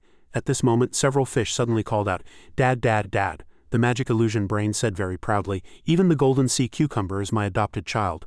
Gao Peng at this moment glanced at him with a scrutinizing look. Immediately he headed towards the laboratory. Two police officers still stood like statues. "It's been a long time since I worked in the laboratory. It brings back memories," Gao Peng said as he entered. "Among the resources given to me by my maternal grandfather. This laboratory is one of the 36 research centers under the Tianan Group, responsible for the research and development of new aquatic monsters, as well as testing their characteristics and abilities." At this moment, a researcher saw him and immediately came running out excitedly saying, "Hello, young master. I finally get to meet you, young master." He smiled awkwardly and waved his hand. "Ahem, ahem, do you know me? Coincidentally, your research center cultivates water spirit golden ring snakes, right? It would be troublesome, but please bring a few. I'd like to experiment." The person immediately bowed deeply and replied, "Yes, young master." A moment later, Gao Peng was already wearing a lab coat. At this moment, the bespectacled person from earlier pushed in a water tank containing several two-striped snakes, saying cheerfully, "These water spirit golden ring snakes were cultivated according to the method you left, young master, but their temperament is extremely timid. We are researching how to improve them." At this moment, on the attribute panel, the monster name, Water Spirit Golden Ring Snake, Monster Quality, Common Quality, Monster Grade, Level 32, Monster Attribute, Water Type, Poison Type, Monster Status, Healthy, Frightened. Monster Introduction: a type of venomous snake monster inhabiting water. Its gallbladder is small, so its temperament is extremely timid. Its favorite thing is to hide the water-transforming flower. Monsters larger than themselves, Gao Peng observed and calculated. Its gallbladder is small, so its temperament is extremely timid. What nonsense, are you looking down on me for not having read enough books? Immediately he turned to his junior and said, "First, don't fiddle with your new sculptures, test out your new abilities. Make this small water snake's gallbladder a little bigger." The magic illusion brain immediately replied, "Yes." Immediately it approached the water tank containing the snake, its eyes flashing. Gao Peng said, "Looking at it, there doesn't seem to be any change." Immediately he suddenly leapt up and merged with the magic illusion brain. From inside he watched as the snake's belly split open and its bones were exposed, saying, "Hey, is this the visual effect the growth brain saw?" A moment later a round green orb began to grow larger inside. It turned out to be the snake's gallbladder. When the time was right, Gao Peng said loudly, "Wait, the gallbladder is big enough." After finishing the work he separated from the magic illusion brain.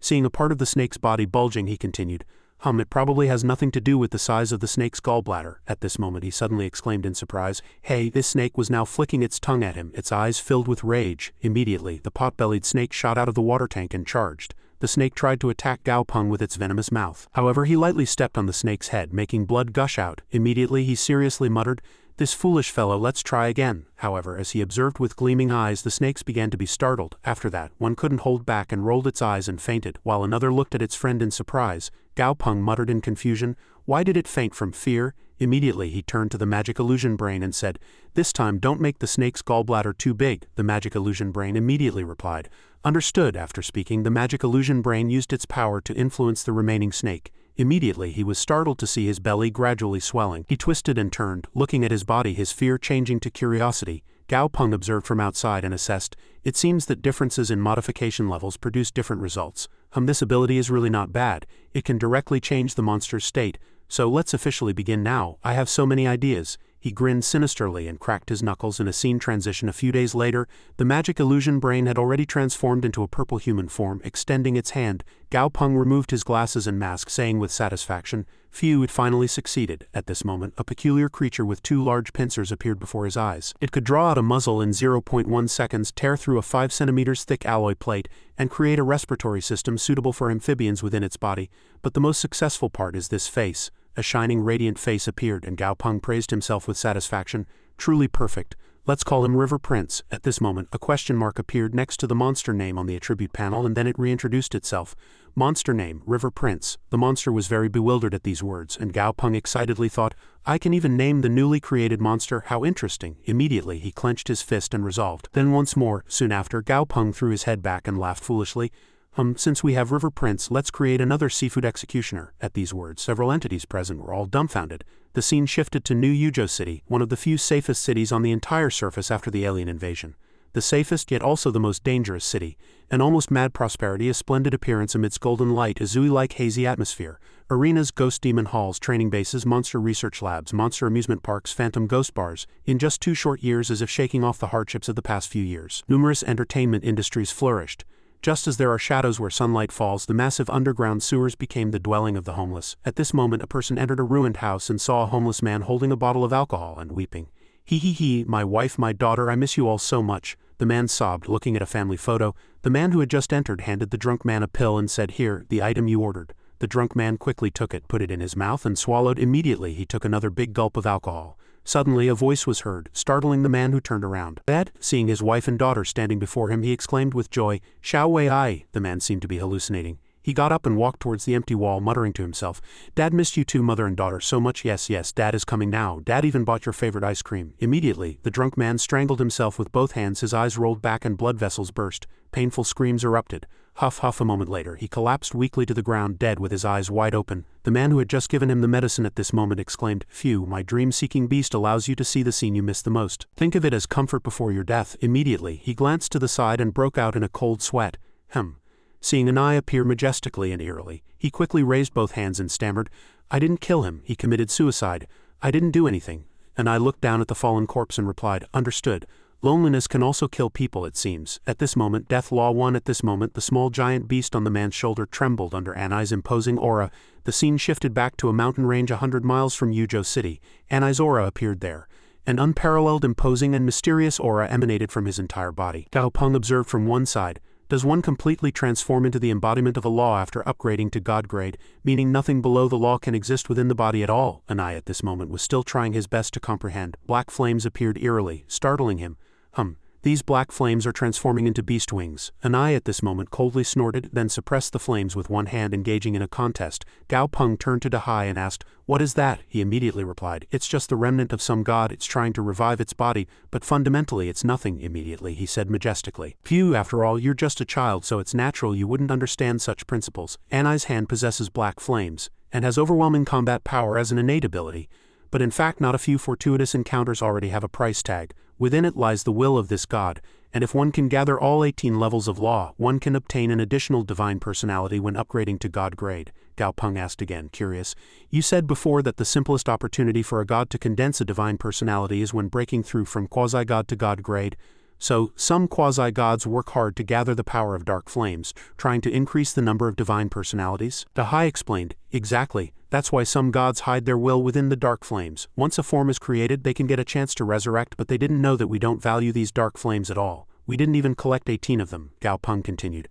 So you've turned misfortune into a blessing. Dahai lazily denied that he had gained a blessing, which frustrated Gao Peng. On this side, Anai was still releasing his power. Those powers enveloped Anai's body, and a confident Anai stood there. Somewhere all the familiars suddenly started trembling, and the people around them were very confused. What's wrong? The monster that fell to the ground was struggling and trembling, when suddenly a large drum appeared, from which some liquid flowed out. At this moment a girl was worried when she saw her familiar trembling and struggling. Little furball, what's wrong with you? The scene shifted to the azure plateau with endless cracks. A huge crack appeared, and eyes glowing brightly in the darkness began to open. Below the cliff a demon shouted, Anai has broken through to god grade. His talent is truly astonishing. It hasn't even been 20 years since the great change of the era. At this moment the dragon's body began to move, and a powerful force shot straight up into the sky. Dahai also sensed something inside and flinched.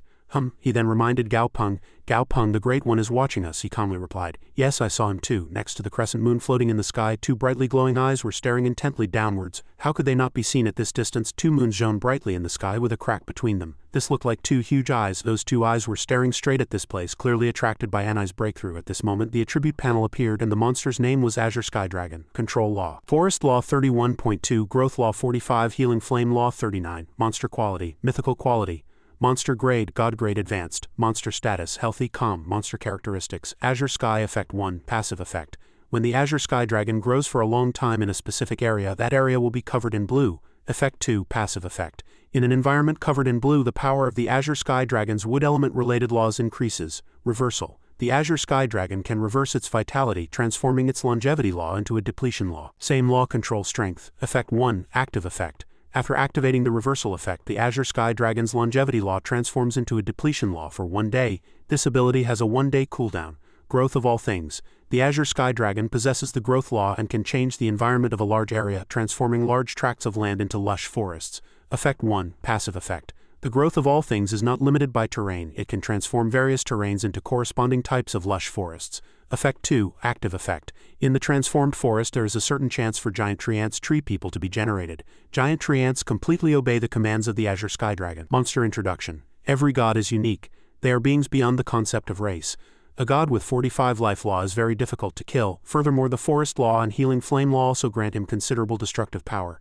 Gao Peng in the fish looked up with wide eyes. He broke out in a cold sweat, thinking, an Azure Dragon, it seems it wasn't intentional. Just then the familiar black cloak appeared, and Gao Peng turned around and called out loudly, Anai. At this moment, Anai was clutching his head with both hands, emitting a powerful force, and immediately a skull with embedded bones appeared. Good. At this moment a dark barrel appeared and countless colorful lights poured down.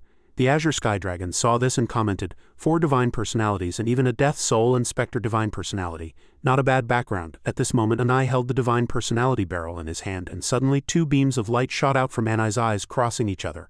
A moment later a long bone-shaped weapon appeared in his hand. Death Law 3, Soul Divine Personality 3, Spectre Divine Personality 3, Bone Divine Personality 3. After reading the attribute panel, Gao Peng clenched his fist and shouted with joy. Anai, you succeeded. The Azure Sky Dragon also approached him at this moment and said, you are all very excellent. I thought it would take at least 50 years for you to break through to God grade, but you did it in less than 20 years. That year I received a favor from your human ancestors, and in return I protected your human ancestors for 10,000 years. Now that I have seen a new god, I shall also depart. Gao Peng calmly asked, wait, are you just leaving? Aren't you going to leave us a few divine artifacts? The Azure Sky Dragon soared into the sky, leaving a single sentence. Times are changing. Don't look at the world with old concepts. I heard that and frowned, saying, Tisk, if you give me a dozen divine artifacts, I'll still pay attention to the changing times. Dahai helplessly glanced at his boss. At this moment Anai below said, Master, the monsters are peeking at us. Gao Peng looked at Anai and asked, what's wrong? He turned his head and replied to him. His eyes disappeared. He's also a god. He was stunned. Where did so many gods come from? Fang Fong stepped forward and explained, gods, they didn't appear suddenly. It's just that we weren't in the same dimension as them before, so we couldn't detect them. This designated area is one of your human ancestors' lands, but not all the gods here belong to the human race. Gao Peng said, perhaps they have always been watching the changes in this world. The scene shifted to Sichuan Volcano, where Gao Peng and Anai were climbing the mountain together. Upon reaching the last step, he said, this must be the place. In front was a statue of Maitreya Buddha. He sat with his chin in his hand and sighed. Many people come here to pray to gods and convert to Buddhism, but no one comes to find the one true God here. Then he saw himself and Anai walking over and asked, O honored guests, what brings you here? Gao Peng replied, I came to see the person who peeked at us yesterday. And unexpectedly it was Buddha. The old Buddha laughed heartily. Ha ha ha, young master is truly witty. Then he made a suggestion to him. Please become the revered Buddha of our Washa tribe. He secretly evaluated Gao Peng and said, after so many years to meet a god-grade familiar trainer. Rare, your tone is just like that old man's, which I dislike. Then he pointed directly at Anai and demanded, have your familiar fight me. If you win, I will agree to your request. Gao Peng's face turned serious. Tisk. At this moment, a system notification appeared. Monster name, Sukhavati Mahabuddha. Monster grade, god grade elementary. Monster quality, mythical quality. Monster attribute, metal type, mystic type. Laws possessed, Metal Law 9, Golden Light Law 9. Monster characteristics, Sukhavati Effect 1. Active effect. After Sukhavati Mahabuddha is activated, it forms a Sukhavati domain. All enemies trapped in the Sukhavati domain will be subjected to immense suppression, and their ability to act will be affected. Maintaining the Sukhavati domain consumes energy. After Sukhavati Mahabuddha is activated, it transforms into Sukhavati Mahabuddha. Effect 1. Passive effect. Sukhavati Mahabuddha possesses better resilience and strength. At the same time, Sukhavati Mahabuddha's endurance is also stronger. Effect 2. Passive effect. Sukhavati Mahabuddha possesses transcendent abilities. All enemies defeated by Sukhavati Mahabuddha's form will worship him intensely. When worship reaches a certain threshold, the target will willingly share their fortunes with Sukhavati Mahabuddha. Note: the Sukhavati Mahabuddha state can only be maintained in places where sunlight shines. Universal Buddha's light. Buddha's light emanates from all parts of Sukhavati Mahabuddha. Effect 1. Passive effect. Buddha's light has healing effects. It can heal injuries and remove adverse statuses. Effect 2. Passive effect.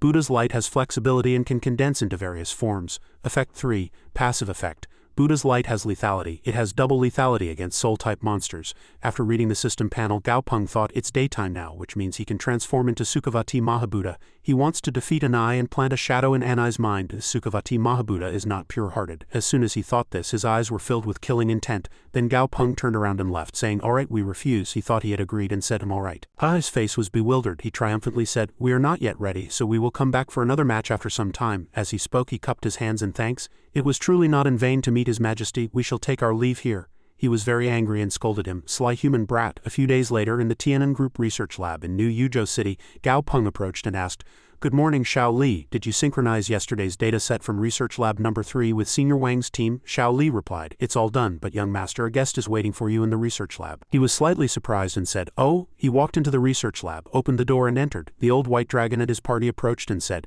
"Gao family brat, you're finally here." Gao Peng asked, "Tribe leader Bai, what brings you here today? You didn't even inform me beforehand, so I couldn't prepare." Old He approached and asked, "Yesterday the tribe's familiar told us that your familiar has truly become a god." He replied happily, "It was good luck, the old white dragon exclaimed in surprise. "Is that true? Do you know what this means?" he asked back without thinking. "What does it mean?" a man cried and said. "Ancestor, we finally..." Gao Peng asked, somewhat confused. "Is becoming a god that difficult?" The old white dragon remained silent, thinking, "After all these years, this brat still needs a beating." Then he explained seriously, "Everyone wants to become a god. For many years, no one with such astonishing talent has appeared in our tribe. The resources of this fire world are too scarce and the spatial passage has been sealed. Even nurturing the lowest level god would collapse the entire tribe. For the continued existence of the tribe, everyone gave up the idea of becoming a god." Fang Feng also added to explain to Gao Peng so he would understand easily. "Oh, this is the predicament that familiar trainers in resource-scarce small worlds must face. Just absorbing the elemental power in the air makes it very difficult to break through, like being unable to get full by eating air.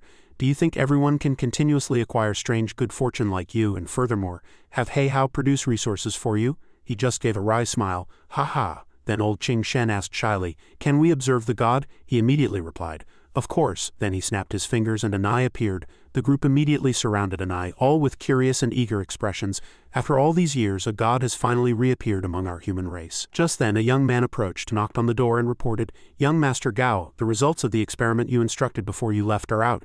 Gao Peng smiled and said, "Perfect timing, bring them over. These seniors can also take a look." The old white dragon asked if it was a new experiment, and he replied, "It's just an immature idea, so I would appreciate the elders' opinions." The old Qing Shen stammered, "This monster is..." A faint smoke dissipated and the new experimental result gradually appeared. The monster's body was covered in thick golden fur and it had a sturdy physique. It was muscular. Its exterior was equipped with shining armor of a simple yet efficient design which seemed to provide both protection and flexibility of movement. The monster looked very fierce, majestic, and powerful. Old Qing Shen said, "I've never seen such a monster before." The old white dragon asked, "What's its name?" Gao Peng replied, "Colossal Spirit General." At this moment the system panel began to update.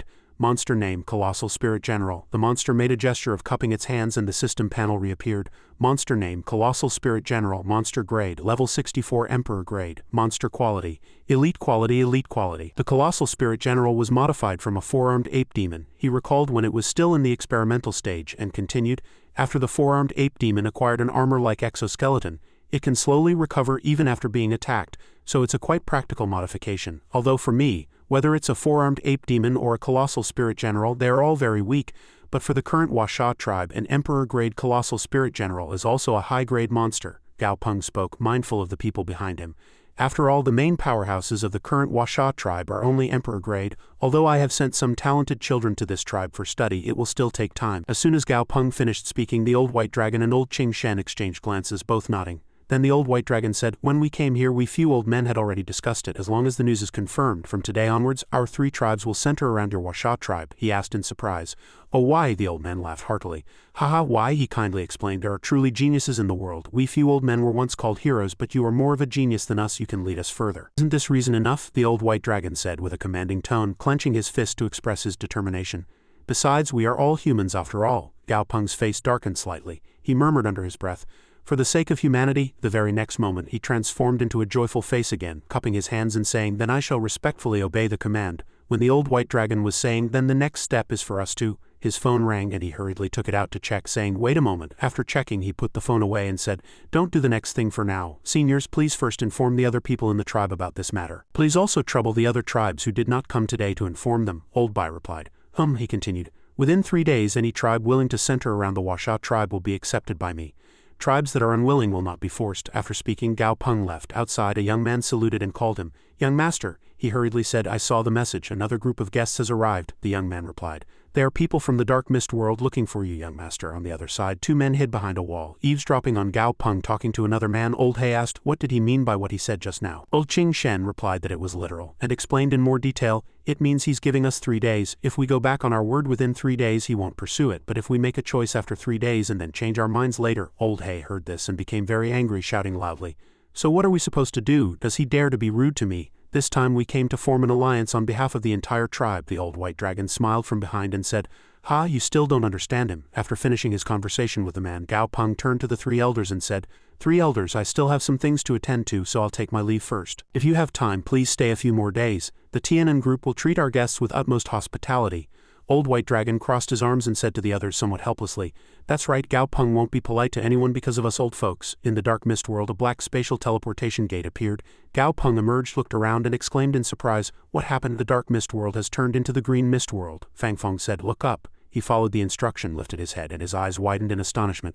A colossal green sphere floated in the sky with green currents flying around and condensing inside the sphere. In the center of the sphere appeared a gigantic bird. It had bright green feathers and enormous wings with air currents swirling around it. A system panel appeared. Monster name, Eternal Azure. Monster quality, Eternal quality.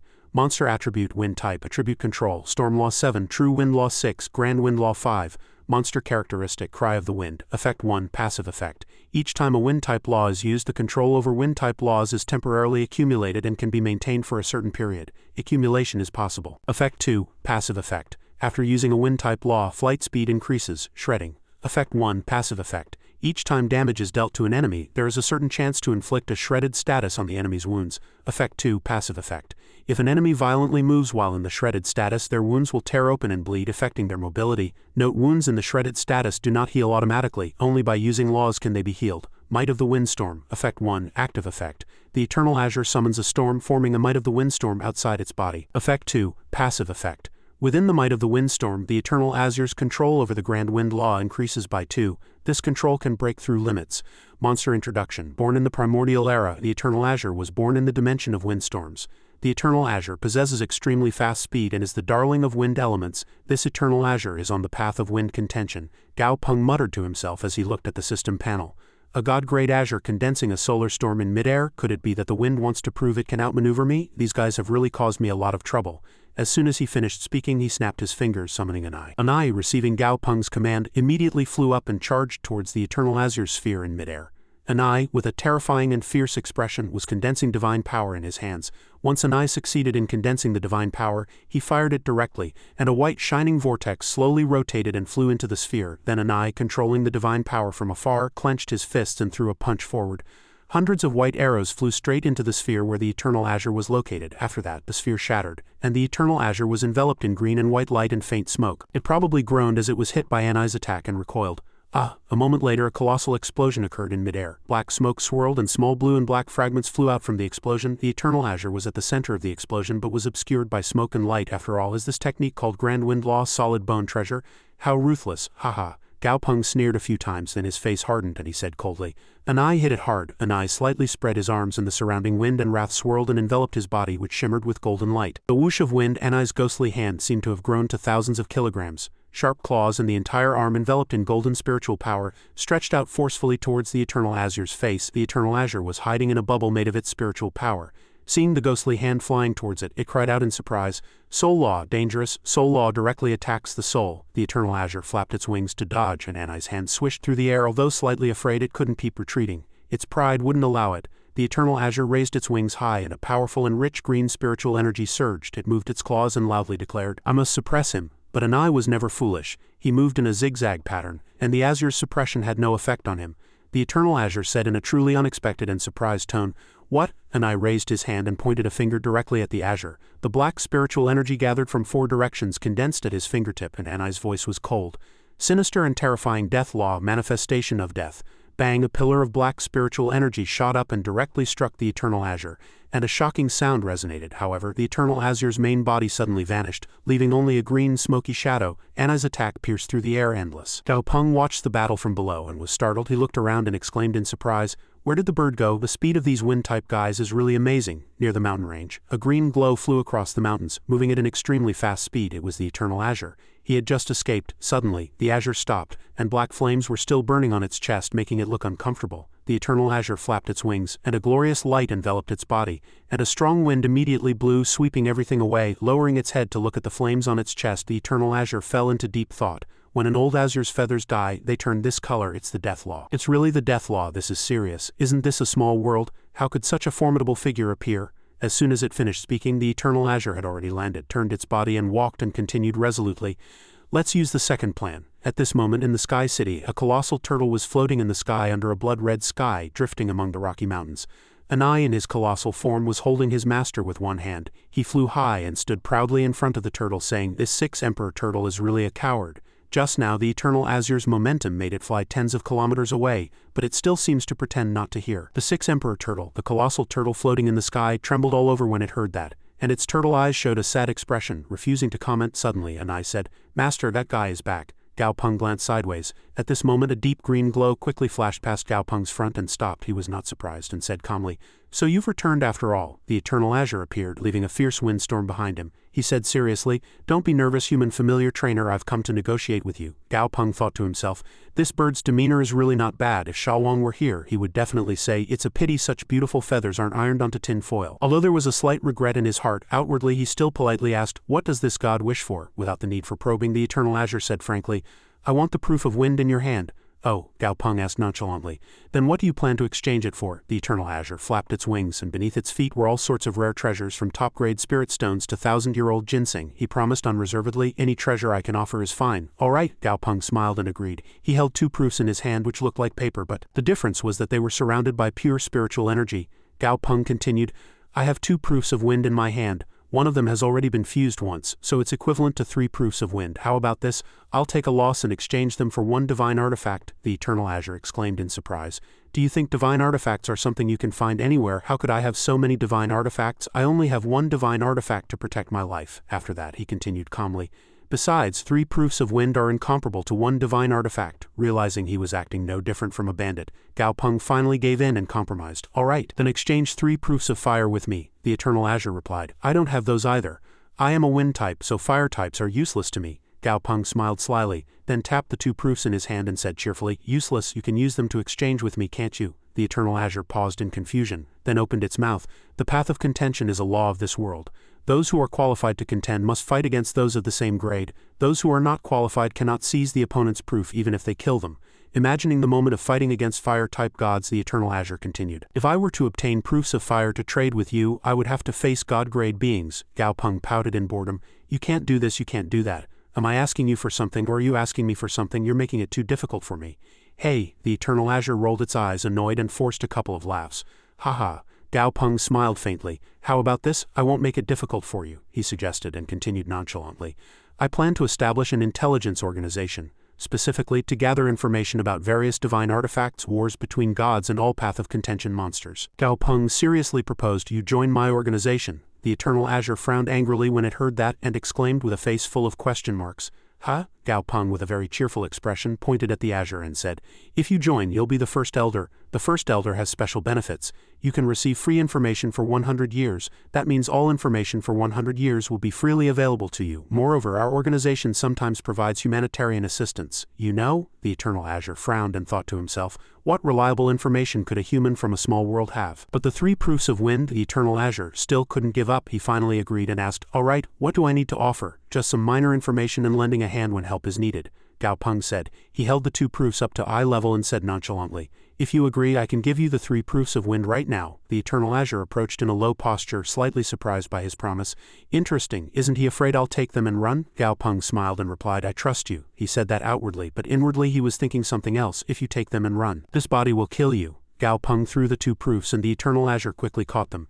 He swallowed them and stood in front of Gao Peng, saying seriously, "Don't worry, I always keep my promises. Bring me that stone. I'll write down everything I want to know on it." He repeated, "Stone," with a look of undisguised contempt on his face. Gao Peng took out his phone and opened his mouth. Tell me, information about all types of Path of Contention owners as detailed as possible. The Eternal Azure looked at the phone in confusion, unable to understand, and said, then shall we start now? 20 minutes later. Gao Peng was still typing incessantly, his face blank. The Eternal Azure, on the other hand, was looking around, evaluating with eyes lacking human knowledge. Very quickly his hand moved towards the save button. Gao Peng cheerfully let out a word. Finished. Suddenly he glanced sideways and met the Azure's gaze, and the Azure flinched instinctively. Gao Peng was slightly amused, but inwardly he thought, oh dear, another lost lamb. But he still asked coldly, didn't you say everything? Why aren't you leaving yet? The Eternal Azure looked down at the ground in disappointment. He couldn't understand and looked up foolishly, asking quietly, what is that? His voice was slightly hesitant. The Eternal Azure's gaze lingered on his phone. Gao Peng replied with a profound and sinister expression. It's a specialty of our Washa tribe. Standing in front of the shop, Gao Peng sighed tiredly. The person behind him didn't understand and stepped closer, saying, Boss Gao, as you requested, this internet cafe has already been set up. Gao Peng didn't reply, just pouted blankly. The Eternal Azure, seeing him remain silent, said in an urging tone, is it done? Gao Peng hesitated and replied, well, actually we can also research and develop equipment specifically for birds like you. You just need to wait a few days, the Azure repeated. He waved his hand and immediately transformed into a half-human, half-beast form. The Eternal Azure girl crossed her arms and said, it's just transforming, isn't it? Gao Peng saw her do this but didn't stop her. He said with a smile, then give it a try. With a whoosh, the Azure quickly flew inside, leaving only wind behind him. As expected of a wind-type divine beast, its instantaneous movement is also fast, and inside were high-end items that people dreamed of, such as OLED TVs, PlayStation 5s, and various comics. Gao Peng smiled faintly from outside. With so many movies, novels, and games ranging from easy to difficult, it will keep you engrossed for decades, so there's really no problem. Later, if an enemy invades, just cut off the internet or electricity. Just say the enemy cut the internet cable. The profound intent of this made the listeners shiver. Gao Peng snapped his fingers, and Daisy immediately appeared, but he said, why does my conscience suddenly ache a little to be able to imprison a god grade so easily? A few weeks later, outside Huotian Valley, the volcano was spewing smoke. Suddenly a beam of light appeared, and a bluebird with red feathers asked with a puzzled expression. It was a mechanical queen in beautiful and agile armor. She exuded a powerful aura and said in a clear voice, child, I want to meet your elder. I have a message to deliver on behalf of someone else. The bluebird naturally didn't listen. Where did this rusty iron lump come from? What kind of look is that? He turned his body and glanced sideways. I'm not a child.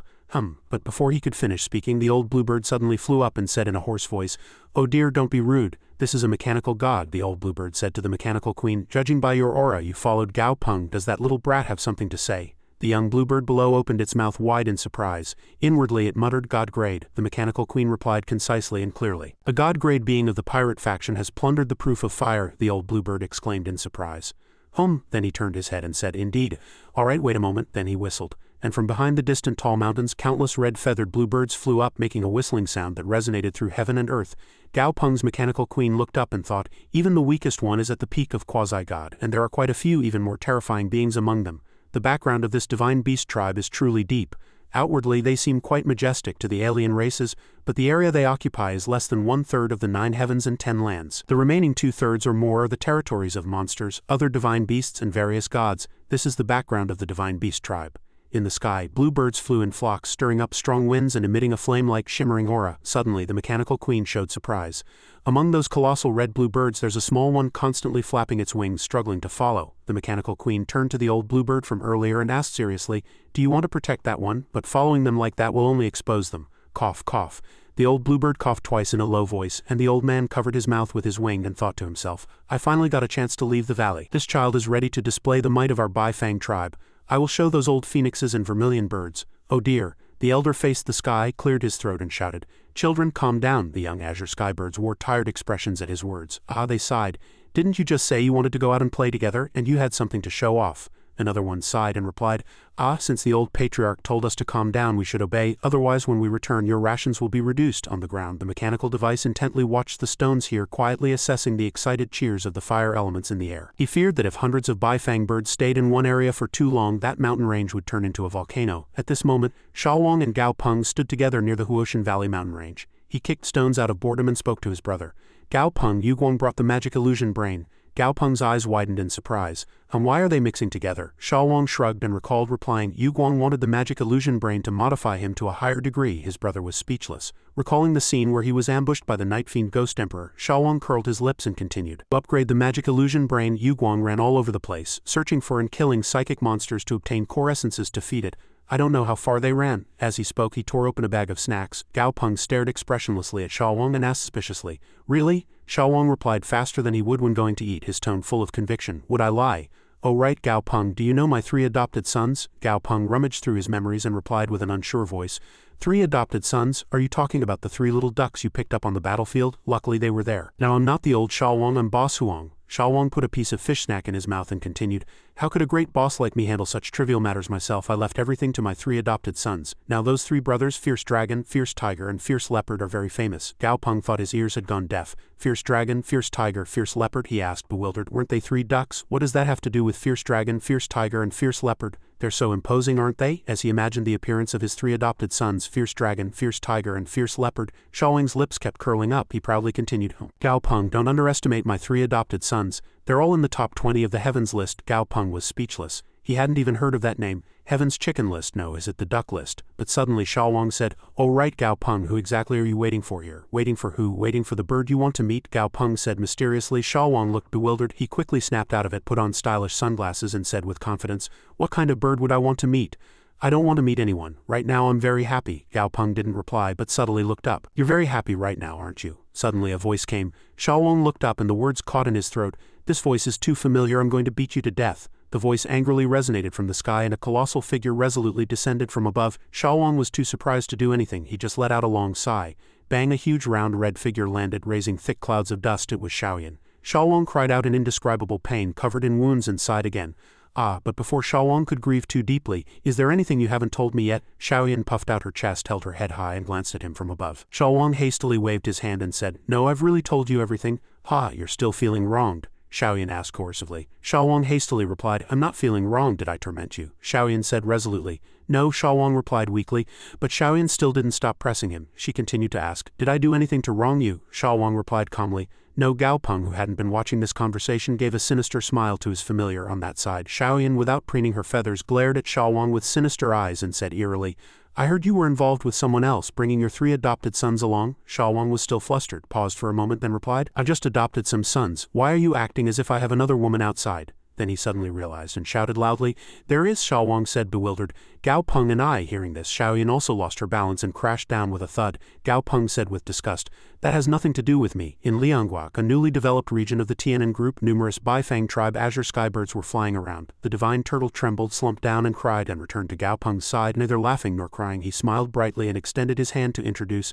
let me introduce you all. This is the senior elder of the Baifang tribe. Then Gao Peng turned and began to speak to the Azure Skybird senior elder. This is my maternal grandfather. He is the chairman of the Washa Tribe Council, and you can understand him as the Great Elder. And you must have already met my familiars. He continued to walk towards a very modern computer set, smiling brightly and saying, this is Eternal Azure. The Azure Skybird senior elder tilted his head, and Gao Peng also turned his head out of curiosity. His eyes immediately widened like fish eyes, and he said unpleasantly, hey, I brought someone to you. You should greet everyone, not just play games. The old Azure Skybird asked curiously, what is this? Eternal Azure didn't turn back and immediately replied, a fire-breathing machine. This is a computer. As he spoke, his hands continuously operated it. The screen continuously changed, and the old Azure Skybird was very studious and, feeling very interested, said, oh, is this a magical treasure that can display things? How interesting. Eternal Azure, on the other hand, said magnanimously, you have good taste, I'll teach you. Gao Peng heard that and shuddered. He thought to himself, one internet-addicted bird is noisy enough. If a whole flock appears, it'll really be a headache. Gao Peng said cautiously. When the proof of fire arrived, he stopped. The Azure Skybird senior elder looked at him, and Eternal Azure pouted again, showing his attitude. Tisk, how materialistic. Actually, this matter was nothing, and the Baifang senior elder also wanted to resolve it quickly. He said, all right, let's get down to business. Gao Peng also agreed. All right, even between brothers, debts must be clear. I'll tell you the information about the proof of fire. This is information I found out at a great cost. A piece of soul-shattering white grass stone, 2 pieces of purple mist cloud-patterned iron, and a law stone nourished by fire. The Baifang senior elder listened, full of bewilderment. He asked suspiciously, isn't Xiaoyan your familiar? Why did you come to me? Gao Peng burst out laughing, his face showing a natural and knowing expression. Haha, right now she's not my familiar. She is my companion, but she is also an outstanding descendant of your Baifang tribe. I can't usurp the responsibility of raising this descendant, the Baifang senior elder immediately said.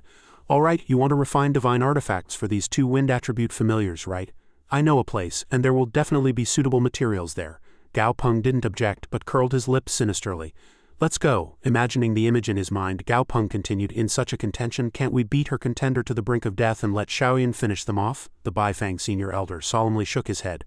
No, the elder explained. Even if you kill her contender, you won't get the proof of fire. You can't secretly harm her contender to benefit her, and you can't even use this idea to scheme against her contender. Gao Peng heard that and was slightly disappointed. He glanced, asking with suspicious eyes, "Then why send so many tribe members? According to the rules, we're not allowed to assist in combat, but we're not entirely useless. Our Baifang tribe is that child's backup. If we're here, Xiaoyan can challenge her enemies with all her might, and even if she fails, there's no need to worry, because we can give that child countless opportunities." Hearing the Baifang senior elder's words, Gao Peng imagined countless Baifang tribesmen swarming in if Xiaoyan were bullied. He silently broke out in a cold sweat, thinking there really was a reason why even alien races didn't dare to casually provoke a god's descendant, both the old and the young taking care of her together. Gao Peng spoke seriously again. "All right then. In the reverse world, incarnate world, and scattered sea, I've witnessed a quasi-god monster with a proof of fire moving around." He paused, then continued.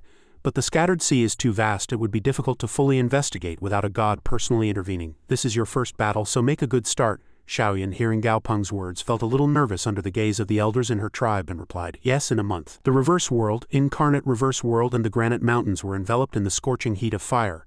Suddenly a spatial black hole appeared and a foot quickly emerged. As soon as Gao Peng stepped out of the teleportation gate, he immediately felt listless. He took off the cloak draped over his side and with his other hand clutched his collar, groaning in pain. The high temperature damage was immediately transferred to Xiaoyan, but the sensation of her body being drenched in sweat was also very unpleasant.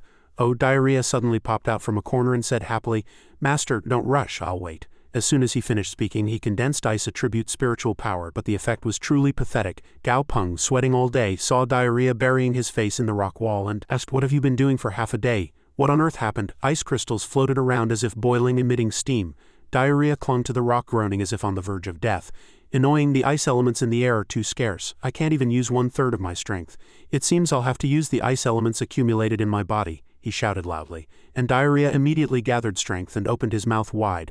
A pillar of ice attribute energy shot out from his mouth. The effect was immediate. As the ice attribute spiritual power enveloped Gao Peng in a thin film, he immediately felt the surrounding temperature was much better and cooler. Gao Peng joyfully gave diarrhea a thumbs up and said with a laugh, "Phew." "Well done," diarrhea replied proudly and happily. "It's a piece of cake as long as master is pleased."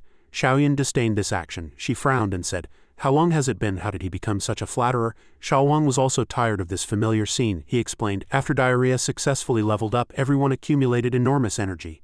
Then he glanced at Xiaoyan and changed the subject. "The grand incarnate reverse world is too vast, and we don't know the specific appearance and location of that fire attribute quasi-god. So how should we find it?" At this moment the Baifang senior elder suddenly spoke. "I have a way." The elder continued to speak to the juniors of the tribe. "Xiaoyan, bear with it for a moment." Then the Baifang senior elder raised his head, spread his wings, and a red liquid condensed from his mouth.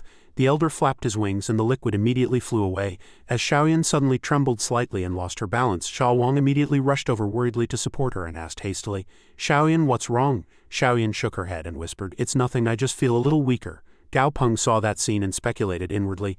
He used Xiaoyan's blood. Seeing traces of blood appear on the ground before him, the Baifang senior elder suddenly shouted success in front of everyone. On the ground the blood from that time drew a picture.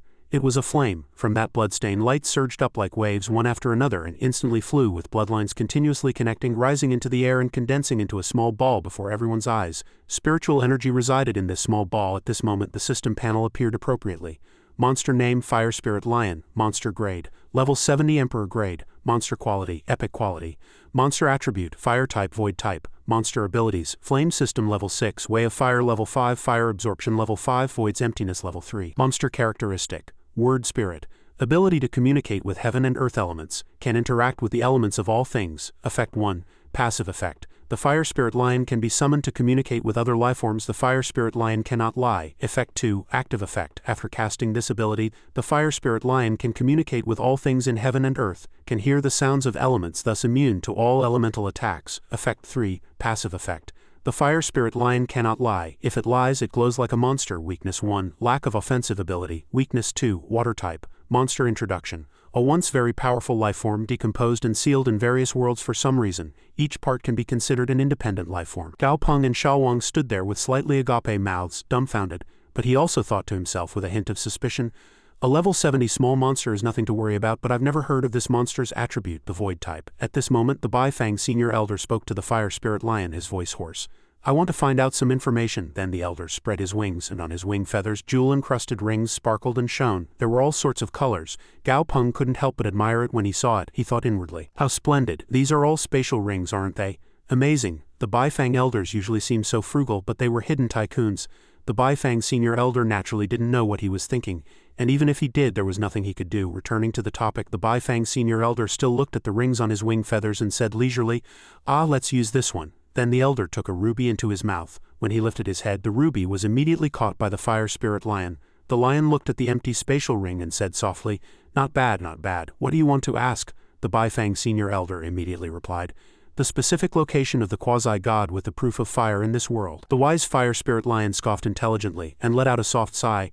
I knew you'd ask about this. It was as if his gaze moved toward Shaoyan, who exclaimed in surprise, ha! Suddenly, the fire spirit lion scattered countless blood chi in all directions, each flying in one direction. The wise fire spirit lion said, head southeast for about 300,000 li. Gao Peng stood with his mouth agape in surprise. He was startled. It disappeared. What is this, a personal secretary or a mountain spirit working 24 hours? Gao Peng was truly dumbfounded by this series of actions. He was speechless and muttered with difficulty, why did it just leave after speaking? Shaoyan, who was next to him, also had her head full of question marks. The Baifang senior elder suddenly spoke. They are fire spirit lions, Shaoyan asked, puzzled. Then, the senior elder turned and left, saying, let's go, let's find your opponent. Gao Peng, deep in thought from behind, subtly curled his lips. He thought inwardly, interesting, is he really hiding something? The scene shifted to a mountain valley in the southeast where the water in a rock pool reflected the shadow of a flying lifeform. A dragon entirely flame-colored closed its eyes, rested both front paws on the back of its head, and hummed a dragon song as if sensing something. He opened his eyes wide in surprise. I haven't even gotten a good look yet. The splash, the red dragon burst out of the water, a little flustered, and shouted loudly,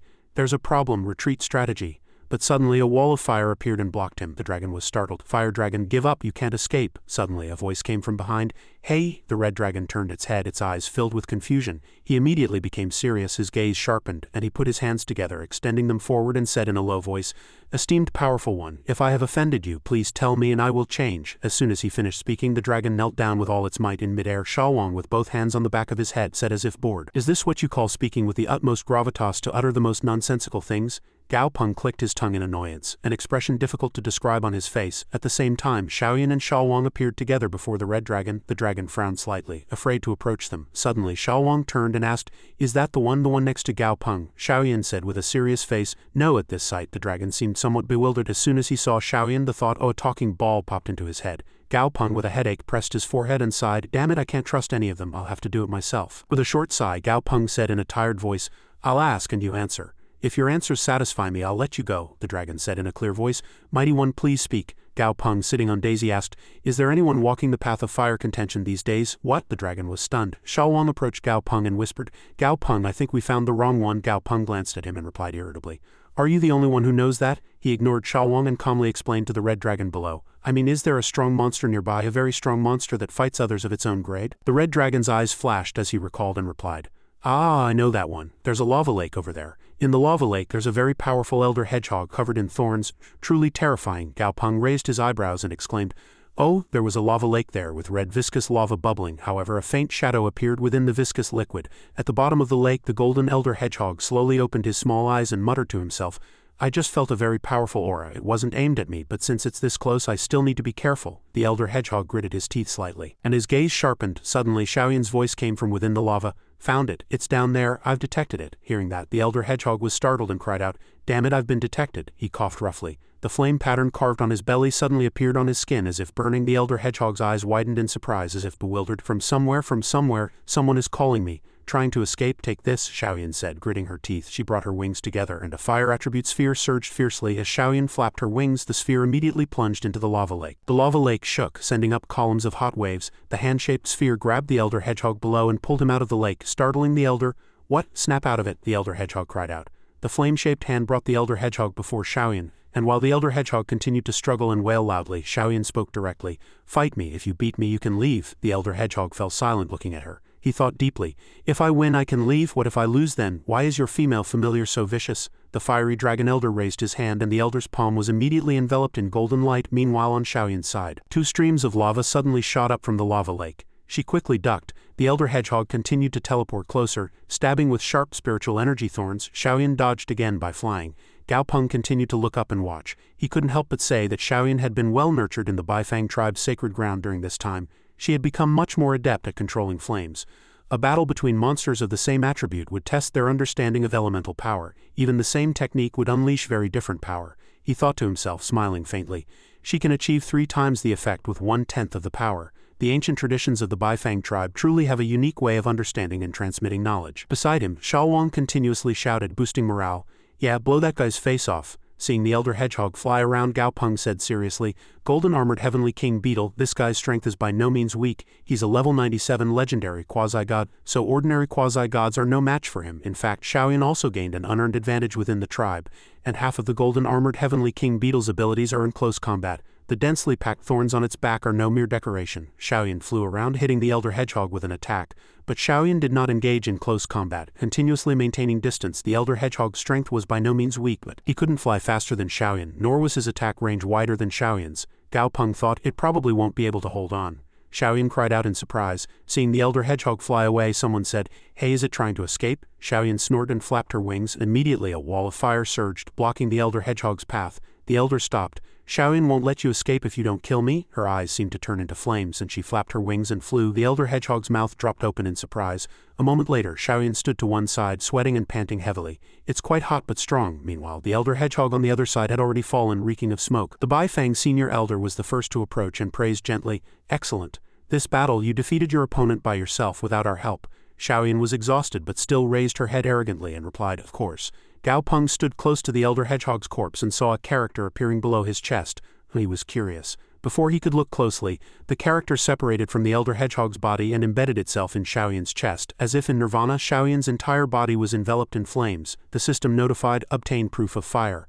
Fire element affinity increased, fire element skill control increased, fire bloodline increased. The Baifang senior elder calmly said, not bad. If you defeat a few more contenders, your bloodline can undergo another metamorphosis. Metamorphosis? Gao Peng was surprised. He thought to himself, what kind of mechanism is this? Why isn't the system explaining it? The senior elder said, a major metamorphosis can greatly increase the child's strength, and there's even a chance for evolution. Gao Peng slightly OE'd and watched Xiaoyan absorb the proof. He thought to himself, I see. Isn't this just increasing quality? He frowned and pouted, thinking the effect of this proof of fire was ultimately to increase the monster's quality. No wonder the flames seemed to burn even more fiercely. Gao Peng continued to think. No need to painstakingly acquire resources, it can definitely evolve, straightforward and very quick. No wonder so many monsters want to obtain the proof of fire. Different evolutionary paths will lead to different final evolutionary forms. I'm really looking forward to Xiaoyan's appearance after evolving through the proof of fire. Not long after, Xiaoyan encountered another contender. It was a man with a ghostly face, exuding a fiery aura from his entire body. The man arrogantly looked at Xiaoyan. Xiaoyan began to attack, spewing flames at the opponent. The man simply raised his hand to block, smiling faintly with a somewhat contemptuous expression. Standing on a rocky mountain not far away, the Baifang senior elder sighed. This has gotten tricky. The fiery tyrant has extremely high natural fire element resistance, and his resistance to fire elements is even more terrifying than Xiaoyan's. Hearing the Baifang senior elder's words and looking at the battle before him, Gao Peng thought to himself, Xiaoyan's flames don't hurt or itch that guy at all. Unexpectedly, after only the second battle, she encountered a formidable enemy. Xiaoyan has always used her fire element resistance to bully others, but this time she finally got a taste of her own medicine. Suddenly, the fiery tyrant entered a berserk state. Gao Peng exclaimed in surprise. Oh no, the man laughed contemptuously and summoned a black ore spear deeply ingrained with lava, throwing it fiercely at Xiaoyan. The tip of the spear carried a menacing aura. Too fast, Xiaoyan quickly dodged. But she tapped her beak and said, I'm no pushover either. Xiaoyan teleported forward and spewed countless fireballs under her command. The fireballs from her wing feathers flew towards the fiery tyrant with loud bangs, resounding with mighty roars. However, a grinning mouth appeared within the flames and 2 eerie laughs were heard. The fiery tyrant was injured but didn't care, laughing bizarrely as his bloodlust surged. Countless stone flames rose under his command. The fiery tyrant raised his hand and those stone flames flew towards Xiaoyan at top speed. Xiaoyan was startled and quickly flew away to dodge. The fiery tyrant continued to concentrate his strength and slammed his fist powerfully into the ground. With a bang, the ground immediately shattered and its structure collapsed. The man lifted the ground, tearing through the air and throwing it forcefully. As the fire-infused piece of land flew, Xiaoyan cried out, whoa, and immediately dodged by flying. She dodged and then sighed slightly. Phew, luckily I dodged quickly. Xiaoyan looked up dumbfounded. At that moment he erupted in anger, charging forward and shouting, how dare you hurt my wife, I'll kill you. Below, the Baifang senior elder quickly tried to stop him.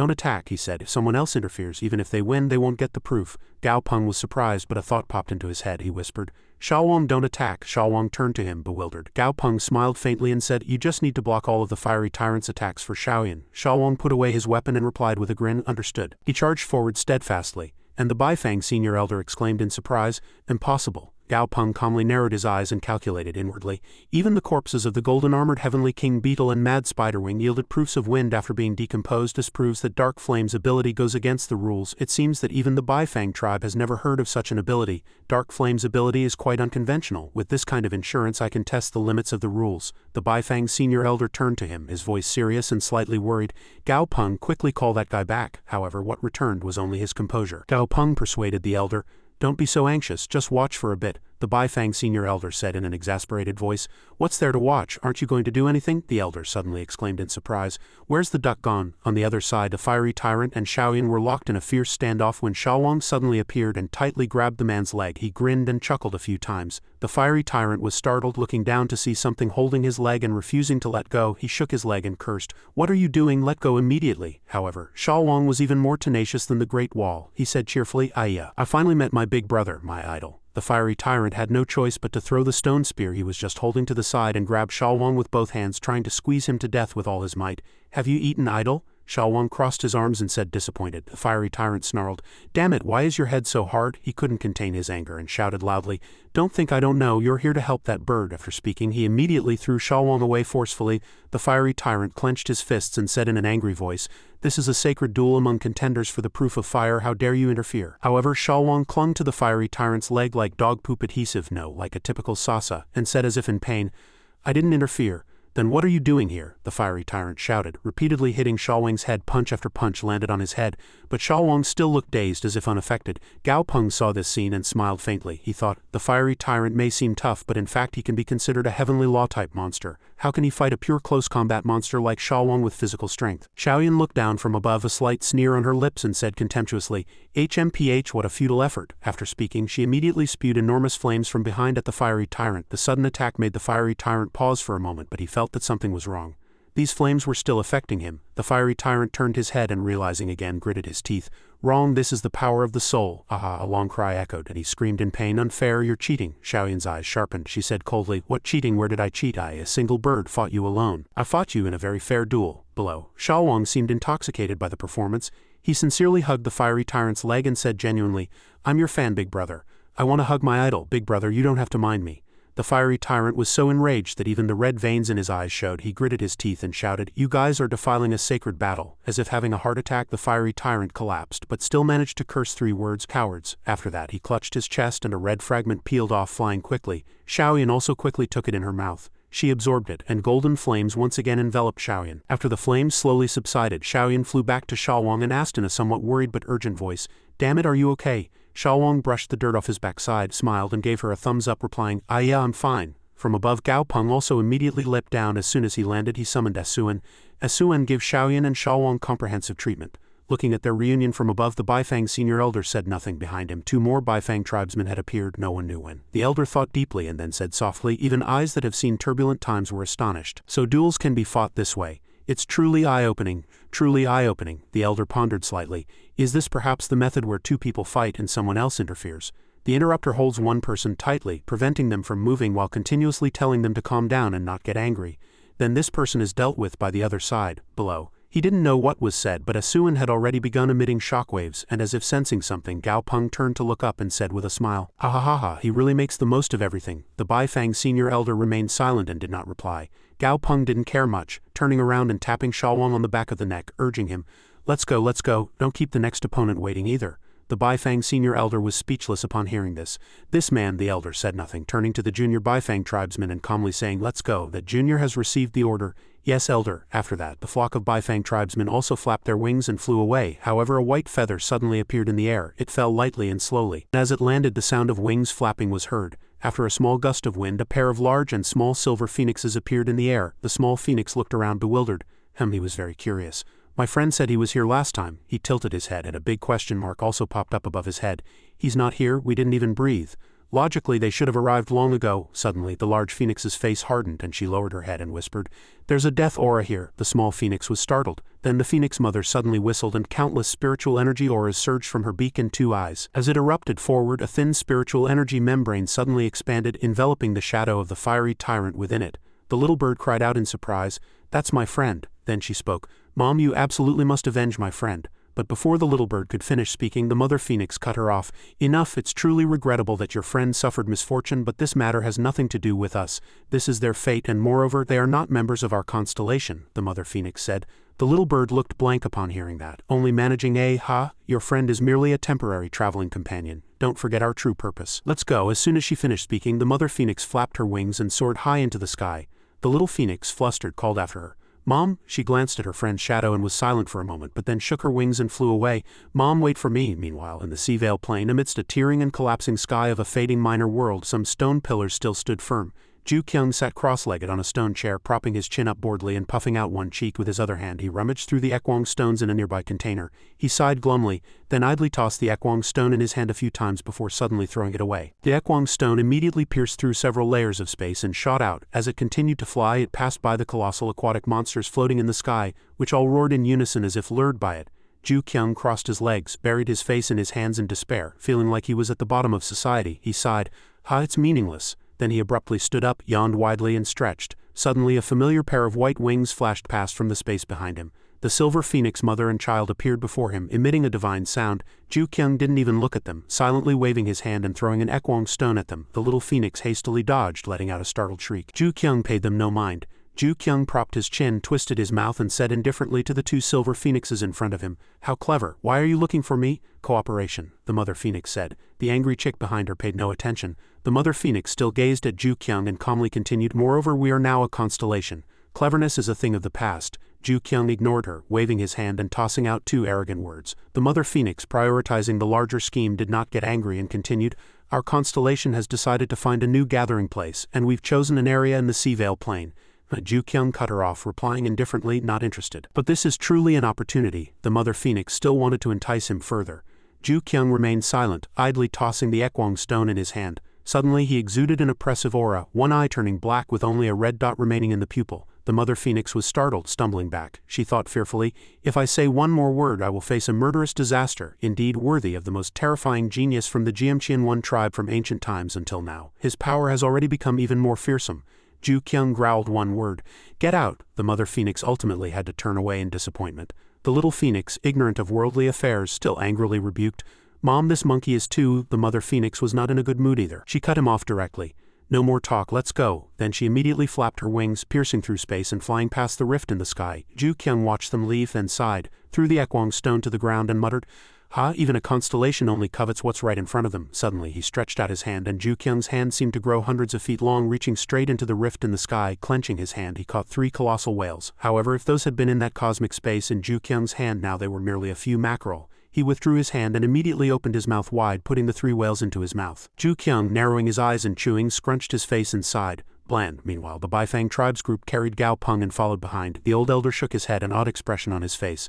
"How strange, why is it so quiet? No one is visible." Gao Peng feigned ignorance. As soon as the elder stopped, he spoke. "Elder, what's wrong?" The old Baifang elder, seemingly in an extremely anxious state, said flustered, Ahem, why are you wandering off?" "Maintain formation." He turned slightly and told him. "The void giant beasts in chaotic space are extremely dangerous. If we encounter a pack of void giant beasts, I'm not sure I can even save you all." Upon hearing that, he simply thought the old elder was too worried. After all, he thought, we haven't encountered any void giant beasts on our journey. Then 2 other Baifang tribesmen discussed, "This place is really too far away, there isn't even a spatial passage. That's why we had to pass through the chaotic void," one said, and the other immediately replied, Exactly. Suddenly, Gao Peng noticed something and turned slightly.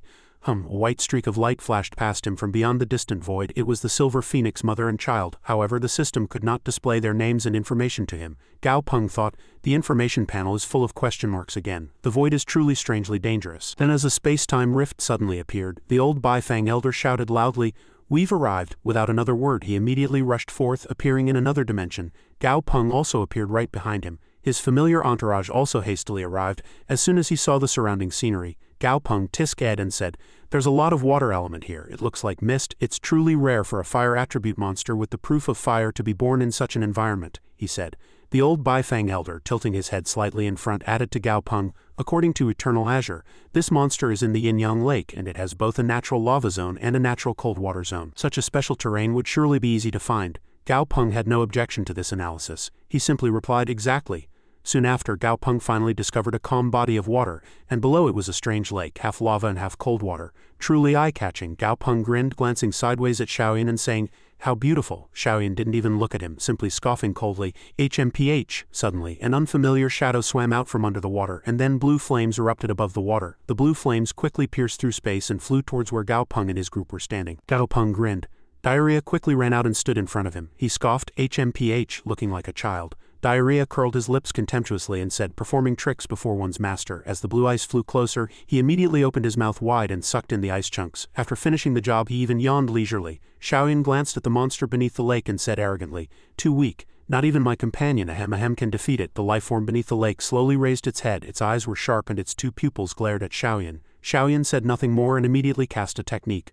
Wood Heart Flame, as she called out, a blue jade armor appeared from her beak like wings on her chest. Her entire body erupted in flames. The jade armor and flames, as if separated, rushed towards the monster beneath the lake in the shape of a sharp eagle. As a flash of light passed like lightning, the lake shook violently, and water pillars continuously rose. The monster fully emerged, a scale pierced in its back and its entire body continuously burning with flames.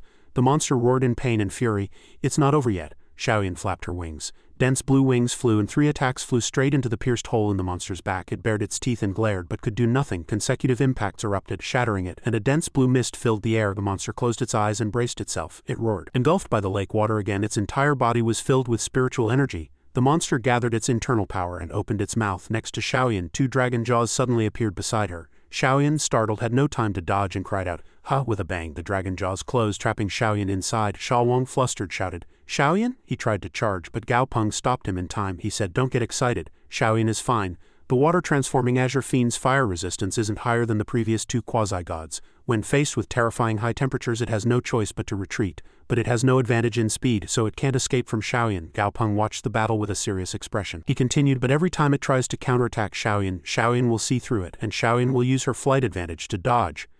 Gao Peng opened his eyes, extremely surprised. Within the block of ice that trapped Xiaoyan, sinister flames suddenly appeared. With a bang, the fire spirit broke through the ice, blossoming like a flower. Xiaoyan flapped her wings and flames enveloped her like petals. Destruction. Xiaoyan was slightly weakened, her eyes barely open, breathing heavily. Numerous chunks of ice shattered and fell into the lake below. The water-transforming Azure Fiend stared up blankly. It suddenly opened its eyes wide. To be burned to death by countless flames despite being water attribute. The water-transforming Azure Fiend roared in agony. Xiaoyan looked down from above at him burning on the cold lake surface and sighed slightly. "Phew, I think I killed him." Clap, clap, clap. Suddenly a series of applause rang out. Xiaoyan, startled, turned her head in confusion.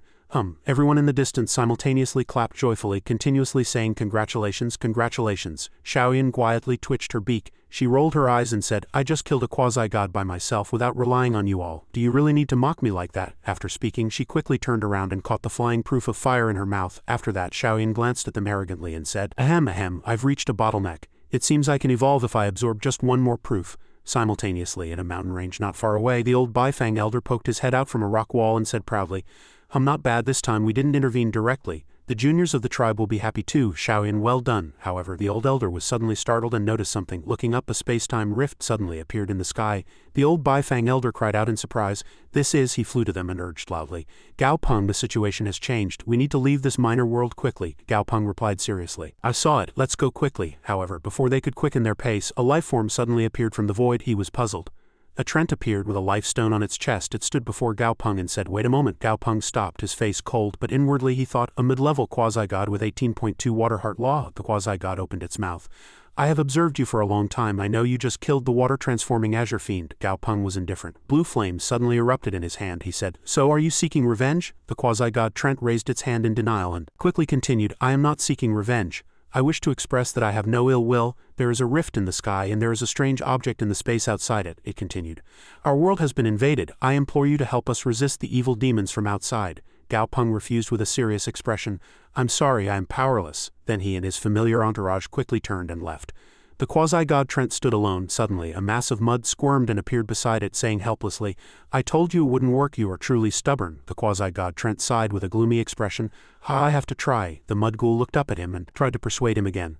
Old Catfish and I are preparing to leave this place. You should come with us." The quasi-god Trent clenched his fist and raised his head, saying leisurely, "You all go, I won't then." The quasi-god Trent slightly raised its hand. Under its control, roots deeply embedded themselves into the ground. The mud ghoul, flustered, said, "Are you crazy? Are you his match? That guy is quite famous even in the constellation." The quasi-god Trent loudly cut him off. "I was born in this world, so even if I die, I will return to my homeland." After speaking, the quasi-god Trent released all its spiritual energy. An eternal elemental aura surged forth. From deep within the earth, countless vines coalesced into a single root and soared into the sky. Outside in space, it coiled around and bound the invading entity.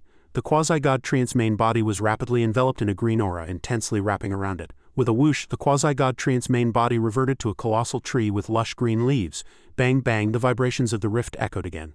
The quasi-god treant's main body embraced a Yaju and pulled it out of the ground. The mud ghoul and the other monster, Old Catfish, next to it all looked up. The mud ghoul muttered, "Really, you're doing all the good deeds. I'm afraid of dying." The Yaju, embraced by the quasi-god, emitted powerful energy shockwaves piercing through the surrounding void. Each wave was obediently absorbed by the roots that enveloped the entity. Numerous small sprout-like lifeforms emerged from various parts of the roots. They stretched out, rapidly attempting to restrain the entity. Gao Peng was slightly surprised. Law of Wood, rejuvenation technique. He glanced sideways, thinking, to use the power of the law as soon as he arrived, this must be his most powerful technique. After being parasitized, infinite vines will grow from the parasitized area, tightly coiling around the host like a predator gripping its prey.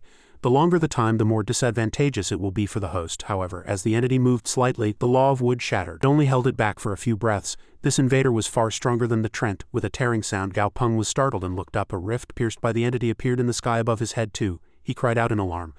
"Oh no, another spatial rift has opened. The Trent can't hold on any longer. Let's go quickly." Daisy flew away swiftly. From the quasi-god treant's side it shouted fiercely, "It's not over yet." Immediately, with a thud, thick vines surged forth and struck the entity. However, with just one claw it easily cut through the vine tree. But the law still held. From the severed part of the vine, lush small roots grew. It continuously coiled around the entity's claw, pushing it out of the world. The rift in the sky was also healing itself. The quasi-god Trent thought, has the world's power begun to automatically restore the spatial rift? He calmly, as if relieved or at leisure, said, "This has bought us a little time. This is the last thing I can do for this world." However, before the last rift could fully heal, a streak of light suddenly flashed like lightning, striking the colossal tree's main body, and a strong wind surged. The golden beam of light directly struck the treant's forehead, and the main body's bark immediately shattered. The tree was severed, and the life Yaju also shattered into pieces. The quasi-god Trent coughed once, then looked at the ground beneath his feet one last time. His body was torn by light. With a bang he exploded like fireworks. He died. Shattered wood fragments and eternal elements scattered and fell before his companion's eyes.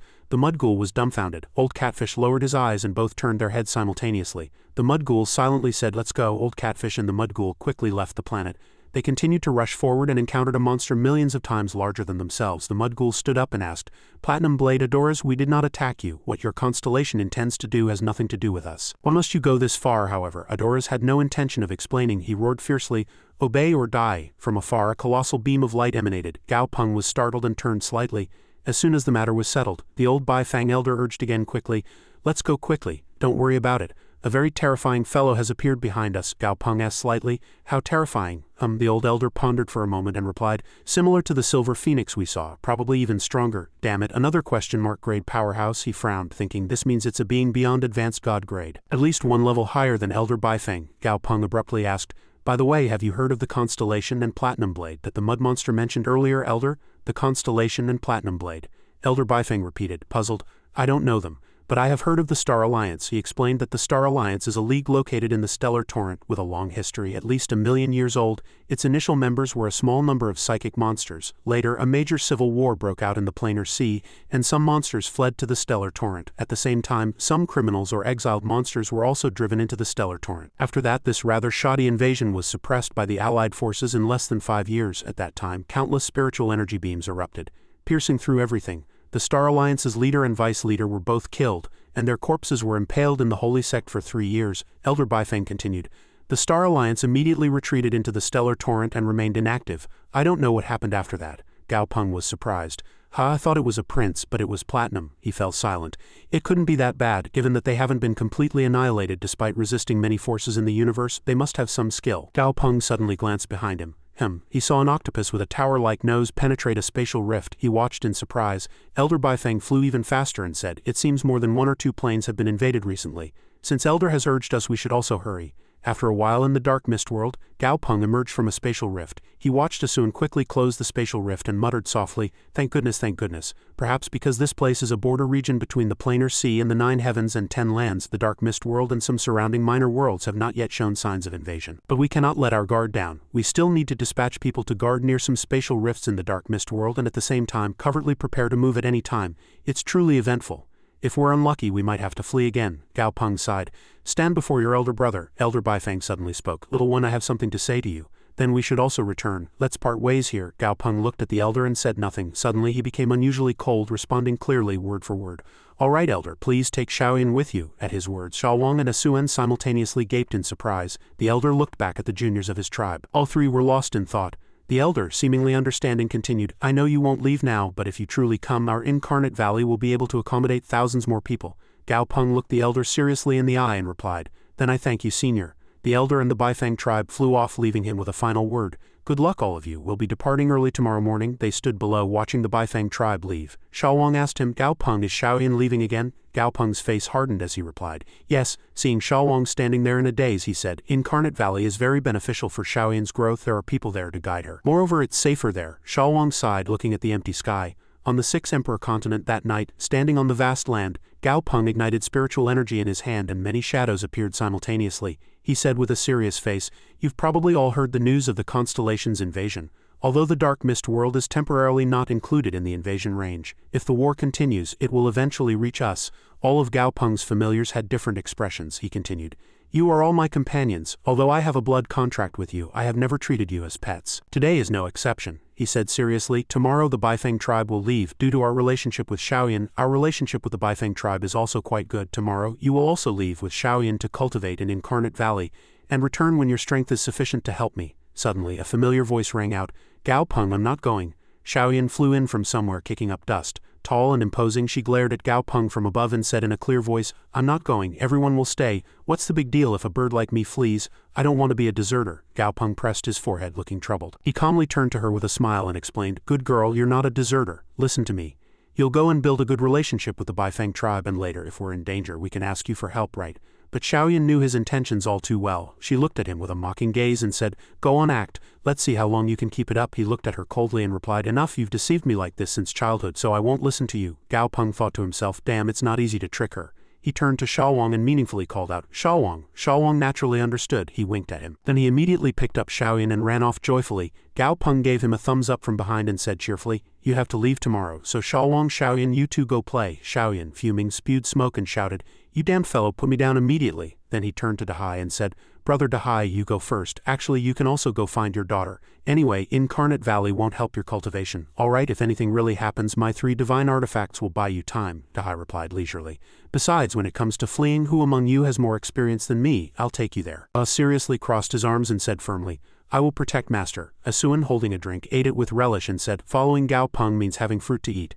Yu Guang said firmly, I'm not going.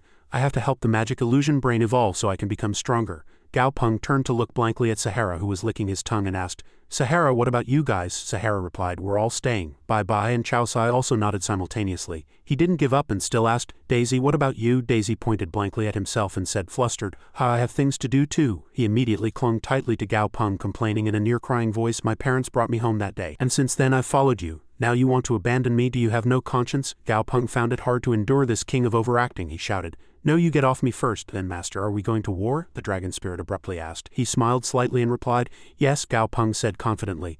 War between two forces is both a disaster and an opportunity. Passively taking it is not my style. The next morning, everyone gathered at the mountaintop plaza. Xiaoyan still couldn't hide her reluctance, her eyes filled with tears, whimpering as she looked at him. Whimper, whimper, whimper. Gao Peng smiled gently, taking her wing feathers and saying, All right, don't cry. It's not like we're saying goodbye forever.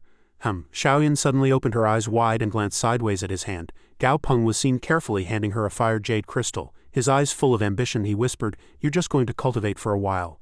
Keep this well and find an opportunity to eat it immediately. Don't let other Baifeng tribesmen see it. It was worth making He Hao work all night. The 3 quasi-god corpses were decomposed. The fiery tyrant's corpse fortunately yielded a fire-type monster characteristic crystal, but it was uncertain how much it would boost Xiaoyan's strength. But now any resource that can immediately increase strength must be utilized. At this moment, Elder Baifeng, thinking the two had finished talking, reminded them. Xiaoyan, we must depart now. Xiaoyan looked at him with sad eyes. Gao Peng stroked her feathers and whispered, take care, go now. The Bifeng tribe flew away quickly. Xiaoyan still had tears in her eyes and turned her head. Gao Peng, you take care too. He waved his hand and looked up, watching them disappear into the distance. Gao Peng remained in an inscrutable posture. Xiaowang next to him was already shedding 2 streams of tears. He muttered softly, Xiaoyan. Near the mountaintop, Ah looked up at the flying Bifeng tribe, hesitated and said, goodbye, Xiaoyan.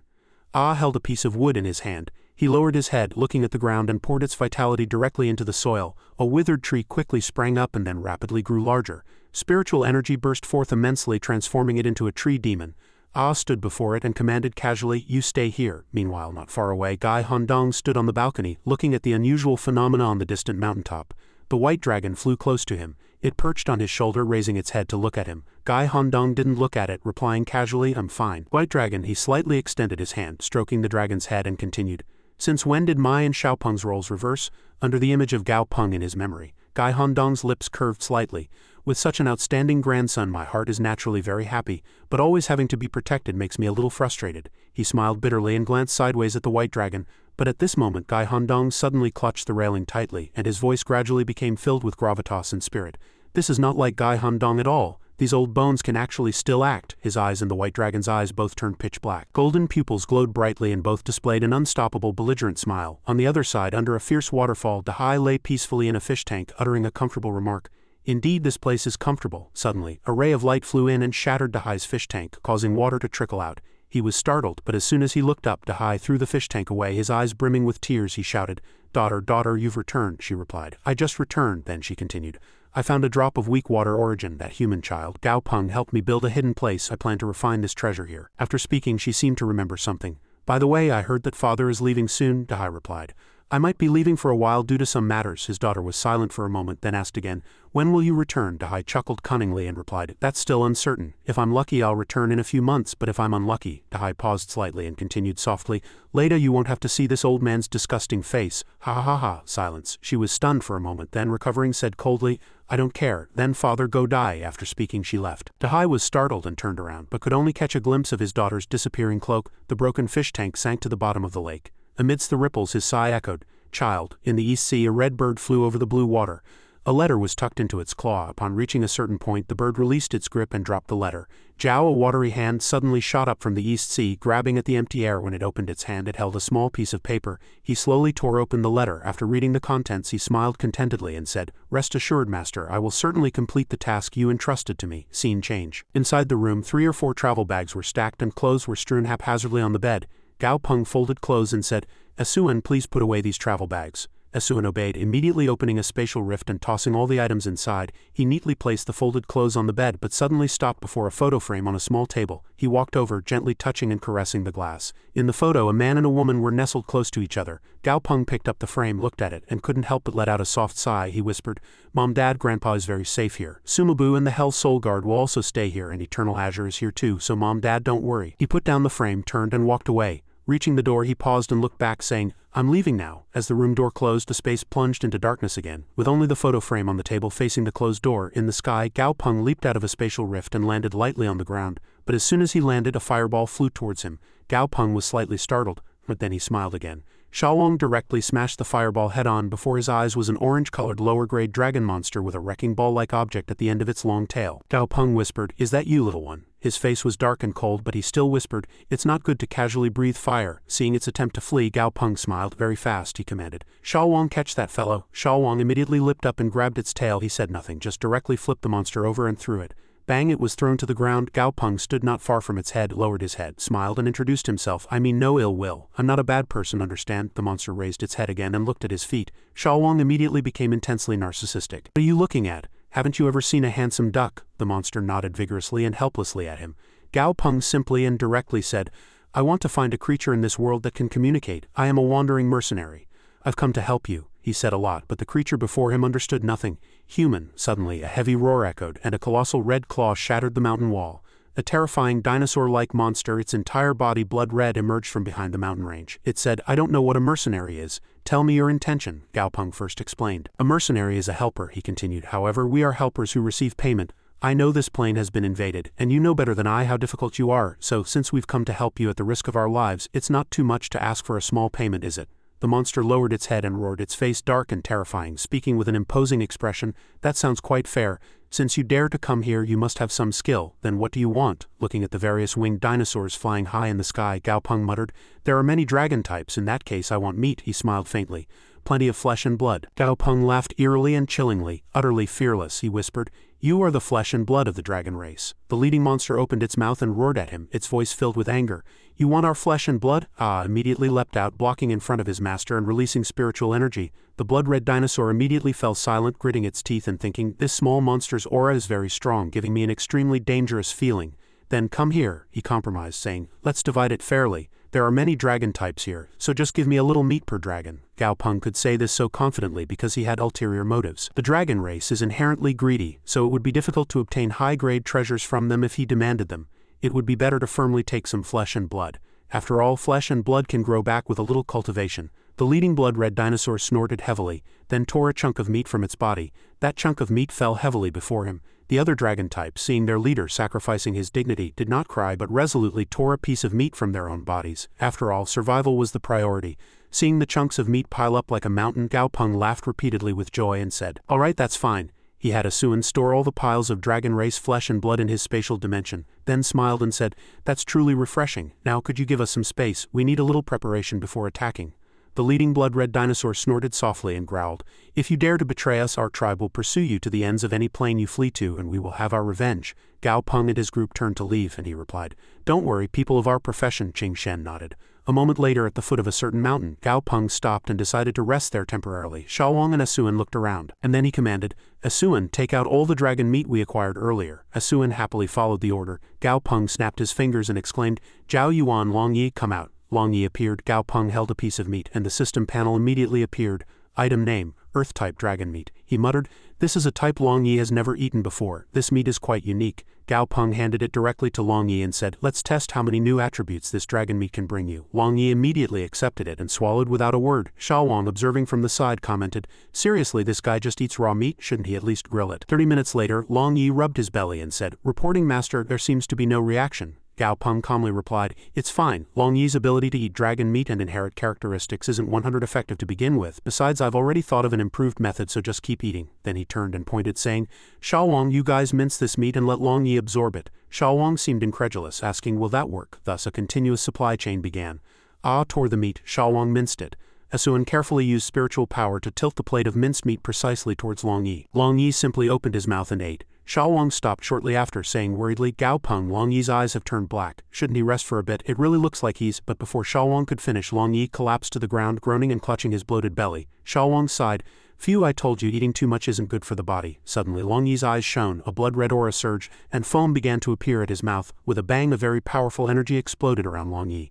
A fierce storm tore through the air. Blinding golden light filled the eyes. Gao Peng was calm but slightly suspicious. Did it succeed? He asked. A strange change seemed to occur behind Long Yi's back, dark and dim. Gao Peng smiled and said, that's truly good. At this moment the system panel appeared, displaying 3 characteristics. First, Dark Insight. When Long Yi is in the dark Long Yi state, he gains Dark Insight in his head. Dark Insight grants Long Yi additional dark element resistance and simultaneously increases Long Yi's speed in dark environments. Second, Prison Tower. The Earth Dragon deals additional damage to Dark-type monsters, and this damage affects the Dark-type monster's mobility. Third, Shackles. After the Prison Earth Dragon takes damage, its defense increases. This defense is limited to physical and elemental defense and does not include soul defense. This ability can stack up to 9 times. After reading it, Gao Peng was speechless. He thought to himself, eating 17 types of dragon meat and transforming into 3 dragon forms, was it a gain or a loss? Forget it. He smiled faintly. He only wanted to gain a legitimate status to seize opportunities later. At this moment, the leading dragon monster suddenly appeared beside Gao Peng, and Asuan was always startled by their sudden appearances. Asuan immediately hid behind Ah's shoulder. The leading monster glared at him and said, when will you attack? A day has already passed. Gao Peng smiled and turned. How now is the time, he said politely. What's the rush? If we attack now, we'll only catch small fish. If I attack, I'll definitely catch a big one, the leading monster asked, bewildered. Oh, how big does it have to be considered a big fish? Gao Peng replied. There's no need to rush, he said confidently. Their god hasn't attacked yet, has it? The leading monster fell into deep thought upon hearing that. This guy, time flew by, and the battlefield unfolded within a spatial rift. Countless monsters flew rapidly into space, including an incredibly diverse range of species. They resembled snakes but had wings, and their entire bodies were white. Monster name, Nebula Viper. Monster grade, level 21 to level 80. Monster quality, common quality, elite quality, perfect quality, epic quality. Monster attribute, mental type, monster abilities, mental power storage, mental power control, monster characteristic, nebula tide. When a sufficient number of nebula vipers gather in an area, they trigger a nebula tide resonance. Effect 1, passive effect. Nebula tide can spread outwards from the center of the nebula viper swarm, changing the surrounding environment. Effect 2, passive effect. Mental type monsters within the nebula tide gain increased power. Non-mental type monsters are suppressed by the nebula tide. Monster weakness 3 inches below the jaw. There is a single white scale under the nebula viper's jaw, attacking which causes the nebula viper to lose its ability to act. Monster introduction, a monster inhabiting the stellar torrent. Its power is not strong, it likes to act on instinct, enjoys places rich in nebula power and dislikes high temperatures. Gao Peng looked up at the swarm and thought to himself, "Nebula tide," he speculated, looking at the white ripples floating in the sky. "It's probably those ripples." Gao Peng frowned. At a glance, a flash of light flickered in the distant sky, and a shadow of light tore through the air and charged. Like a spear piercing a city wall, it plunged directly into the ground, causing the earth and stones to vibrate and shatter instantly. The alien monsters shouted in unison, "Lord Nebula Spear has arrived." The white bird above his head repeated the words again. "Lord Nebula Spear has arrived." Xiaowang looked at it and twisted his mouth into a smile. "Wow, Yuguang, this guy who's even cooler than you, is he your brother?" Yuguang glanced at him and said coldly, "Xiaowang, if you don't know how to talk, shut up." Leading dragon monster shouted loudly, "Don't underestimate him, that's the one, he gravely injured the eel god on the battlefield 7 days ago," the leading monster recalled, continuing in a terrified voice. "If the other 2 gods hadn't risked their lives to rescue the eel god, that guy would have already become the first god slayer." Gao Peng suddenly spoke to him. "You guys go first, conserve some strength. Don't attack too fiercely at first." The leading dragon monster looked bewildered, repeating, "We attack first?" He frowned and observed him carefully, but his face still wore a smile. After a moment of silence, he shouted loudly, "Please don't deceive me. Otherwise you'll learn how tenaciously dragons can seek revenge." As soon as he finished speaking, the leading dragon monster flapped its wings, stirring up a gale, and flew up. The leading dragon monster roared loudly as it approached.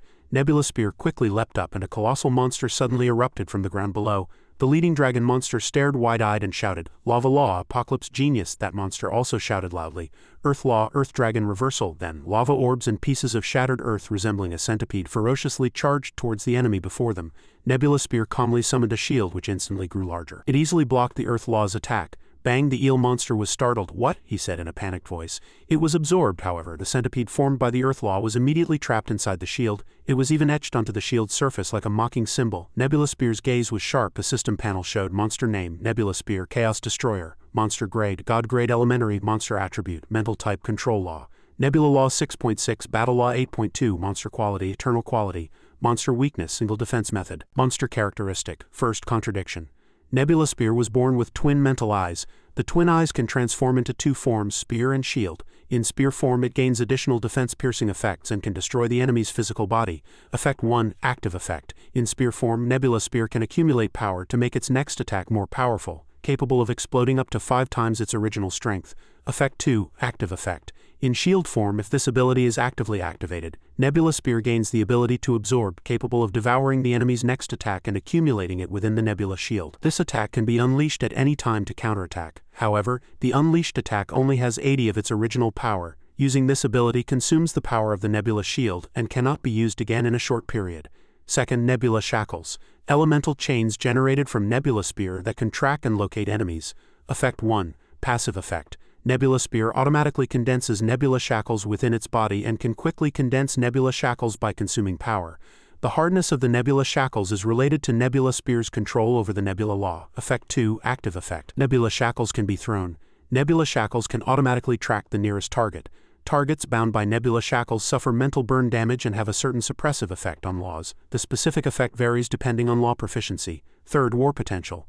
Nebula Spear is a monster born for war in the stellar torrent. Thanks to its special talent, it can continuously grow stronger through war. Effect 1, passive effect. Each time it wins a battle, Nebula Spear gains a certain amount of power feedback. Effect 2, passive effect. Because Nebula Spear has broken through to godhood each time it wins a battle. Depending on the strength of the defeated opponent, Nebula Spear gains a certain amount of battle law enlightenment. Monster introduction. A monster born for battle, it can continuously grow stronger through combat, likes to fight strong enemies and dislikes the smell of black silt. After reading this panel, Gao Peng was speechless. He thought seriously again. Its abilities are very strong. It could definitely serve as an absolute vanguard warrior in any familiar team. Then he twisted his mouth and looked at Xiaowang. It's a pity Xiaowang's grade is too low, otherwise I would have liked to see the outcome of his duel with it. Gao Peng coldly watched the battle before him, saying, when you attack later, unleash your full power at once. Don't give him a chance to evaluate. Ah replied with a single word, yes. On the other side, Nebula Spear maneuvered to avoid the earth and stones, charging into the flames. The leading dragon monster did not stop, throwing a few more chunks of lava, and the eel monster simultaneously surged up to attack him.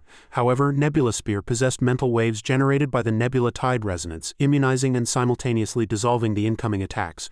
Earth and stone fragments collided with the sound waves and exploded.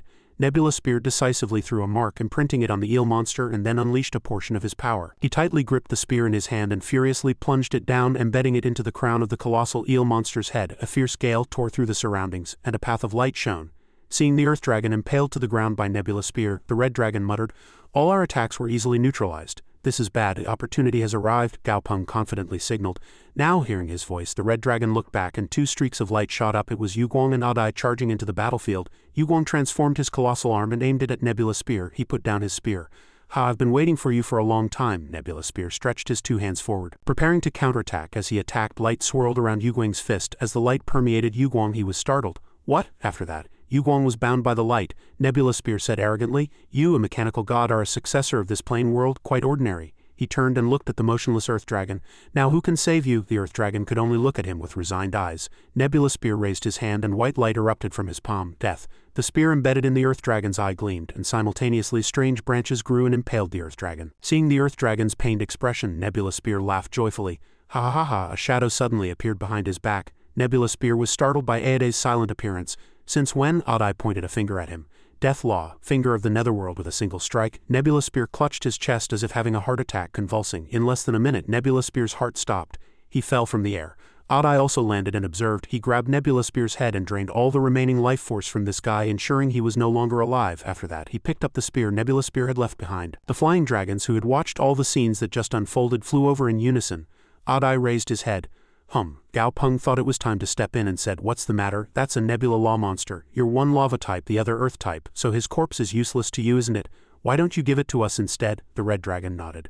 "Mercenary, your contribution is acknowledged." However, his voice suddenly lowered. The red dragon continued to speak to Gao Peng with a threatening tone. "Gao Peng, we cannot leave empty-handed." Adai immediately appeared behind him to protect his master. Gao Peng was silent for a moment, then continued. He calmly looked at the red dragon and said, "My familiar killed him. Shouldn't this be considered our spoils of war?" Simultaneously, Adai also extended his hand, threatening, "Whoever dares to make a move will die." The dragons were unable to refute such an obvious statement. They all opened their mouths wide. The red dragon leaped down, raising dust with his weight. He put on a commercial smile. "Ah ha ha, of course, it's yours." The red dragon raised his hand and pointed at the one-eyed earth dragon. "A god-grade corpse is truly precious, and giving it to the mercenary as payment is just right, isn't it?" Before the earth dragon could even grasp the situation, he turned and said to Gao Peng, "Nebula Spear is dead. The constellation monsters have lost their god, so they're nothing but useless rabble to us." Seeing the red dragon concede first, Gao Peng happily followed suit. He cupped his hands and bowed. "Then we'll take our leave first, dear friend." After that, the red dragon flew up and turned. He growled, "Go you damned fellows, I'll show you how terrifying I can be." Adai was carrying Nebula Spear's corpse on his shoulder, and Gao Peng looked back for a moment, then muttered, This guy seems quite angry." "Oh well, although a quasi-god also has a certain value compared to a god-grade corpse, its value is much lower." Gao Peng waved his hand. "After all, I can't just eat all the meat myself and not leave any broth for others. Let's go." Suddenly, Adai extended his hand, and in his hand was a shining stone. "Master, look." He clenched his fist, and the stone became the spear from earlier. Adai shook the spear, and Gao Peng looked at the spear's status panel. It was called Arson, and the Aurora Law was only 1.2. Gao Peng was greatly disappointed, thinking the power of the law within it is too little, truly a pauper. Seeing this number, Gao Peng recalled the battle just now. When watching the battle just now, Nebula Spear's combat power was indeed very strong among monsters of the same grade. This worthless divine artifact must have been from a god who had just ascended. He hadn't even had time to cultivate a divine artifact, and in the end it only had 1.2 Aurora Law, which was even inferior to the Bone God weapon condensed by Adai with the Bone Law. After all, the Bone Law was 3.2. Thinking this, Gao Peng took the stone from Aede's hand. He looked at his familiars and asked, "Which one of you wants it?" When everyone raised their hands wanting it, he was speechless. Gao Peng crossed his arms and said helplessly, "Everyone wants it. Then you guys sort it out and decide who gets it." Daisy propped his chin, thinking, "I need to think of a way to get rid of these contenders." Thinking this, he pointed straight at Yuguang. "Yuguang, you already have a divine artifact. What do you need this for?" He continued to mumble, pointing at Xiaowang. "How old are you? Why are you also joining in?" Xiaowang said, "I belong to Gao Peng."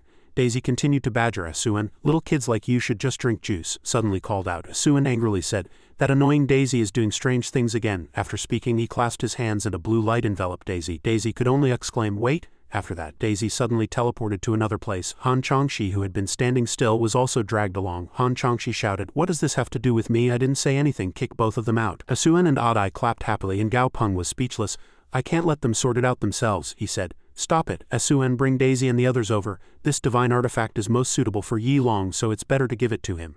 Asuan pouted but obeyed. Yi Long was moved and accepted the divine artifact, saying, "Thank you, Master." Gao Peng said, "Yi Long's abilities are very versatile, and with his 7 senses any fixed divine artifact would be too restrictive and not as convenient as this," he continued.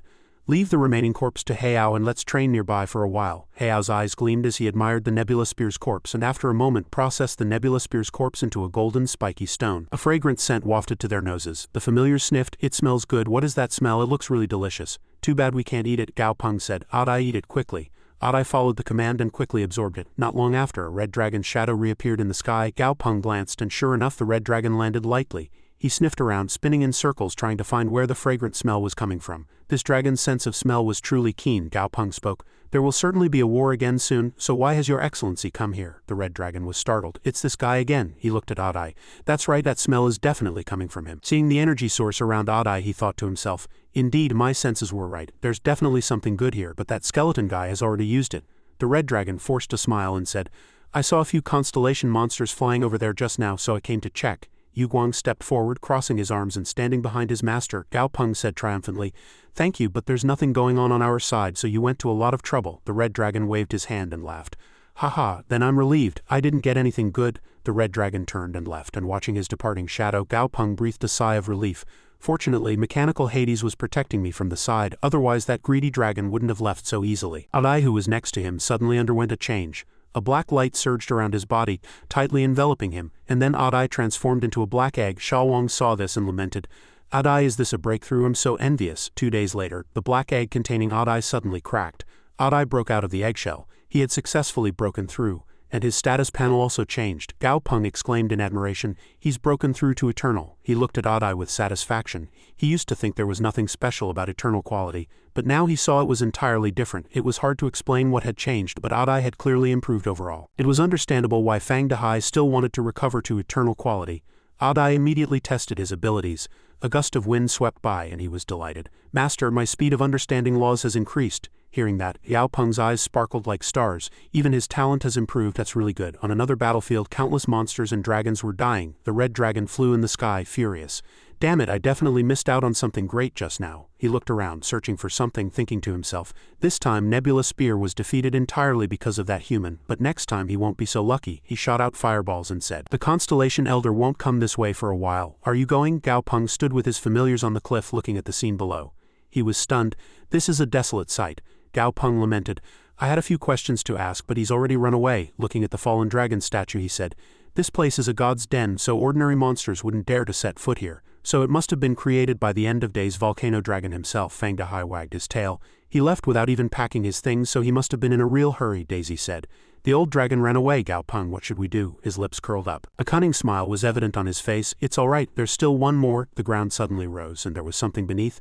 The earth dragon poked its head out. "The old dragon really left," he grinned. "The constellation invaders will surely fail. Since the old dragon left, isn't this world mine? That's great. Never come back?" He turned around and saw Gao Peng raising his hand to greet him. The earth dragon quickly hid in its cave. He said cautiously, "Why are you here?" Gao Peng gently reassured, "Don't be nervous, we're new here and not yet familiar with the place. Can you tell us a bit about the surroundings?" The earth dragon heard that and poked its head out. He believed it. "Really? Then tell me what you want to know," Gao Peng calmly said. "Then tell me about the divine factions in your world." The earth dragon was still cautious, but slowly continued, "This plane primarily has 3 divine factions, the Abyss Divine Faction, the Nature Divine Faction, and the Undead Divine Faction. Previously these 3 divine factions fought incessantly, but now they can be said to be in a cooperative relationship. You understand?" Gao Peng thought of the constellation monsters and replied, "So it's because of a common enemy? I see." He continued to ask, "Which faction is closest?" The earth dragon replied, "The Abyss Divine Faction. The Abyss Divine Faction has 3 kings. The Extreme Abyss Predator, the Crisis Dominator, and the Sea Surge Emperor." He continued, "Among these 3, the strongest and most mysterious is the Crisis Dominator. Legend has it that he is a deep-sea leviathan from a colossal ocean plane. When he was a quasi-god, he swallowed a god, and after that he dominated the entire colossal ocean plane." He said in a fearful voice, "It is rumored that the Crisis Dominator possesses more than 5 laws. The ones that have been revealed are the Fear Law, Ocean Law, and Cruelty Law. His power and authority no longer seem limited to just the ocean." Gao Peng raised his eyebrows. Oh, I didn't realize there were so many hidden masters in this plane. The Earth Dragon laughed and continued, and in the Nature Divine faction there is a supreme being named the Venerable of Strength. The Venerable of Strength's true form is the boundless adamant tree, possessing a body of steel and immense power. Gao Peng asked, what about the undead faction? But the Earth Dragon shook his head. He looked at the distant sky and said, the undead divine faction is the weakest and lives in solitude. Before the Constellation invasion, the undead divine faction was a scapegoat. For instance, if some difficult-to-judge incident occurred, they would summon the undead divine faction to judge the justice of it. Thinking of the scene of dragons spitting fire, the Earth Dragon sighed. Whatever the undead divine faction said, it would surely offend one side. After the matter was settled, they would listen to a lecture and additionally give the other party an opportunity to gain benefits. Gao Peng frowned upon hearing that. The Earth Dragon turned to Gao Peng and said, I've told you everything you wanted to know. The payment has also been made. Do you have anything else to say? Hearing that, Gao Peng chuckled. The old dragon really paid, but you haven't yet. The Earth Dragon felt wronged but could do nothing. He said, who will come and kill this despicable, shameless human and save me? He glanced left. Adai, Xiaowang and Han Changxi were already standing in the way. The Earth Dragon quickly glanced right. On the right, Gao Peng's familiars also stood firm. Realizing there was no escape, the Earth Dragon reluctantly forced a gentle smile. I don't have any special treasures, Your Excellency. Do you need anything else? Gao Peng said. Soul gold and purple jade, he explained. Soul gold and purple jade are among the main materials for forging Aede's divine artifact. Both of these materials condense underground, so it's highly likely that you, as the master of the earth, possess them. The Earth Dragon said, Ah, wait. After that, he burrowed underground, creating a hole. Not long after the Earth Dragon left, the ground rose before Gao Peng. Oh, soul gold and purple jade. Gao Peng was delighted. I got them, but the Earth Dragon had vanished without a trace. Gao Peng said, Tisk doesn't want to meet again so cold. He rubbed his chin and glanced at Fang Dehai. Fang Dehai is actually only a little short of breaking through. How about going to the Abyss faction's territory?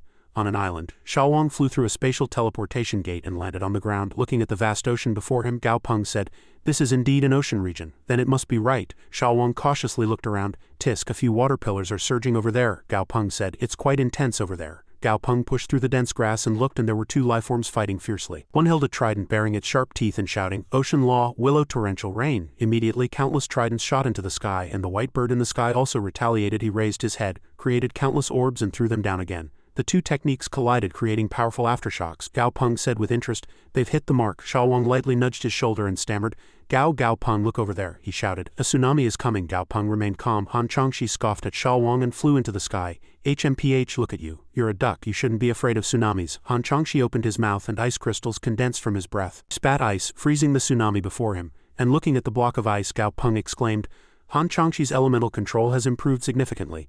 But he's still very short on breakthrough materials. He glanced over there. But those two lifeforms are still engrossed in battle, and there's no reaction from that side. He thought again. Perhaps only God-grade power can make them wary. The mermaid created a water orb. In the ocean I am invincible. The white bird quickly reacted, forming a shield and a protective barrier. Silver shield. It immediately blocked the mermaid's water current, and he chuckled triumphantly. After that, he spat a white orb which flew towards the mermaid. The mermaid swung his sword, slashing the white orb. But the white orb didn't fall due to gravity. Instead, it swelled up and transformed into threads and enveloped the mermaid. What? The mermaid was instantly trapped inside the newly formed cocoon. The white bird said arrogantly, You say you're immortal in the ocean? He looked at the mermaid contemptuously. Then what about now? The mermaid showed no fear, only a mocking smile. Do you think physically blocking me can restrict my laws? He said foolishly. Then he lowered his hand and summoned a mass of water. Ocean law, rise. It turned out that the ocean water was being drawn into the cocoon. The white bird was startled. This isn't a blockade of water elements. The white bird angrily flapped its wings. Damn it, you possess the law of space. The mermaid showed no concern, waving his hand. Open for me. He swung his trident and the cocoon instantly vanished. The white bird was surprised. The silver cocoon has disappeared. The mermaid raised his head, his eyes already the blue of the sea. The white bird quickly attacked, making him stumble. The two looked at each other warily, and the white bird still said arrogantly, HMPH, I thought he was some great figure, but he's just a little difficult to deal with. A refreshing voice suddenly echoed, Aulu is the strongest. At that voice, the mermaid spun around, and the white bird also turned towards the source of the voice. Bewildered, a wolf sat cross-legged looking at them. The mermaid was wary. This guy's aura. He sensed the wolf's power. Space-time, how can a monster possess two ultimate laws, space and time, simultaneously? Isn't that invincible? The white bird commanded the wolf. Aulu, kill that guy. Aulu merely stretched. He waved his hand, raised his head, and said, No one can command Aulu. Seeing this, the mermaid chuckled inwardly. This strange guy doesn't seem to listen. As soon as the opportunity arose, he immediately liquefied his body, and the water immediately dispersed into tiny droplets. Just one droplet splashing away could allow him to survive. Seeing the enemy trying to escape, the white bird shouted, Trying to escape? Simultaneously, his entire body was enveloped in a white aura. He flapped his wings and cast a technique. Silver hunting ring. Rings of flames shot out, burning them. Realizing that the rings of flames couldn't burn all the water, the white bird broke out in a cold sweat. No, the shining rings can't cover all the droplets. He turned and looked at the wolf. Aulu, if that guy escapes, your father will surely be furious. Hearing that, Aulu was startled. He finally stood up and gathered his aura. Aya, a blue aura surged fiercely, and he said in an unpleasant voice, "Why are annoying sparrows like you so bothersome?" Aulu raised his hand, gathering his aura in his palm, and his eyes gleamed. Beneath his palm, the white bird's flapping wings slowed. He realized time was slowing down. The mermaid shrieked, "Just a little more, just a little more." Aulu leapt down. Bang, the sea shook violently from that single jump. The mermaid was thrown back. He floated on the water, unable to even breathe properly. The white bird flapped its wings and flew closer. He praised, "He's truly dead beyond recovery." Aulu lifted his head arrogantly, and the white bird spread his wings and said, "Mission accomplished, let's go back." Hearing that, the wolf cub looked blank. He frowned, stuck out his tongue and barked. Aulu doesn't want to go back. Aulu wants to play more, just a little more. After that, he vanished into thin air, and the white bird couldn't even say, "Ah yeah," he muttered. Aulu's power is very strong, but he doesn't listen, really? But the wolf cub paid no mind. He magically enveloped the mermaid's corpse. "Let's go anyway, the mission is complete, so if he wants to play, let him play." He vanished from Gao Peng's sight. Gao Peng had been secretly observing from the bushes and hadn't been discovered. He thought, "I didn't see the specific attributes, but I found out the name of that giant." He recalled his status panel.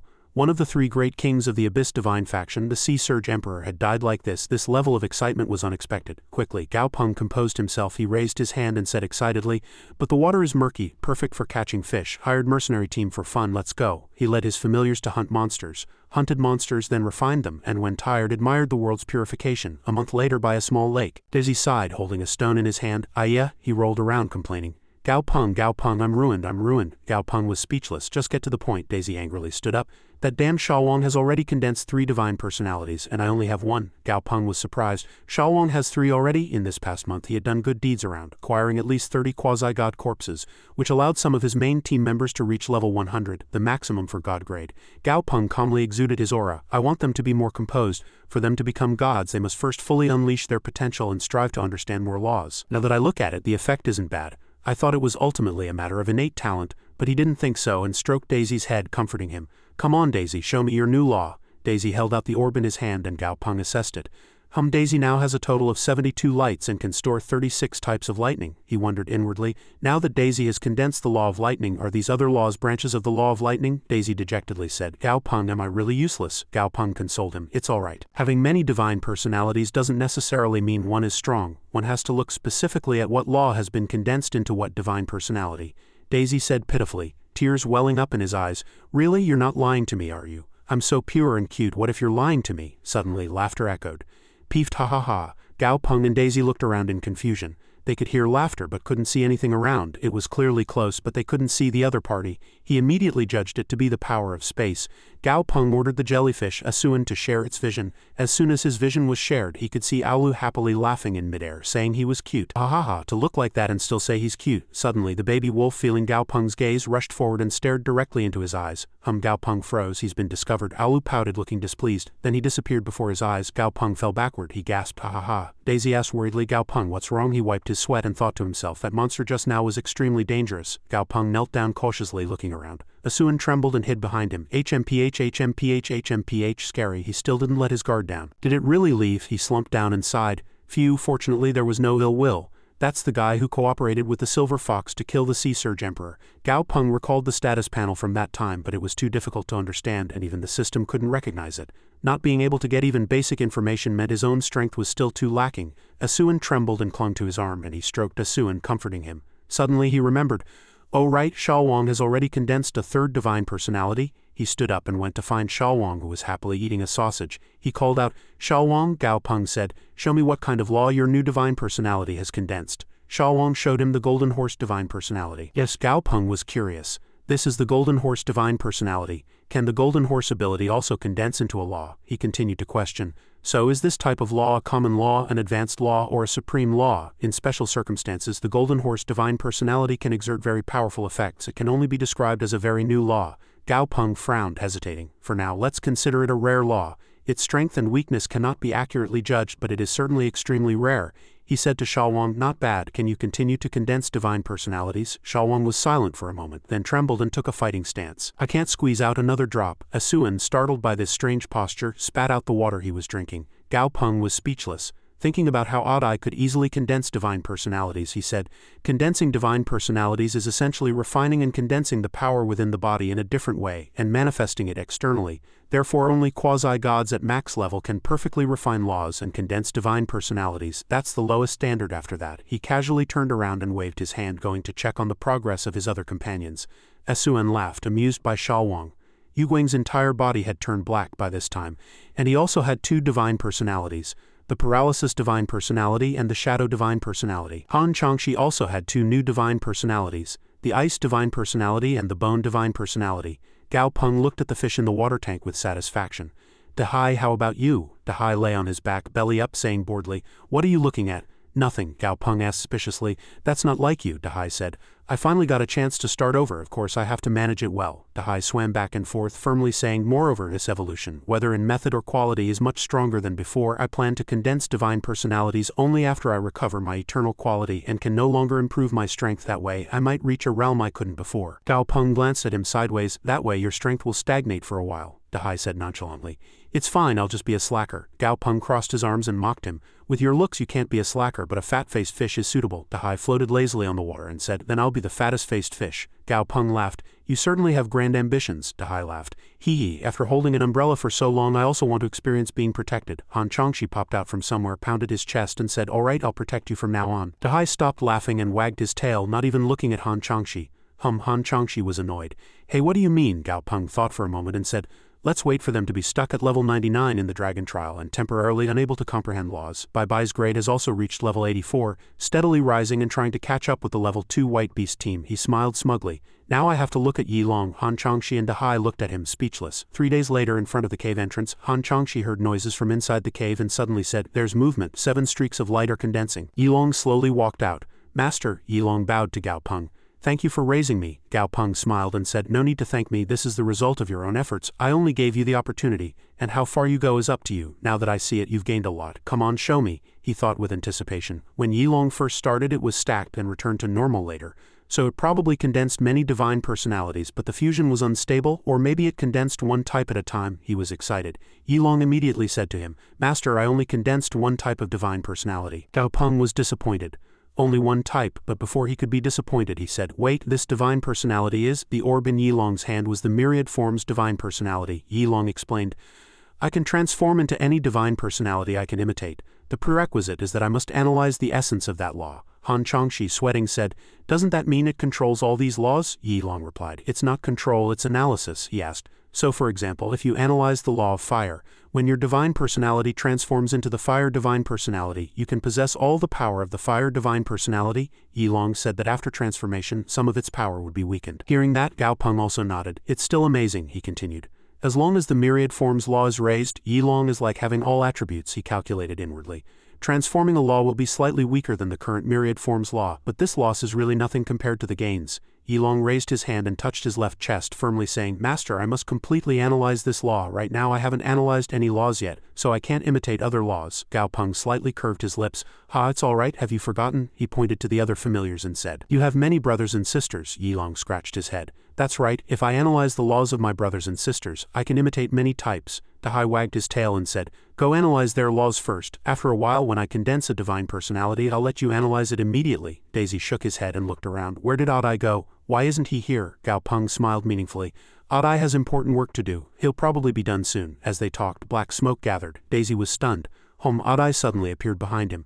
"Master, I succeeded." Daisy was startled to see the weapon in Aadai's hand. "Is this a divine artifact?" Adai held a scythe in his hand. He said, "The deeper your understanding of laws, the easier it is to form divine artifacts. It's good that it succeeded, even though it was formed for the first time." Gao Peng looked at him, proud, and said, "Not bad." And as Qinglong said, "If you continue to find rare treasures with related attributes and fuse them with it, the soul scythe can continue to grow. This is what's called a natal divine artifact." Daisy stroked the scythe, his eyes gleaming.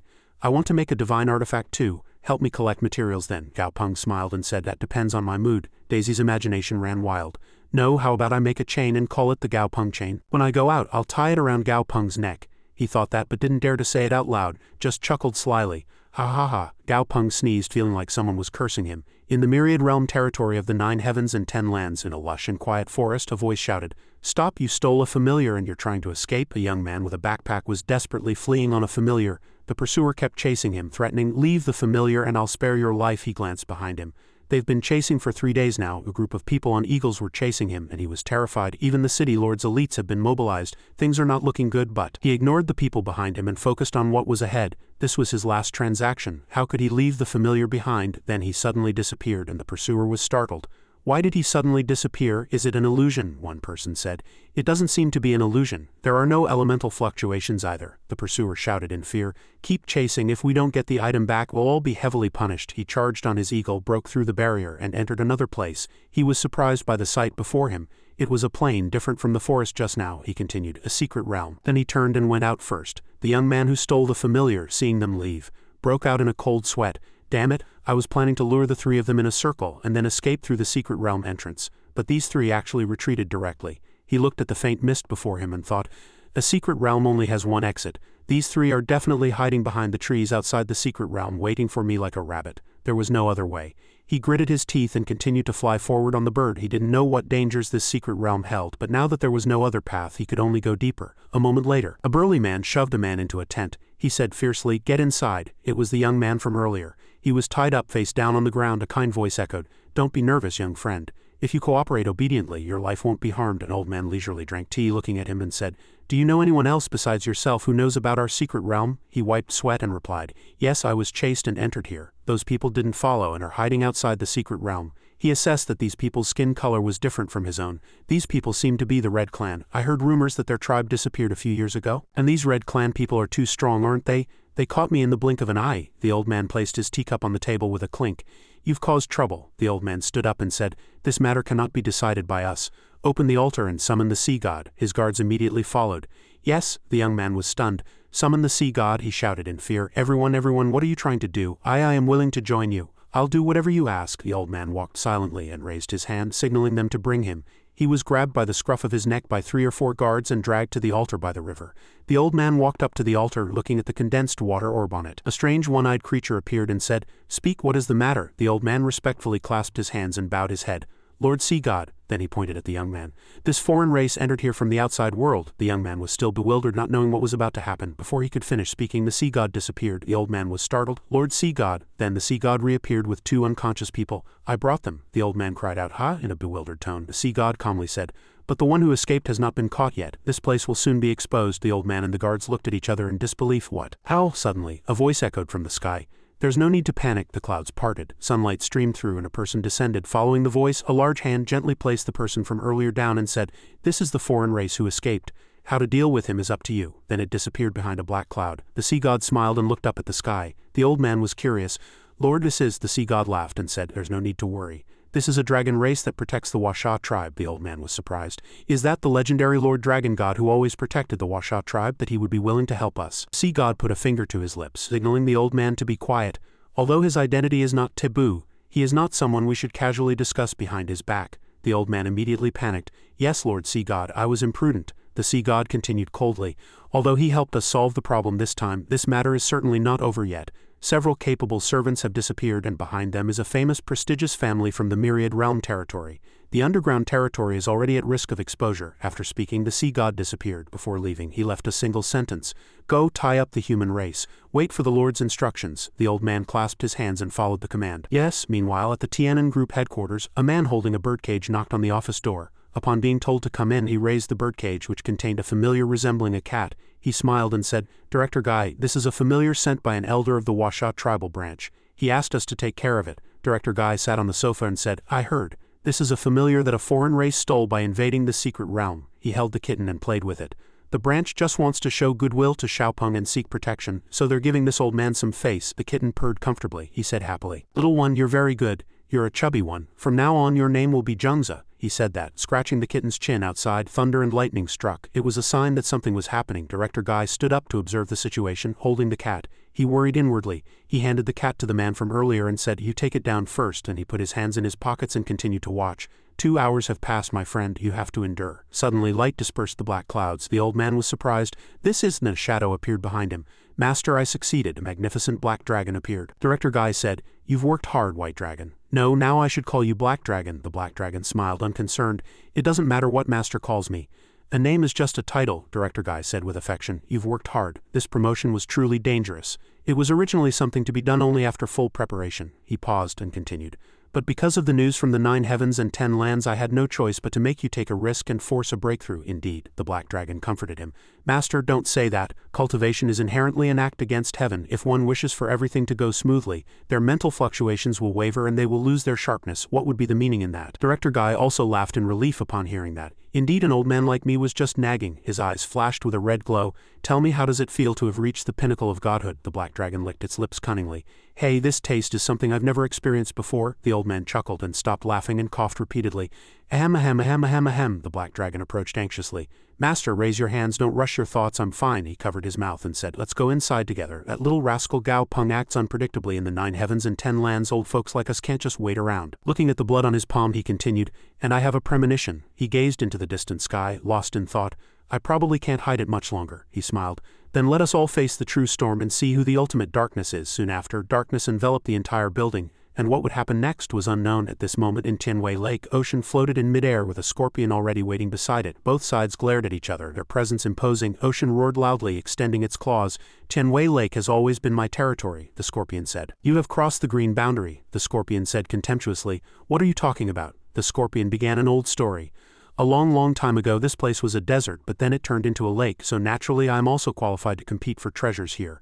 Ocean's eyes widened in surprise, then it bared its sharp teeth in a sneer. Ocean launched an unexpected attack and the scorpion had already raised its tail. The scorpion charged towards Ocean. The scorpion sneered, fighting me for so long and you still launch surprise attacks every time. He glanced contemptuously, then sneered, HMPH, what rules should I talk about with a shameless guy like you? Both sides continuously exchanged techniques and the sounds of battle between the desolate law and the ocean law echoed in the sky. Gao Peng and his group hid in the bushes, continuously observing. Sha Wang turned to Diarrhea and said, damn, your relative is really shameless, even resorting to surprise attacks. Diarrhea was startled when he was suddenly mentioned. Ha, Diarrhea frowned. Who told you it's my relative? That guy is water type and I'm ice type, he sneered. Everyone look, aside from the skin color. Doesn't he look like your twin brother? Don't tell me he's not your relative, Dahai added fuel to the fire. Exactly. Gao Peng was puzzled. Are they really identical? Gao Peng turned to Adai and said, Adai, does Diarrhea really look like that lion? Adai agreed with a hum. Adai continued, not only in appearance but their aura is also somewhat similar. He looked disbelieving. It couldn't be related to that guy, could it? Gao Peng thought again. If it's one of the 7 saints, then Diarrhea really seems to have some connection. Diarrhea flew up. Anyway, it's not my relative. What proof do you have to say it's my relative? Gao Peng continued. Is there really no relation? Gao Peng whispered in his ear. It's a shame, that guy is Ocean, one of the 7 saints. Diarrhea was startled. What? One of the 7 saints? He looked resolute.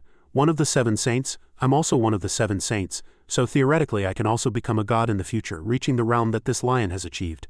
Gao Peng reluctantly praised. If you can think that way, it's not bad. On this side, Ocean was still using techniques and one hit the scorpion. The scorpion was hit and flew away, shouting loudly, see you next time. Ocean calmly closed its eyes. Finally gone, it stepped into the water and something emerged. A blue glowing stone appeared. The allure of this is truly great, even without the same attribute, it clings so persistently. Suddenly something flashed past and Ocean's eyes widened. Adai appeared, his eyes spitting fire behind him. Mechanical Hades also stood tall. Early god grade, both of them. Ocean quickly hid the stone. I felt bugs hiding in the dark early on, and as expected, they can't hold back anymore. It used its old trick again, launching a sudden attack. Those guys only know how to hide in the shadows and reap benefits. Come at me properly. Suddenly, Ocean smelled something and hunched its body, startling Adai. This isn't right. Ocean sniffed Adai's body all over, then looked serious. I sense the aura of another saint from your body. Ocean continued. It added something that startled Gao Peng, his group, and Diarrhea. And it's female. The 3 looked at each other, speechless. Ocean asked, do you want to restore this heart of Ocean? He looked serious. It's not impossible, but you'll have to find me another saint, Adai also continued. Master, how should I respond? Gao Peng frowned and turned to Diarrhea, asking, Diarrhea, what do you have to say? He said firmly. What do I have to say? Gao Peng looked at Diarrhea with suspicious eyes. Don't play dumb. Don't tell me a god-grade being like you didn't hear about such a small opportunity. Sha Wang also chimed in at this moment.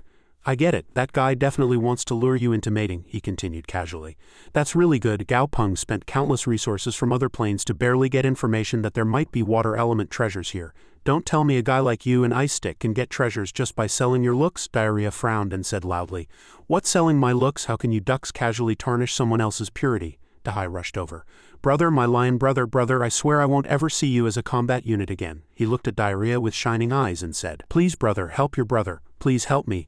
I really need this heart of Ocean, Dahai began to flatter. Mating is mating. Think about it, that's a mid-level god if you treat her well. Will you ever lack resources in the future? Will you ever lack precious divine artifact materials?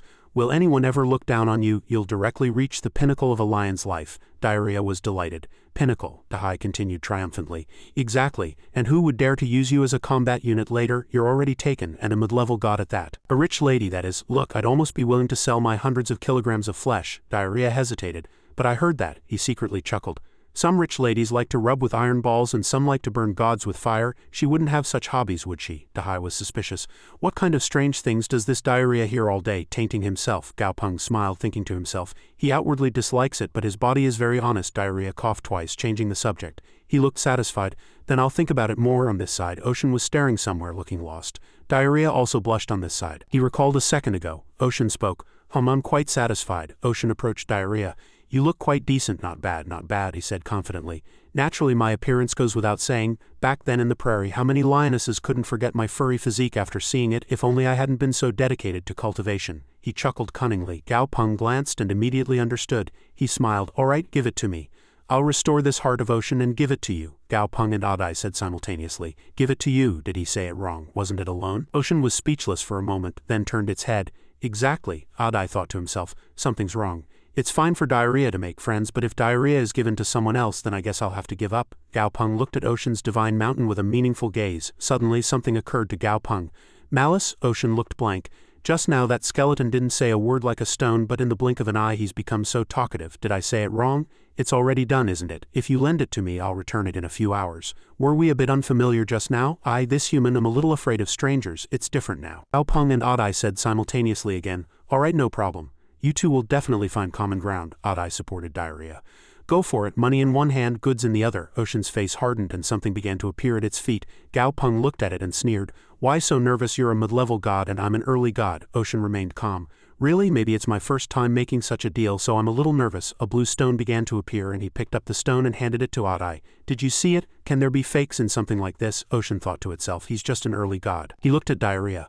If only that little lion wasn't afraid of getting hurt. Adai gripped the stone tightly and said, from a small plane, so naturally one must be careful. Sneer. He hugged Diarrhea and said, then take it. Ocean sneered contentedly.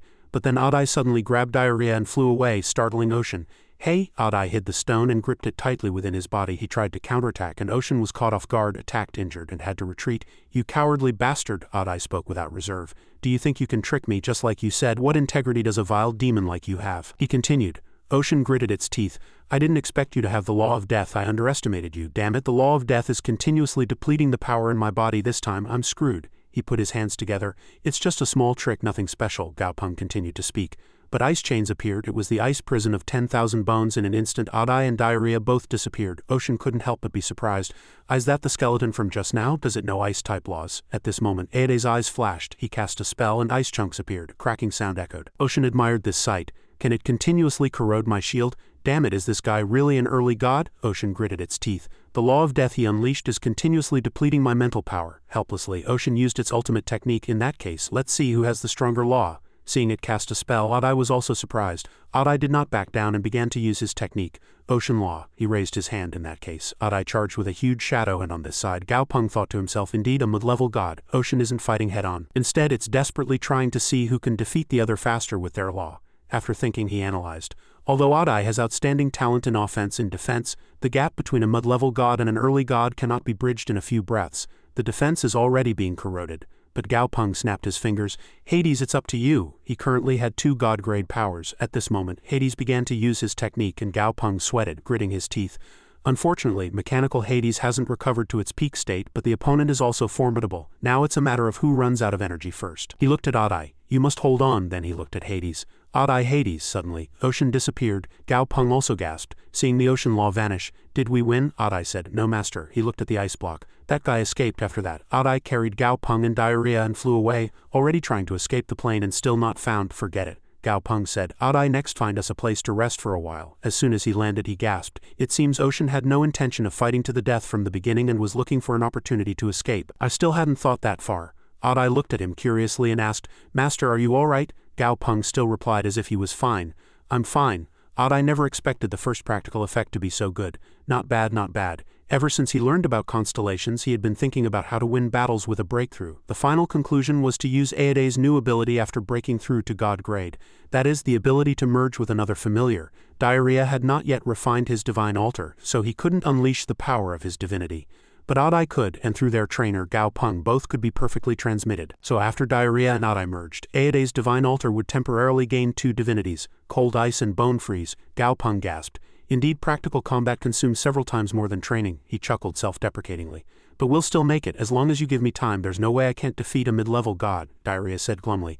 Master, my love luck is gone, Gao Peng comforted him. Good boy, that's not your love luck, that's your love disaster. He leaned closer and whispered in his ear. Why don't you trust me? I felt Ocean's malice just now. She had malice towards you. If you had fallen into her hands, there would have been no good outcome. Diarrhea was embarrassed, but Gao Peng stroked his head and smiled reluctantly. All right, stop acting like a child. I'll definitely find you a better lioness later. Dahai also looked at him with shining eyes from this side. Master, Gao Peng looked at him, speechless. After that he casually pushed Dahai aside. Alright, get out of here. You take this too, Gao Peng mumbled as he set up the tent. Why are you the only one here? Where are Daisy and Shawang? Dahai didn't miss the opportunity to reply. They said they need to prepare well. They're condensing their divine altars, so don't disturb them if there's nothing urgent. At this moment Shawang also chimed in. No, 2 days ago, didn't they all say they wanted to comprehend a few more laws and break through? Gao Peng thought to himself.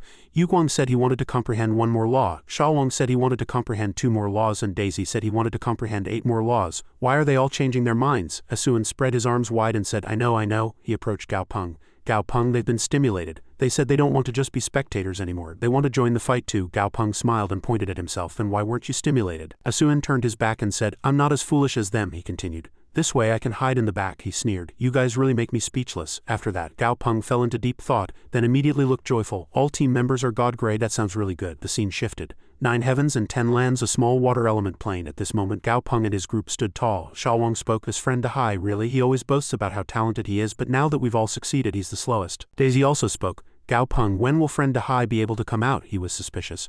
Probably soon. Gao Peng lowered his gaze. This friend Dahai has been diving for days now and there's still no movement. His eyes looked at Dahai's shadow. If his aura hadn't remained stable and powerful, I really need to cheer up. Suddenly, bubbles began to emerge from below, and something was making the water surge upwards. Everyone reacted. There's movement. Something was slowly revealing itself. Gao Peng's eyes widened. This is, he turned to Daisy next to him and said, Daisy, let's back off a little.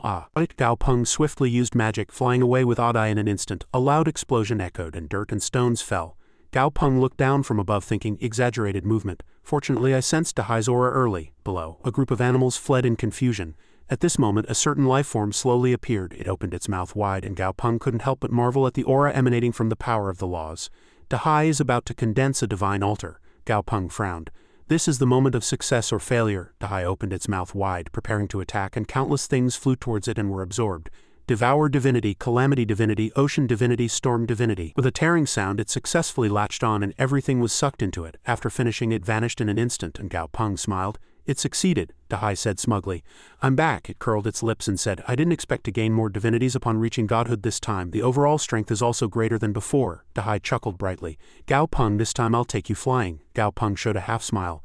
Judging by the change in form, Dahai's close combat abilities have increased significantly, he said smugly, now that all team members have leveled up. Where should we go next? The scene shifted to outer space.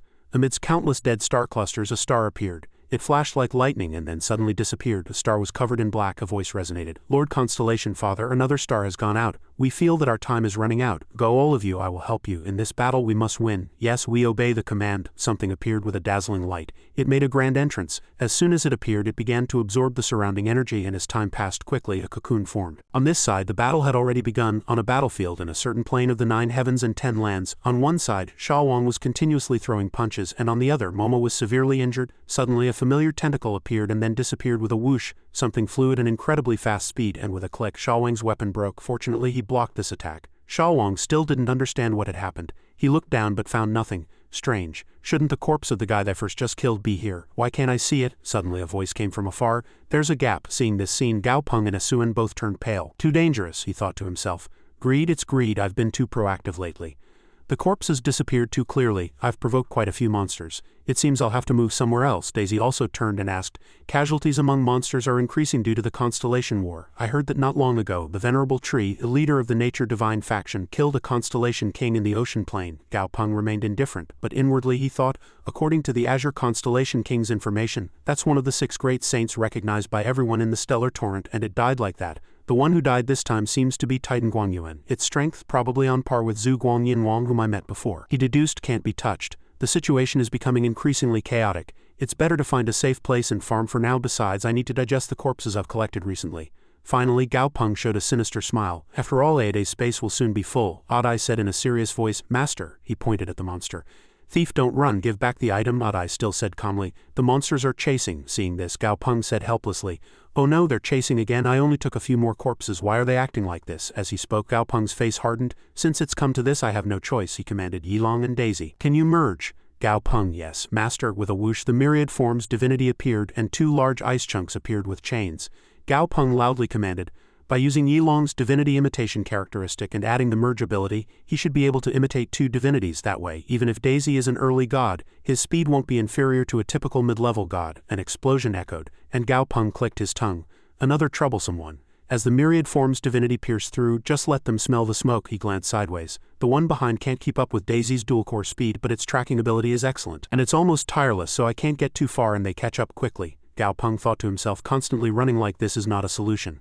I need to find a way to seek external assistance. There's only one place. In the blink of an eye 3 days passed. In a certain specter plane, specters continuously hovered around emitting a disgusting odor. Daisy showed an unpleasant expression. It's all the rotten smell of specters. Suddenly, he realized something. Adai, I'm not talking about you. You don't smell rotten at all. Adai didn't mind. It's fine, I don't care. Alright, stop talking. Let's find a place to land first. After landing, Gao Peng deactivated the merge. Deactivate, he turned and said to Adai.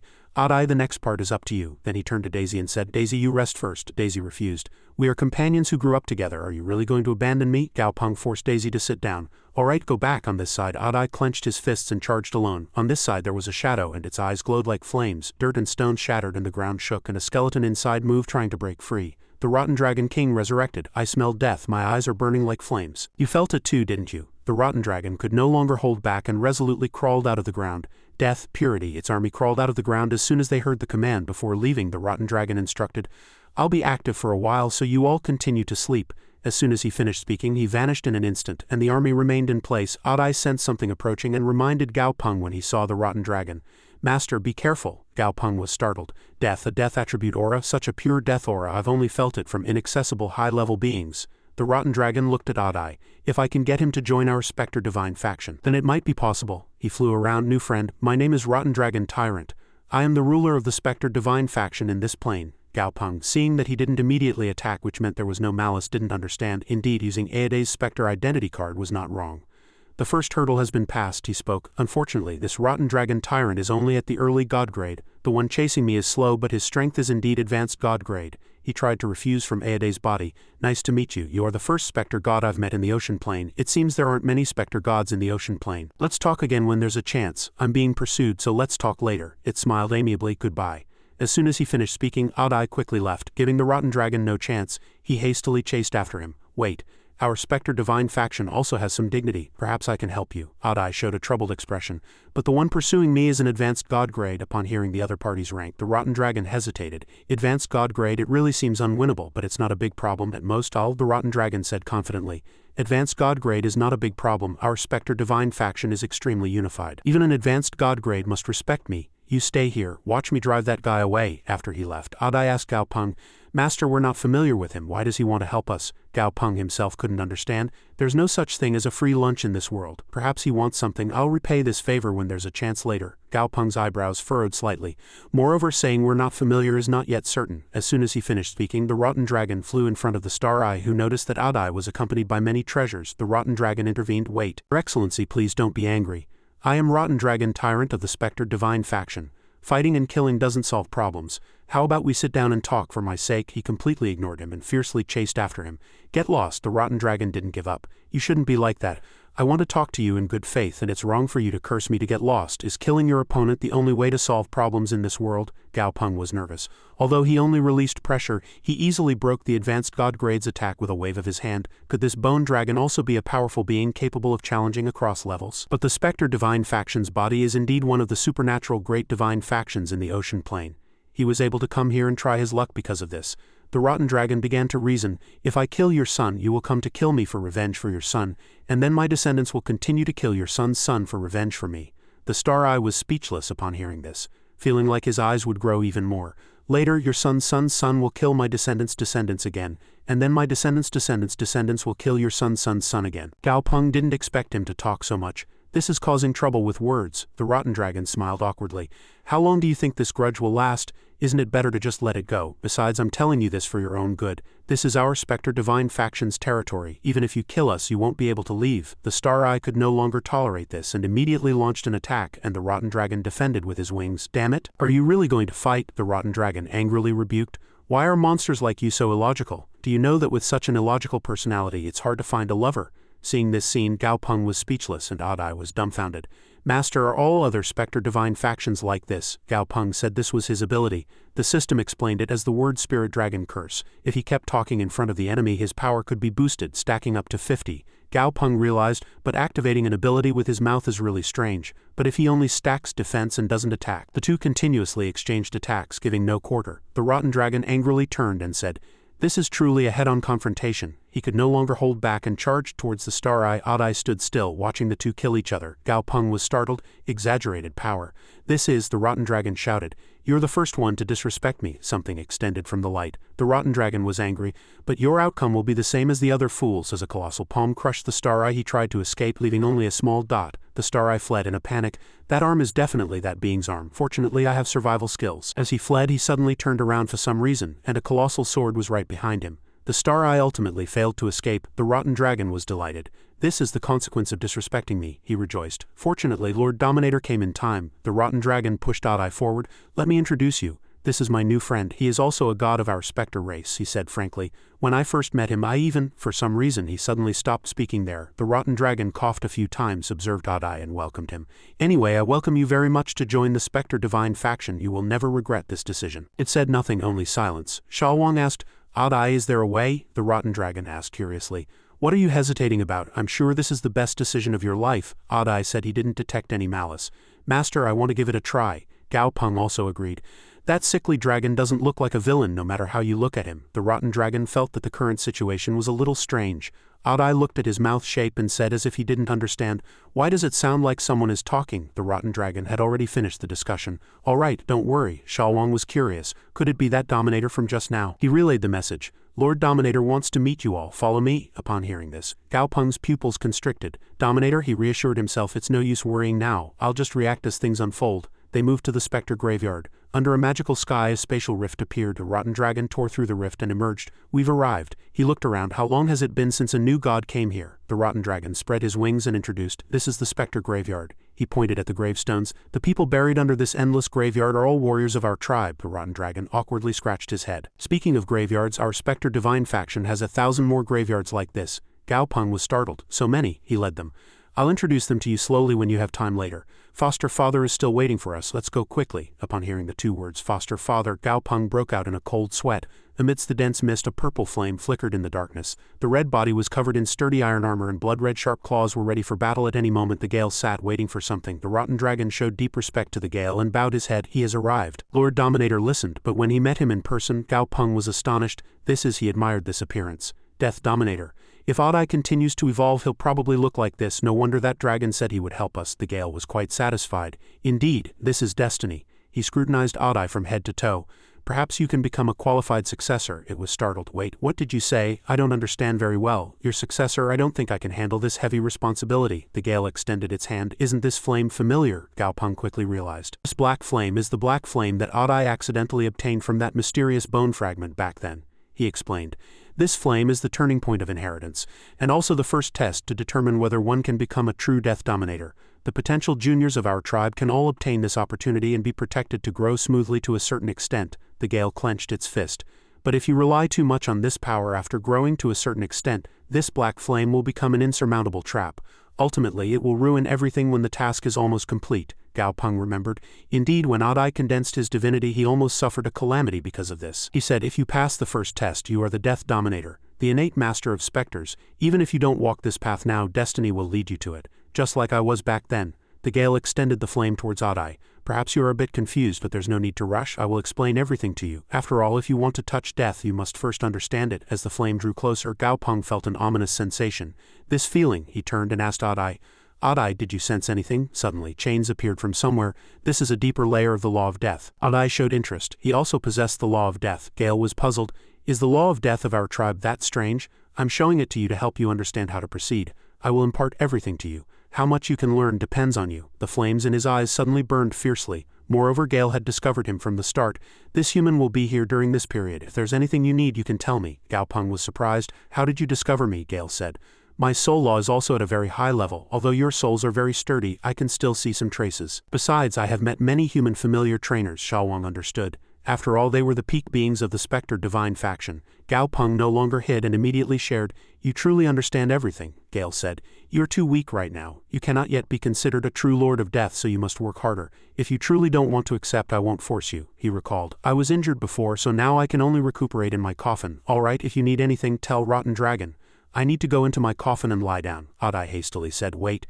Master, I have a friend, he tried his best to persuade. His strength is severely damaged. He needs a large amount of ore. Gao Peng was relieved. He's already calling him Master. Adai, you're not simple either. Gale did not flatly refuse.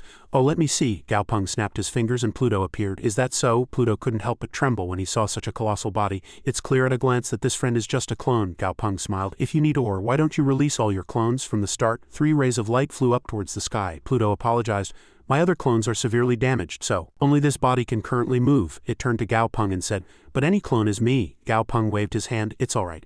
You don't need to explain so much. I just need to know that you've been helping us on your way here. That's enough. Gale looked at Rotten Dragon. You need a sufficient amount of ore. Simple. Rotten Dragon, send them off. Yes, Lord Dominator. Rotten Dragon slightly moved his claws. A spatial rift opened and inside were countless treasures. A planar passage. Wait, wasn't this entire small plane full of Spectre Divine faction ore? Damn it. Pluto received some treasures and absorbed them, and his strength noticeably improved. Above Pluto's head, the absorbed power emitted dazzling colors. His body grew larger and larger, showing no signs of stopping. The system notified that he had reached mid-level god. Pluto's appearance also changed significantly. Gao Peng was overjoyed. His strength has reached the peak of mid-level god. Suddenly, Adai called out, Master, what's wrong? Hearing his report, Gao Peng's face hardened. Master, a branch of the hellbound Wushan tree has broken. Gao Peng could not remain calm. Adai, was the formation destroyed or did a branch simply break? Adai replied. 3 branches broke. Hearing that, Gao Peng let out a sigh of relief. All right, I had an agreement with Grandpa before. If something big happened, he would break a branch of the hellbound Wushan tree to call me. Gao Peng speculated that the more urgent the situation, the more branches would break. 3 branches meant something big had happened, but it wasn't yet an extremely critical situation. He no longer lingered and asked to leave. Lord, something has come up at home, so I must take my leave, Gao Peng earnestly instructed Adai. You continue to study here. This is your opportunity. If anything is needed, I will call you through the hellbound Wushan tree, Master. Don't worry, I'll be back. As soon as he finished speaking, Gao Peng left in a hurry. Inside the house, people's voices echoed, confirming that 3 people had indeed gone missing. Ming Shui laughed. 3 people missing? Gong Yangli, is this how the foreign master handles things? He rebuked the kneeling person. If you can't do it properly, step aside. There are many people who want to sit in this position, Yang Li tried to explain. Patriarch, I've searched for a long time. The 3 of them chased that thief to the southern plateau. After that, they entered that forest, he reported. If they are missing, they must be in that forest. Hearing that, Ming Shui became even angrier. If you know they're in the forest, and dig 3 feet deep and find those 3 people. If they're alive, I want to see them. If they're dead, I want to see their corpses. Yes, Yang Li bowed his head. Your subordinate will withdraw. Ming Shui was furious. Useless fools, they can't even catch one thief, he cursed. Even more foolish is that they don't even know what happened in the end. I don't know who is behind this, but whoever touched someone from our Gong Yang family must give us an explanation. This matter will absolutely not be left alone. He didn't know what strategy he had in mind, but Ming Shui stood up. It seemed he planned to seek guidance from that lord. Ming Shui entered the secret passage alone, and his actions showed that he had clearly frequented this terrifying place many times. Ming Shui seemed to know the way here inside out, and it was a long time before he arrived. Ming Shui walked through the cold stone corridor to the center, approaching a huge boulder. Ming Shui respectfully bowed his head before the boulder. He took out a box-shaped container. As Ming Shui carefully opened it, inside was some hair or thread. The item inside suddenly ignited without any manipulation, instantly disappearing. Large cracks suddenly appeared on the boulder before him, and then the sound grew louder and louder. Lord D in a furry form appeared from inside. It opened its large green eyes, and Ming Shui cautiously said, "I apologize for my rudeness, Lord D." Lord D, seeing him, spoke tiredly. "Oh, it's you." Yes, it seemed to know everything. "All right, I know the purpose of your visit," Lord D said. "When you helped me back then, I promised you 5 opportunities. You've used 4 in the past few years, and now only 1 remains. After this, there will be no more debt between us." Ming Shui still bowed his head. "Yes, it's a matter concerning the honor of our family." It suddenly lowered its voice and asked threateningly, "So are you sure? Are you sure you want to use this last opportunity for this matter?" Ming Shui was stunned by the question. He was puzzled. What does this mean? Lord D looked directly into Ming Shui's eyes and replied, "Are you sure?" He hesitated. Previously, when divining, Lord D never asked such questions. He directly knew what I was thinking and told me what I wanted to know. Why this time could it be? Ming Shui worried.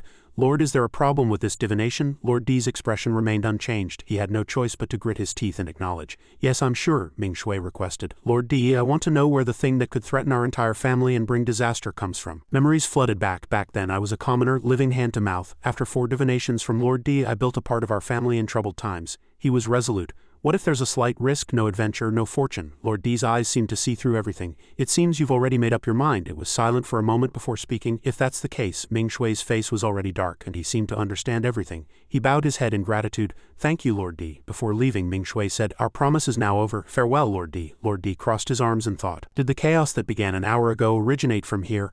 I've never seen such dense aura before. It's already on the verge of materialization, Lord D muttered to himself. What kind of being did he provoke? Why do even I feel an ominous premonition? It's not easy to serve such an obedient person. I ventured to split myself to give him a chance, and I gave him hints. Unfortunately, though I want to help, Lord D ultimately had to give up. All right. Light emanated from his body. It was time to leave. The chains that bound Lord D immediately shattered, and a ray of light pierced down from the sky. As soon as Ming Shui left, stones continuously fell, and instantly the entrance was blocked by stones. At this moment he realized that Lord D had left. Ming Shui frowned. If he leaves, he leaves. I've done everything I can, and the rest is up to fate. I must find out what's really there. The scene shifted to the 9 heavens and 10 lands, a certain nature divine faction plane. Jermis was flying over fruits in the forest when suddenly a fireball struck down like lightning from above. It targeted Jermis but missed. The Venerable of Strength angrily cursed. "Damn Jermis, how dare you sneak attack our plane again?" He chased closely. "Come out!" From somewhere a green rope appeared and tightly bound the Venerable of Strength's hands. Then it tightened around his waist. The Venerable of Strength's body was thus subdued. "What?" Jermis didn't even give him a chance to struggle. "Venerable of Strength, you were already severely injured after fighting Titan Guangyuan. I didn't expect you to still be holding on.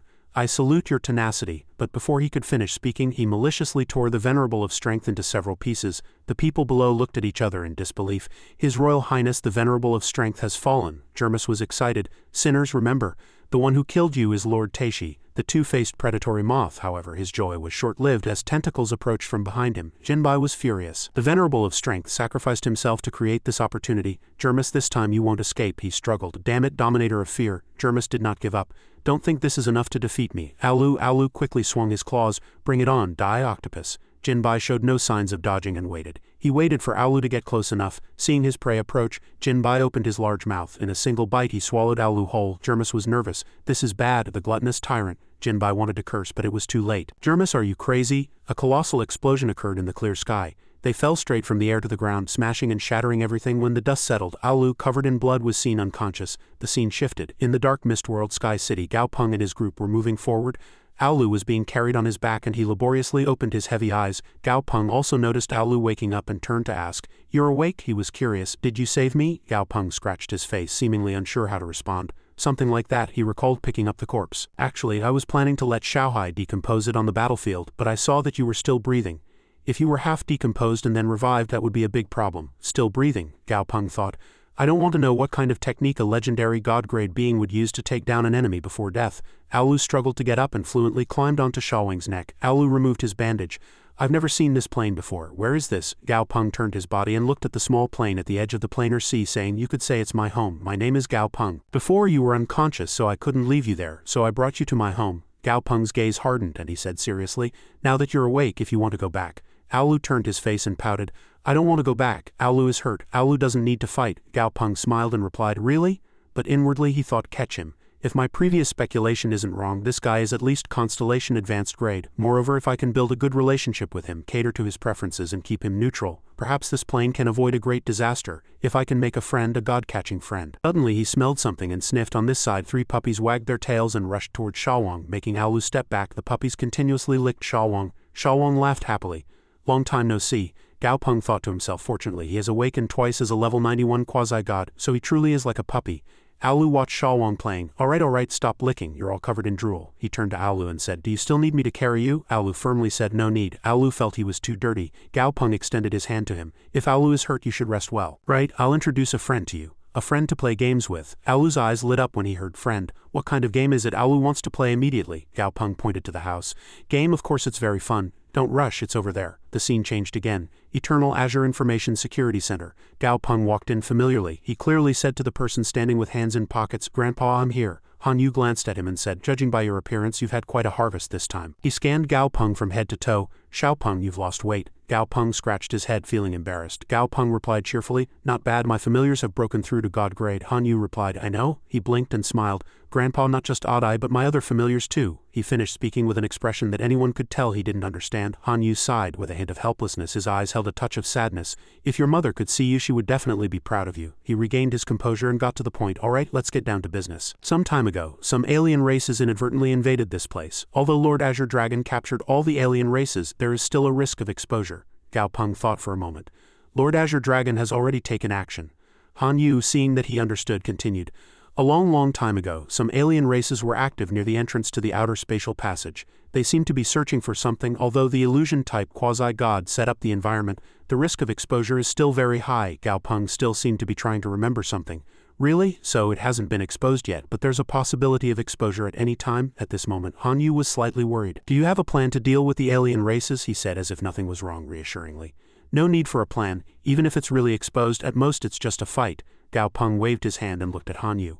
Currently, the alien races are constantly in internal strife. Even if we're exposed, the entire alien race won't encircle and annihilate us with full force. At most, we'll only have to deal with the combined forces of a few nations near the spatial passage. Moreover, even if a strong enemy appears that we can't handle, I have a trump card. Han Yu's face noticeably darkened, but the corners of his mouth turned up. He placed his hand on Gao Peng's shoulder and smiled. Alright, Xiao Peng, if you say so, Grandpa will believe you. Han Yu frowned, and his tone became slightly serious. He asked Gao Peng again. Then what should we do next? Gao Peng stepped forward, saying casually. Of course, his face was filled with confidence. We need to go find that legendary Lord Azure Dragon. The scene shifted to an open area. The Azure Sky Plateau. Just then, a huge black mark appeared in the sky, and something seemed to be preparing to appear inside. A moment later, something shot out at incredible speed, and Elysium appeared with an angry face. Damn it, now I know why that Azure Dragon let me go so easily before. He frowned, a displeased expression on his face. The alien races ambushing the exit were sent flying before he could even see who they were. Moreover, now that he had encountered an ambush, he had to avoid the initial thrust and retreat.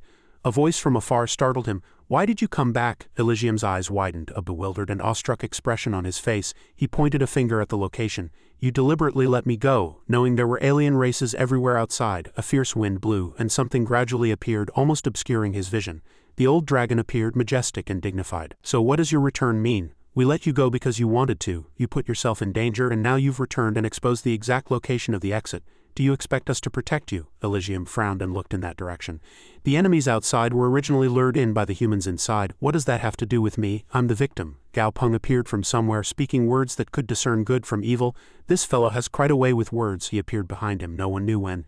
It's a shame your talent would be wasted if you don't learn the Lawmaster's art of reclusion. Elysium saw him and cried out in surprise. It's you. His face changed color. Gao Peng curled his lips and squinted. Given that you've protected the human race in one area for several years, I'll give you two choices. He held up a finger. First, join our Washa tribe and become a devotee of Washa. Gao Peng pressed on with his momentum.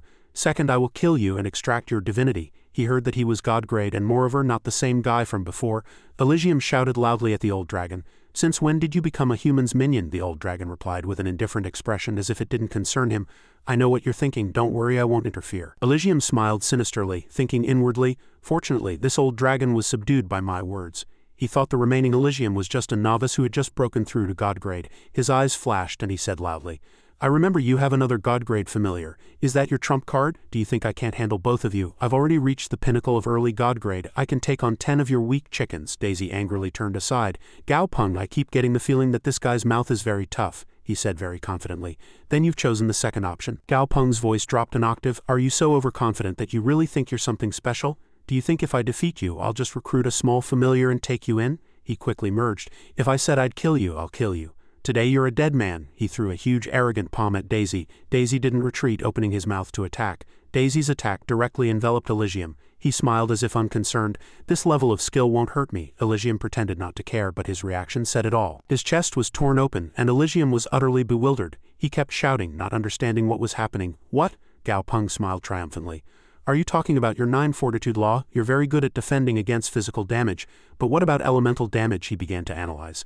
Lightning Law 4, Golden Light Law 9, Fortitude Law 9. Daisy's Lightning Law was only 4, which seemed slightly inferior numerically compared to Elysium's 9 Golden Light Law and 9 Fortitude Law. Elysium was being torn to pieces. Daisy was satisfied, but who said ours isn't a more advanced source law? Gao Peng raised his hand. All right, Daisy's damage check is complete. No need to waste any more time. He quickly prepared to merge with Daisy. Twin merge. Daisy's form changed dramatically, and he also shouted out his technique with momentum. Lightning Law. Daisy quickly attacked him. Heavenly Lightning Divine Punishment. He used his ultimate move to finish everything. Golden Lightning Soul Severing Sword. A single sword strike pierced through Elysium's body, leaving him helpless. He said as he died, "Didn't you need me? Why kill me, killing me?" At this moment, Gao Peng looked in that direction, a satisfied smile on his face. The sky cleared again. Daisy looked down from above. The old dragon frowned slightly in surprise. You really killed him. If I said I'd kill him, I'd kill him. Truly decisive, Gao Peng said with an indifferent expression about the situation below. Under the current circumstances, are we supposed to celebrate the new year if we don't kill him? He let out a long laugh. The young man should have such spirit. The old dragon flew away with a swish, leaving a final word.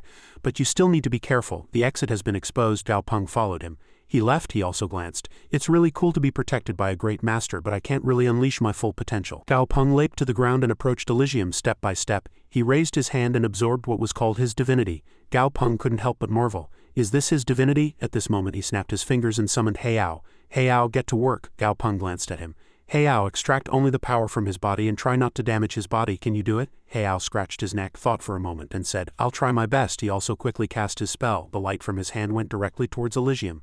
Heiyao said resolutely, this body seems to have been successfully preserved. He commanded Xiaowang and Yilong's group. Xiaowang, Yilong, let's take this body. Elysium's body returned completely to its original position. Daisy said, Gao Peng, why do we have to re-erect a stone statue here, and clean it thoroughly and use our abilities to keep it continuously glowing? Gao Peng coughed. To us he was a despicable traitor, but to ordinary people he is an irreplaceable spiritual will. He seemed not to understand, he patiently explained. Grandpa always taught me that possessing great power simultaneously means bearing corresponding responsibilities. If we have transcendent power, we must understand that we have a responsibility to protect ordinary people. At this moment Xiaowang said, Gao Peng, there are people coming over there. Gao Peng and his group leapt up and quickly hid. He glanced down at the foot of the mountain from above. A group of hikers were slowly approaching below. These people, upon seeing Elysium before them, rejoiced, saying that the great Buddha had returned. Great Buddha, they happily used their hands and feet to prepare tables and chairs for offerings. He looked down and thought to himself, although it's a bit troublesome, it's worth it if it can maintain the hope of these ordinary people. Gao Peng turned around. Let's go. There's still a lot to do. The myriad realm territory of the 9 heavens and 10 lands border outside the spatial passage. Ming Shui knelt, bowing his head. Thank you for personally intervening, your great majesty. He thought inwardly, fortunately I reported to his majesty. Before Ming Shui stood Jade Zhen Ming Wang, the ruler of the myriad Jade Kingdom. He bowed his head again, thinking inwardly, according to Lord Day's prophecy, and even after dispatching a quasi-god-grade great power Ghost King, I still couldn't find out what the disaster threatening the family was, so I had no choice but to report to his majesty. And as soon as his majesty arrived, I didn't expect a god-grade golden monster to appear on the front mountain. Ming Shui thought further. In the end, that monster disappeared before our eyes without any spatial elemental fluctuations, so it must have been a spatial passage. There was a spatial passage hidden on our border, and moreover there was a god-grade being inside. He was slightly suspicious. This is getting interesting. At this moment Zhen Ming said, Rise. This time it's thanks to Gongsuna Jing, otherwise I wouldn't have known such a large fish was hiding right before my eyes. Ming Shui also agreed. Your Majesty's words are wise. He turned and looked in that direction. Is there only one god-grade being in that secret realm, or are there more gods? Zhen Ming raised his hand and commanded, Send people to cordon off this area and report any movement immediately. The soldiers obeyed. Yes, your Majesty. Ming Shui stood silently by. The scene shifted to the 9 heavens and 10 lands secret realm. Gao Peng looked at everyone with a bewildered expression and said to the person opposite him, The alien races outside want to cooperate with the forces within the secret realm, and they also want to hold a familiar battle. Yes, the person quickly replied. We separately interrogated the captured alien race scouts. The other side said that regardless of victory or defeat, they will cede the territory near the secret realm to the forces within the secret realm. Several people present also asked each other in confusion. The alien races lowered their attitude so much. That's strange. Gao Peng thought inwardly. They probably mistook our designation for one of their secret alien race factions. but he directly stated his thoughts and refused the cooperation. Once the other side knows we're alien races, all cooperation, even contracts that have already been signed, will be immediately nullified. There's no need for that. Qing Shen, who had been silent, finally spoke. Makes sense. Gao Peng spoke again, and they all looked at him in unison. But Gao Peng remained calm, clasped his hands and replied, the familiar battle. We can accept, He Feng asked curiously again. But won't there be a conspiracy within it? He slammed the table and said solemnly, there can't be no conspiracy, there definitely will be. But even if we refuse this time, they will use all sorts of means to probe our internal situation. It's better to bravely reveal ourselves, Gao Peng continued. For convenience, we can also see how big the gap is between our young generation and the alien races of the same grade. The people below pursed their lips. It's a bit strange for you to call yourself the young generation with that face. Everyone discussed amongst themselves. Then it's exactly right for us to do that. One person approached Qing Shen and asked, Clan leader Qing Shen, what do you think? He replied. Not bad. Hearing his intention, He Feng quickly made a decision. According to our recent discussion and vote, the alien races propose one battle each at the Saint grade, quasi-God grade and God grade levels. He pointed at him. But we lack not only the number but also the quality of familiar trainers at these 3 grades. So according to Gao Peng's suggestion, we will expand the battle grades to Emperor grade, adding a battle between Emperor grade familiar trainers and King grade familiar trainers. He Feng frowned and asked again. So who is in favor and who is against the current plan? Suddenly the entire conference room fell silent and the atmosphere was quiet. Gao Peng broke the silence. Since everyone seems to have no objections, let's go back and prepare. In short, this battle. He suddenly stood up, clenched his fists and shouted loudly. We must win. The scene quickly darkened. Inside a tavern in the secret realm, the sound of a beer glass slamming down echoed. Ahei turned to the landby next to him. Have you heard any news? Ahei frowned and looked at the person next to him. We're going to war with the alien races, the person asked again with slight suspicion. Really? Sat behind, and naturally replied upon hearing their words. Of course it's true. He smiled as if he understood everything. My old student from Yi Village is now an Emperor grade familiar trainer. Do you know what an Emperor grade familiar trainer is? The two listened with half belief. Emperor grade familiar trainer? Amazing, amazing. My apologies, my apologies. Turned his face, a half smile on his face. In short, according to the news from this student of mine from Yi Village, they are currently selecting experts from above. All the top experts will compete for the opportunity to represent the human race. The people in the tavern whispered to each other, listening to the interesting story. So there's a lot to see now. What kind of experts? Not to mention the senior saint grade experts. There are only a few in total. I think the tribal side has a very high chance of winning in this area. No more nonsense. I heard that an indescribable existence personally stepped forward for the God grade senior expert. One person sat, curious. Who is that indescribable existence? What a strange name. The people in the tavern paused upon hearing that. They looked at that person with strange eyes and after a moment burst out laughing as if they had heard a joke. The myriad jade kingdom border of the 9 heavens and 10 lands, outside the spatial passage. In the myriad jade kingdom's formation, Zhen Ming and Zhen An stood with grim expressions. In the storm kingdom's formation, Storm stood calmly looking straight ahead. Only Gao Ying's face showed impatience, glaring somewhere. Zhen An glanced at him, thinking inwardly. That damned fellow from Gao Ying kingdom has been causing trouble all this time. Several small-scale wars broke out at the border, and if it weren't for the sudden appearance of the so-called designated forces, we would definitely not be standing together today. Moreover, the geographical location of the spatial passage is not only a threat to the myriad jade kingdom. He turned to Storm and pondered for a moment. As for the Storm Kingdom, although Bingzhong didn't directly contact the designated forces, it's the closest country to the spatial passage besides the myriad jade kingdom and the Gao Ying kingdom. Zhen Ming calculated in his mind. He had a headache. Moreover, from the myriad jade kingdom's perspective, if we bring in the storm kingdom, the 3 forces will check and balance each other, making an internal war even less likely. Zhen Ming was deep in thought. But what will happen after that? Suddenly space was torn in two. The people present cried out, spatial fluctuations, they're here. Zhu Ming's eyes widened in disbelief.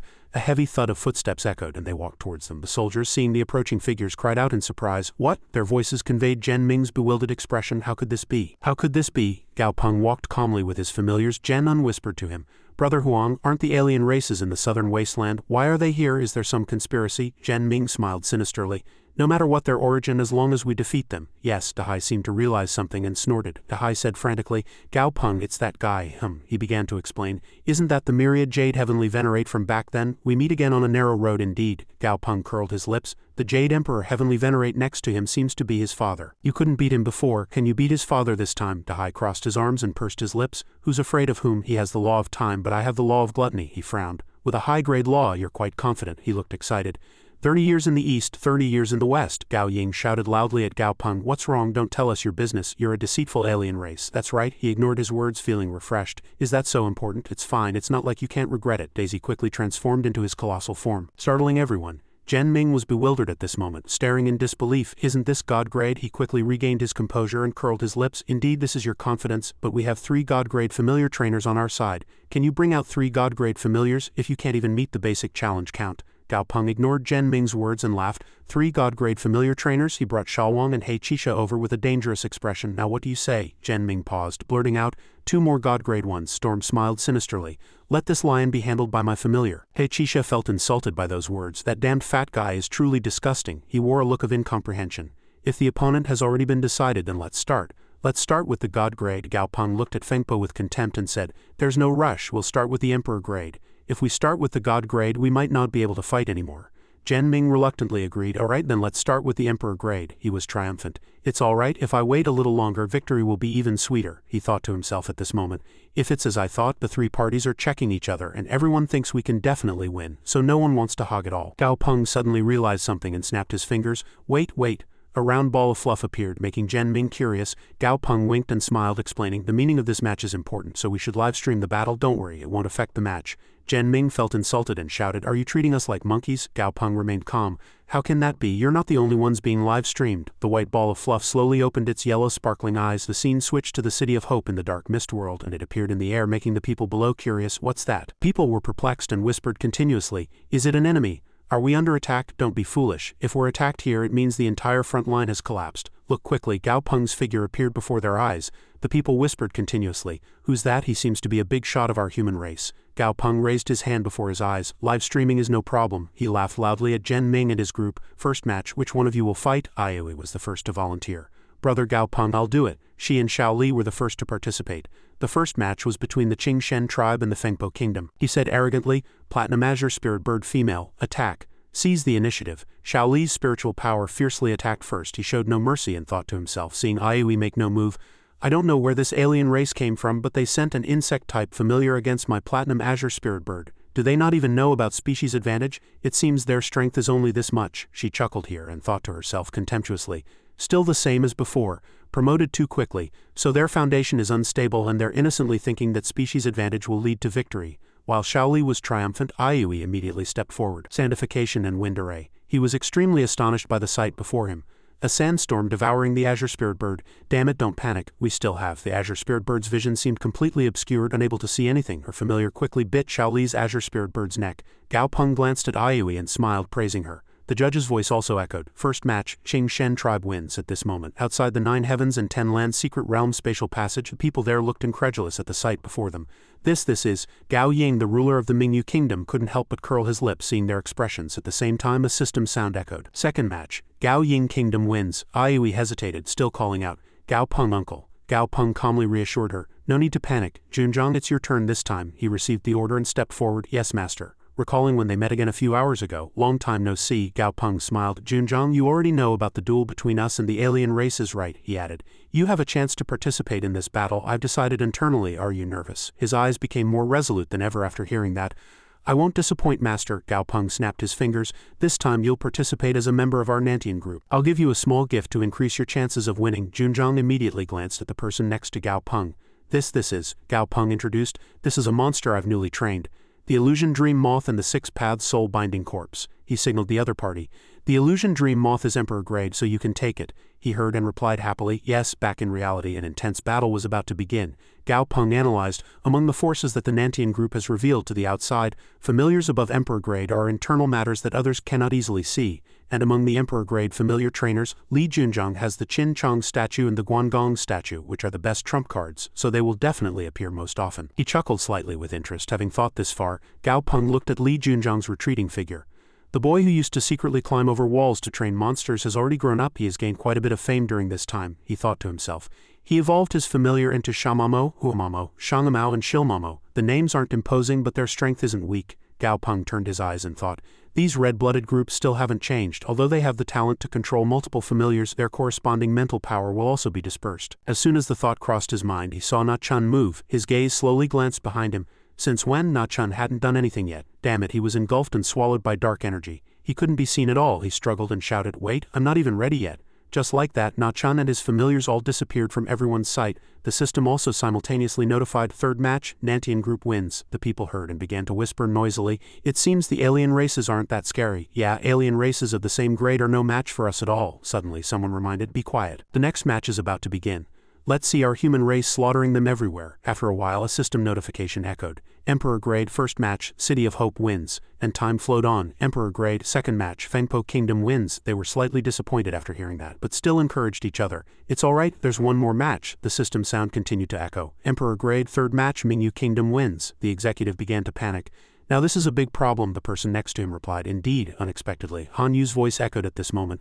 "Leave the Saint grade duel to that old guy." Gao Peng looked at him in confusion. "Han Yu," after a moment he replied happily. "Yes?" Jen Ming scoffed, looking at the sight before him. "It seems the other side really has no more people. They even dragged out an old man like this to fill the numbers." Jen Ming immediately pulled out his trump card. "Shui, you go up for this match." She quickly received the order and replied, "Yes, Lord." Shui's eyes flashed, and at the same time she raised her hand to summon the Midnight Blade. More and more ice crystals appeared from her body. They were controlled to form a strange shape. The moment it materialized, that monster's red, fierce eyes immediately appeared. Han Yu calmly observed the surrounding terrain. Shui slowly took a step at this moment, and intense energy erupted from her entire body. Black Dragon. Immediately, a colossal monster appeared next to Han Yu. Far from being afraid, she commanded the Midnight Blade to eliminate it. A red flashing sword quickly appeared in his hand. The Midnight Blade attacked without hesitation. He flew in front of the Black Dragon, and Han Yu's face remained unchanged. Immediately summoning a shadow, it quickly located, and Hongxin was the Midnight Blade. Jen Ming judged the situation to be unfavorable and spoke, "Brother Huang, this matter." Jen Ming muttered, "I felt a threat from a saint-grade monster." In the arena, his entire body was engulfed in mysterious shadows appearing as if disorganized. Suddenly, it increased in size, and the Midnight Blade couldn't help but scream out in despair. Gao Peng, seeing this, broke out in a cold sweat. He speculated this was the sixfold bond of death. Moreover, the aura of death seemed about to erupt from it. New energy sources continuously gathered towards the shadow. As a result, the shadow was suddenly attacked. The Black Dragon looked at it with contempt. "Again relying on the power of this pillar to break my Black Mist Dragon Claw." The bandage suddenly scattered and then slowly wrapped around his neck, making him look dazed. Han Yu, seeing this, fidgeted. "This is bad. That bandage can ignore the Black Dragon's illusion ability and wrap directly around its body." He quickly summoned another technique to counterattack. Dark magic. As soon as Han Yu finished speaking, a red aura erupted from the Black Dragon's entire body. Shui speculated that it was condensing an elemental body to block the damage. "Let's see if you can block that too." More and more resonance pillars and bandages appeared. They attacked fatal spots like the Black Dragon's mouth and gradually attacked his entire body. The Midnight Blade fiercely sent flames at the opponent at this moment, causing a large wound in the middle of his body. Jen Ming laughed. "Is that all there is to it, brother? You thought too much." He hadn't even had time to rejoice when his face suddenly changed. How can this be?" The Black Dragon greatly expanded its body and at the same time inhaled and exhaled a tremendous amount of qi. Jen Ming stared wide-eyed in disbelief and shouted, "The wound has completely healed. Has the ultimate move been dispelled?" Han Yu, seeing the situation improve, immediately said, "Fran, defeat that guy." Shui immediately realized that she couldn't reverse the situation. "Such power, this is bad." She hastily signaled the Midnight Blade, "Quick, get away." Han Yu clearly saw all their actions and couldn't help but curl his lips. Too late. As soon as he finished speaking, the lava created by the Black Dragon finally engulfed the opponent. The people nearby reminded each other, "This is bad, run quickly, the flames are burning towards us. This lava is strange, run quickly." Gao Peng, who had been silent, suddenly spoke. "Grandpa, that's enough," he replied. "That's enough," and waved his hand saying, "Friend, this is the end for now." Gao Peng smiled, "Don't worry. This is just a simple duel. We're only deciding victory or defeat, not life or death." Shui watched the Midnight Blade disappear before her eyes in despair. Jen Ming asked in confusion, "Only deciding victory or defeat, not life or death?" Upon hearing those words, Gao Peng's eyes suddenly deepened. He glanced at the Black Dragon hovering in the air, and at that very moment the Black Dragon also simultaneously looked down. The system briefly notified the Black Dragon's mythical quality, Dark Attribute Monster Information. Haleon breathed a sigh of relief.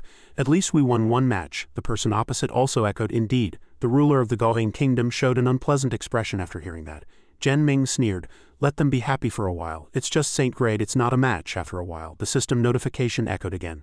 Quasi-God Grade first match, Mingyu Kingdom wins, and continued to notify. Quasi-God Grade second match, Goheng Kingdom wins. After a while, the system continued to notify. Quasi-God Grade third match, Goheng Kingdom wins. He chuckled triumphantly. "This is our true strength." The ruler of the Goheng Kingdom suddenly raised his hand and pointed at Gao Peng. "In the next God Grade duel, you will see the gap between us even more clearly. Back then, your ancestors were driven out of the 9 heavens and 10 lands by us, and it will still be the same result now." Gao Peng couldn't help but bust out laughing at these words. Gao Peng raised his hand high. "Too dazzling," he frowned, judging Gao Peng's actions to be somewhat strange. "What?" Gao Peng repeated. "I'm asking who's showing off now." "Dazzling." As soon as he finished speaking, he immediately provoked the opponent, Come on, which one of you will go first? Suddenly, in the tense atmosphere, applause echoed. The ruler of the Fengpo kingdom spoke. To have so many god-grade familiars at once, you are truly talented and lucky, he added. If you were of the spirit race, we would definitely have shown and made a name for ourselves throughout the world. Unfortunately, Gao Peng interrupted. You're right, with so many familiars, fighting you one-on-one is really too troublesome. How about the three of you come together? They gritted their teeth after hearing that. This guy, is he looking down on us? The ruler of the Fengpo kingdom could no longer bear it and resolutely attacked. Such arrogance. Gao Peng quickly summoned He Qixia. It's your turn, he asked He Qixia. Do you feel it? He replied. I feel it. The same eyes as the previous ocean, Saint asked He Qixia solemnly. Do you know where the ocean is again? Gao Peng gestured. Grandpa, everyone step back. Han Yu also reminded everyone accordingly.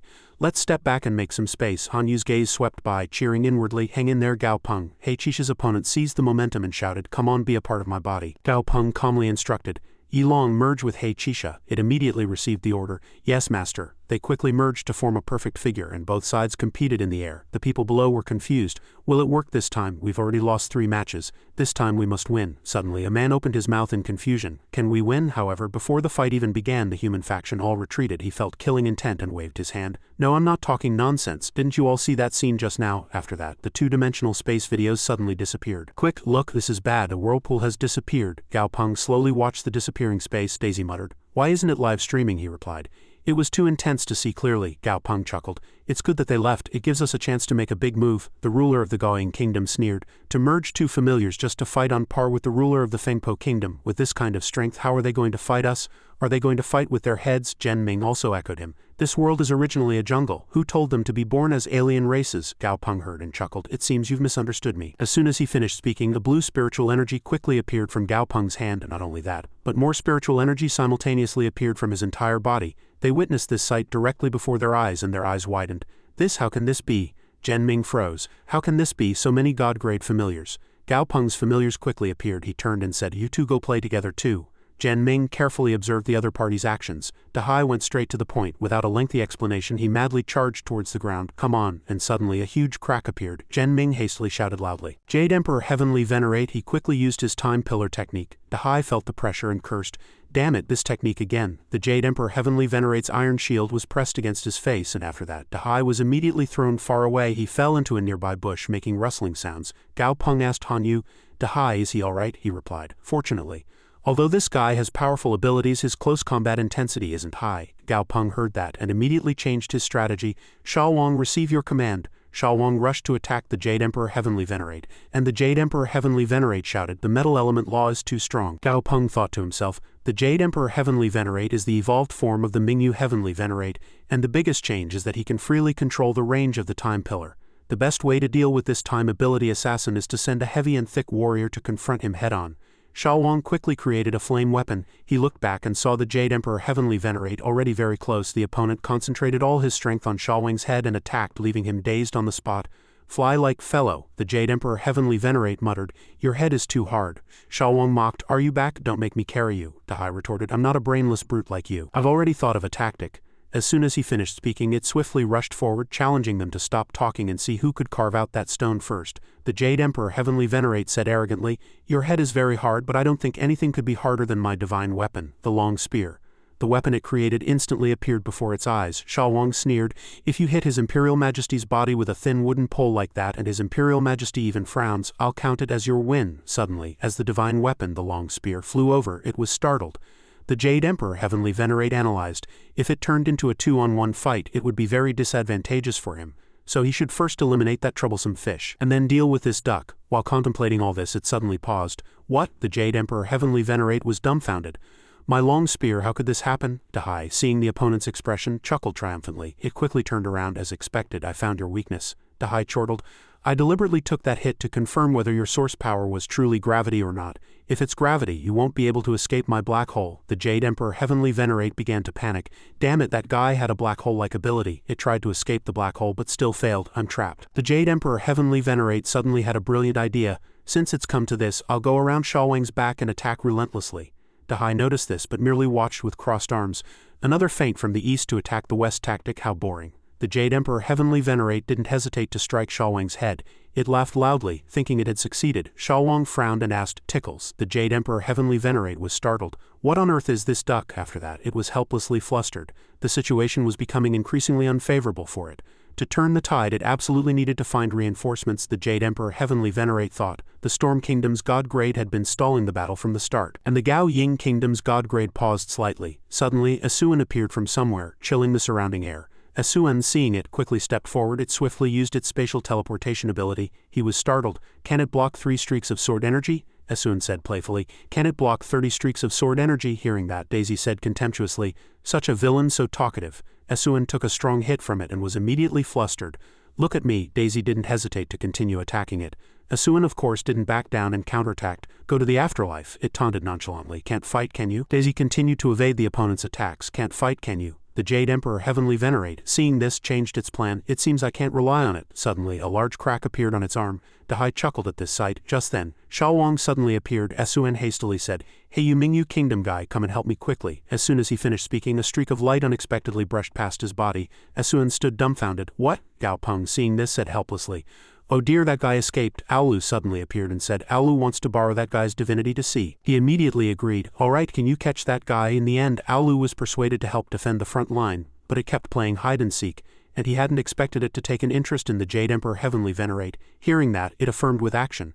"Aolu is always the fastest." Gao Peng thought to himself, "Aolu will definitely be considered the strongest combat power among the constellations." The Jade Emperor Heavenly Venerate was also no easy opponent. While he was lost in thought, a gust of wind suddenly brushed past. Aolu bared his teeth and smiled, simultaneously showing off his achievement. "Look at this, Gao Peng." Gao Peng analyzed. Outwardly, the time divinity and space element divinity clearly have similarities. The orb in his hand was clearly reflected in his eyes. Gao Peng sensed something was wrong and asked, "What's going on?" Seeing its action, he immediately understood. It absorbed it. Aolu stared intently at the orb in its hand. Gao Peng looked around. Having lost its divinity, the Jade Emperor Heavenly Venerate's fate is no longer something to worry about. So what about this side? Just then, Daisy and Asuan's battle was reaching its climax. He still boasted loudly, "You'll also be in a disadvantageous situation soon." Shengsha was startled by the sight before his eyes. It hastily bid farewell to He Qisha and Yilong. "Let's fight again next time," Shengsha added.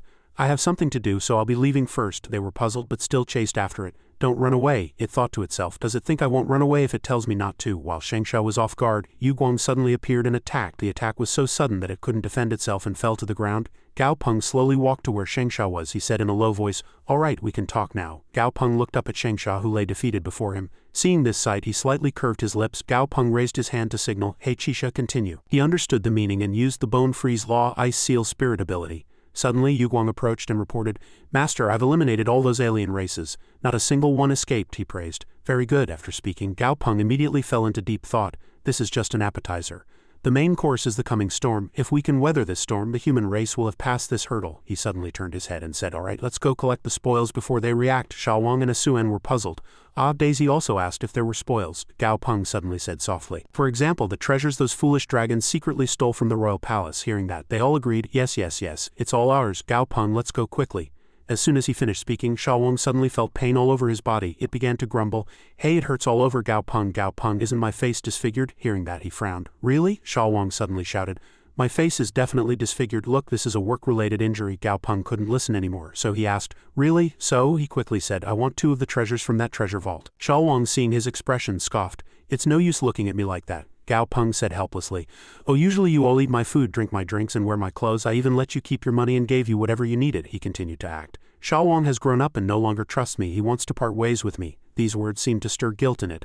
Unwittingly, the monster duck's back was no longer as straight as before. Xiaowang reached out its hand, simultaneously calling out loudly, "Gao Peng." It couldn't look him straight in the eye and said, "Gao Peng, you might as well just keep my share too." Xiaowang hesitated. "Anyway, I don't have anything to spend money on." He immediately changed his attitude once the plan succeeded. All right, since you're so filial, I'll definitely satisfy you." Hearing that, it belatedly realized, was I tricked by Gao Peng again? Meanwhile, the ice chunks created by He Qisha were still firmly embedded in Shengsha's body. It spoke softly and weakly, simultaneously saying, "You won?" He immediately asked, "You and He Qisha, why are you trying to devour me?" Shengsha was slightly startled by those words. "You don't know?" Then it suddenly began to laugh. "Haha, did I lose to a fool again?" He Qisha shouted. "Who are you calling a fool?" Shengsha hesitated. I can tell you, but there's a condition. Gao Peng listened intently to his words. I'll tell you everything you want to know, but you have to spare my tribe. He slightly averted his gaze. You're more like a lord of a nation than your master. After that, he agreed. All right, I can agree, but if I find out you lied to me, destroying a city is not something I'm incapable of. Shengsha looked at He Qisha and asked, the day after tomorrow, you'll evolve into Shengsha, right? Every Shengsha tribesman carries a scripture, it explained. When the 7 saints unite, they can even trample the eternal and witness the supreme. Hearing that, he immediately asked, unite? How do they unite? Shengsha's eyes deepened. You tell me, is there a simpler way than swallowing each other? As soon as it finished speaking, Gao Peng and He Qisha unconsciously looked at each other. I will accomplish what you agreed to. In the desolate mountains, a young boy's voice suddenly echoed, Master, Master. Xiaowei rushed over, reporting, alien races have arrived. Alien races from other worlds have appeared in the 9 heavens and 10 lands, he asked seriously. Master, the alien races have already killed 3 lords of nations. What should we do now? Just then a hand reached out from inside the door. Xiaowei hastily said, Master, are you giving birth? The old man glared at him and simultaneously shouted, What are you shouting about? He took a step forward. Giving birth, giving birth. Suddenly, the old man said softly, Then let's give birth. As soon as he finished speaking, the rock before his eyes split open. Awang's figure also appeared from within. At the same time as Adai was cultivating in the mysterious spirit graveyard, someone suddenly entered. Young master, here's a letter. It paused, walked over and picked up the letter. Adai affirmed, Master, rest assured I will definitely complete the mission. It suddenly turned around and said, Master, I need your help. Gao Peng immediately asked, What is it? Adai said softly. I need to kill a god. He thought for a moment and said, Go, Senior Sal Si will help you. A moment later it was already standing before a mysterious room. Simultaneously it called out, Senior Sal Si. The door immediately opened. He came out and simultaneously asked, Adai, is something wrong? It quickly replied, Senior, I want to capture a mid-level god alive. Sal Si exclaimed. Then it's very simple, he said solemnly. Sal Si will help you. Meanwhile, Heian muttered to itself near a cliff. Having fled this far, there shouldn't be any problems, right? But recently it always felt uneasy. There probably aren't any enemies for me, right? It remembered something, gritting its teeth. Except for that guy last time. Just then a voice suddenly echoed, Oh, look at this beautiful figure, truly a beautiful little lion cub. It's a pity you'll soon be a cold corpse, Heian shouted angrily. What? As soon as it finished speaking, it immediately froze. At the same time on the Qingcheng Plateau, Gao Peng was concentrating when he suddenly sensed something. From this aura, he had no time to think as a streak of lightning suddenly appeared from the sky and Adai stood tall in the Qingcheng Plateau. It opened its mouth. Master, mission accomplished. Sal Si looked at Gao Peng and thought, could the successor of Kunping be so courteous to a human? After all, it's someone else's family matter. Gao Peng asked, Who is this? Adai immediately introduced. This is Sal Si. He's also my friend. He opened his mouth. Hello. Gao Peng raised his hand to point at Heian, then turned and said, Hey Qisha, this is yours. Take it. He, smelling the delicious aroma, couldn't hide his excitement. I'll try some. Just like that, He Qisha approached and began to taste it. He met Aodai's gaze. If a battle breaks out later, will this friend help? It replied. I don't know, but if I ask, he'll probably help. Gao Peng thought to himself, with Sal Si and Aolu at least I don't have to worry about retaliation from the alien races. He judged, currently the strongest apparent enemy among the alien races is a high-grade god. If it breaks through to its limit it will probably be similar to Aolu. Thinking this far, Gao Peng paused. I just hope that the Lei tribe will move in time and quickly reach the Baifeng tribe's territory. Not long after, black streaks of light poured down from the sky. He immediately frowned at the spatial rift that appeared before his eyes. Gao Peng frowned. What kind of illness do all these gods have? There's clearly a path, but they don't take it and insist on digging their own way in, as if breaking into someone else's window. He turned and instructed, Esuan, create a storm space for them. It replied cheerfully. It's been so long since I've used this technique and I finally get to use it. Esuan began to create a storm with all its might. Ha! A monster suddenly burst out of the spatial rift. I am the space serpent Huan. Dammit. Gao Peng was startled to see it. One of the 3 junior kings of the alien races and the supreme ruler of the ducal dynasty, it played a part in defeating humanity and driving them out of the 9 heavens and 10 lands that year. Tet said in a low voice, These lowly humans again. After being driven out by me that year, they didn't live peacefully. And now they appear again. This time I'll exterminate all of you. While putting on a grand display, it suddenly sensed something was wrong. Tet's expression changed 360 degrees. What? Its eyes darted around. No, absolutely not. Tet analyzed seriously. The spatial elements are very stable, and the elements have a very strong self-healing ability. It thought to itself, if no one touches them, the spatial elements even remain motionless, like someone who only stays at home. Tet was dumbfounded. Even if space is destroyed, only a small area of spatial elements will riot, and then quickly calm down under the influence of other surrounding spatial elements. Why on earth? Why did I encounter a spatial riot? While lost in thought, a cracking sound suddenly echoed. Tet was startled. How can this be? The spatial passage was already on the verge of collapse. The cracks in the spatial rift grew more and more numerous and they completely shattered, instantly forming an endless abyss. That black hole began to suck in a tremendous amount of air with all its might. Tet was puzzled. A black hole? How can there be a black hole in a spatial passage? This isn't a normal spatial riot. This is a conspiracy manipulated by humans. It judged the situation to be unfavorable and changed its plan. Not good. The spatial disturbance is getting more and more severe. I need to escape quickly. Gao Peng, seeing his prey caught in the trap, chuckled. Good opportunity, he signaled Asuan. Stir up the fire even more. Asuan quickly obeyed the order. Tet shrieked loudly as it was fiercely attacked. No, in the end its entire body seemed to be completely destroyed within space. Salsi smiled slightly at this sight. It seems I don't need to intervene. Amidst the peaceful atmosphere, Gao Peng saw something. He muttered. Did the other two high-grade gods also come here and disappear? They're really quick to seize opportunities. I hadn't expected Asuan's ability to be so terrifying at special moments. Gao Peng smiled chillingly. Then the highlight will begin next. Time flew by and a week passed. Lucas complained, the area you're talking about has historically been our spirit tribe's border. We cannot give it up. He clenched his fist. This is too much. This is negotiation, not surrender. We're not the defeated side. Han Yu replied nonchalantly. What you call historically is just a one-sided claim. A one-sided voluntary claim. Have you told too many lies and forgotten the truth yourself? He paused and said softly. Moreover, not the defeated side. Han Yu's eyes flashed with murderous intent. Are you sure? He emphasized each word. Are you sure? Lucas continued to resist, but he was like a lion opening its wide mouth. Han Yu no longer beat around the bush and went straight to the point. Then let's fight. Alex hesitated slightly. But what are your conditions? He replied. The territories of Gaoying Kingdom and Mingyu Kingdom will now belong to our human race. The spirit race agreed immediately, and without hesitation upon hearing that. Understood. Han Yu suddenly added. Second, he reacted violently upon hearing this. Again, he laughed. Of course, there's a second. I never said there was only one condition. Lucas quickly interjected from the side. Please tell us. Qing Shen explained. Secondly, from today, the territory of the Storm Kingdom will become a colony of our human race. If you don't know what a colony is, that's fine. I can explain it to you slowly, Gao Peng asked in surprise. Is it ready already? Daisy replied. Yes. Asuan is still focused on his agility training. As soon as he finished, he shouted loudly. Gao Peng, quickly, look at this. Asuan was more urgent than ever. It was almost done. He held the orb in his hand and breathed a sigh of relief. Finally, it was finished. Asuan happily approached Gao Peng to show off. Gao Peng, I also have a divinity. Finally, I also have a divinity, he said, puffing out his cheeks. Previously, that big serpent's divinity was hidden in the violent spatial turbulence, and I didn't dare to rashly plunge into that violent spatial turbulence, so I could only wait for the turbulence to disappear on its own. Thanks to that, I had to wait for a week. Asuan suddenly changed the target of his accusation. Gao Peng called me lazy. I must beat him. I'll turn him into a red-faced Gao Peng, he thought to himself. Now that Asuan has gained a divinity and Hei Chisha has established a connection with the ocean, I can be a bit more at ease. However, before he could finish his thought, a sudden gust of wind swept by. Gao Peng turned around and immediately spotted a familiar shadow saying, You're back. Time passed. The human race, which had been silent for at least 10,000 years, finally reappeared in the 9 heavens and 10 lands. At that time, the spirit race of the Gaoying Kingdom and the Mingyu Kingdom were heavily relocated to other nearby countries. The procession of migrants was endlessly long. Despite being a race almost forgotten for 10,000 years, the human race finally officially appeared before all the spirit race. They displayed an arrogant and absolutely superior attitude. During the meeting, Gao Peng's face turned somber several times and he could no longer maintain a serious expression, yawning instead. The white dragon saw this and inwardly assessed, This fellow always looks sleepy whenever he attends a major meeting. The white dragon spoke. All right, let's speed things up. Let's move on to the next agenda item. He glanced at the colonial governor of the Storm Kingdom and asked, Who will take it? The people seated there unconsciously looked at each other upon hearing that. Long Yi suddenly spoke. May I ask a question first? He said, What I want to ask is, assuming our tribe is appointed as the colonial governor of the Storm Kingdom, what should we do if a god-grade familiar master from an alien race appears and causes trouble? Gao Peng replied. I will take action. Of course I will not stand by and watch our human race be bullied by alien races. The white dragon thought helplessly.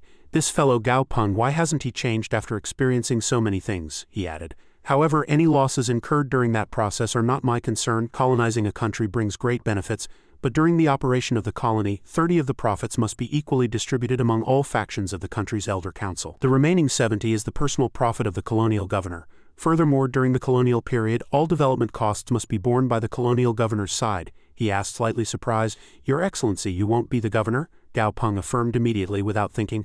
I will not.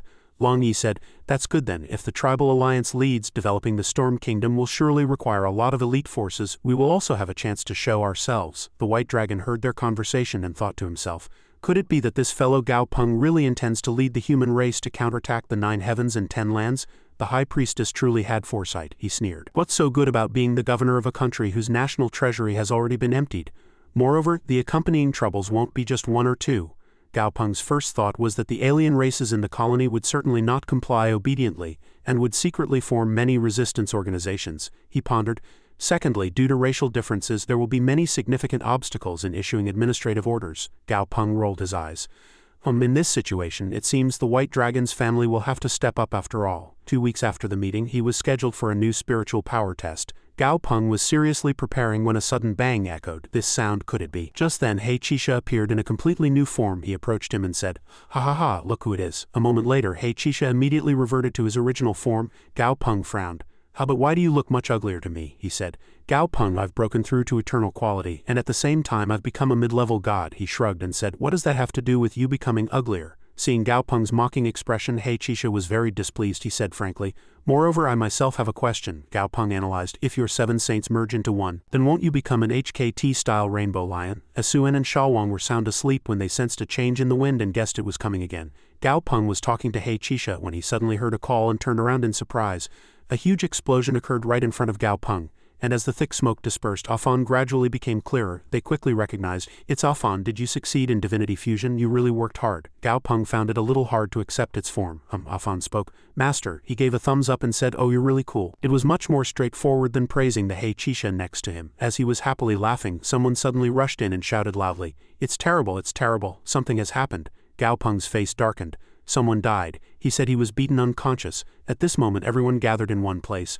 Han Yu and the White Dragon unconsciously looked at each other as if by prior arrangement. Suddenly a voice echoed, drawing his attention. "Excuse me, please make way." Gao Peng quickly approached the crowd and simultaneously greeted his grandfather. The White Dragon suddenly spoke. "Gao Peng, this person is..." He cut him off. "No need to introduce.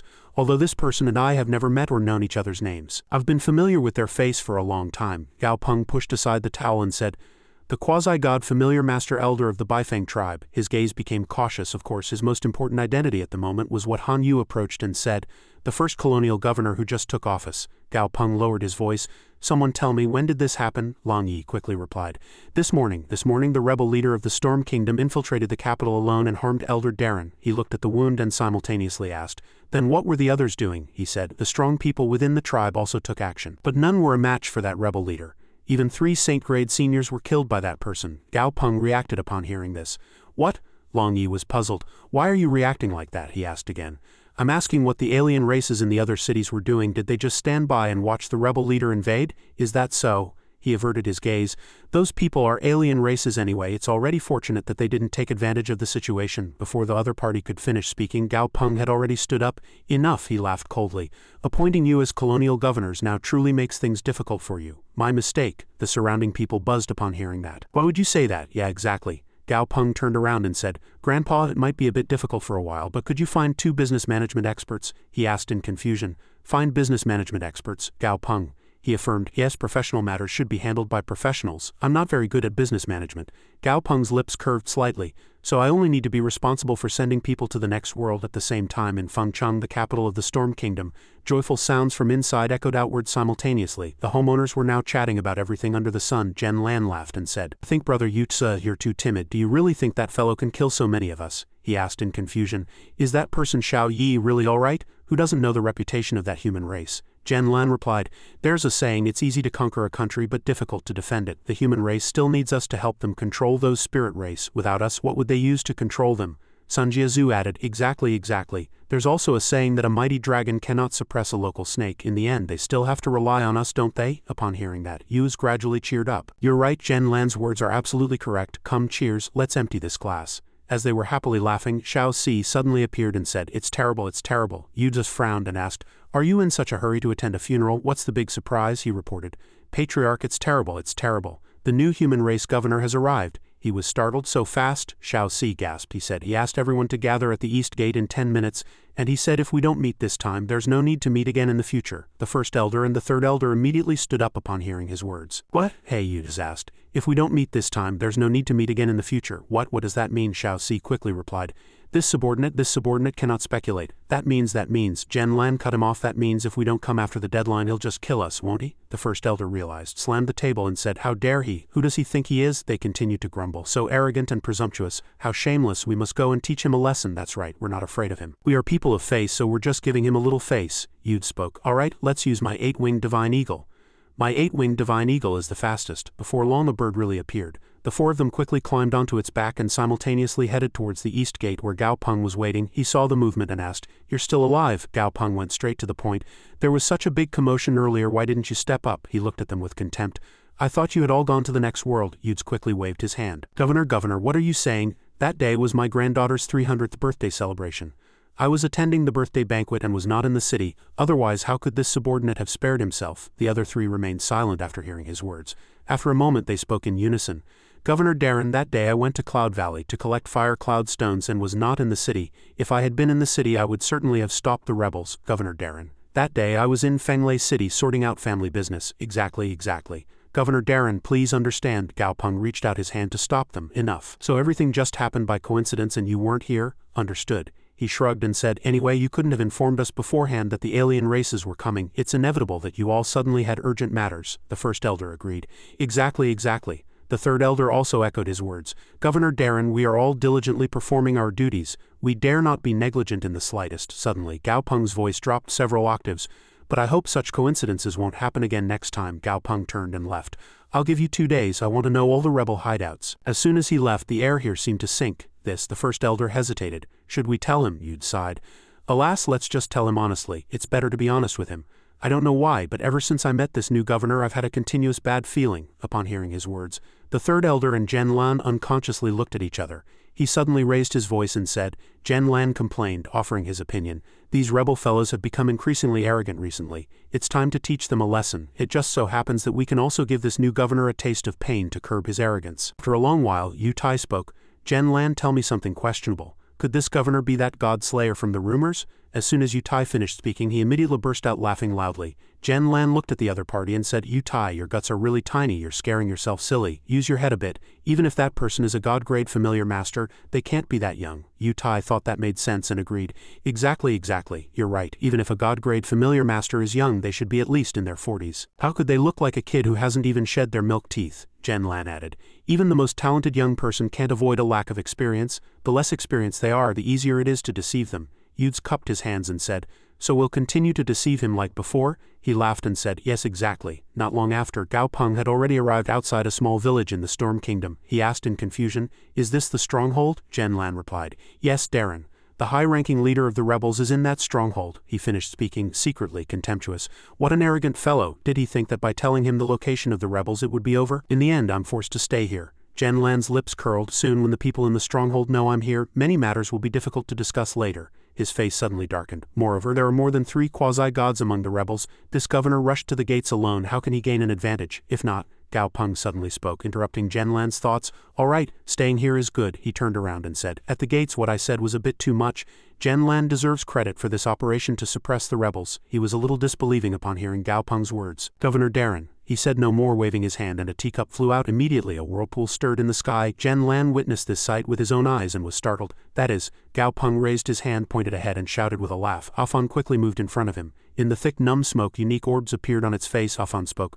"Gao Peng, I think I just caught 3 mosquitoes," he replied. "It's all right." It hesitated. "Gao Peng, did I do well?" He immediately gave a thumbs up. "Afan, you did very well. You've helped me a lot." Gao Peng extended his right arm. Zhen Lan was slightly surprised to see his action. "That is," he rubbed his eyes in disbelief. "That stronghold has disappeared." Gao Peng approached and said, "All right, the new governor has successfully wiped out the rebel base thanks to Zhen Lan's great guidance. I'll promote you when we get back." Zhen Lan belatedly realized upon hearing that. Governor, you were a god-grade familiar master." Just then, outside the east gate of Fengcheng, the capital of the Storm Kingdom, people were buzzing. "New notification, what does it say? What does it say?" They reminded each other. "Don't push anymore. Just ask the person in front to read it." Long Che quickly interjected. All right, don't push anymore. I'll read it all to you." He said that Zhen Lan had been promoted to Fengfeng City Lord of the Storm Kingdom for her meritorious service in the accusation. People murmured upon hearing this. "Manage the transactions of large stores in the city, oversee taxes, supervise urban security, and possess secondary law enforcement authority." What's going on? Why was Zhen Lan suddenly promoted? Are you stupid? She must have done something to please her superiors, he continued. "Speaking of pleasing her superiors, let me tell you. But don't tell anyone. My son-in-law's nephew's adopted daughter said that the city next to their house overnight." They continued their conversation. "What? If you say that, it means someone sold out the rebels? Isn't that a spy who betrays their own kind like that?" Zhen Lan heard all of this from behind. "Keep your mouths shut. Who else could it be? Look who's thriving the most. It's him." "All right, it doesn't matter. They're not human anyway. The more spies, the better." He seemed to have realized the current situation. A cunning little thief. Jen Lan suddenly collapsed and the surrounding people were flustered. What's happening? Someone fainted. Hurry and help, people rushed to ask. Elder, are you all right? Everyone, I'll be your witness. This has nothing to do with me. Lao Zon breathed a sigh of relief. Finally, we've arrived, he muttered. The red-blooded tribe appeared arrogantly outside the street, but I'm a step too late. Perhaps I should consider getting familiar with high-speed movement. This speed is too slow. Awang snorted coldly upon hearing this, and Lao Zon helplessly said, all right, you're enough. I won't raise any other familiars. It unexpectedly came up with a bold idea. Master, should we just kill them all? He cautiously said. Calm down, there are many spirit race here too. Lao Zon rolled his eyes. Let's go, let's take a look around. And they immediately began strolling along the streets of Fengcheng. He thought to himself, the spirit race in the city are still proudly walking the streets with no signs of enslavement on their necks or faces. Lao Zon briefly scanned Fengcheng's rule panel. This too, the words appeared one by one before his eyes. 1. Fighting is strictly prohibited in the city. Violators will be punished according to the severity of their actions. 2. Property is sacred and inviolable private property. It is forbidden to seize the property of others by any means other than legitimate transactions. Violators will be fined 100 times. 3. All transactions in the city are protected by the human race. All legitimate transactions are subject to a 2 tax by the human race. 4. If other alien races choose to settle in the Goang area, they can enjoy a 3-year tax exemption policy. 5. The above 3 rules are absolutely applicable to all races. 6. The final interpretation right belongs to the human alliance. He frowned. Fighting is strictly prohibited. Property is sacred and inviolable private property. It is forbidden to infringe upon the property of others. Other alien races who choose to settle elsewhere can enjoy tax exemption benefits. Lao Zon thought, what's the meaning of this? The human race that has returned to the 9 heavens and 10 lands doesn't seem to intend to wage an all-out war. The surrounding people suddenly rushed forward. Hurry, make way. He followed them and asked, what is that? Lao Zon saw radios, sewing machines, game consoles, and other strange objects from afar. As they were excited in front of the strange objects, Han Yu judged from above, just as I expected. Min doubted whether this method would really work. Can such small things conquer the alien races? He didn't answer and turned to say, Kid, show these people our sales for this month. She quickly pulled out a stack of documents and showed them. Everyone was shocked after seeing it. So much? Han Yu spoke. Have you ever wondered why there hasn't been a war yet? It's because both sides are afraid of each other. We are afraid they won't follow the rules, and they are also afraid we won't follow the rules. He asked everyone, have you ever calculated how much a war costs? Minin was still a little unconvinced. However, Han Yu added, I know some of you will think what we have to fear. But what about our families and friends? If we want to end this war quickly, we must eliminate most of the alien races and capture their top powerhouses in a short period. He suddenly lowered his voice. However, frankly speaking, we cannot do that right now. Then he made another suggestion. But there are many other ways to destroy the enemy, not just their bodies, but also their minds. Bai Long unconsciously frowned upon hearing this. What do you mean by destroying their minds? Han Yu explained. The cost of making a radio is less than 20 yuan, but if we sell radios to the alien races and use the alien races' money to buy materials, the profit can increase by up to 1,000 times, he added. And we can sell these items to the alien races and use the money earned to buy useful materials to train our familiars. A young man standing nearby asked, but what if the alien races no longer buy radios? Han Yu smiled and said, we have game consoles, TVs, washing machines, and all kinds of home appliances. Minnan asked, but home appliances require electricity to be used, don't they? There's no electricity in a place like the 9 heavens and 10 lands, he replied. We can help them build power plants, and give the power plant operating rights to local alien races who have a good relationship with us, and simultaneously attract high-ranking leaders of those alien races. Han Yu continued, in this way, the lower classes will become accustomed to using the products we bring and accustomed to the entertainment methods these products spread. And the upper classes will gradually become accustomed to this gentle and efficient management method. His gaze gradually became complex within 3 generations. No, perhaps within a few decades, there will no longer be spirit race in this world, Han Yu asserted. This is true extermination, Bai Long thought to himself. He suddenly thought of Gao Peng and sighed with admiration. These ancestors are truly terrifying. On the other side in the laboratory, Daisy said breathlessly, Gao Peng, it's not good, he glared. Don't be noisy, I'm experimenting. What's wrong? Daisy reported urgently. Aolu's father is here. Not long after, in a certain part of the Azure Sky Plateau, Gao Peng appeared from within a spatial rift. As soon as his feet touched the ground, he suddenly felt gravity. Gao Peng thought, this intense oppressive feeling is, he sensed something and immediately rolled his eyes. Gao Peng looked up. He judged that the source of that aura was at the top of the mountain. Gao Peng didn't hesitate to summon Daisy. Let's go, he cautiously observed. An aura similar to Aolu's, it must be here. Suddenly the surrounding space was enveloped in darkness. Gao Peng reacted in time. What is it? He suddenly heard a very low voice. Human, the Star Destroyer has arrived. Our Aulu said he likes you very much. Monster name, Star Destroyer, Governor of Baoxing, monster grade, God grade, monster quality, eternal special, monster characteristic, star destruction. Gao Peng also replied accordingly, yes, I have always regarded Aulu as my friend. It added, it's not bad for Aulu to make a few new friends. Anyway, we will settle in the ocean plain later. And it's not bad to have good neighbors. He thought, could it be that the constellations are gaining the upper hand in the war? The Star Destroyer seemed to guess his thoughts and said, your thoughts are not wrong. Gao Peng was surprised. What? It lowered its voice. Before coming here, I spoke with the Dominator of Death. This war is about to end. As soon as the Star Destroyer finished speaking, it immediately created another space. The spatial rift grew larger and larger, and it raised its hand to continuously manipulate them. Soon after, a deafening sound echoed. Gao Peng froze. What happened? Odd Eye spoke. Master, I can feel the destruction of the star system. The Star Destroyer suddenly picked up Aulu. All right, it quickly created a magic circle around its feet and simultaneously said goodbye. When you have time, come to the ocean plain to find Aulu. They disappeared before his eyes like that. At the same time, a new spiritual power appeared behind Gao Peng. Liu Long asserted that the existence just now was very powerful. It smiled and said, I didn't expect you to know such a powerful being. He fell into thought. I only met Aulu's family today. Liu Long briefly scanned Gao Peng and snorted coldly. Just then, Shi Chisha popped out from somewhere. Gao Peng, he quickly dodged. You have a job to do, goodbye. Shi Chisha urgently said to Gao Peng. Something big happened, brother. He didn't understand. He replied. Gao Peng, I suddenly had a bad premonition. He hardened his face. Don't worry, tell me calmly what happened. What is it? Shi Chisha replied. I don't know what happened either. My heart suddenly felt very uneasy just now. It was like I was noticed by some terrifying existence. Gao Peng looked at him with suspicious eyes. Did you provoke anyone recently? Shi Chisha denied. How could I? Don't you know my personality? 2 days ago, I went to the East African savannah to find 2 lionesses who were definitely pure-blooded lions raised in intelligence. He thought this made sense. Yes, your personality isn't one to cause disputes, so there must be another reason. Gao Peng thought for a moment, then suddenly raised his voice. 7 saints, he said casually, your few pounds of meat are worthless. No one would waste energy and harbor ill will towards you for no reason, unless your value is very high. His mood unconsciously sank. Then what should I do? If I had known earlier, I wouldn't have been a 7 saint, Gao Peng encouraged. All right, you work hard to cultivate and improve your strength. Later, if a saint who wants to harm you comes here, teach him a lesson, he teased. Look at your useless appearance, panicking as if something big happened. If there's nothing else, go back first. Shi Chisha no longer beat around the bush and quickly handed Gao Peng a letter. A letter? He reached out to take it and immediately opened it. Jian spoke. Dear Gao Peng, I need your help. In a small room, he was boredly waiting for a reply. Jian thought, I've sent the message. When will the reply come? Gao Peng suddenly spoke. When will the reply come? He smiled familiarly. Hello, my friend. Jian felt relieved when he saw this. It was you, he sighed. I almost died. I thought it was an assassin sent by my brother. Gao Peng frowned. That can't be. Has it really come to that? Doesn't your father care about the fight between you two? Jian quickly replied. He doesn't care, he added. He's completely disinterested in anything other than how to achieve immortality. Hearing this, Gao Peng's eyes became complex. Immortality. He changed the subject. All right, enough about that. Let's get down to business. Jian said, originally this succession war was fair from the start, but my brother pulled a few stunts that made this sacred crown prince competition unfair. Gao Peng firmly pointed out, get to the point. I'm serious. Help me eliminate 2 god-grade familiars that my brother invited.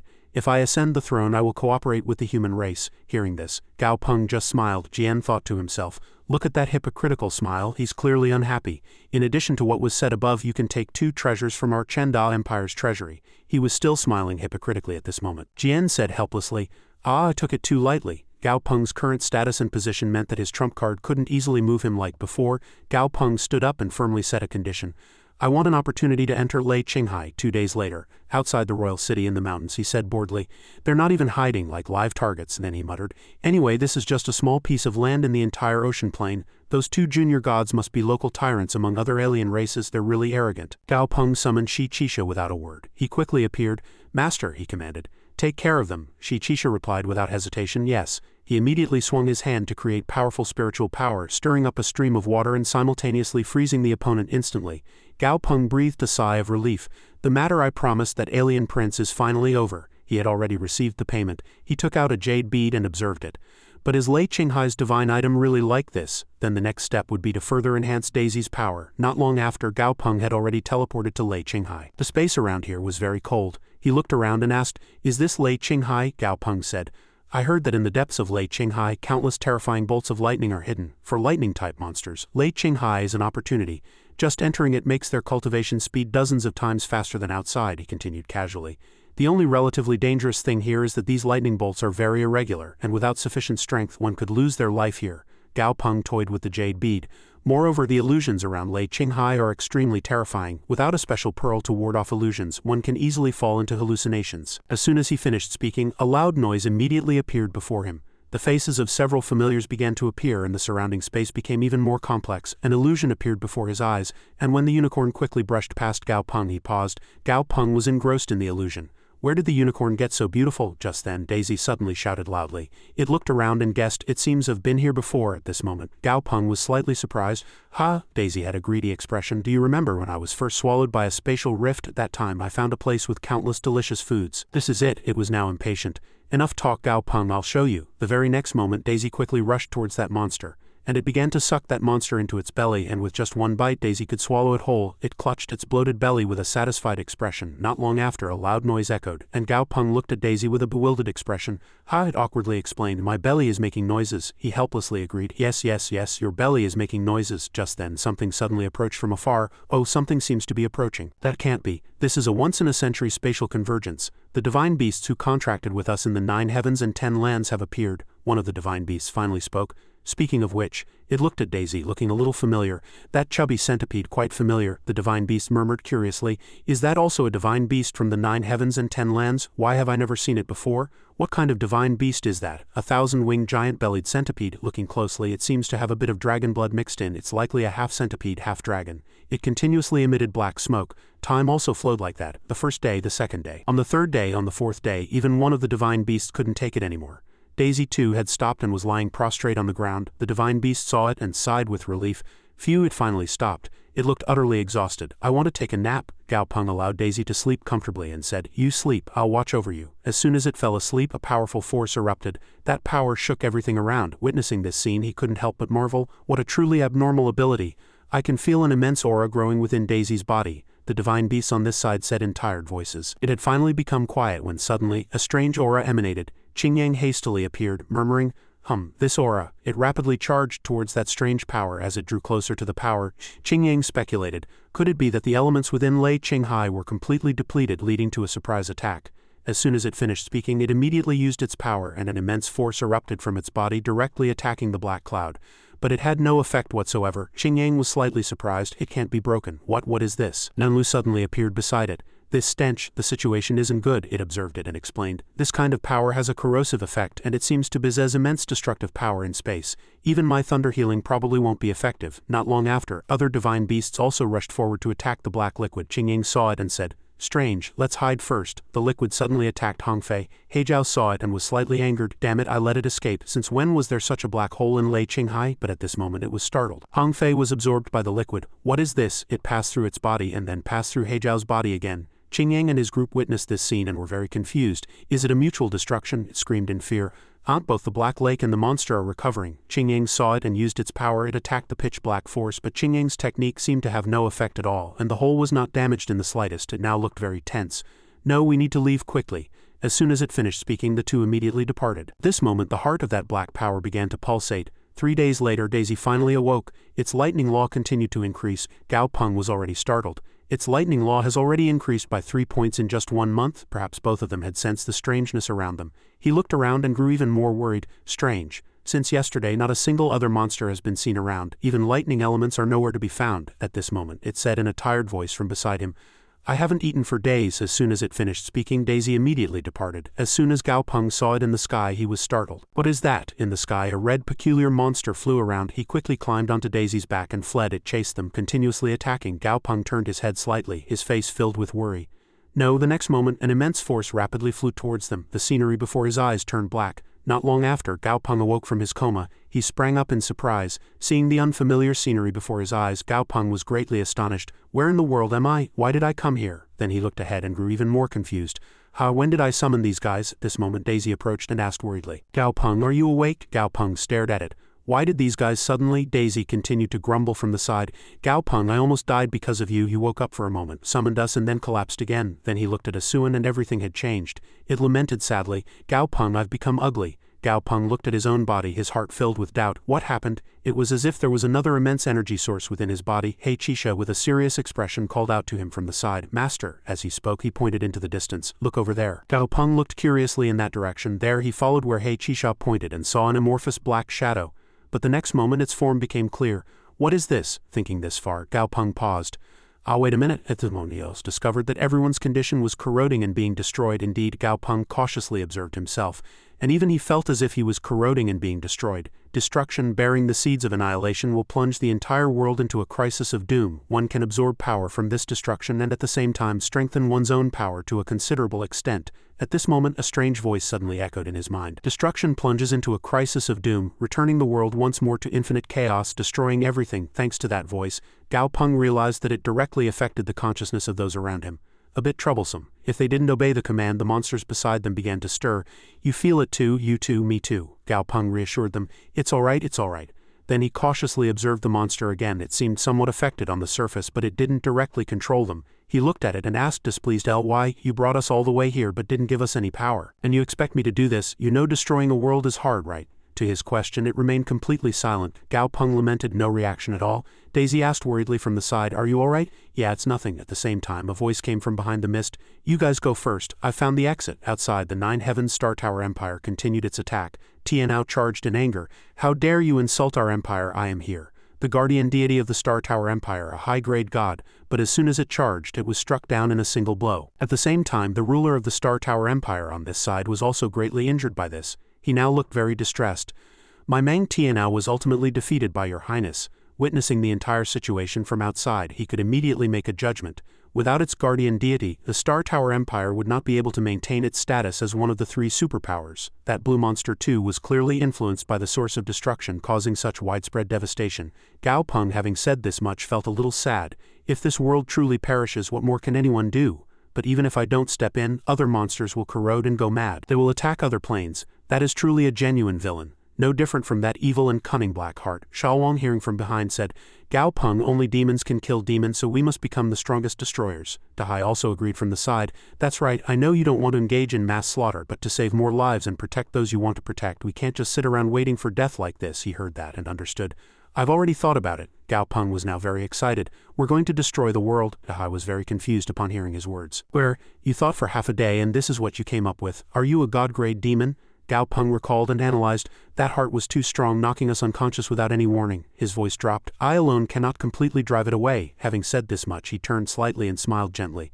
"What I mean is, destroying this already crumbling world can also be considered completing the mission of world destruction, don't you think?" The scene shifted to the divine patronage where everything around was covered in sand. Gao Peng was slightly surprised at how quickly the landscape of this plain had changed. "Last time I came, at least mountains were mountains and water was water. Now it's nothing but desolate desert and rocks. Let's go to the central area of the patronage and check." After a long time, they arrived at the central area where everything was desolate and in ruins. Everything was destroyed. Zai Zai. He looked at it and asked curiously, "How is it?" Zai Zai replied slightly unpleasantly, "There's nothing." It calmly recounted the situation again.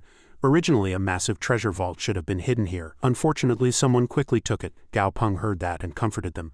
"It's all right. What they took is only a small part and isn't important. But what's truly valuable is something they'll never be able to take." Xiaoyan flew through the air and said, "Gao Peng, how are we supposed to destroy the world? With our current strength, it's hard to even destroy a world." He calmly retorted, "Actually, it's not that difficult. What the source of destruction gave us is right here." Daisy, pretending to be smart, said, "I get it." It now looked very confident. Gao Peng's words mean that we should use our hearts to feel and earnestly comprehend. The next moment, Gao Peng immediately looked at Daisy's face and said, "No, what I mean is for you all to look at your own chests." The monsters immediately complained upon seeing that. "Oh, my eyes hurt so much, such beauty, it's indescribable. The world's standards have changed." "Oh, it's sickening," he explained awkwardly. "It's on your chest too. If you focus your divine power on your chests, it will appear clearly. Didn't you notice?" Hey Chisha tried it at this moment and cried out in surprise. "Damn it, it's real?" Gao Peng glanced at it and explained, "This is the seal of destruction. Without this, how would I have the courage to destroy worlds?" As soon as he finished speaking, the monster immediately attacked them. Its heart pulsated more and more fiercely, and not long after a sandstorm appeared. A natural disaster occurred. The world seemed to have sensed danger. This was the counterattack of this plane's core. He stammered in fear. Who can accept this power? Is it counterattacking? At this moment, Gao Peng seemed to have sensed something. Unexpectedly, he received a cry from this plane's core. It would bestow a portion of the plane's core power, summoning all living beings within this plane to ward off the impending catastrophe. In his heart, he couldn't help but marvel. Just by accepting, one can gain a portion of its power. This plane's core seems far smarter than the source of destruction. At the same time, a black hole suddenly appeared in the sky. Gao Peng looked at it and was very confused. What now? As he thought this far, a swarm of yellow bees flew over. Indeed, this world was almost on the brink of destruction. This plane became increasingly unsuitable for survival. Monsters with even a little intelligence or sufficiently strong abilities had all migrated to other planes, leaving only these yellow, insect-like creatures here. At this moment, Gao Peng immediately commanded, "Shaoyan, I'm leaving this to you." Shaoyan received the command and immediately launched an attack. Its flames engulfed the swarm of bees. They continuously fell from the sky. Shaoyan's power also increased. It said with a hint of joy, "My flame law control has increased from 6 to 7. Oh, he on this side received a fragment of the plane's core. Was this the power the plane's core mentioned for fending off the catastrophe? Gao Peng looked at Shaoyan and smiled proudly. Good, good. What the plane's core gave these yellow bees was an increase in the speed of comprehending laws, but you snatched it away before they could even absorb it below. Xiaowang watched it very sadly. He also wanted it very much, but Shaoyan was there, so he didn't dare to snatch it. Zai Zai also agreed from the side. I wouldn't dare either. The two sighed sadly. At this moment, 7 colored streaks of light suddenly appeared in the sky. He looked curiously. What else is there? The monster was absorbing that power. It was absorbing the plane's core. The next moment, Gao Peng immediately commanded, "Daisy." It rapidly charged forward and snatched the core energy. He observed it for a moment, and in his heart he grew even more worried. Even though Daisy snatched a part of the core, that heart showed no reaction at all. Dahai suddenly appeared from behind and explained, "Its goal isn't this core," Gao Peng asked confusedly. "Then what's its goal?" It smiled cunningly and analyzed. The core is just a side benefit. It's like Shaoyan going to the bathroom after eating. Destroying this plane is what it truly desires. And the core of this plane is like, at this moment, Asuan suddenly interjected. I get it. They're practically Shaoyan's poop. That's why Daisy is eating Shaoyan's poop. The two were speechless upon hearing that. The scene shifted to the Nantian group's Green Ghost Island headquarters, where Han Yu was sitting with everyone in a meeting room. The White Dragon was the first to speak. These are truly chaotic times. The man next to him continued. That's right, I heard that several planes in the 9 heavens were attacked by some unknown force and completely destroyed. Not only that, but the alien races are also very chaotic these days. Then they reported numerous other complex incidents. The Star Tower Empire incident, right? I heard that even the guardian deity, Mang Tianao, was killed, and over 80 of the city was reduced to ruins overnight. It's undeniable. Even the dynasties adjacent to the Star Tower Empire weren't spared. One of the most tragic countries was literally annihilated. He found it too complicated and cut them off. Alright, to summarize, something big has happened in the 9 heavens, and other countries have also met with disaster, so we must also carefully prepare our defenses. Especially the tribes in the border regions. The situation is very tense these days, so we must reassure the people and firmly hold our ground. Everyone heard that and had no objections. Understood. After the meeting, Han Yu stared blankly out the window. He recalled the contents of the letter Gao Peng sent. Han Yu, please forgive me, your grandson cannot return for a while. A slight mishap occurred on the way. His words echoed in Han Yu's mind, but don't worry. Your grandson is alright for now. Many mishaps may occur these days, so please, Grandpa Han Yu, be extra careful. If an emergency arises, contact Asuan. In his heart, he was now very worried. What in the world is happening? Xiaopeng. Han Yu was very concerned about Gao Peng's safety at this moment. Where are you now? He had now already gone to another plane. It was already the 5th plane. Gao Peng observed his surroundings and said, thanks to the list of planes about to perish that Asuan collected, it's fortunate. Only he hasn't been affected by the power from the source of destruction, but having said this much, his face fell. The speed increase is still too slow. It's not even 30 yet. At this rate, even with increased destructive power, I can only deal with high-grade gods and still can't contend with greater gods. After observing for a moment, Gao Peng felt that this plane was a bit strange. Monsters are appearing everywhere in this plane. The situation isn't good in his mind. He was now analyzing the situation. Although this plane has also entered its doomsday, it doesn't seem to have completely declined yet. The monsters here are much more ferocious than elsewhere, and some mutations have even occurred. At this moment, a monster suddenly charged at Gao Peng, attacking him. He winked at Xiaowang. Xiaowang understood Gao Peng's intention and immediately stepped forward. Xiaowang took down the monster with a single blow. Its kin trembled. Witnessing Xiaowang's power, he frowned at them. These mutated creatures still retain basic judgment. There's a city over there, let's go there. As soon as he finished speaking, they immediately headed for the city. Gao Peng observed his surroundings as he walked. At this point he regretfully said, the previous civilization of this plane was quite advanced. In other words, it has now become a den of monsters. Suddenly, Gao Peng turned around and asked what happened. Xiaowa obediently replied, Master, I've spread vines throughout this entire city just as you instructed. The next moment it immediately pulled out a dry skeleton. He was startled and questioned, why are you taking out someone else's skeleton? Bury it back quickly. Xiaowa sulked at that. Gao Peng observed and analyzed for a long time. The design and material of the clothes are new to me, but the bone structure is similar to ours. As he said this, his eyes widened in surprise. Gao Peng seemed to have seen something very familiar. Wait, that's what Xiaowa just brought. Gao Peng frowned and solemnly unfolded it to read. In the end he still closed the book, not understanding it. Gao Peng returned the book to its original place and thought, although I can't understand the characters or read the specific content just by looking at this handwriting, he could tell from the writing. The handwriting became increasingly sloppy, increasingly flustered and fearful, and even the pages were pierced by the pen nib. Gao Peng seemed to have a rough idea and could imagine what the author of this text had experienced. There was a hint of pity in his heart. Is this the result of a destroyed civilization? Behind him, Dahai chuckled sinisterly. Gao Peng, there seem to be no gods in this world. Gao Peng was very excited at that. Moreover, this plane is much more complete than the previous 4 planes. I can't say exactly how much more complete, but there will definitely be a much richer harvest. Then let's begin. Understood. At this moment the ground suddenly shook and a 9-headed heavenly dragon appeared from underground. Looking at its status panel, the heavenly dragon seemed very strong. Gao Peng looked at it with a puzzled expression. Is this guy the powerful warrior chosen by this plane's core? No matter how strong, he wasn't afraid at all, but it's alright. If this plane has a powerful warrior, then I also have my own powerful warrior. Daisy and Xiaowang chuckled sinisterly. Hey, not bad, not bad. They looked at the heavenly dragon with contempt. Dahai finally spoke. Alright Gao Peng, don't praise me too much. It couldn't understand why he was so confident.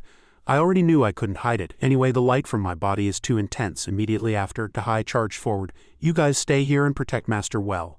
I'll go have a look. As soon as it went up, it immediately cast its law of devour the world.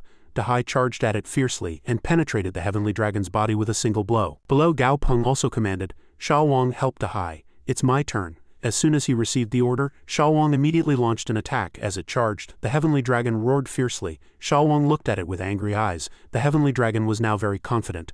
The vibrational force I created has penetrated its entire body and permeated all internal organs. It's hard to defend against once hit. The drawback is that it takes too long to prepare the sound wave, making it easy to expose. It laughed triumphantly, continuing to scoff inwardly.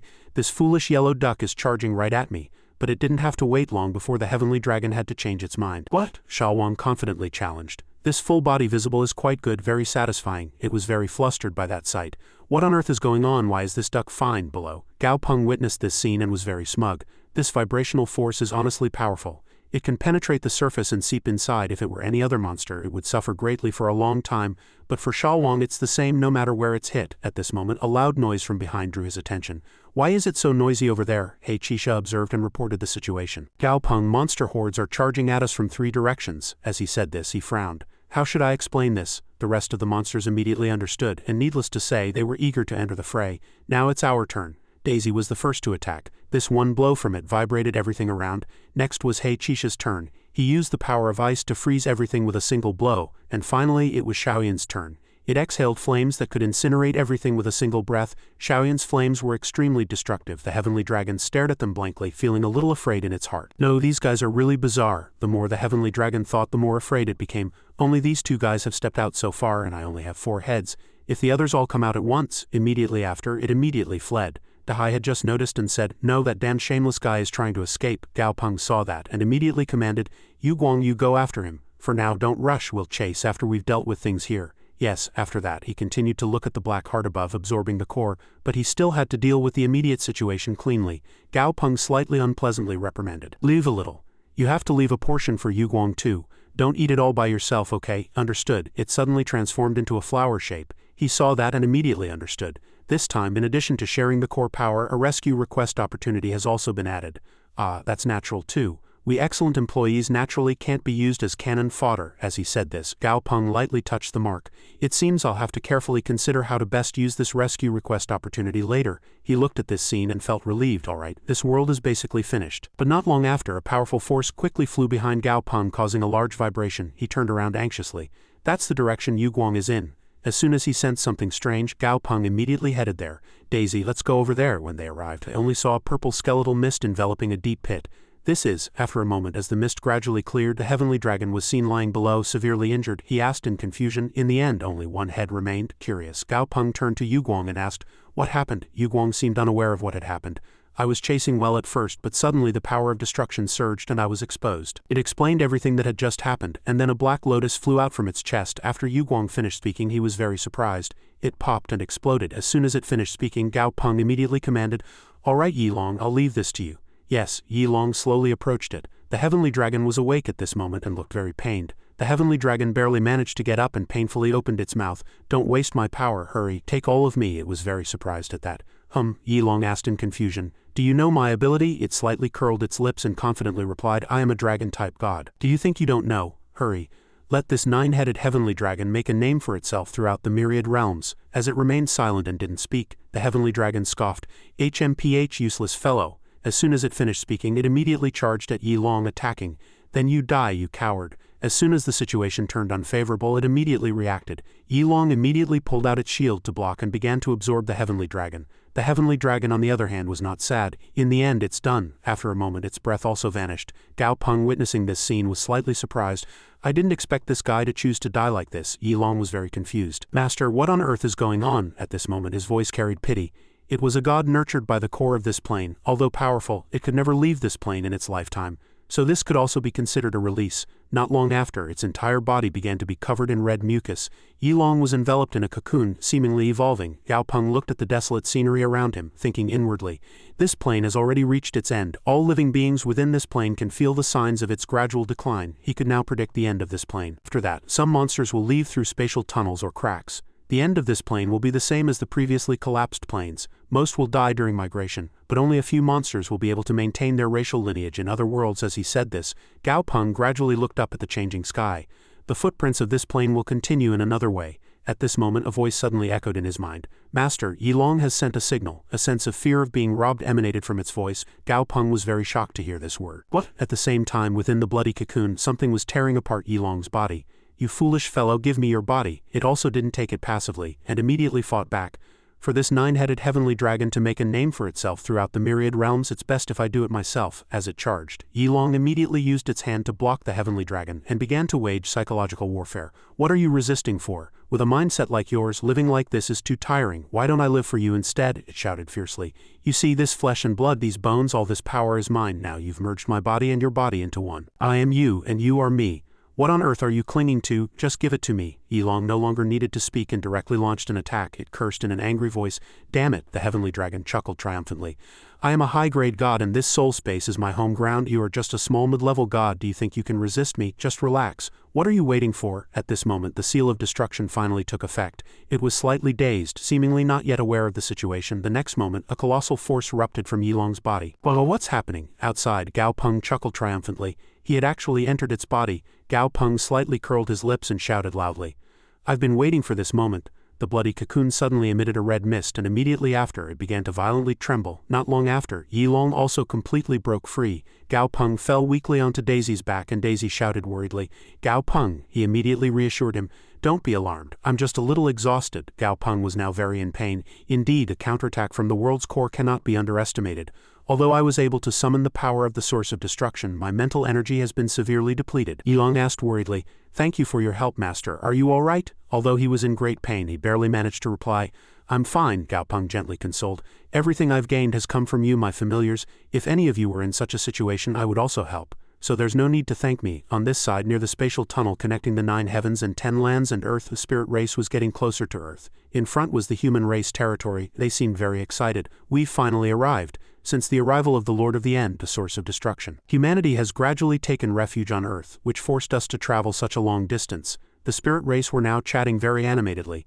What do you guys think? What can we gain by going to the human race territory this time?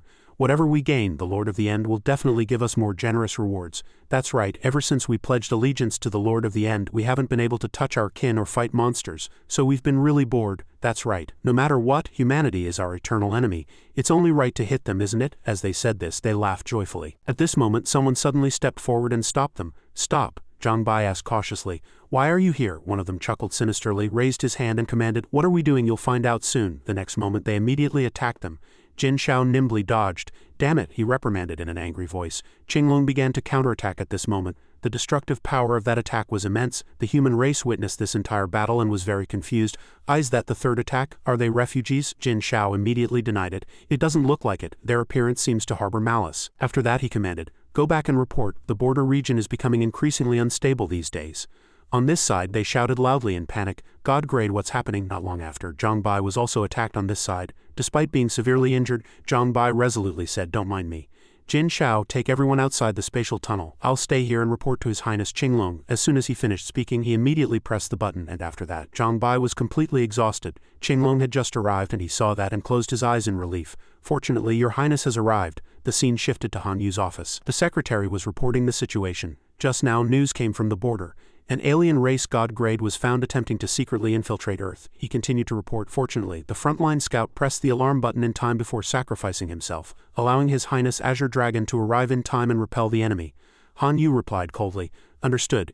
You may withdraw first. He put down the pile of documents inside after the secretary left. Han Yu spoke. Since you're back, come out and show yourself. Gao Peng appeared at that. Your face now would scare little children, so it's better to reduce it if you can. He skillfully coaxed him. And I just wanted to say hello to Grandpa. Seeing Grandpa is enough. But Han Yu's reply was cold. Don't fool with Grandpa. Gao Peng teased again. Grandpa, are you still angry? It was a special situation back then and my body wasn't that clean. He reprimanded angrily and loudly. What nonsense are you talking about? Seeing the situation was tense, Gao Peng laughed brightly and acted coquettishly. Oh Grandpa, don't be angry, don't be angry.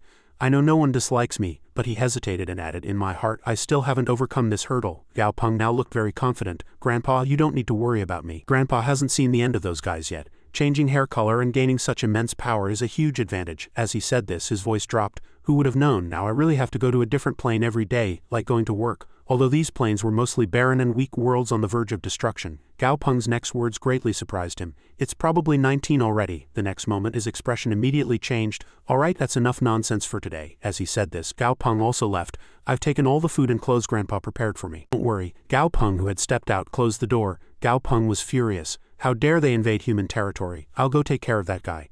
The scene shifts to near the spatial tunnel connecting Earth and the Mingyu Kingdom. Amon observed the rift for a long time before speaking. 2 days ago, he was almost successful at the entrance of the spatial tunnel in the ocean plane. He smiled cunningly, analyzing the situation. But it's fine, how can a high-grade god of that level keep guarding the entrance? If there's a high-grade god guardian in the ocean plane, then Earth's defenses will be left empty. Amon had gathered some information during this period, hearing that the human population there numbered in the hundreds of millions. If we just sacrifice them, how much benefit can we gain from the source of destruction? At this moment he suddenly turned to Ma Xiang and said, Friend, we've hit the jackpot this time. As soon as Amon finished speaking, a beam of light flew towards him from the sky at incredible speed. The one who has arrived is Dahai. This is the aura of the source of destruction. He began to probe. Hey, this friend, why does he look so unfamiliar? From the aura emanating from his body, Amon immediately realized that this friend also had the aura of Lord Source of Destruction. Where are you going on your mission? Let's go together. It smiled cunningly upon hearing that. He was startled. Before Amon could react, Dahai began to absorb all the elements. What is this? He was very confused now. How can this be? All the elements and laws in the air are being swallowed. Even using the power of laws is no different from throwing stones. Is this the law of devour? Amon was surprised and quickly turned to Ma Xiang saying, Hurry. But at this moment Heichisha appeared. What is this? Another god grade? His mind was in great turmoil now. What should I do? The law of devour. The law of devour is swallowing my power. I'm doomed. After a moment of silence, Amon shouted loudly, Aren't you afraid of Lord Source of Destruction's punishment? Dahai smiled cruelly. Punishment? No, I think you're mistaken, he thought to himself. Employees are also divided into grades and an excellent employee like me receives different treatment than you. After that, it attacked him. As Dahai swung its tail, Amon exploded. Thank you. Ma Xiang was startled, turned around, and was shocked by the horrific sight, fleeing. Damn it, a green hill will always burn. Gao Peng curled his lips and commanded, Since you've come, stay here. He gently raised his hand and summoned Afan. The very next moment it appeared. Ma Xiang cried out in surprise. This sizes, it was now in utter despair. How can I fight? Ma Xiang quickly fled, and its speed was truly not to be underestimated. He observed it from outside, marveling. This Ma Xiang's agility is inversely proportional to its size. It's truly fast, but Afan's 2 eyes suddenly lit up at this moment. You can't escape. As soon as it finished speaking, lava erupted from the ground, and the lava rushed towards Ma Xiang at an incredible speed. Seeing the lava engulf its body, it immediately used its technique. Ma Xiang's entire body was now covered in rock. It smiled triumphantly, thinking to itself, This fool probably doesn't know that I possess the law of lava. The more Ma Xiang thought, the more arrogant it became. This level of lava would injure other god-grade beings, but for me it's no different from taking a bath. Besides, it can even transform into armor to protect me. But it didn't have to wait long before it was immediately hit. Something's wrong. Why is the lava getting more and more intense? Ma Xiang thought unpleasantly. Heavy, too heavy, I can't move. At this moment it was crushed by a huge rock. Afan was continuously attacking Ma Xiang. Gao Peng observed from outside, sneering slightly. At this moment his chest suddenly hurt, and the seal of destruction also suddenly appeared on his chest. The very next moment the space-time of this plane was suddenly destroyed by a strange creature. Dahai cried out in surprise. Source of destruction. He looked at it, unable to hide his fear. So I'm being warned? It seemed to be observing them, and Gao Peng could also guess the reason to some extent. Right. It seems that for the source of destruction, a high-grade god is already the most powerful subordinate. Above a high-grade god is a dominator. He carefully analyzed. A dominator could easily create a divine faction anywhere. Having said this much, Gao Peng suddenly fell silent. It was as if he had sensed something. A voice came from behind the mist. Ah, those are the hunting dogs of the source of destruction. He widened his eyes in fear. This is, as the mist cleared, the owner of the voice also gradually appeared. Xuanwu, you have already become high-grade gods at such a young age, and the opportunity to ascend to Dominator is within reach, so why have you become a hunting dog for the source of destruction? It looked at them with greedy eyes. Since you've already walked the wrong path, then to me. As soon as it finished speaking, Xuanwu immediately attacked Dahai. Gao Peng was startled, realizing, this is bad. It launched a preemptive attack, spewing black smoke, and Dahai's head gradually became covered in rock. At this moment, the source of destruction immediately stepped forward and bound Xuanwu. Witnessing this scene, there was a slight fear in his heart. Damn it, the source of destruction has appeared. I was just planning to take a small profit and escape. This makes me a complete double-crossing spy. On this side, it also fell freely from the air, utterly exhausted. Daisy quickly chased after it. Goyueyue, I've come to protect you. In the end, it was fortunately blocked. At this moment, Gao Peng immediately commanded, let's all leave this place quickly. After that, they left at the fastest possible speed. He reminded them in a deep voice, don't look back, hurry. In an instant, they disappeared. After a while, Xuanwu's body was now just a shell. Baihu's small paw gently stepped on the bloodstain on the ground and then tasted it. At this moment, Baihu was even more certain that his guess was correct. It must be that cowardly old turtle. Suzaku was very fierce next to him. Don't whine all day, alright? Don't try to act like a child when you're old. It mocked even more upon hearing that. Whine, whine, whine. In the end, Suzaku didn't want to deal with it anymore. Forget it, I won't argue with an idiot. This Xuanwu guy had always been very cautious. Besides, among the four of us, his defense is the strongest. I didn't expect him to die so quietly here. Qinglong observed for a long time, then realized it was the aura of destruction. Has it already laid hands on us? Suzaku was also very smart. As soon as he guessed, he was right. The source of destruction. If he could kill Xuanwu so quietly, he could kill us also quietly. Baihu sniffed with its small nose. It looked very serious now. I seem to smell the aura of another being. Its strength doesn't seem very strong, but it was able to survive the battle between Xuanwu and the source of destruction and escape. Baihu immediately knew upon sniffing. It escaped in this direction. On this side, Gao Peng and his group had already fled far away. At this moment he immediately commanded, Daisy, hide in the forest below. Below was a green and peaceful forest, and Daisy received the order and immediately hid in the forest below. Dahai lay on the ground saying angrily, that Xuanwu guy must have been a Dominator grade. These ice thorns hurt me so much. It felt a little pity next to him. Poor, let's go. Goyueyue, is this the legendary frozen big fish head? Dahai became even angrier upon hearing that. What do you guys know? This is the combination of a high-grade god and Xuanwu's yin energy. Xiaoyan looked helplessly at Dahai. But your face is swollen. Dahai couldn't hold back his anger and shouted, what do you know? I feel like my strength has increased by 3 levels now. It continuously poked Dahai's sore spot. But you're swollen, it angrily criticized. How can I compare to you? At this moment a creaking sound suddenly drew Gao Peng's attention. He followed the sound and saw Baihu sitting on a branch above observing them. Dahai carefully reminded him from the side, Gao Peng, that cat is not simple. I didn't even detect when he arrived here. He now noticed it, understood. Looking at the status panel, Gao Peng hesitated and said, it seems to be related to Xuanwu. His mind was now filled with worry. How long has this Baihu been here? The yin energy in Dahai's body from Xuanwu hasn't completely dissipated yet. Gao Peng spoke first. This little head is really cute. He approached him in a friendly manner. Where's your dad? Where's your mom? As Gao Peng spoke, he jumped to where it was standing. Ah, there's no one next to him in that case. He hugged Baihu with a cunning expression. Can uncle give you a hug? After that, Gao Peng laughed brightly and praised it. Good boy. It looked at his hand with a suspicious expression. The moment it was hugged, its muscles immediately tensed, but then immediately relaxed. Gao Peng already guessed in his heart. Since Baihu isn't revealing its identity, it probably doesn't want to reveal its identity. Then the game can continue. Baihu struggled unpleasantly, and he saw it and raised his hand. Gao Peng began his specialty, cat scratching, and it looked very comfortable. This is, Baihu looked very happy now. At this moment it was startled and realized, oh, what am I doing? After that, Baihu immediately jumped out of his arms. Gao Peng felt a little regretful seeing it escape. It escaped. Dahai spoke to Gao Peng from behind with an unpleasant expression. He was a little embarrassed. The situation is not good. I need to leave quickly. It cooperated from the side. Such a cute little kitten, but Gao Peng, shouldn't we go home and eat now? Let's go quickly. Having said this much, they also left. Right, let's go. Baihu watched them from afar. Gao Peng and Dahai smiled with stern expressions. Daisy spoke at this moment. All right. I can feel that the cat's aura is moving further and further away from us. Both of them breathed a sigh of relief upon hearing that. It now turned to him and asked. Just now, he answered without hesitation. Baihu. Dahai was very surprised upon hearing that. What? Gao Peng immediately explained at this moment. That giant turtle was Xuanwu. It's probably unlikely to survive. Baihu's appearance must be related to this incident. It was quite shocked to receive this information. Damn it, this time it's really easy to be misunderstood. It must be, Dahai spoke in a tired voice.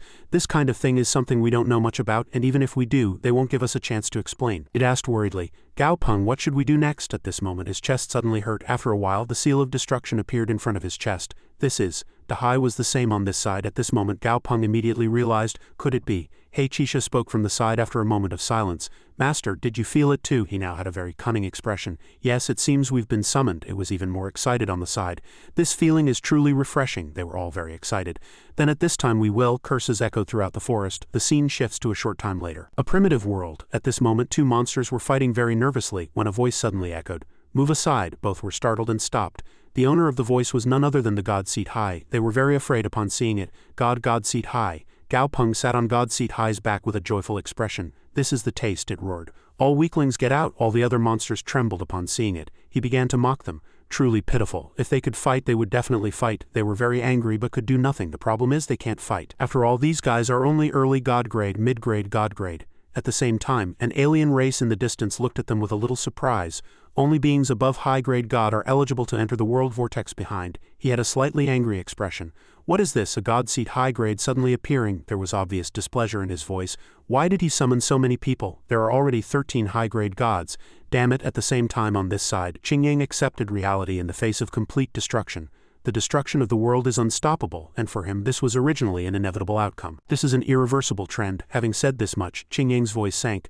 All beings who want to reverse the trend will be crushed by the currents of fate. On this side, Gao Peng had an unpleasant expression. Damn it, this smell is truly disgusting, like a divine fortune teller. Dahai gritted its teeth in disgust. Right, at this moment it seemed a little angry. Everything has its fate and we will follow fate and witness fate during this period. Qingyang found some information. I learned from the Great Source that those who defy fate will soon arrive. We must stop them. When the Great Source destroys the world, we will transcend with the Source. Changfeng immediately broke out in a cold sweat upon hearing that. We're going to stop those guys from the 9 heavens and 10 lands? Really? With our strength, we'd only be going to our deaths. There are 4 great divine beasts there, 3 dominator grade and other divine beast gods. It sensed Changfeng's worries and immediately explained, we don't need to directly intervene. When those guys take action, we just need to sneak attack their rear and complete one task. Lao Wu, who had been silent from the start, spoke. What task exactly do we need to complete? Explain clearly. I'm not as smart as them. At this moment, Qingyang carefully explained to him that these powerhouses had formed an alliance. They will certainly launch a surprise attack on the source of destruction, but this will be the weakest moment for their interior. So we must destroy their base, but who knew? The foolish Lao Wu didn't understand at all, so they'll have no choice but to return to defend. So this isn't the objective? He immediately understood the underlying meaning upon hearing from afar. Are they trying to break their alliance? It was slightly surprised upon hearing that. Oh, keep going. At this moment, Gao Peng immediately analyzed. If we go to their base and destroy the world, the more worlds that are destroyed, the stronger the source of destruction's power will become. In that case, their alliance will break without an attack, and at the same time their retreat will also be cut off. Qingyang looked at Gao Peng with a satisfied expression. At first I thought it was just a disorganized bunch, but I didn't expect there to be a smart person within this useless bunch. As soon as it finished speaking, it immediately stamped its foot and a formation immediately appeared. This was a formation where a dominator was the eye, high-grade gods were the foundation, and other early god-grade and mid-grade gods were auxiliary. If the formation is deployed, it can cause the world to collapse. It began to divide. We will split into 3 teams. 2 teams will go to the 9 heavens and 10 lands, and the last team will go to the ocean plane. Seeing everyone's confusion, Qingyang immediately explained.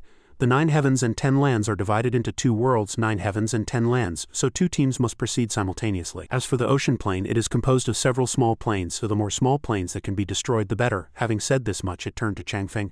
Namu and I will lead a team to the 9 heavens and 10 lands. Changfeng, you go to the ocean plane. Understood. He felt a little worried in his heart after hearing the whole story.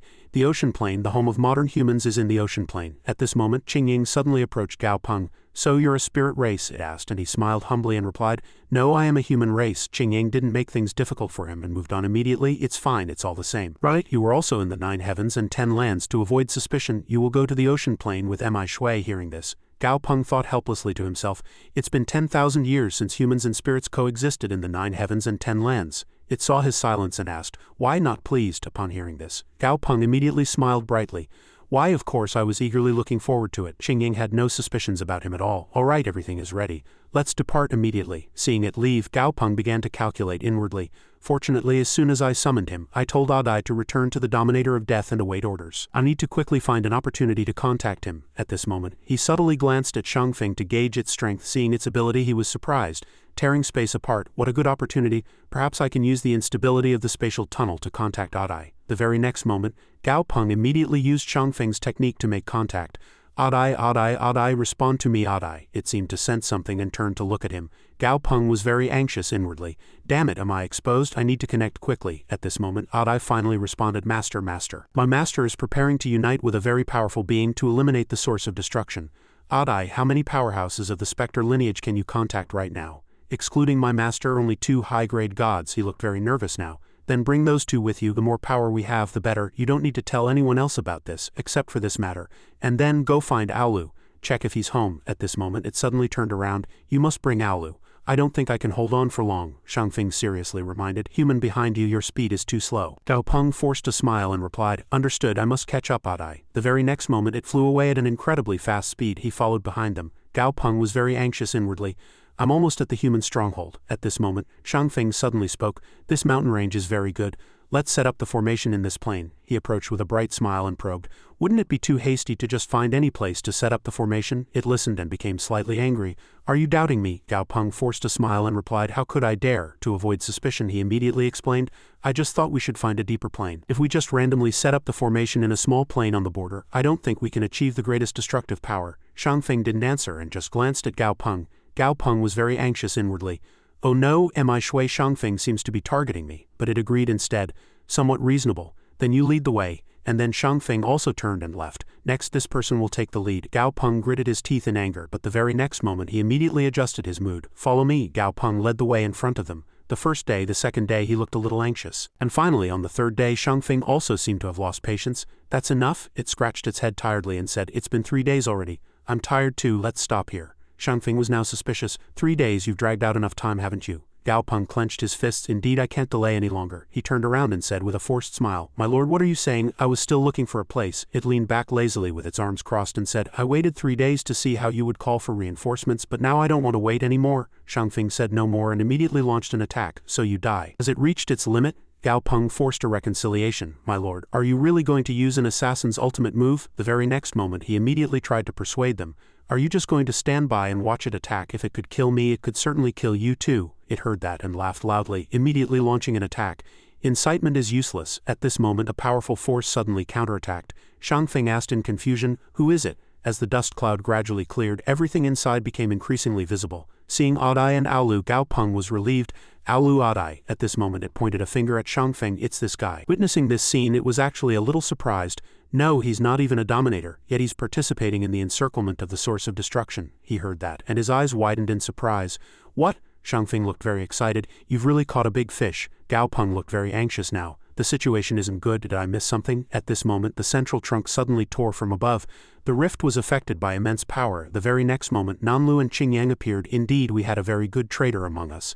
And even a dominator was involved. Gao Peng calmly asked. The source of destruction is currently under siege, yet you two are not helping. Are 3 dominators trying to trap me alone? It looked at him with a triumphant smile and explained. Before we can taste the sweetness we must first deal with internal instability. Those 2 high-grade gods died by your hand a few days ago, didn't they? From then on I suspected you had ill intentions. Indeed, you were a traitor. Shangfeng and Nanlu also chimed in from this side. Why are you in such a hurry? That's right, it would be better to die together. Gao Peng was now very apologetic. Aulu, I'm sorry to have implicated you two. But Aulu showed no fear at all. Then let's give it a try. He now collected himself. That's right, I have no choice but to give it a try. 4-element fusion. Xiaowang looked very excited as soon as he was chosen. Gao Peng, as expected, you chose the strongest me. Dahai from this side glanced at it with contempt. Damn it, what's that noisy guy so excited about? It looked very excited at this moment. I can feel it. Law of death, law of gluttony, law of soul, law of calamity, law of golden light, law of myriad forms. I've never fought such a rich battle before. As soon as he finished speaking, Xiaowang immediately launched an attack. It clenched its fists with a determined expression. Tell me how you want to steal from me. Not long after, Xiaowang charged again. Die. This one blow from it directly struck Shangfeng in the chest. It cried out in surprise. Law of death. Qingyang next to it seriously analyzed. This guy's comprehension of the law of death has already reached the threshold of dominator grade. He could even pose a threat to me. The very next moment, it also immediately launched an attack. Even so, you will rest peacefully if you die from this attack of mine. At the same time, Aulu from this side rapidly descended from above. Damn it, Nanlu also approached to help the opponent at this moment. This one blow from it directly sent Aulu flying. Xiaowang saw it and attacked Qingyang. Adamantine divinity. But it was severely injured by it. Seeing the situation before him, Gao Peng immediately realized, even with dual adamantine divinity and Xiaowang's own elemental resistance, he was still hit like this. The attack of the world-destroying azure lightning is indeed terrifying. Thinking this far, he felt a little regretful. Actually, if I had broken through to Dominator, there would have been another option. If I had chosen Asuan then, and added Asuan's spatial divinity, it definitely wouldn't have been this miserable. Gao Peng had no time to hesitate now. But unfortunately, time waits for no man. He quickly accepted reality. Just as not all villain bosses wait for the protagonist to be fully prepared before challenging them. Alu was very nervous now. It didn't hesitate and immediately used the mental technique called Myriad Forms Heaven. This one blow from Alu completely suppressed them, but Shangfeng easily blocked it. Gao Peng observed the battle and carefully analyzed. Although the three of them hate each other enough to kill, they only refrain from attacking each other because their strength is similar. It spoke confidently. I'll deal with this little guy, you two go ahead and fight that one freely. As soon as he finished speaking, Shangfeng immediately attacked Sha Wang, and it resisted painfully. Shangfeng glanced at Sha Wang and scoffed, as long as you don't die, my phoenix flame will never extinguish. It looked very pained now. From this side it also looked very excited. I really want to see how hard your turtle shell is. Sha Wang sighed at this moment. After a long time he finally counterattacked. Blocked. No, the damage is continuous. Could it be? He asked in a low voice from outside. Since when did you get used to it? Sha Wang laughed triumphantly. Since when? It looked very confident now. Don't you remember we fought for years, be it fire, lightning or mountains? Gao Peng, let me tell you secretly, although this flame is powerful, it's not the most painful at this moment. Memories flooded Sha Wang's mind. And not just me, Dahai, He Chisha and Yilong's team too. It hesitated for a moment and added, Asuan is definitely not. That idiot cries for a long time even with a slight scratch. Gao Peng was a little sad. I'm sorry. They saw it and comforted it. Gao Peng, it really doesn't hurt. We're all thick-skinned. If I break through to Dominator I can crush this sparrow with one hand. Sha Wang Dahai. Dahai didn't forget to tease at this moment. Gao Peng, if you're sorry then fight with us to the end. Gao Peng collected himself at this moment. Not long after, I will definitely personally crush that Shangfeng. Alu kept urging from this side. Why isn't it over yet? You guys are too slow.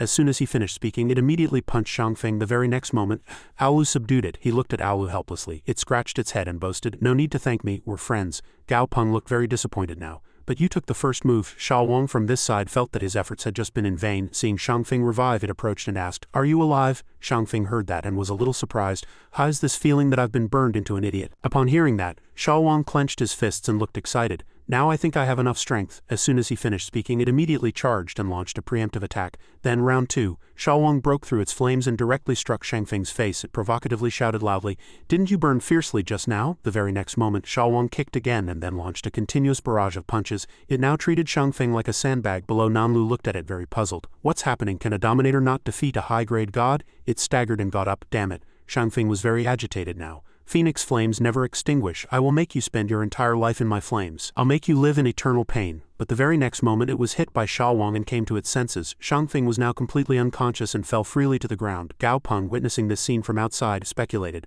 Perhaps his resurrection ability has a time limit. He can't revive too many times in a short period. This time he's truly dead. Qingyang and Nanlu approached to capture people, and not long after they too fled. Let's go. Haolu looked at Qingyang and spoke first. I'll chase this way. He helplessly watched Nanlu escape. This four-legged guy is really fast. He looked very nervous now. Don't you dare chase me. Can't catch me. Nanlu looked very confident in its speed. You go back quickly. At most I won't fight you next time. Gao Peng cursed angrily. I've been looked down upon. It triumphantly said. You quickly trip him up. Nanlu painfully got up. What's happening? Alu looked at it and smiled brightly. Hello darling, why are you here? Nanlu looked very surprised now. Didn't you chase Qingyang? It triumphantly retorted. Qingyang is that? Seeing a part of Qingyang's body, Nanlu was very surprised. What? Alu looked at it with a cruel smile. Don't rush, you two will meet again soon. As soon as he finished speaking, it immediately charged. Nanlu cried out in fear. No, Alu was very happy after subduing it. It began to flatter. Gao Peng, am I a special friend? Speaking this far, Alu's eyes seemed to shine. Let me tell you, that game last time, the very next moment its expression changed. Gao Peng looked at it very puzzled. What happened? This is the first time I've seen Alu so flustered. Alu was startled and afraid. Gao Peng, father. Adai also approached at this moment to report the situation. Master, the soul imprint I left on your master's body has shattered, he cried out in surprise. What? Thinking this far, Gao Peng finally realized with urgency. Both Alu's father and the Dominator of Death were fighting fiercely on the main battlefield. Could it be? Alu from this side left in a panic. I don't believe it. I'm going to find father. Dahai still couldn't believe it now. So many high-grade gods all lost their power. How could that be? At this moment it turned around and asked, what should we do now? He calmly replied. We can't just let Alu rush in like that. Besides, we need to clearly find out what happened. Ultimately, Gao Peng made a decision. Let's follow. Not long after, in the chaotic void, he was surprised by what he saw before him. What? The source of destruction was absorbing the energy of other monsters. Alu turned its head sadly. Gao Peng, Gao Peng. Gao Peng was a little helpless. Is there no other way? At this moment he suddenly opened his eyes wide. A system notification appeared. You can change the ending. The source of destruction began to contract and then released immense power. The surrounding space also vibrated because of it. In front of this overwhelming power, Gao Peng was also completely powerless. Is this the power of destruction? The surrounding worlds of the 9 heavens and 10 lands seemed to be directly destroyed. Seeing the power fluctuations grow stronger and stronger, he was also very panicked. The power fluctuations within the source of destruction are continuously surging. What should I do? At this moment, Gao Peng suddenly opened his eyes wide in fear. The system sent another notification. You can change the ending. Gao Peng was very surprised now. Wasn't this my system? Since when did it become so human-like? In front of the system's resolute words, he couldn't accept it at all. Actually, this is your destiny. Nonsense. I don't follow destiny, even if you really helped me. What I have today I earned through sweat, blood, and risking my life fighting alongside the Dahai group. It sent another notification. You don't even believe it yourself. You know yourself well. There's no such thing as a free lunch in this world. Since you've gained so much, you naturally have to pay the corresponding price. At this moment, Gao Peng was slightly stunned. Why me? Am I special? So did I really turn on the core with my own strength? Thinking this far, he suddenly realized with a shock. Could it be that the key to dealing with the source of destruction is within my body? Gao Peng carefully observed. A purple mist was constantly devouring space. At this moment he frowned slightly. No time to think any longer. After that he immediately snapped his fingers and summoned all his familiars. Dahai approached and reminded him. Gao Peng will hold them off. Tell Asuan to take you and leave. Escape as far as you can. Xiaowang heard that and became very agitated. What? Gao Peng was in danger. Adai from behind spoke worriedly. Master, don't think too much. Charge, I will definitely protect you. Gao Peng was very touched now. You guys, seeing Asuan crying sadly next to him, he immediately comforted it. That's enough. Gao Peng gently stroked its head and said, you all go back. Please tell Grandpa for me. I was wrong. If I had known the outcome would be like this, I should have stayed home and kept by your side. He silently scanned the source of destruction, thinking, perhaps I already knew what you were. At this moment, Gao Peng also guessed the origin of the source of destruction. Perhaps you are the aggregation of world wills, similar to the origin of an upper plane, but you are larger. You are the aggregation of all universal worlds. He carefully analyzed again. Therefore, any monster that has appeared in this world even once would be recorded in your ledger, so you would know how they evolve. The more he thought, the more certain he became of his idea. But monsters that have never appeared in this world, for example, new monsters I create with a magic nucleus, I can name them myself. Gao Peng finally realized. The purpose of you giving me the system was to deal with the source of destruction. The fact that I can change the ending means the system is also urging me now. The source of destruction was devouring more and more planets. Have you made your decision? Gao Peng sighed and cried out with determination. Remember this body. This body is not sacrificing itself for you, the system said a little sadly. The world will remember you. But Gao Peng laughed and replied, what am I greedy for? Asuan was startled and afraid. Master, at this moment he was still smiling brightly, as if he could finally say something sentimental. The very next moment Gao Peng disappeared. I truly have no regrets for knowing you all. Master Gao Peng, you're going further and further away, don't miss us too much. Alu watched sadly. The very next moment a pair of purple laws appeared in the sky. Their power suppressed the source of destruction. It also began to crack and then both disappeared endlessly. Adai stammered sadly. Disappeared. Daisy frantically searched for him. Gao Peng, where is Gao Peng? Asuan was grief-stricken, holding a fragment of Gao Peng's power. Gao Peng, Asuan, what are you doing? It was overcome with immense sadness. I want to collect Gao Peng's scent, so I can secretly smell it when I miss him later, Daisy shouted angrily. Gao Peng is mine, give him to me. Adai stepped forward to intervene. Don't fight, then slowly extended his hand. The very next moment, Adai used his technique. Law of Death Yin-Yang Transfer. It began a summoning ritual. Lost souls, gather by my command, come to my side. Adai continued to search. Master isn't here. I've searched for a long time and still haven't seen him. He's not here either. It was overcome with immense sadness. Master is no longer here. Why do you still have traces of him? Xiaoyan asked in confusion. Then what should we do? Xiaowang was now overcome with sadness, recalling the happy days of the past. I don't know either. I've followed Gao Peng since I was a child. At this moment it suddenly suggested, no, let's go find Gao Peng. If he's that cunning, he must be alive somewhere. Xiaowang turned around and shouted loudly. Adai, it shouted angrily. I want to find a way to revive Master. Absolutely. The very next moment Adai left. Aede's mind is in turmoil. Let's give him time to calm down alone. Dahai, you know the most. Have you found a way? Dahai calmly analyzed the situation. I don't know exactly what happened, but Gao Peng truly disappeared with the source of destruction. If he died as his familiar, nothing should have happened to us, right? Hey Chisha also spoke agitatedly. But on the other side of the contract, no life force fluctuations could be detected. How is this possible? It retorted upon hearing that. Then I ask you, have you ever seen a human who could transform into a ball of light to eliminate the source of destruction? Perhaps Dahai was the most sober. I need to go to the Chaos Sea origin and continue cultivating. You all need to work harder too. If you can break through to God grade, perhaps there will be a chance to turn the tide. Yes, that makes sense. Following those words, they all left. Alu looked at the direction they were going, a little regretfully. Everyone's gone. Good luck to you all. Time flowed on, and hundreds of years passed after the final battle. The peak beings of the 9 heavens and 10 lands disappeared. Losing their restraints, the divine beast tribes waged their first war due to resource scarcity. Wars broke out continuously and the spirit race fled to Earth to avoid the war. In the end, the human race emerged victorious, and the spirit race suffered severe damage from the source of destruction, and were utterly defeated by humanity in the decisive battle on Earth. Finally, the era of the human race arrived. Humanity seized this opportunity to rise rapidly, allied with Constellation Aulu, and under the command of the first federal governor, Ji Hanyu, attacked the 9 heavens and 10 lands. Humanity's development entered a golden age, becoming very prosperous. Hanyu sadly looked up at the sky. How I wish you could see this sight. At the same time, a group of people here were happily chatting.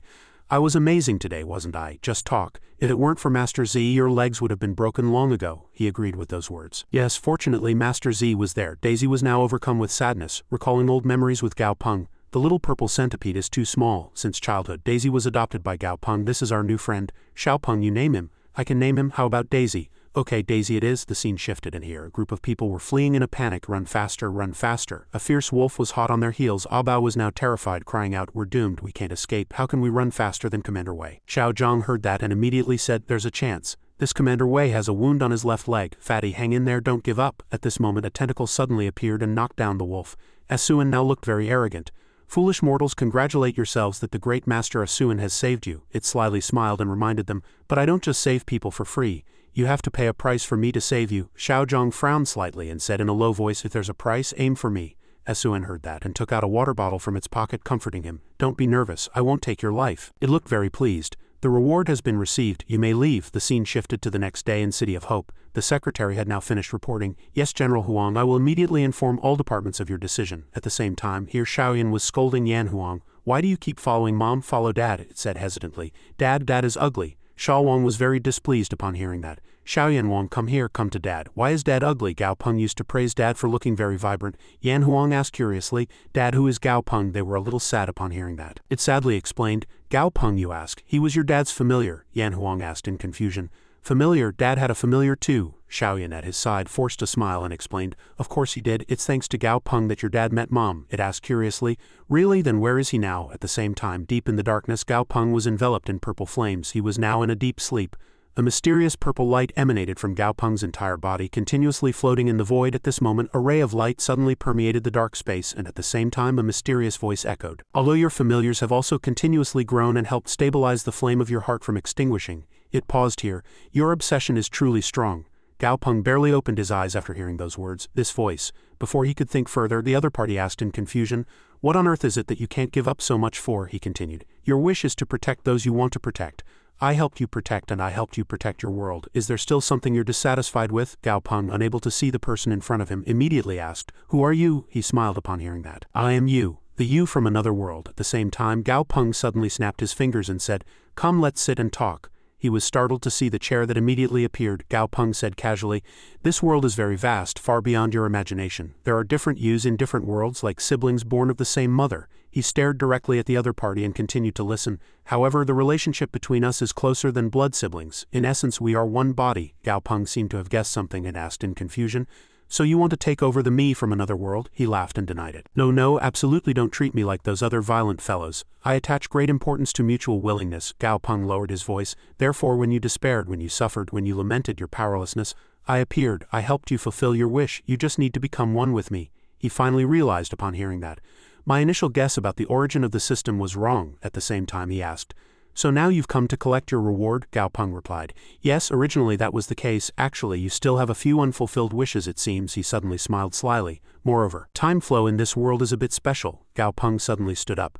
The most important thing is that I am too benevolent, therefore I will send you back first. Come back to fulfill your promise after you have fulfilled your wishes. He was a little incredulous upon hearing that.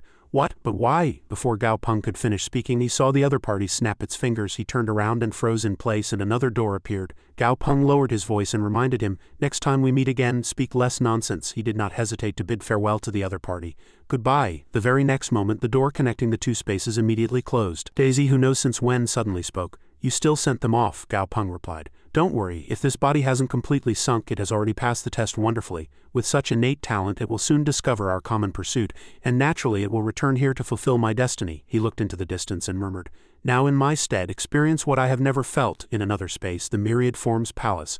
A door suddenly appeared in the blue sky. Gao Peng appeared in midair, causing a stir among the people. What's that? What's going on? Who dares to be presumptuous in the Myriad Forms Palace? And he descended straight onto the top of the Myriad Forms Palace. Yilong was already there, quickly helping Gao Peng. Master, he immediately recognized. Yilong, long time no see. The people were a little surprised to hear that. The master of the Myriad Forms Palace. Master. Just then, Asuan suddenly appeared. Gao Peng wants some fruit juice, he laughed. Asuan, wait, you're still lazy. Yilong had already become a god grade. It pouted upon hearing that. I'm not lazy at all. Abba is lazy. He hasn't even reached mid-level god. Suddenly, a familiar voice came from behind him. Gao Peng, Abba said glumly. I'm not lazy. I'll definitely train hard. Don't leave, okay? He immediately encouraged him upon hearing that. Our Abba is not lazy at all. You can even control your own size now. As soon as Gao Peng finished speaking, 3 dazzling rays of light quickly appeared in the sky. Sha Wang grumbled, damn Gao Peng, you finally showed up. He paused. You guys. After that, Gao Peng's gaze shifted elsewhere. Who is this baby? It quickly replied. I am Xiaoyan Huang. He approached her and said, you are very cute. I hope you grow up to be as strong as your parents. Yan Huang then continued. I don't need a dad. Dad is ugly. Everyone was happily laughing when Adai suddenly appeared. Master. Gao Peng was delighted to see who he was. Adai replied, I knew it. Master would definitely come back. He suddenly averted his gaze. Still not everyone here. Sha Wang sighed. Perhaps Dahai won't be able to come so quickly. He's now a god grade who's afraid of his wife, it explained. 600 years ago he found a wife, and after that, although Dahai was a high-grade god, his wife was also a high-grade god, and he was thoroughly beaten by her. And since then he has taken the path of being a henpecked husband, unable to turn back. Sha Wang wanted to say more, and Hey Chisha. He suddenly appeared from behind. Are you talking bad about me again when I'm not around? Gao Peng laughed loudly. You've already gathered 6 saints. Hey Chisha asked in confusion. I just gathered them. How do you know? He replied casually. Because you have 6 colors on your body now. Sha Wang spoke. Gao Peng, while you were gone I always looked after your company. I even brought in Pluto's mechanical army and Aulu's new constellations to work together. He brought in Pluto's mechanical army and Aulu's new constellations to work together. Moreover, we have branches of our company in the 9 heavens and 10 lands, it recalled. We also always looked after Grandpa. Grandpa is healthy now. At the same time, it notified. In the past 10 years, Grandpa missed his adventures from when he was young. So he led a group of old friends to travel all over the 9 heavens and 10 lands. He'll probably be back a little later. He was relieved to hear that. Really? That's great then. Gao Peng realized something. But where is Daisy? Why hasn't Daisy arrived yet? Sha Wang and everyone smiled bitterly. That guy. After a while, Gao Peng's voice finally echoed by a nearby river. Daisy, Daisy, he frowned and asked, I'm calling you, why don't you answer? It hesitated and replied, I'm not angry at all. Gao Peng immediately understood upon hearing that. Because I didn't go find him immediately. What a narrow-minded fellow. Daisy retorted, displeased. Ly, I'm not narrow-minded at all. He no longer argued and walked over to hug it. I'm back. Gao Peng looked directly at Daisy and said softly, don't leave again this time.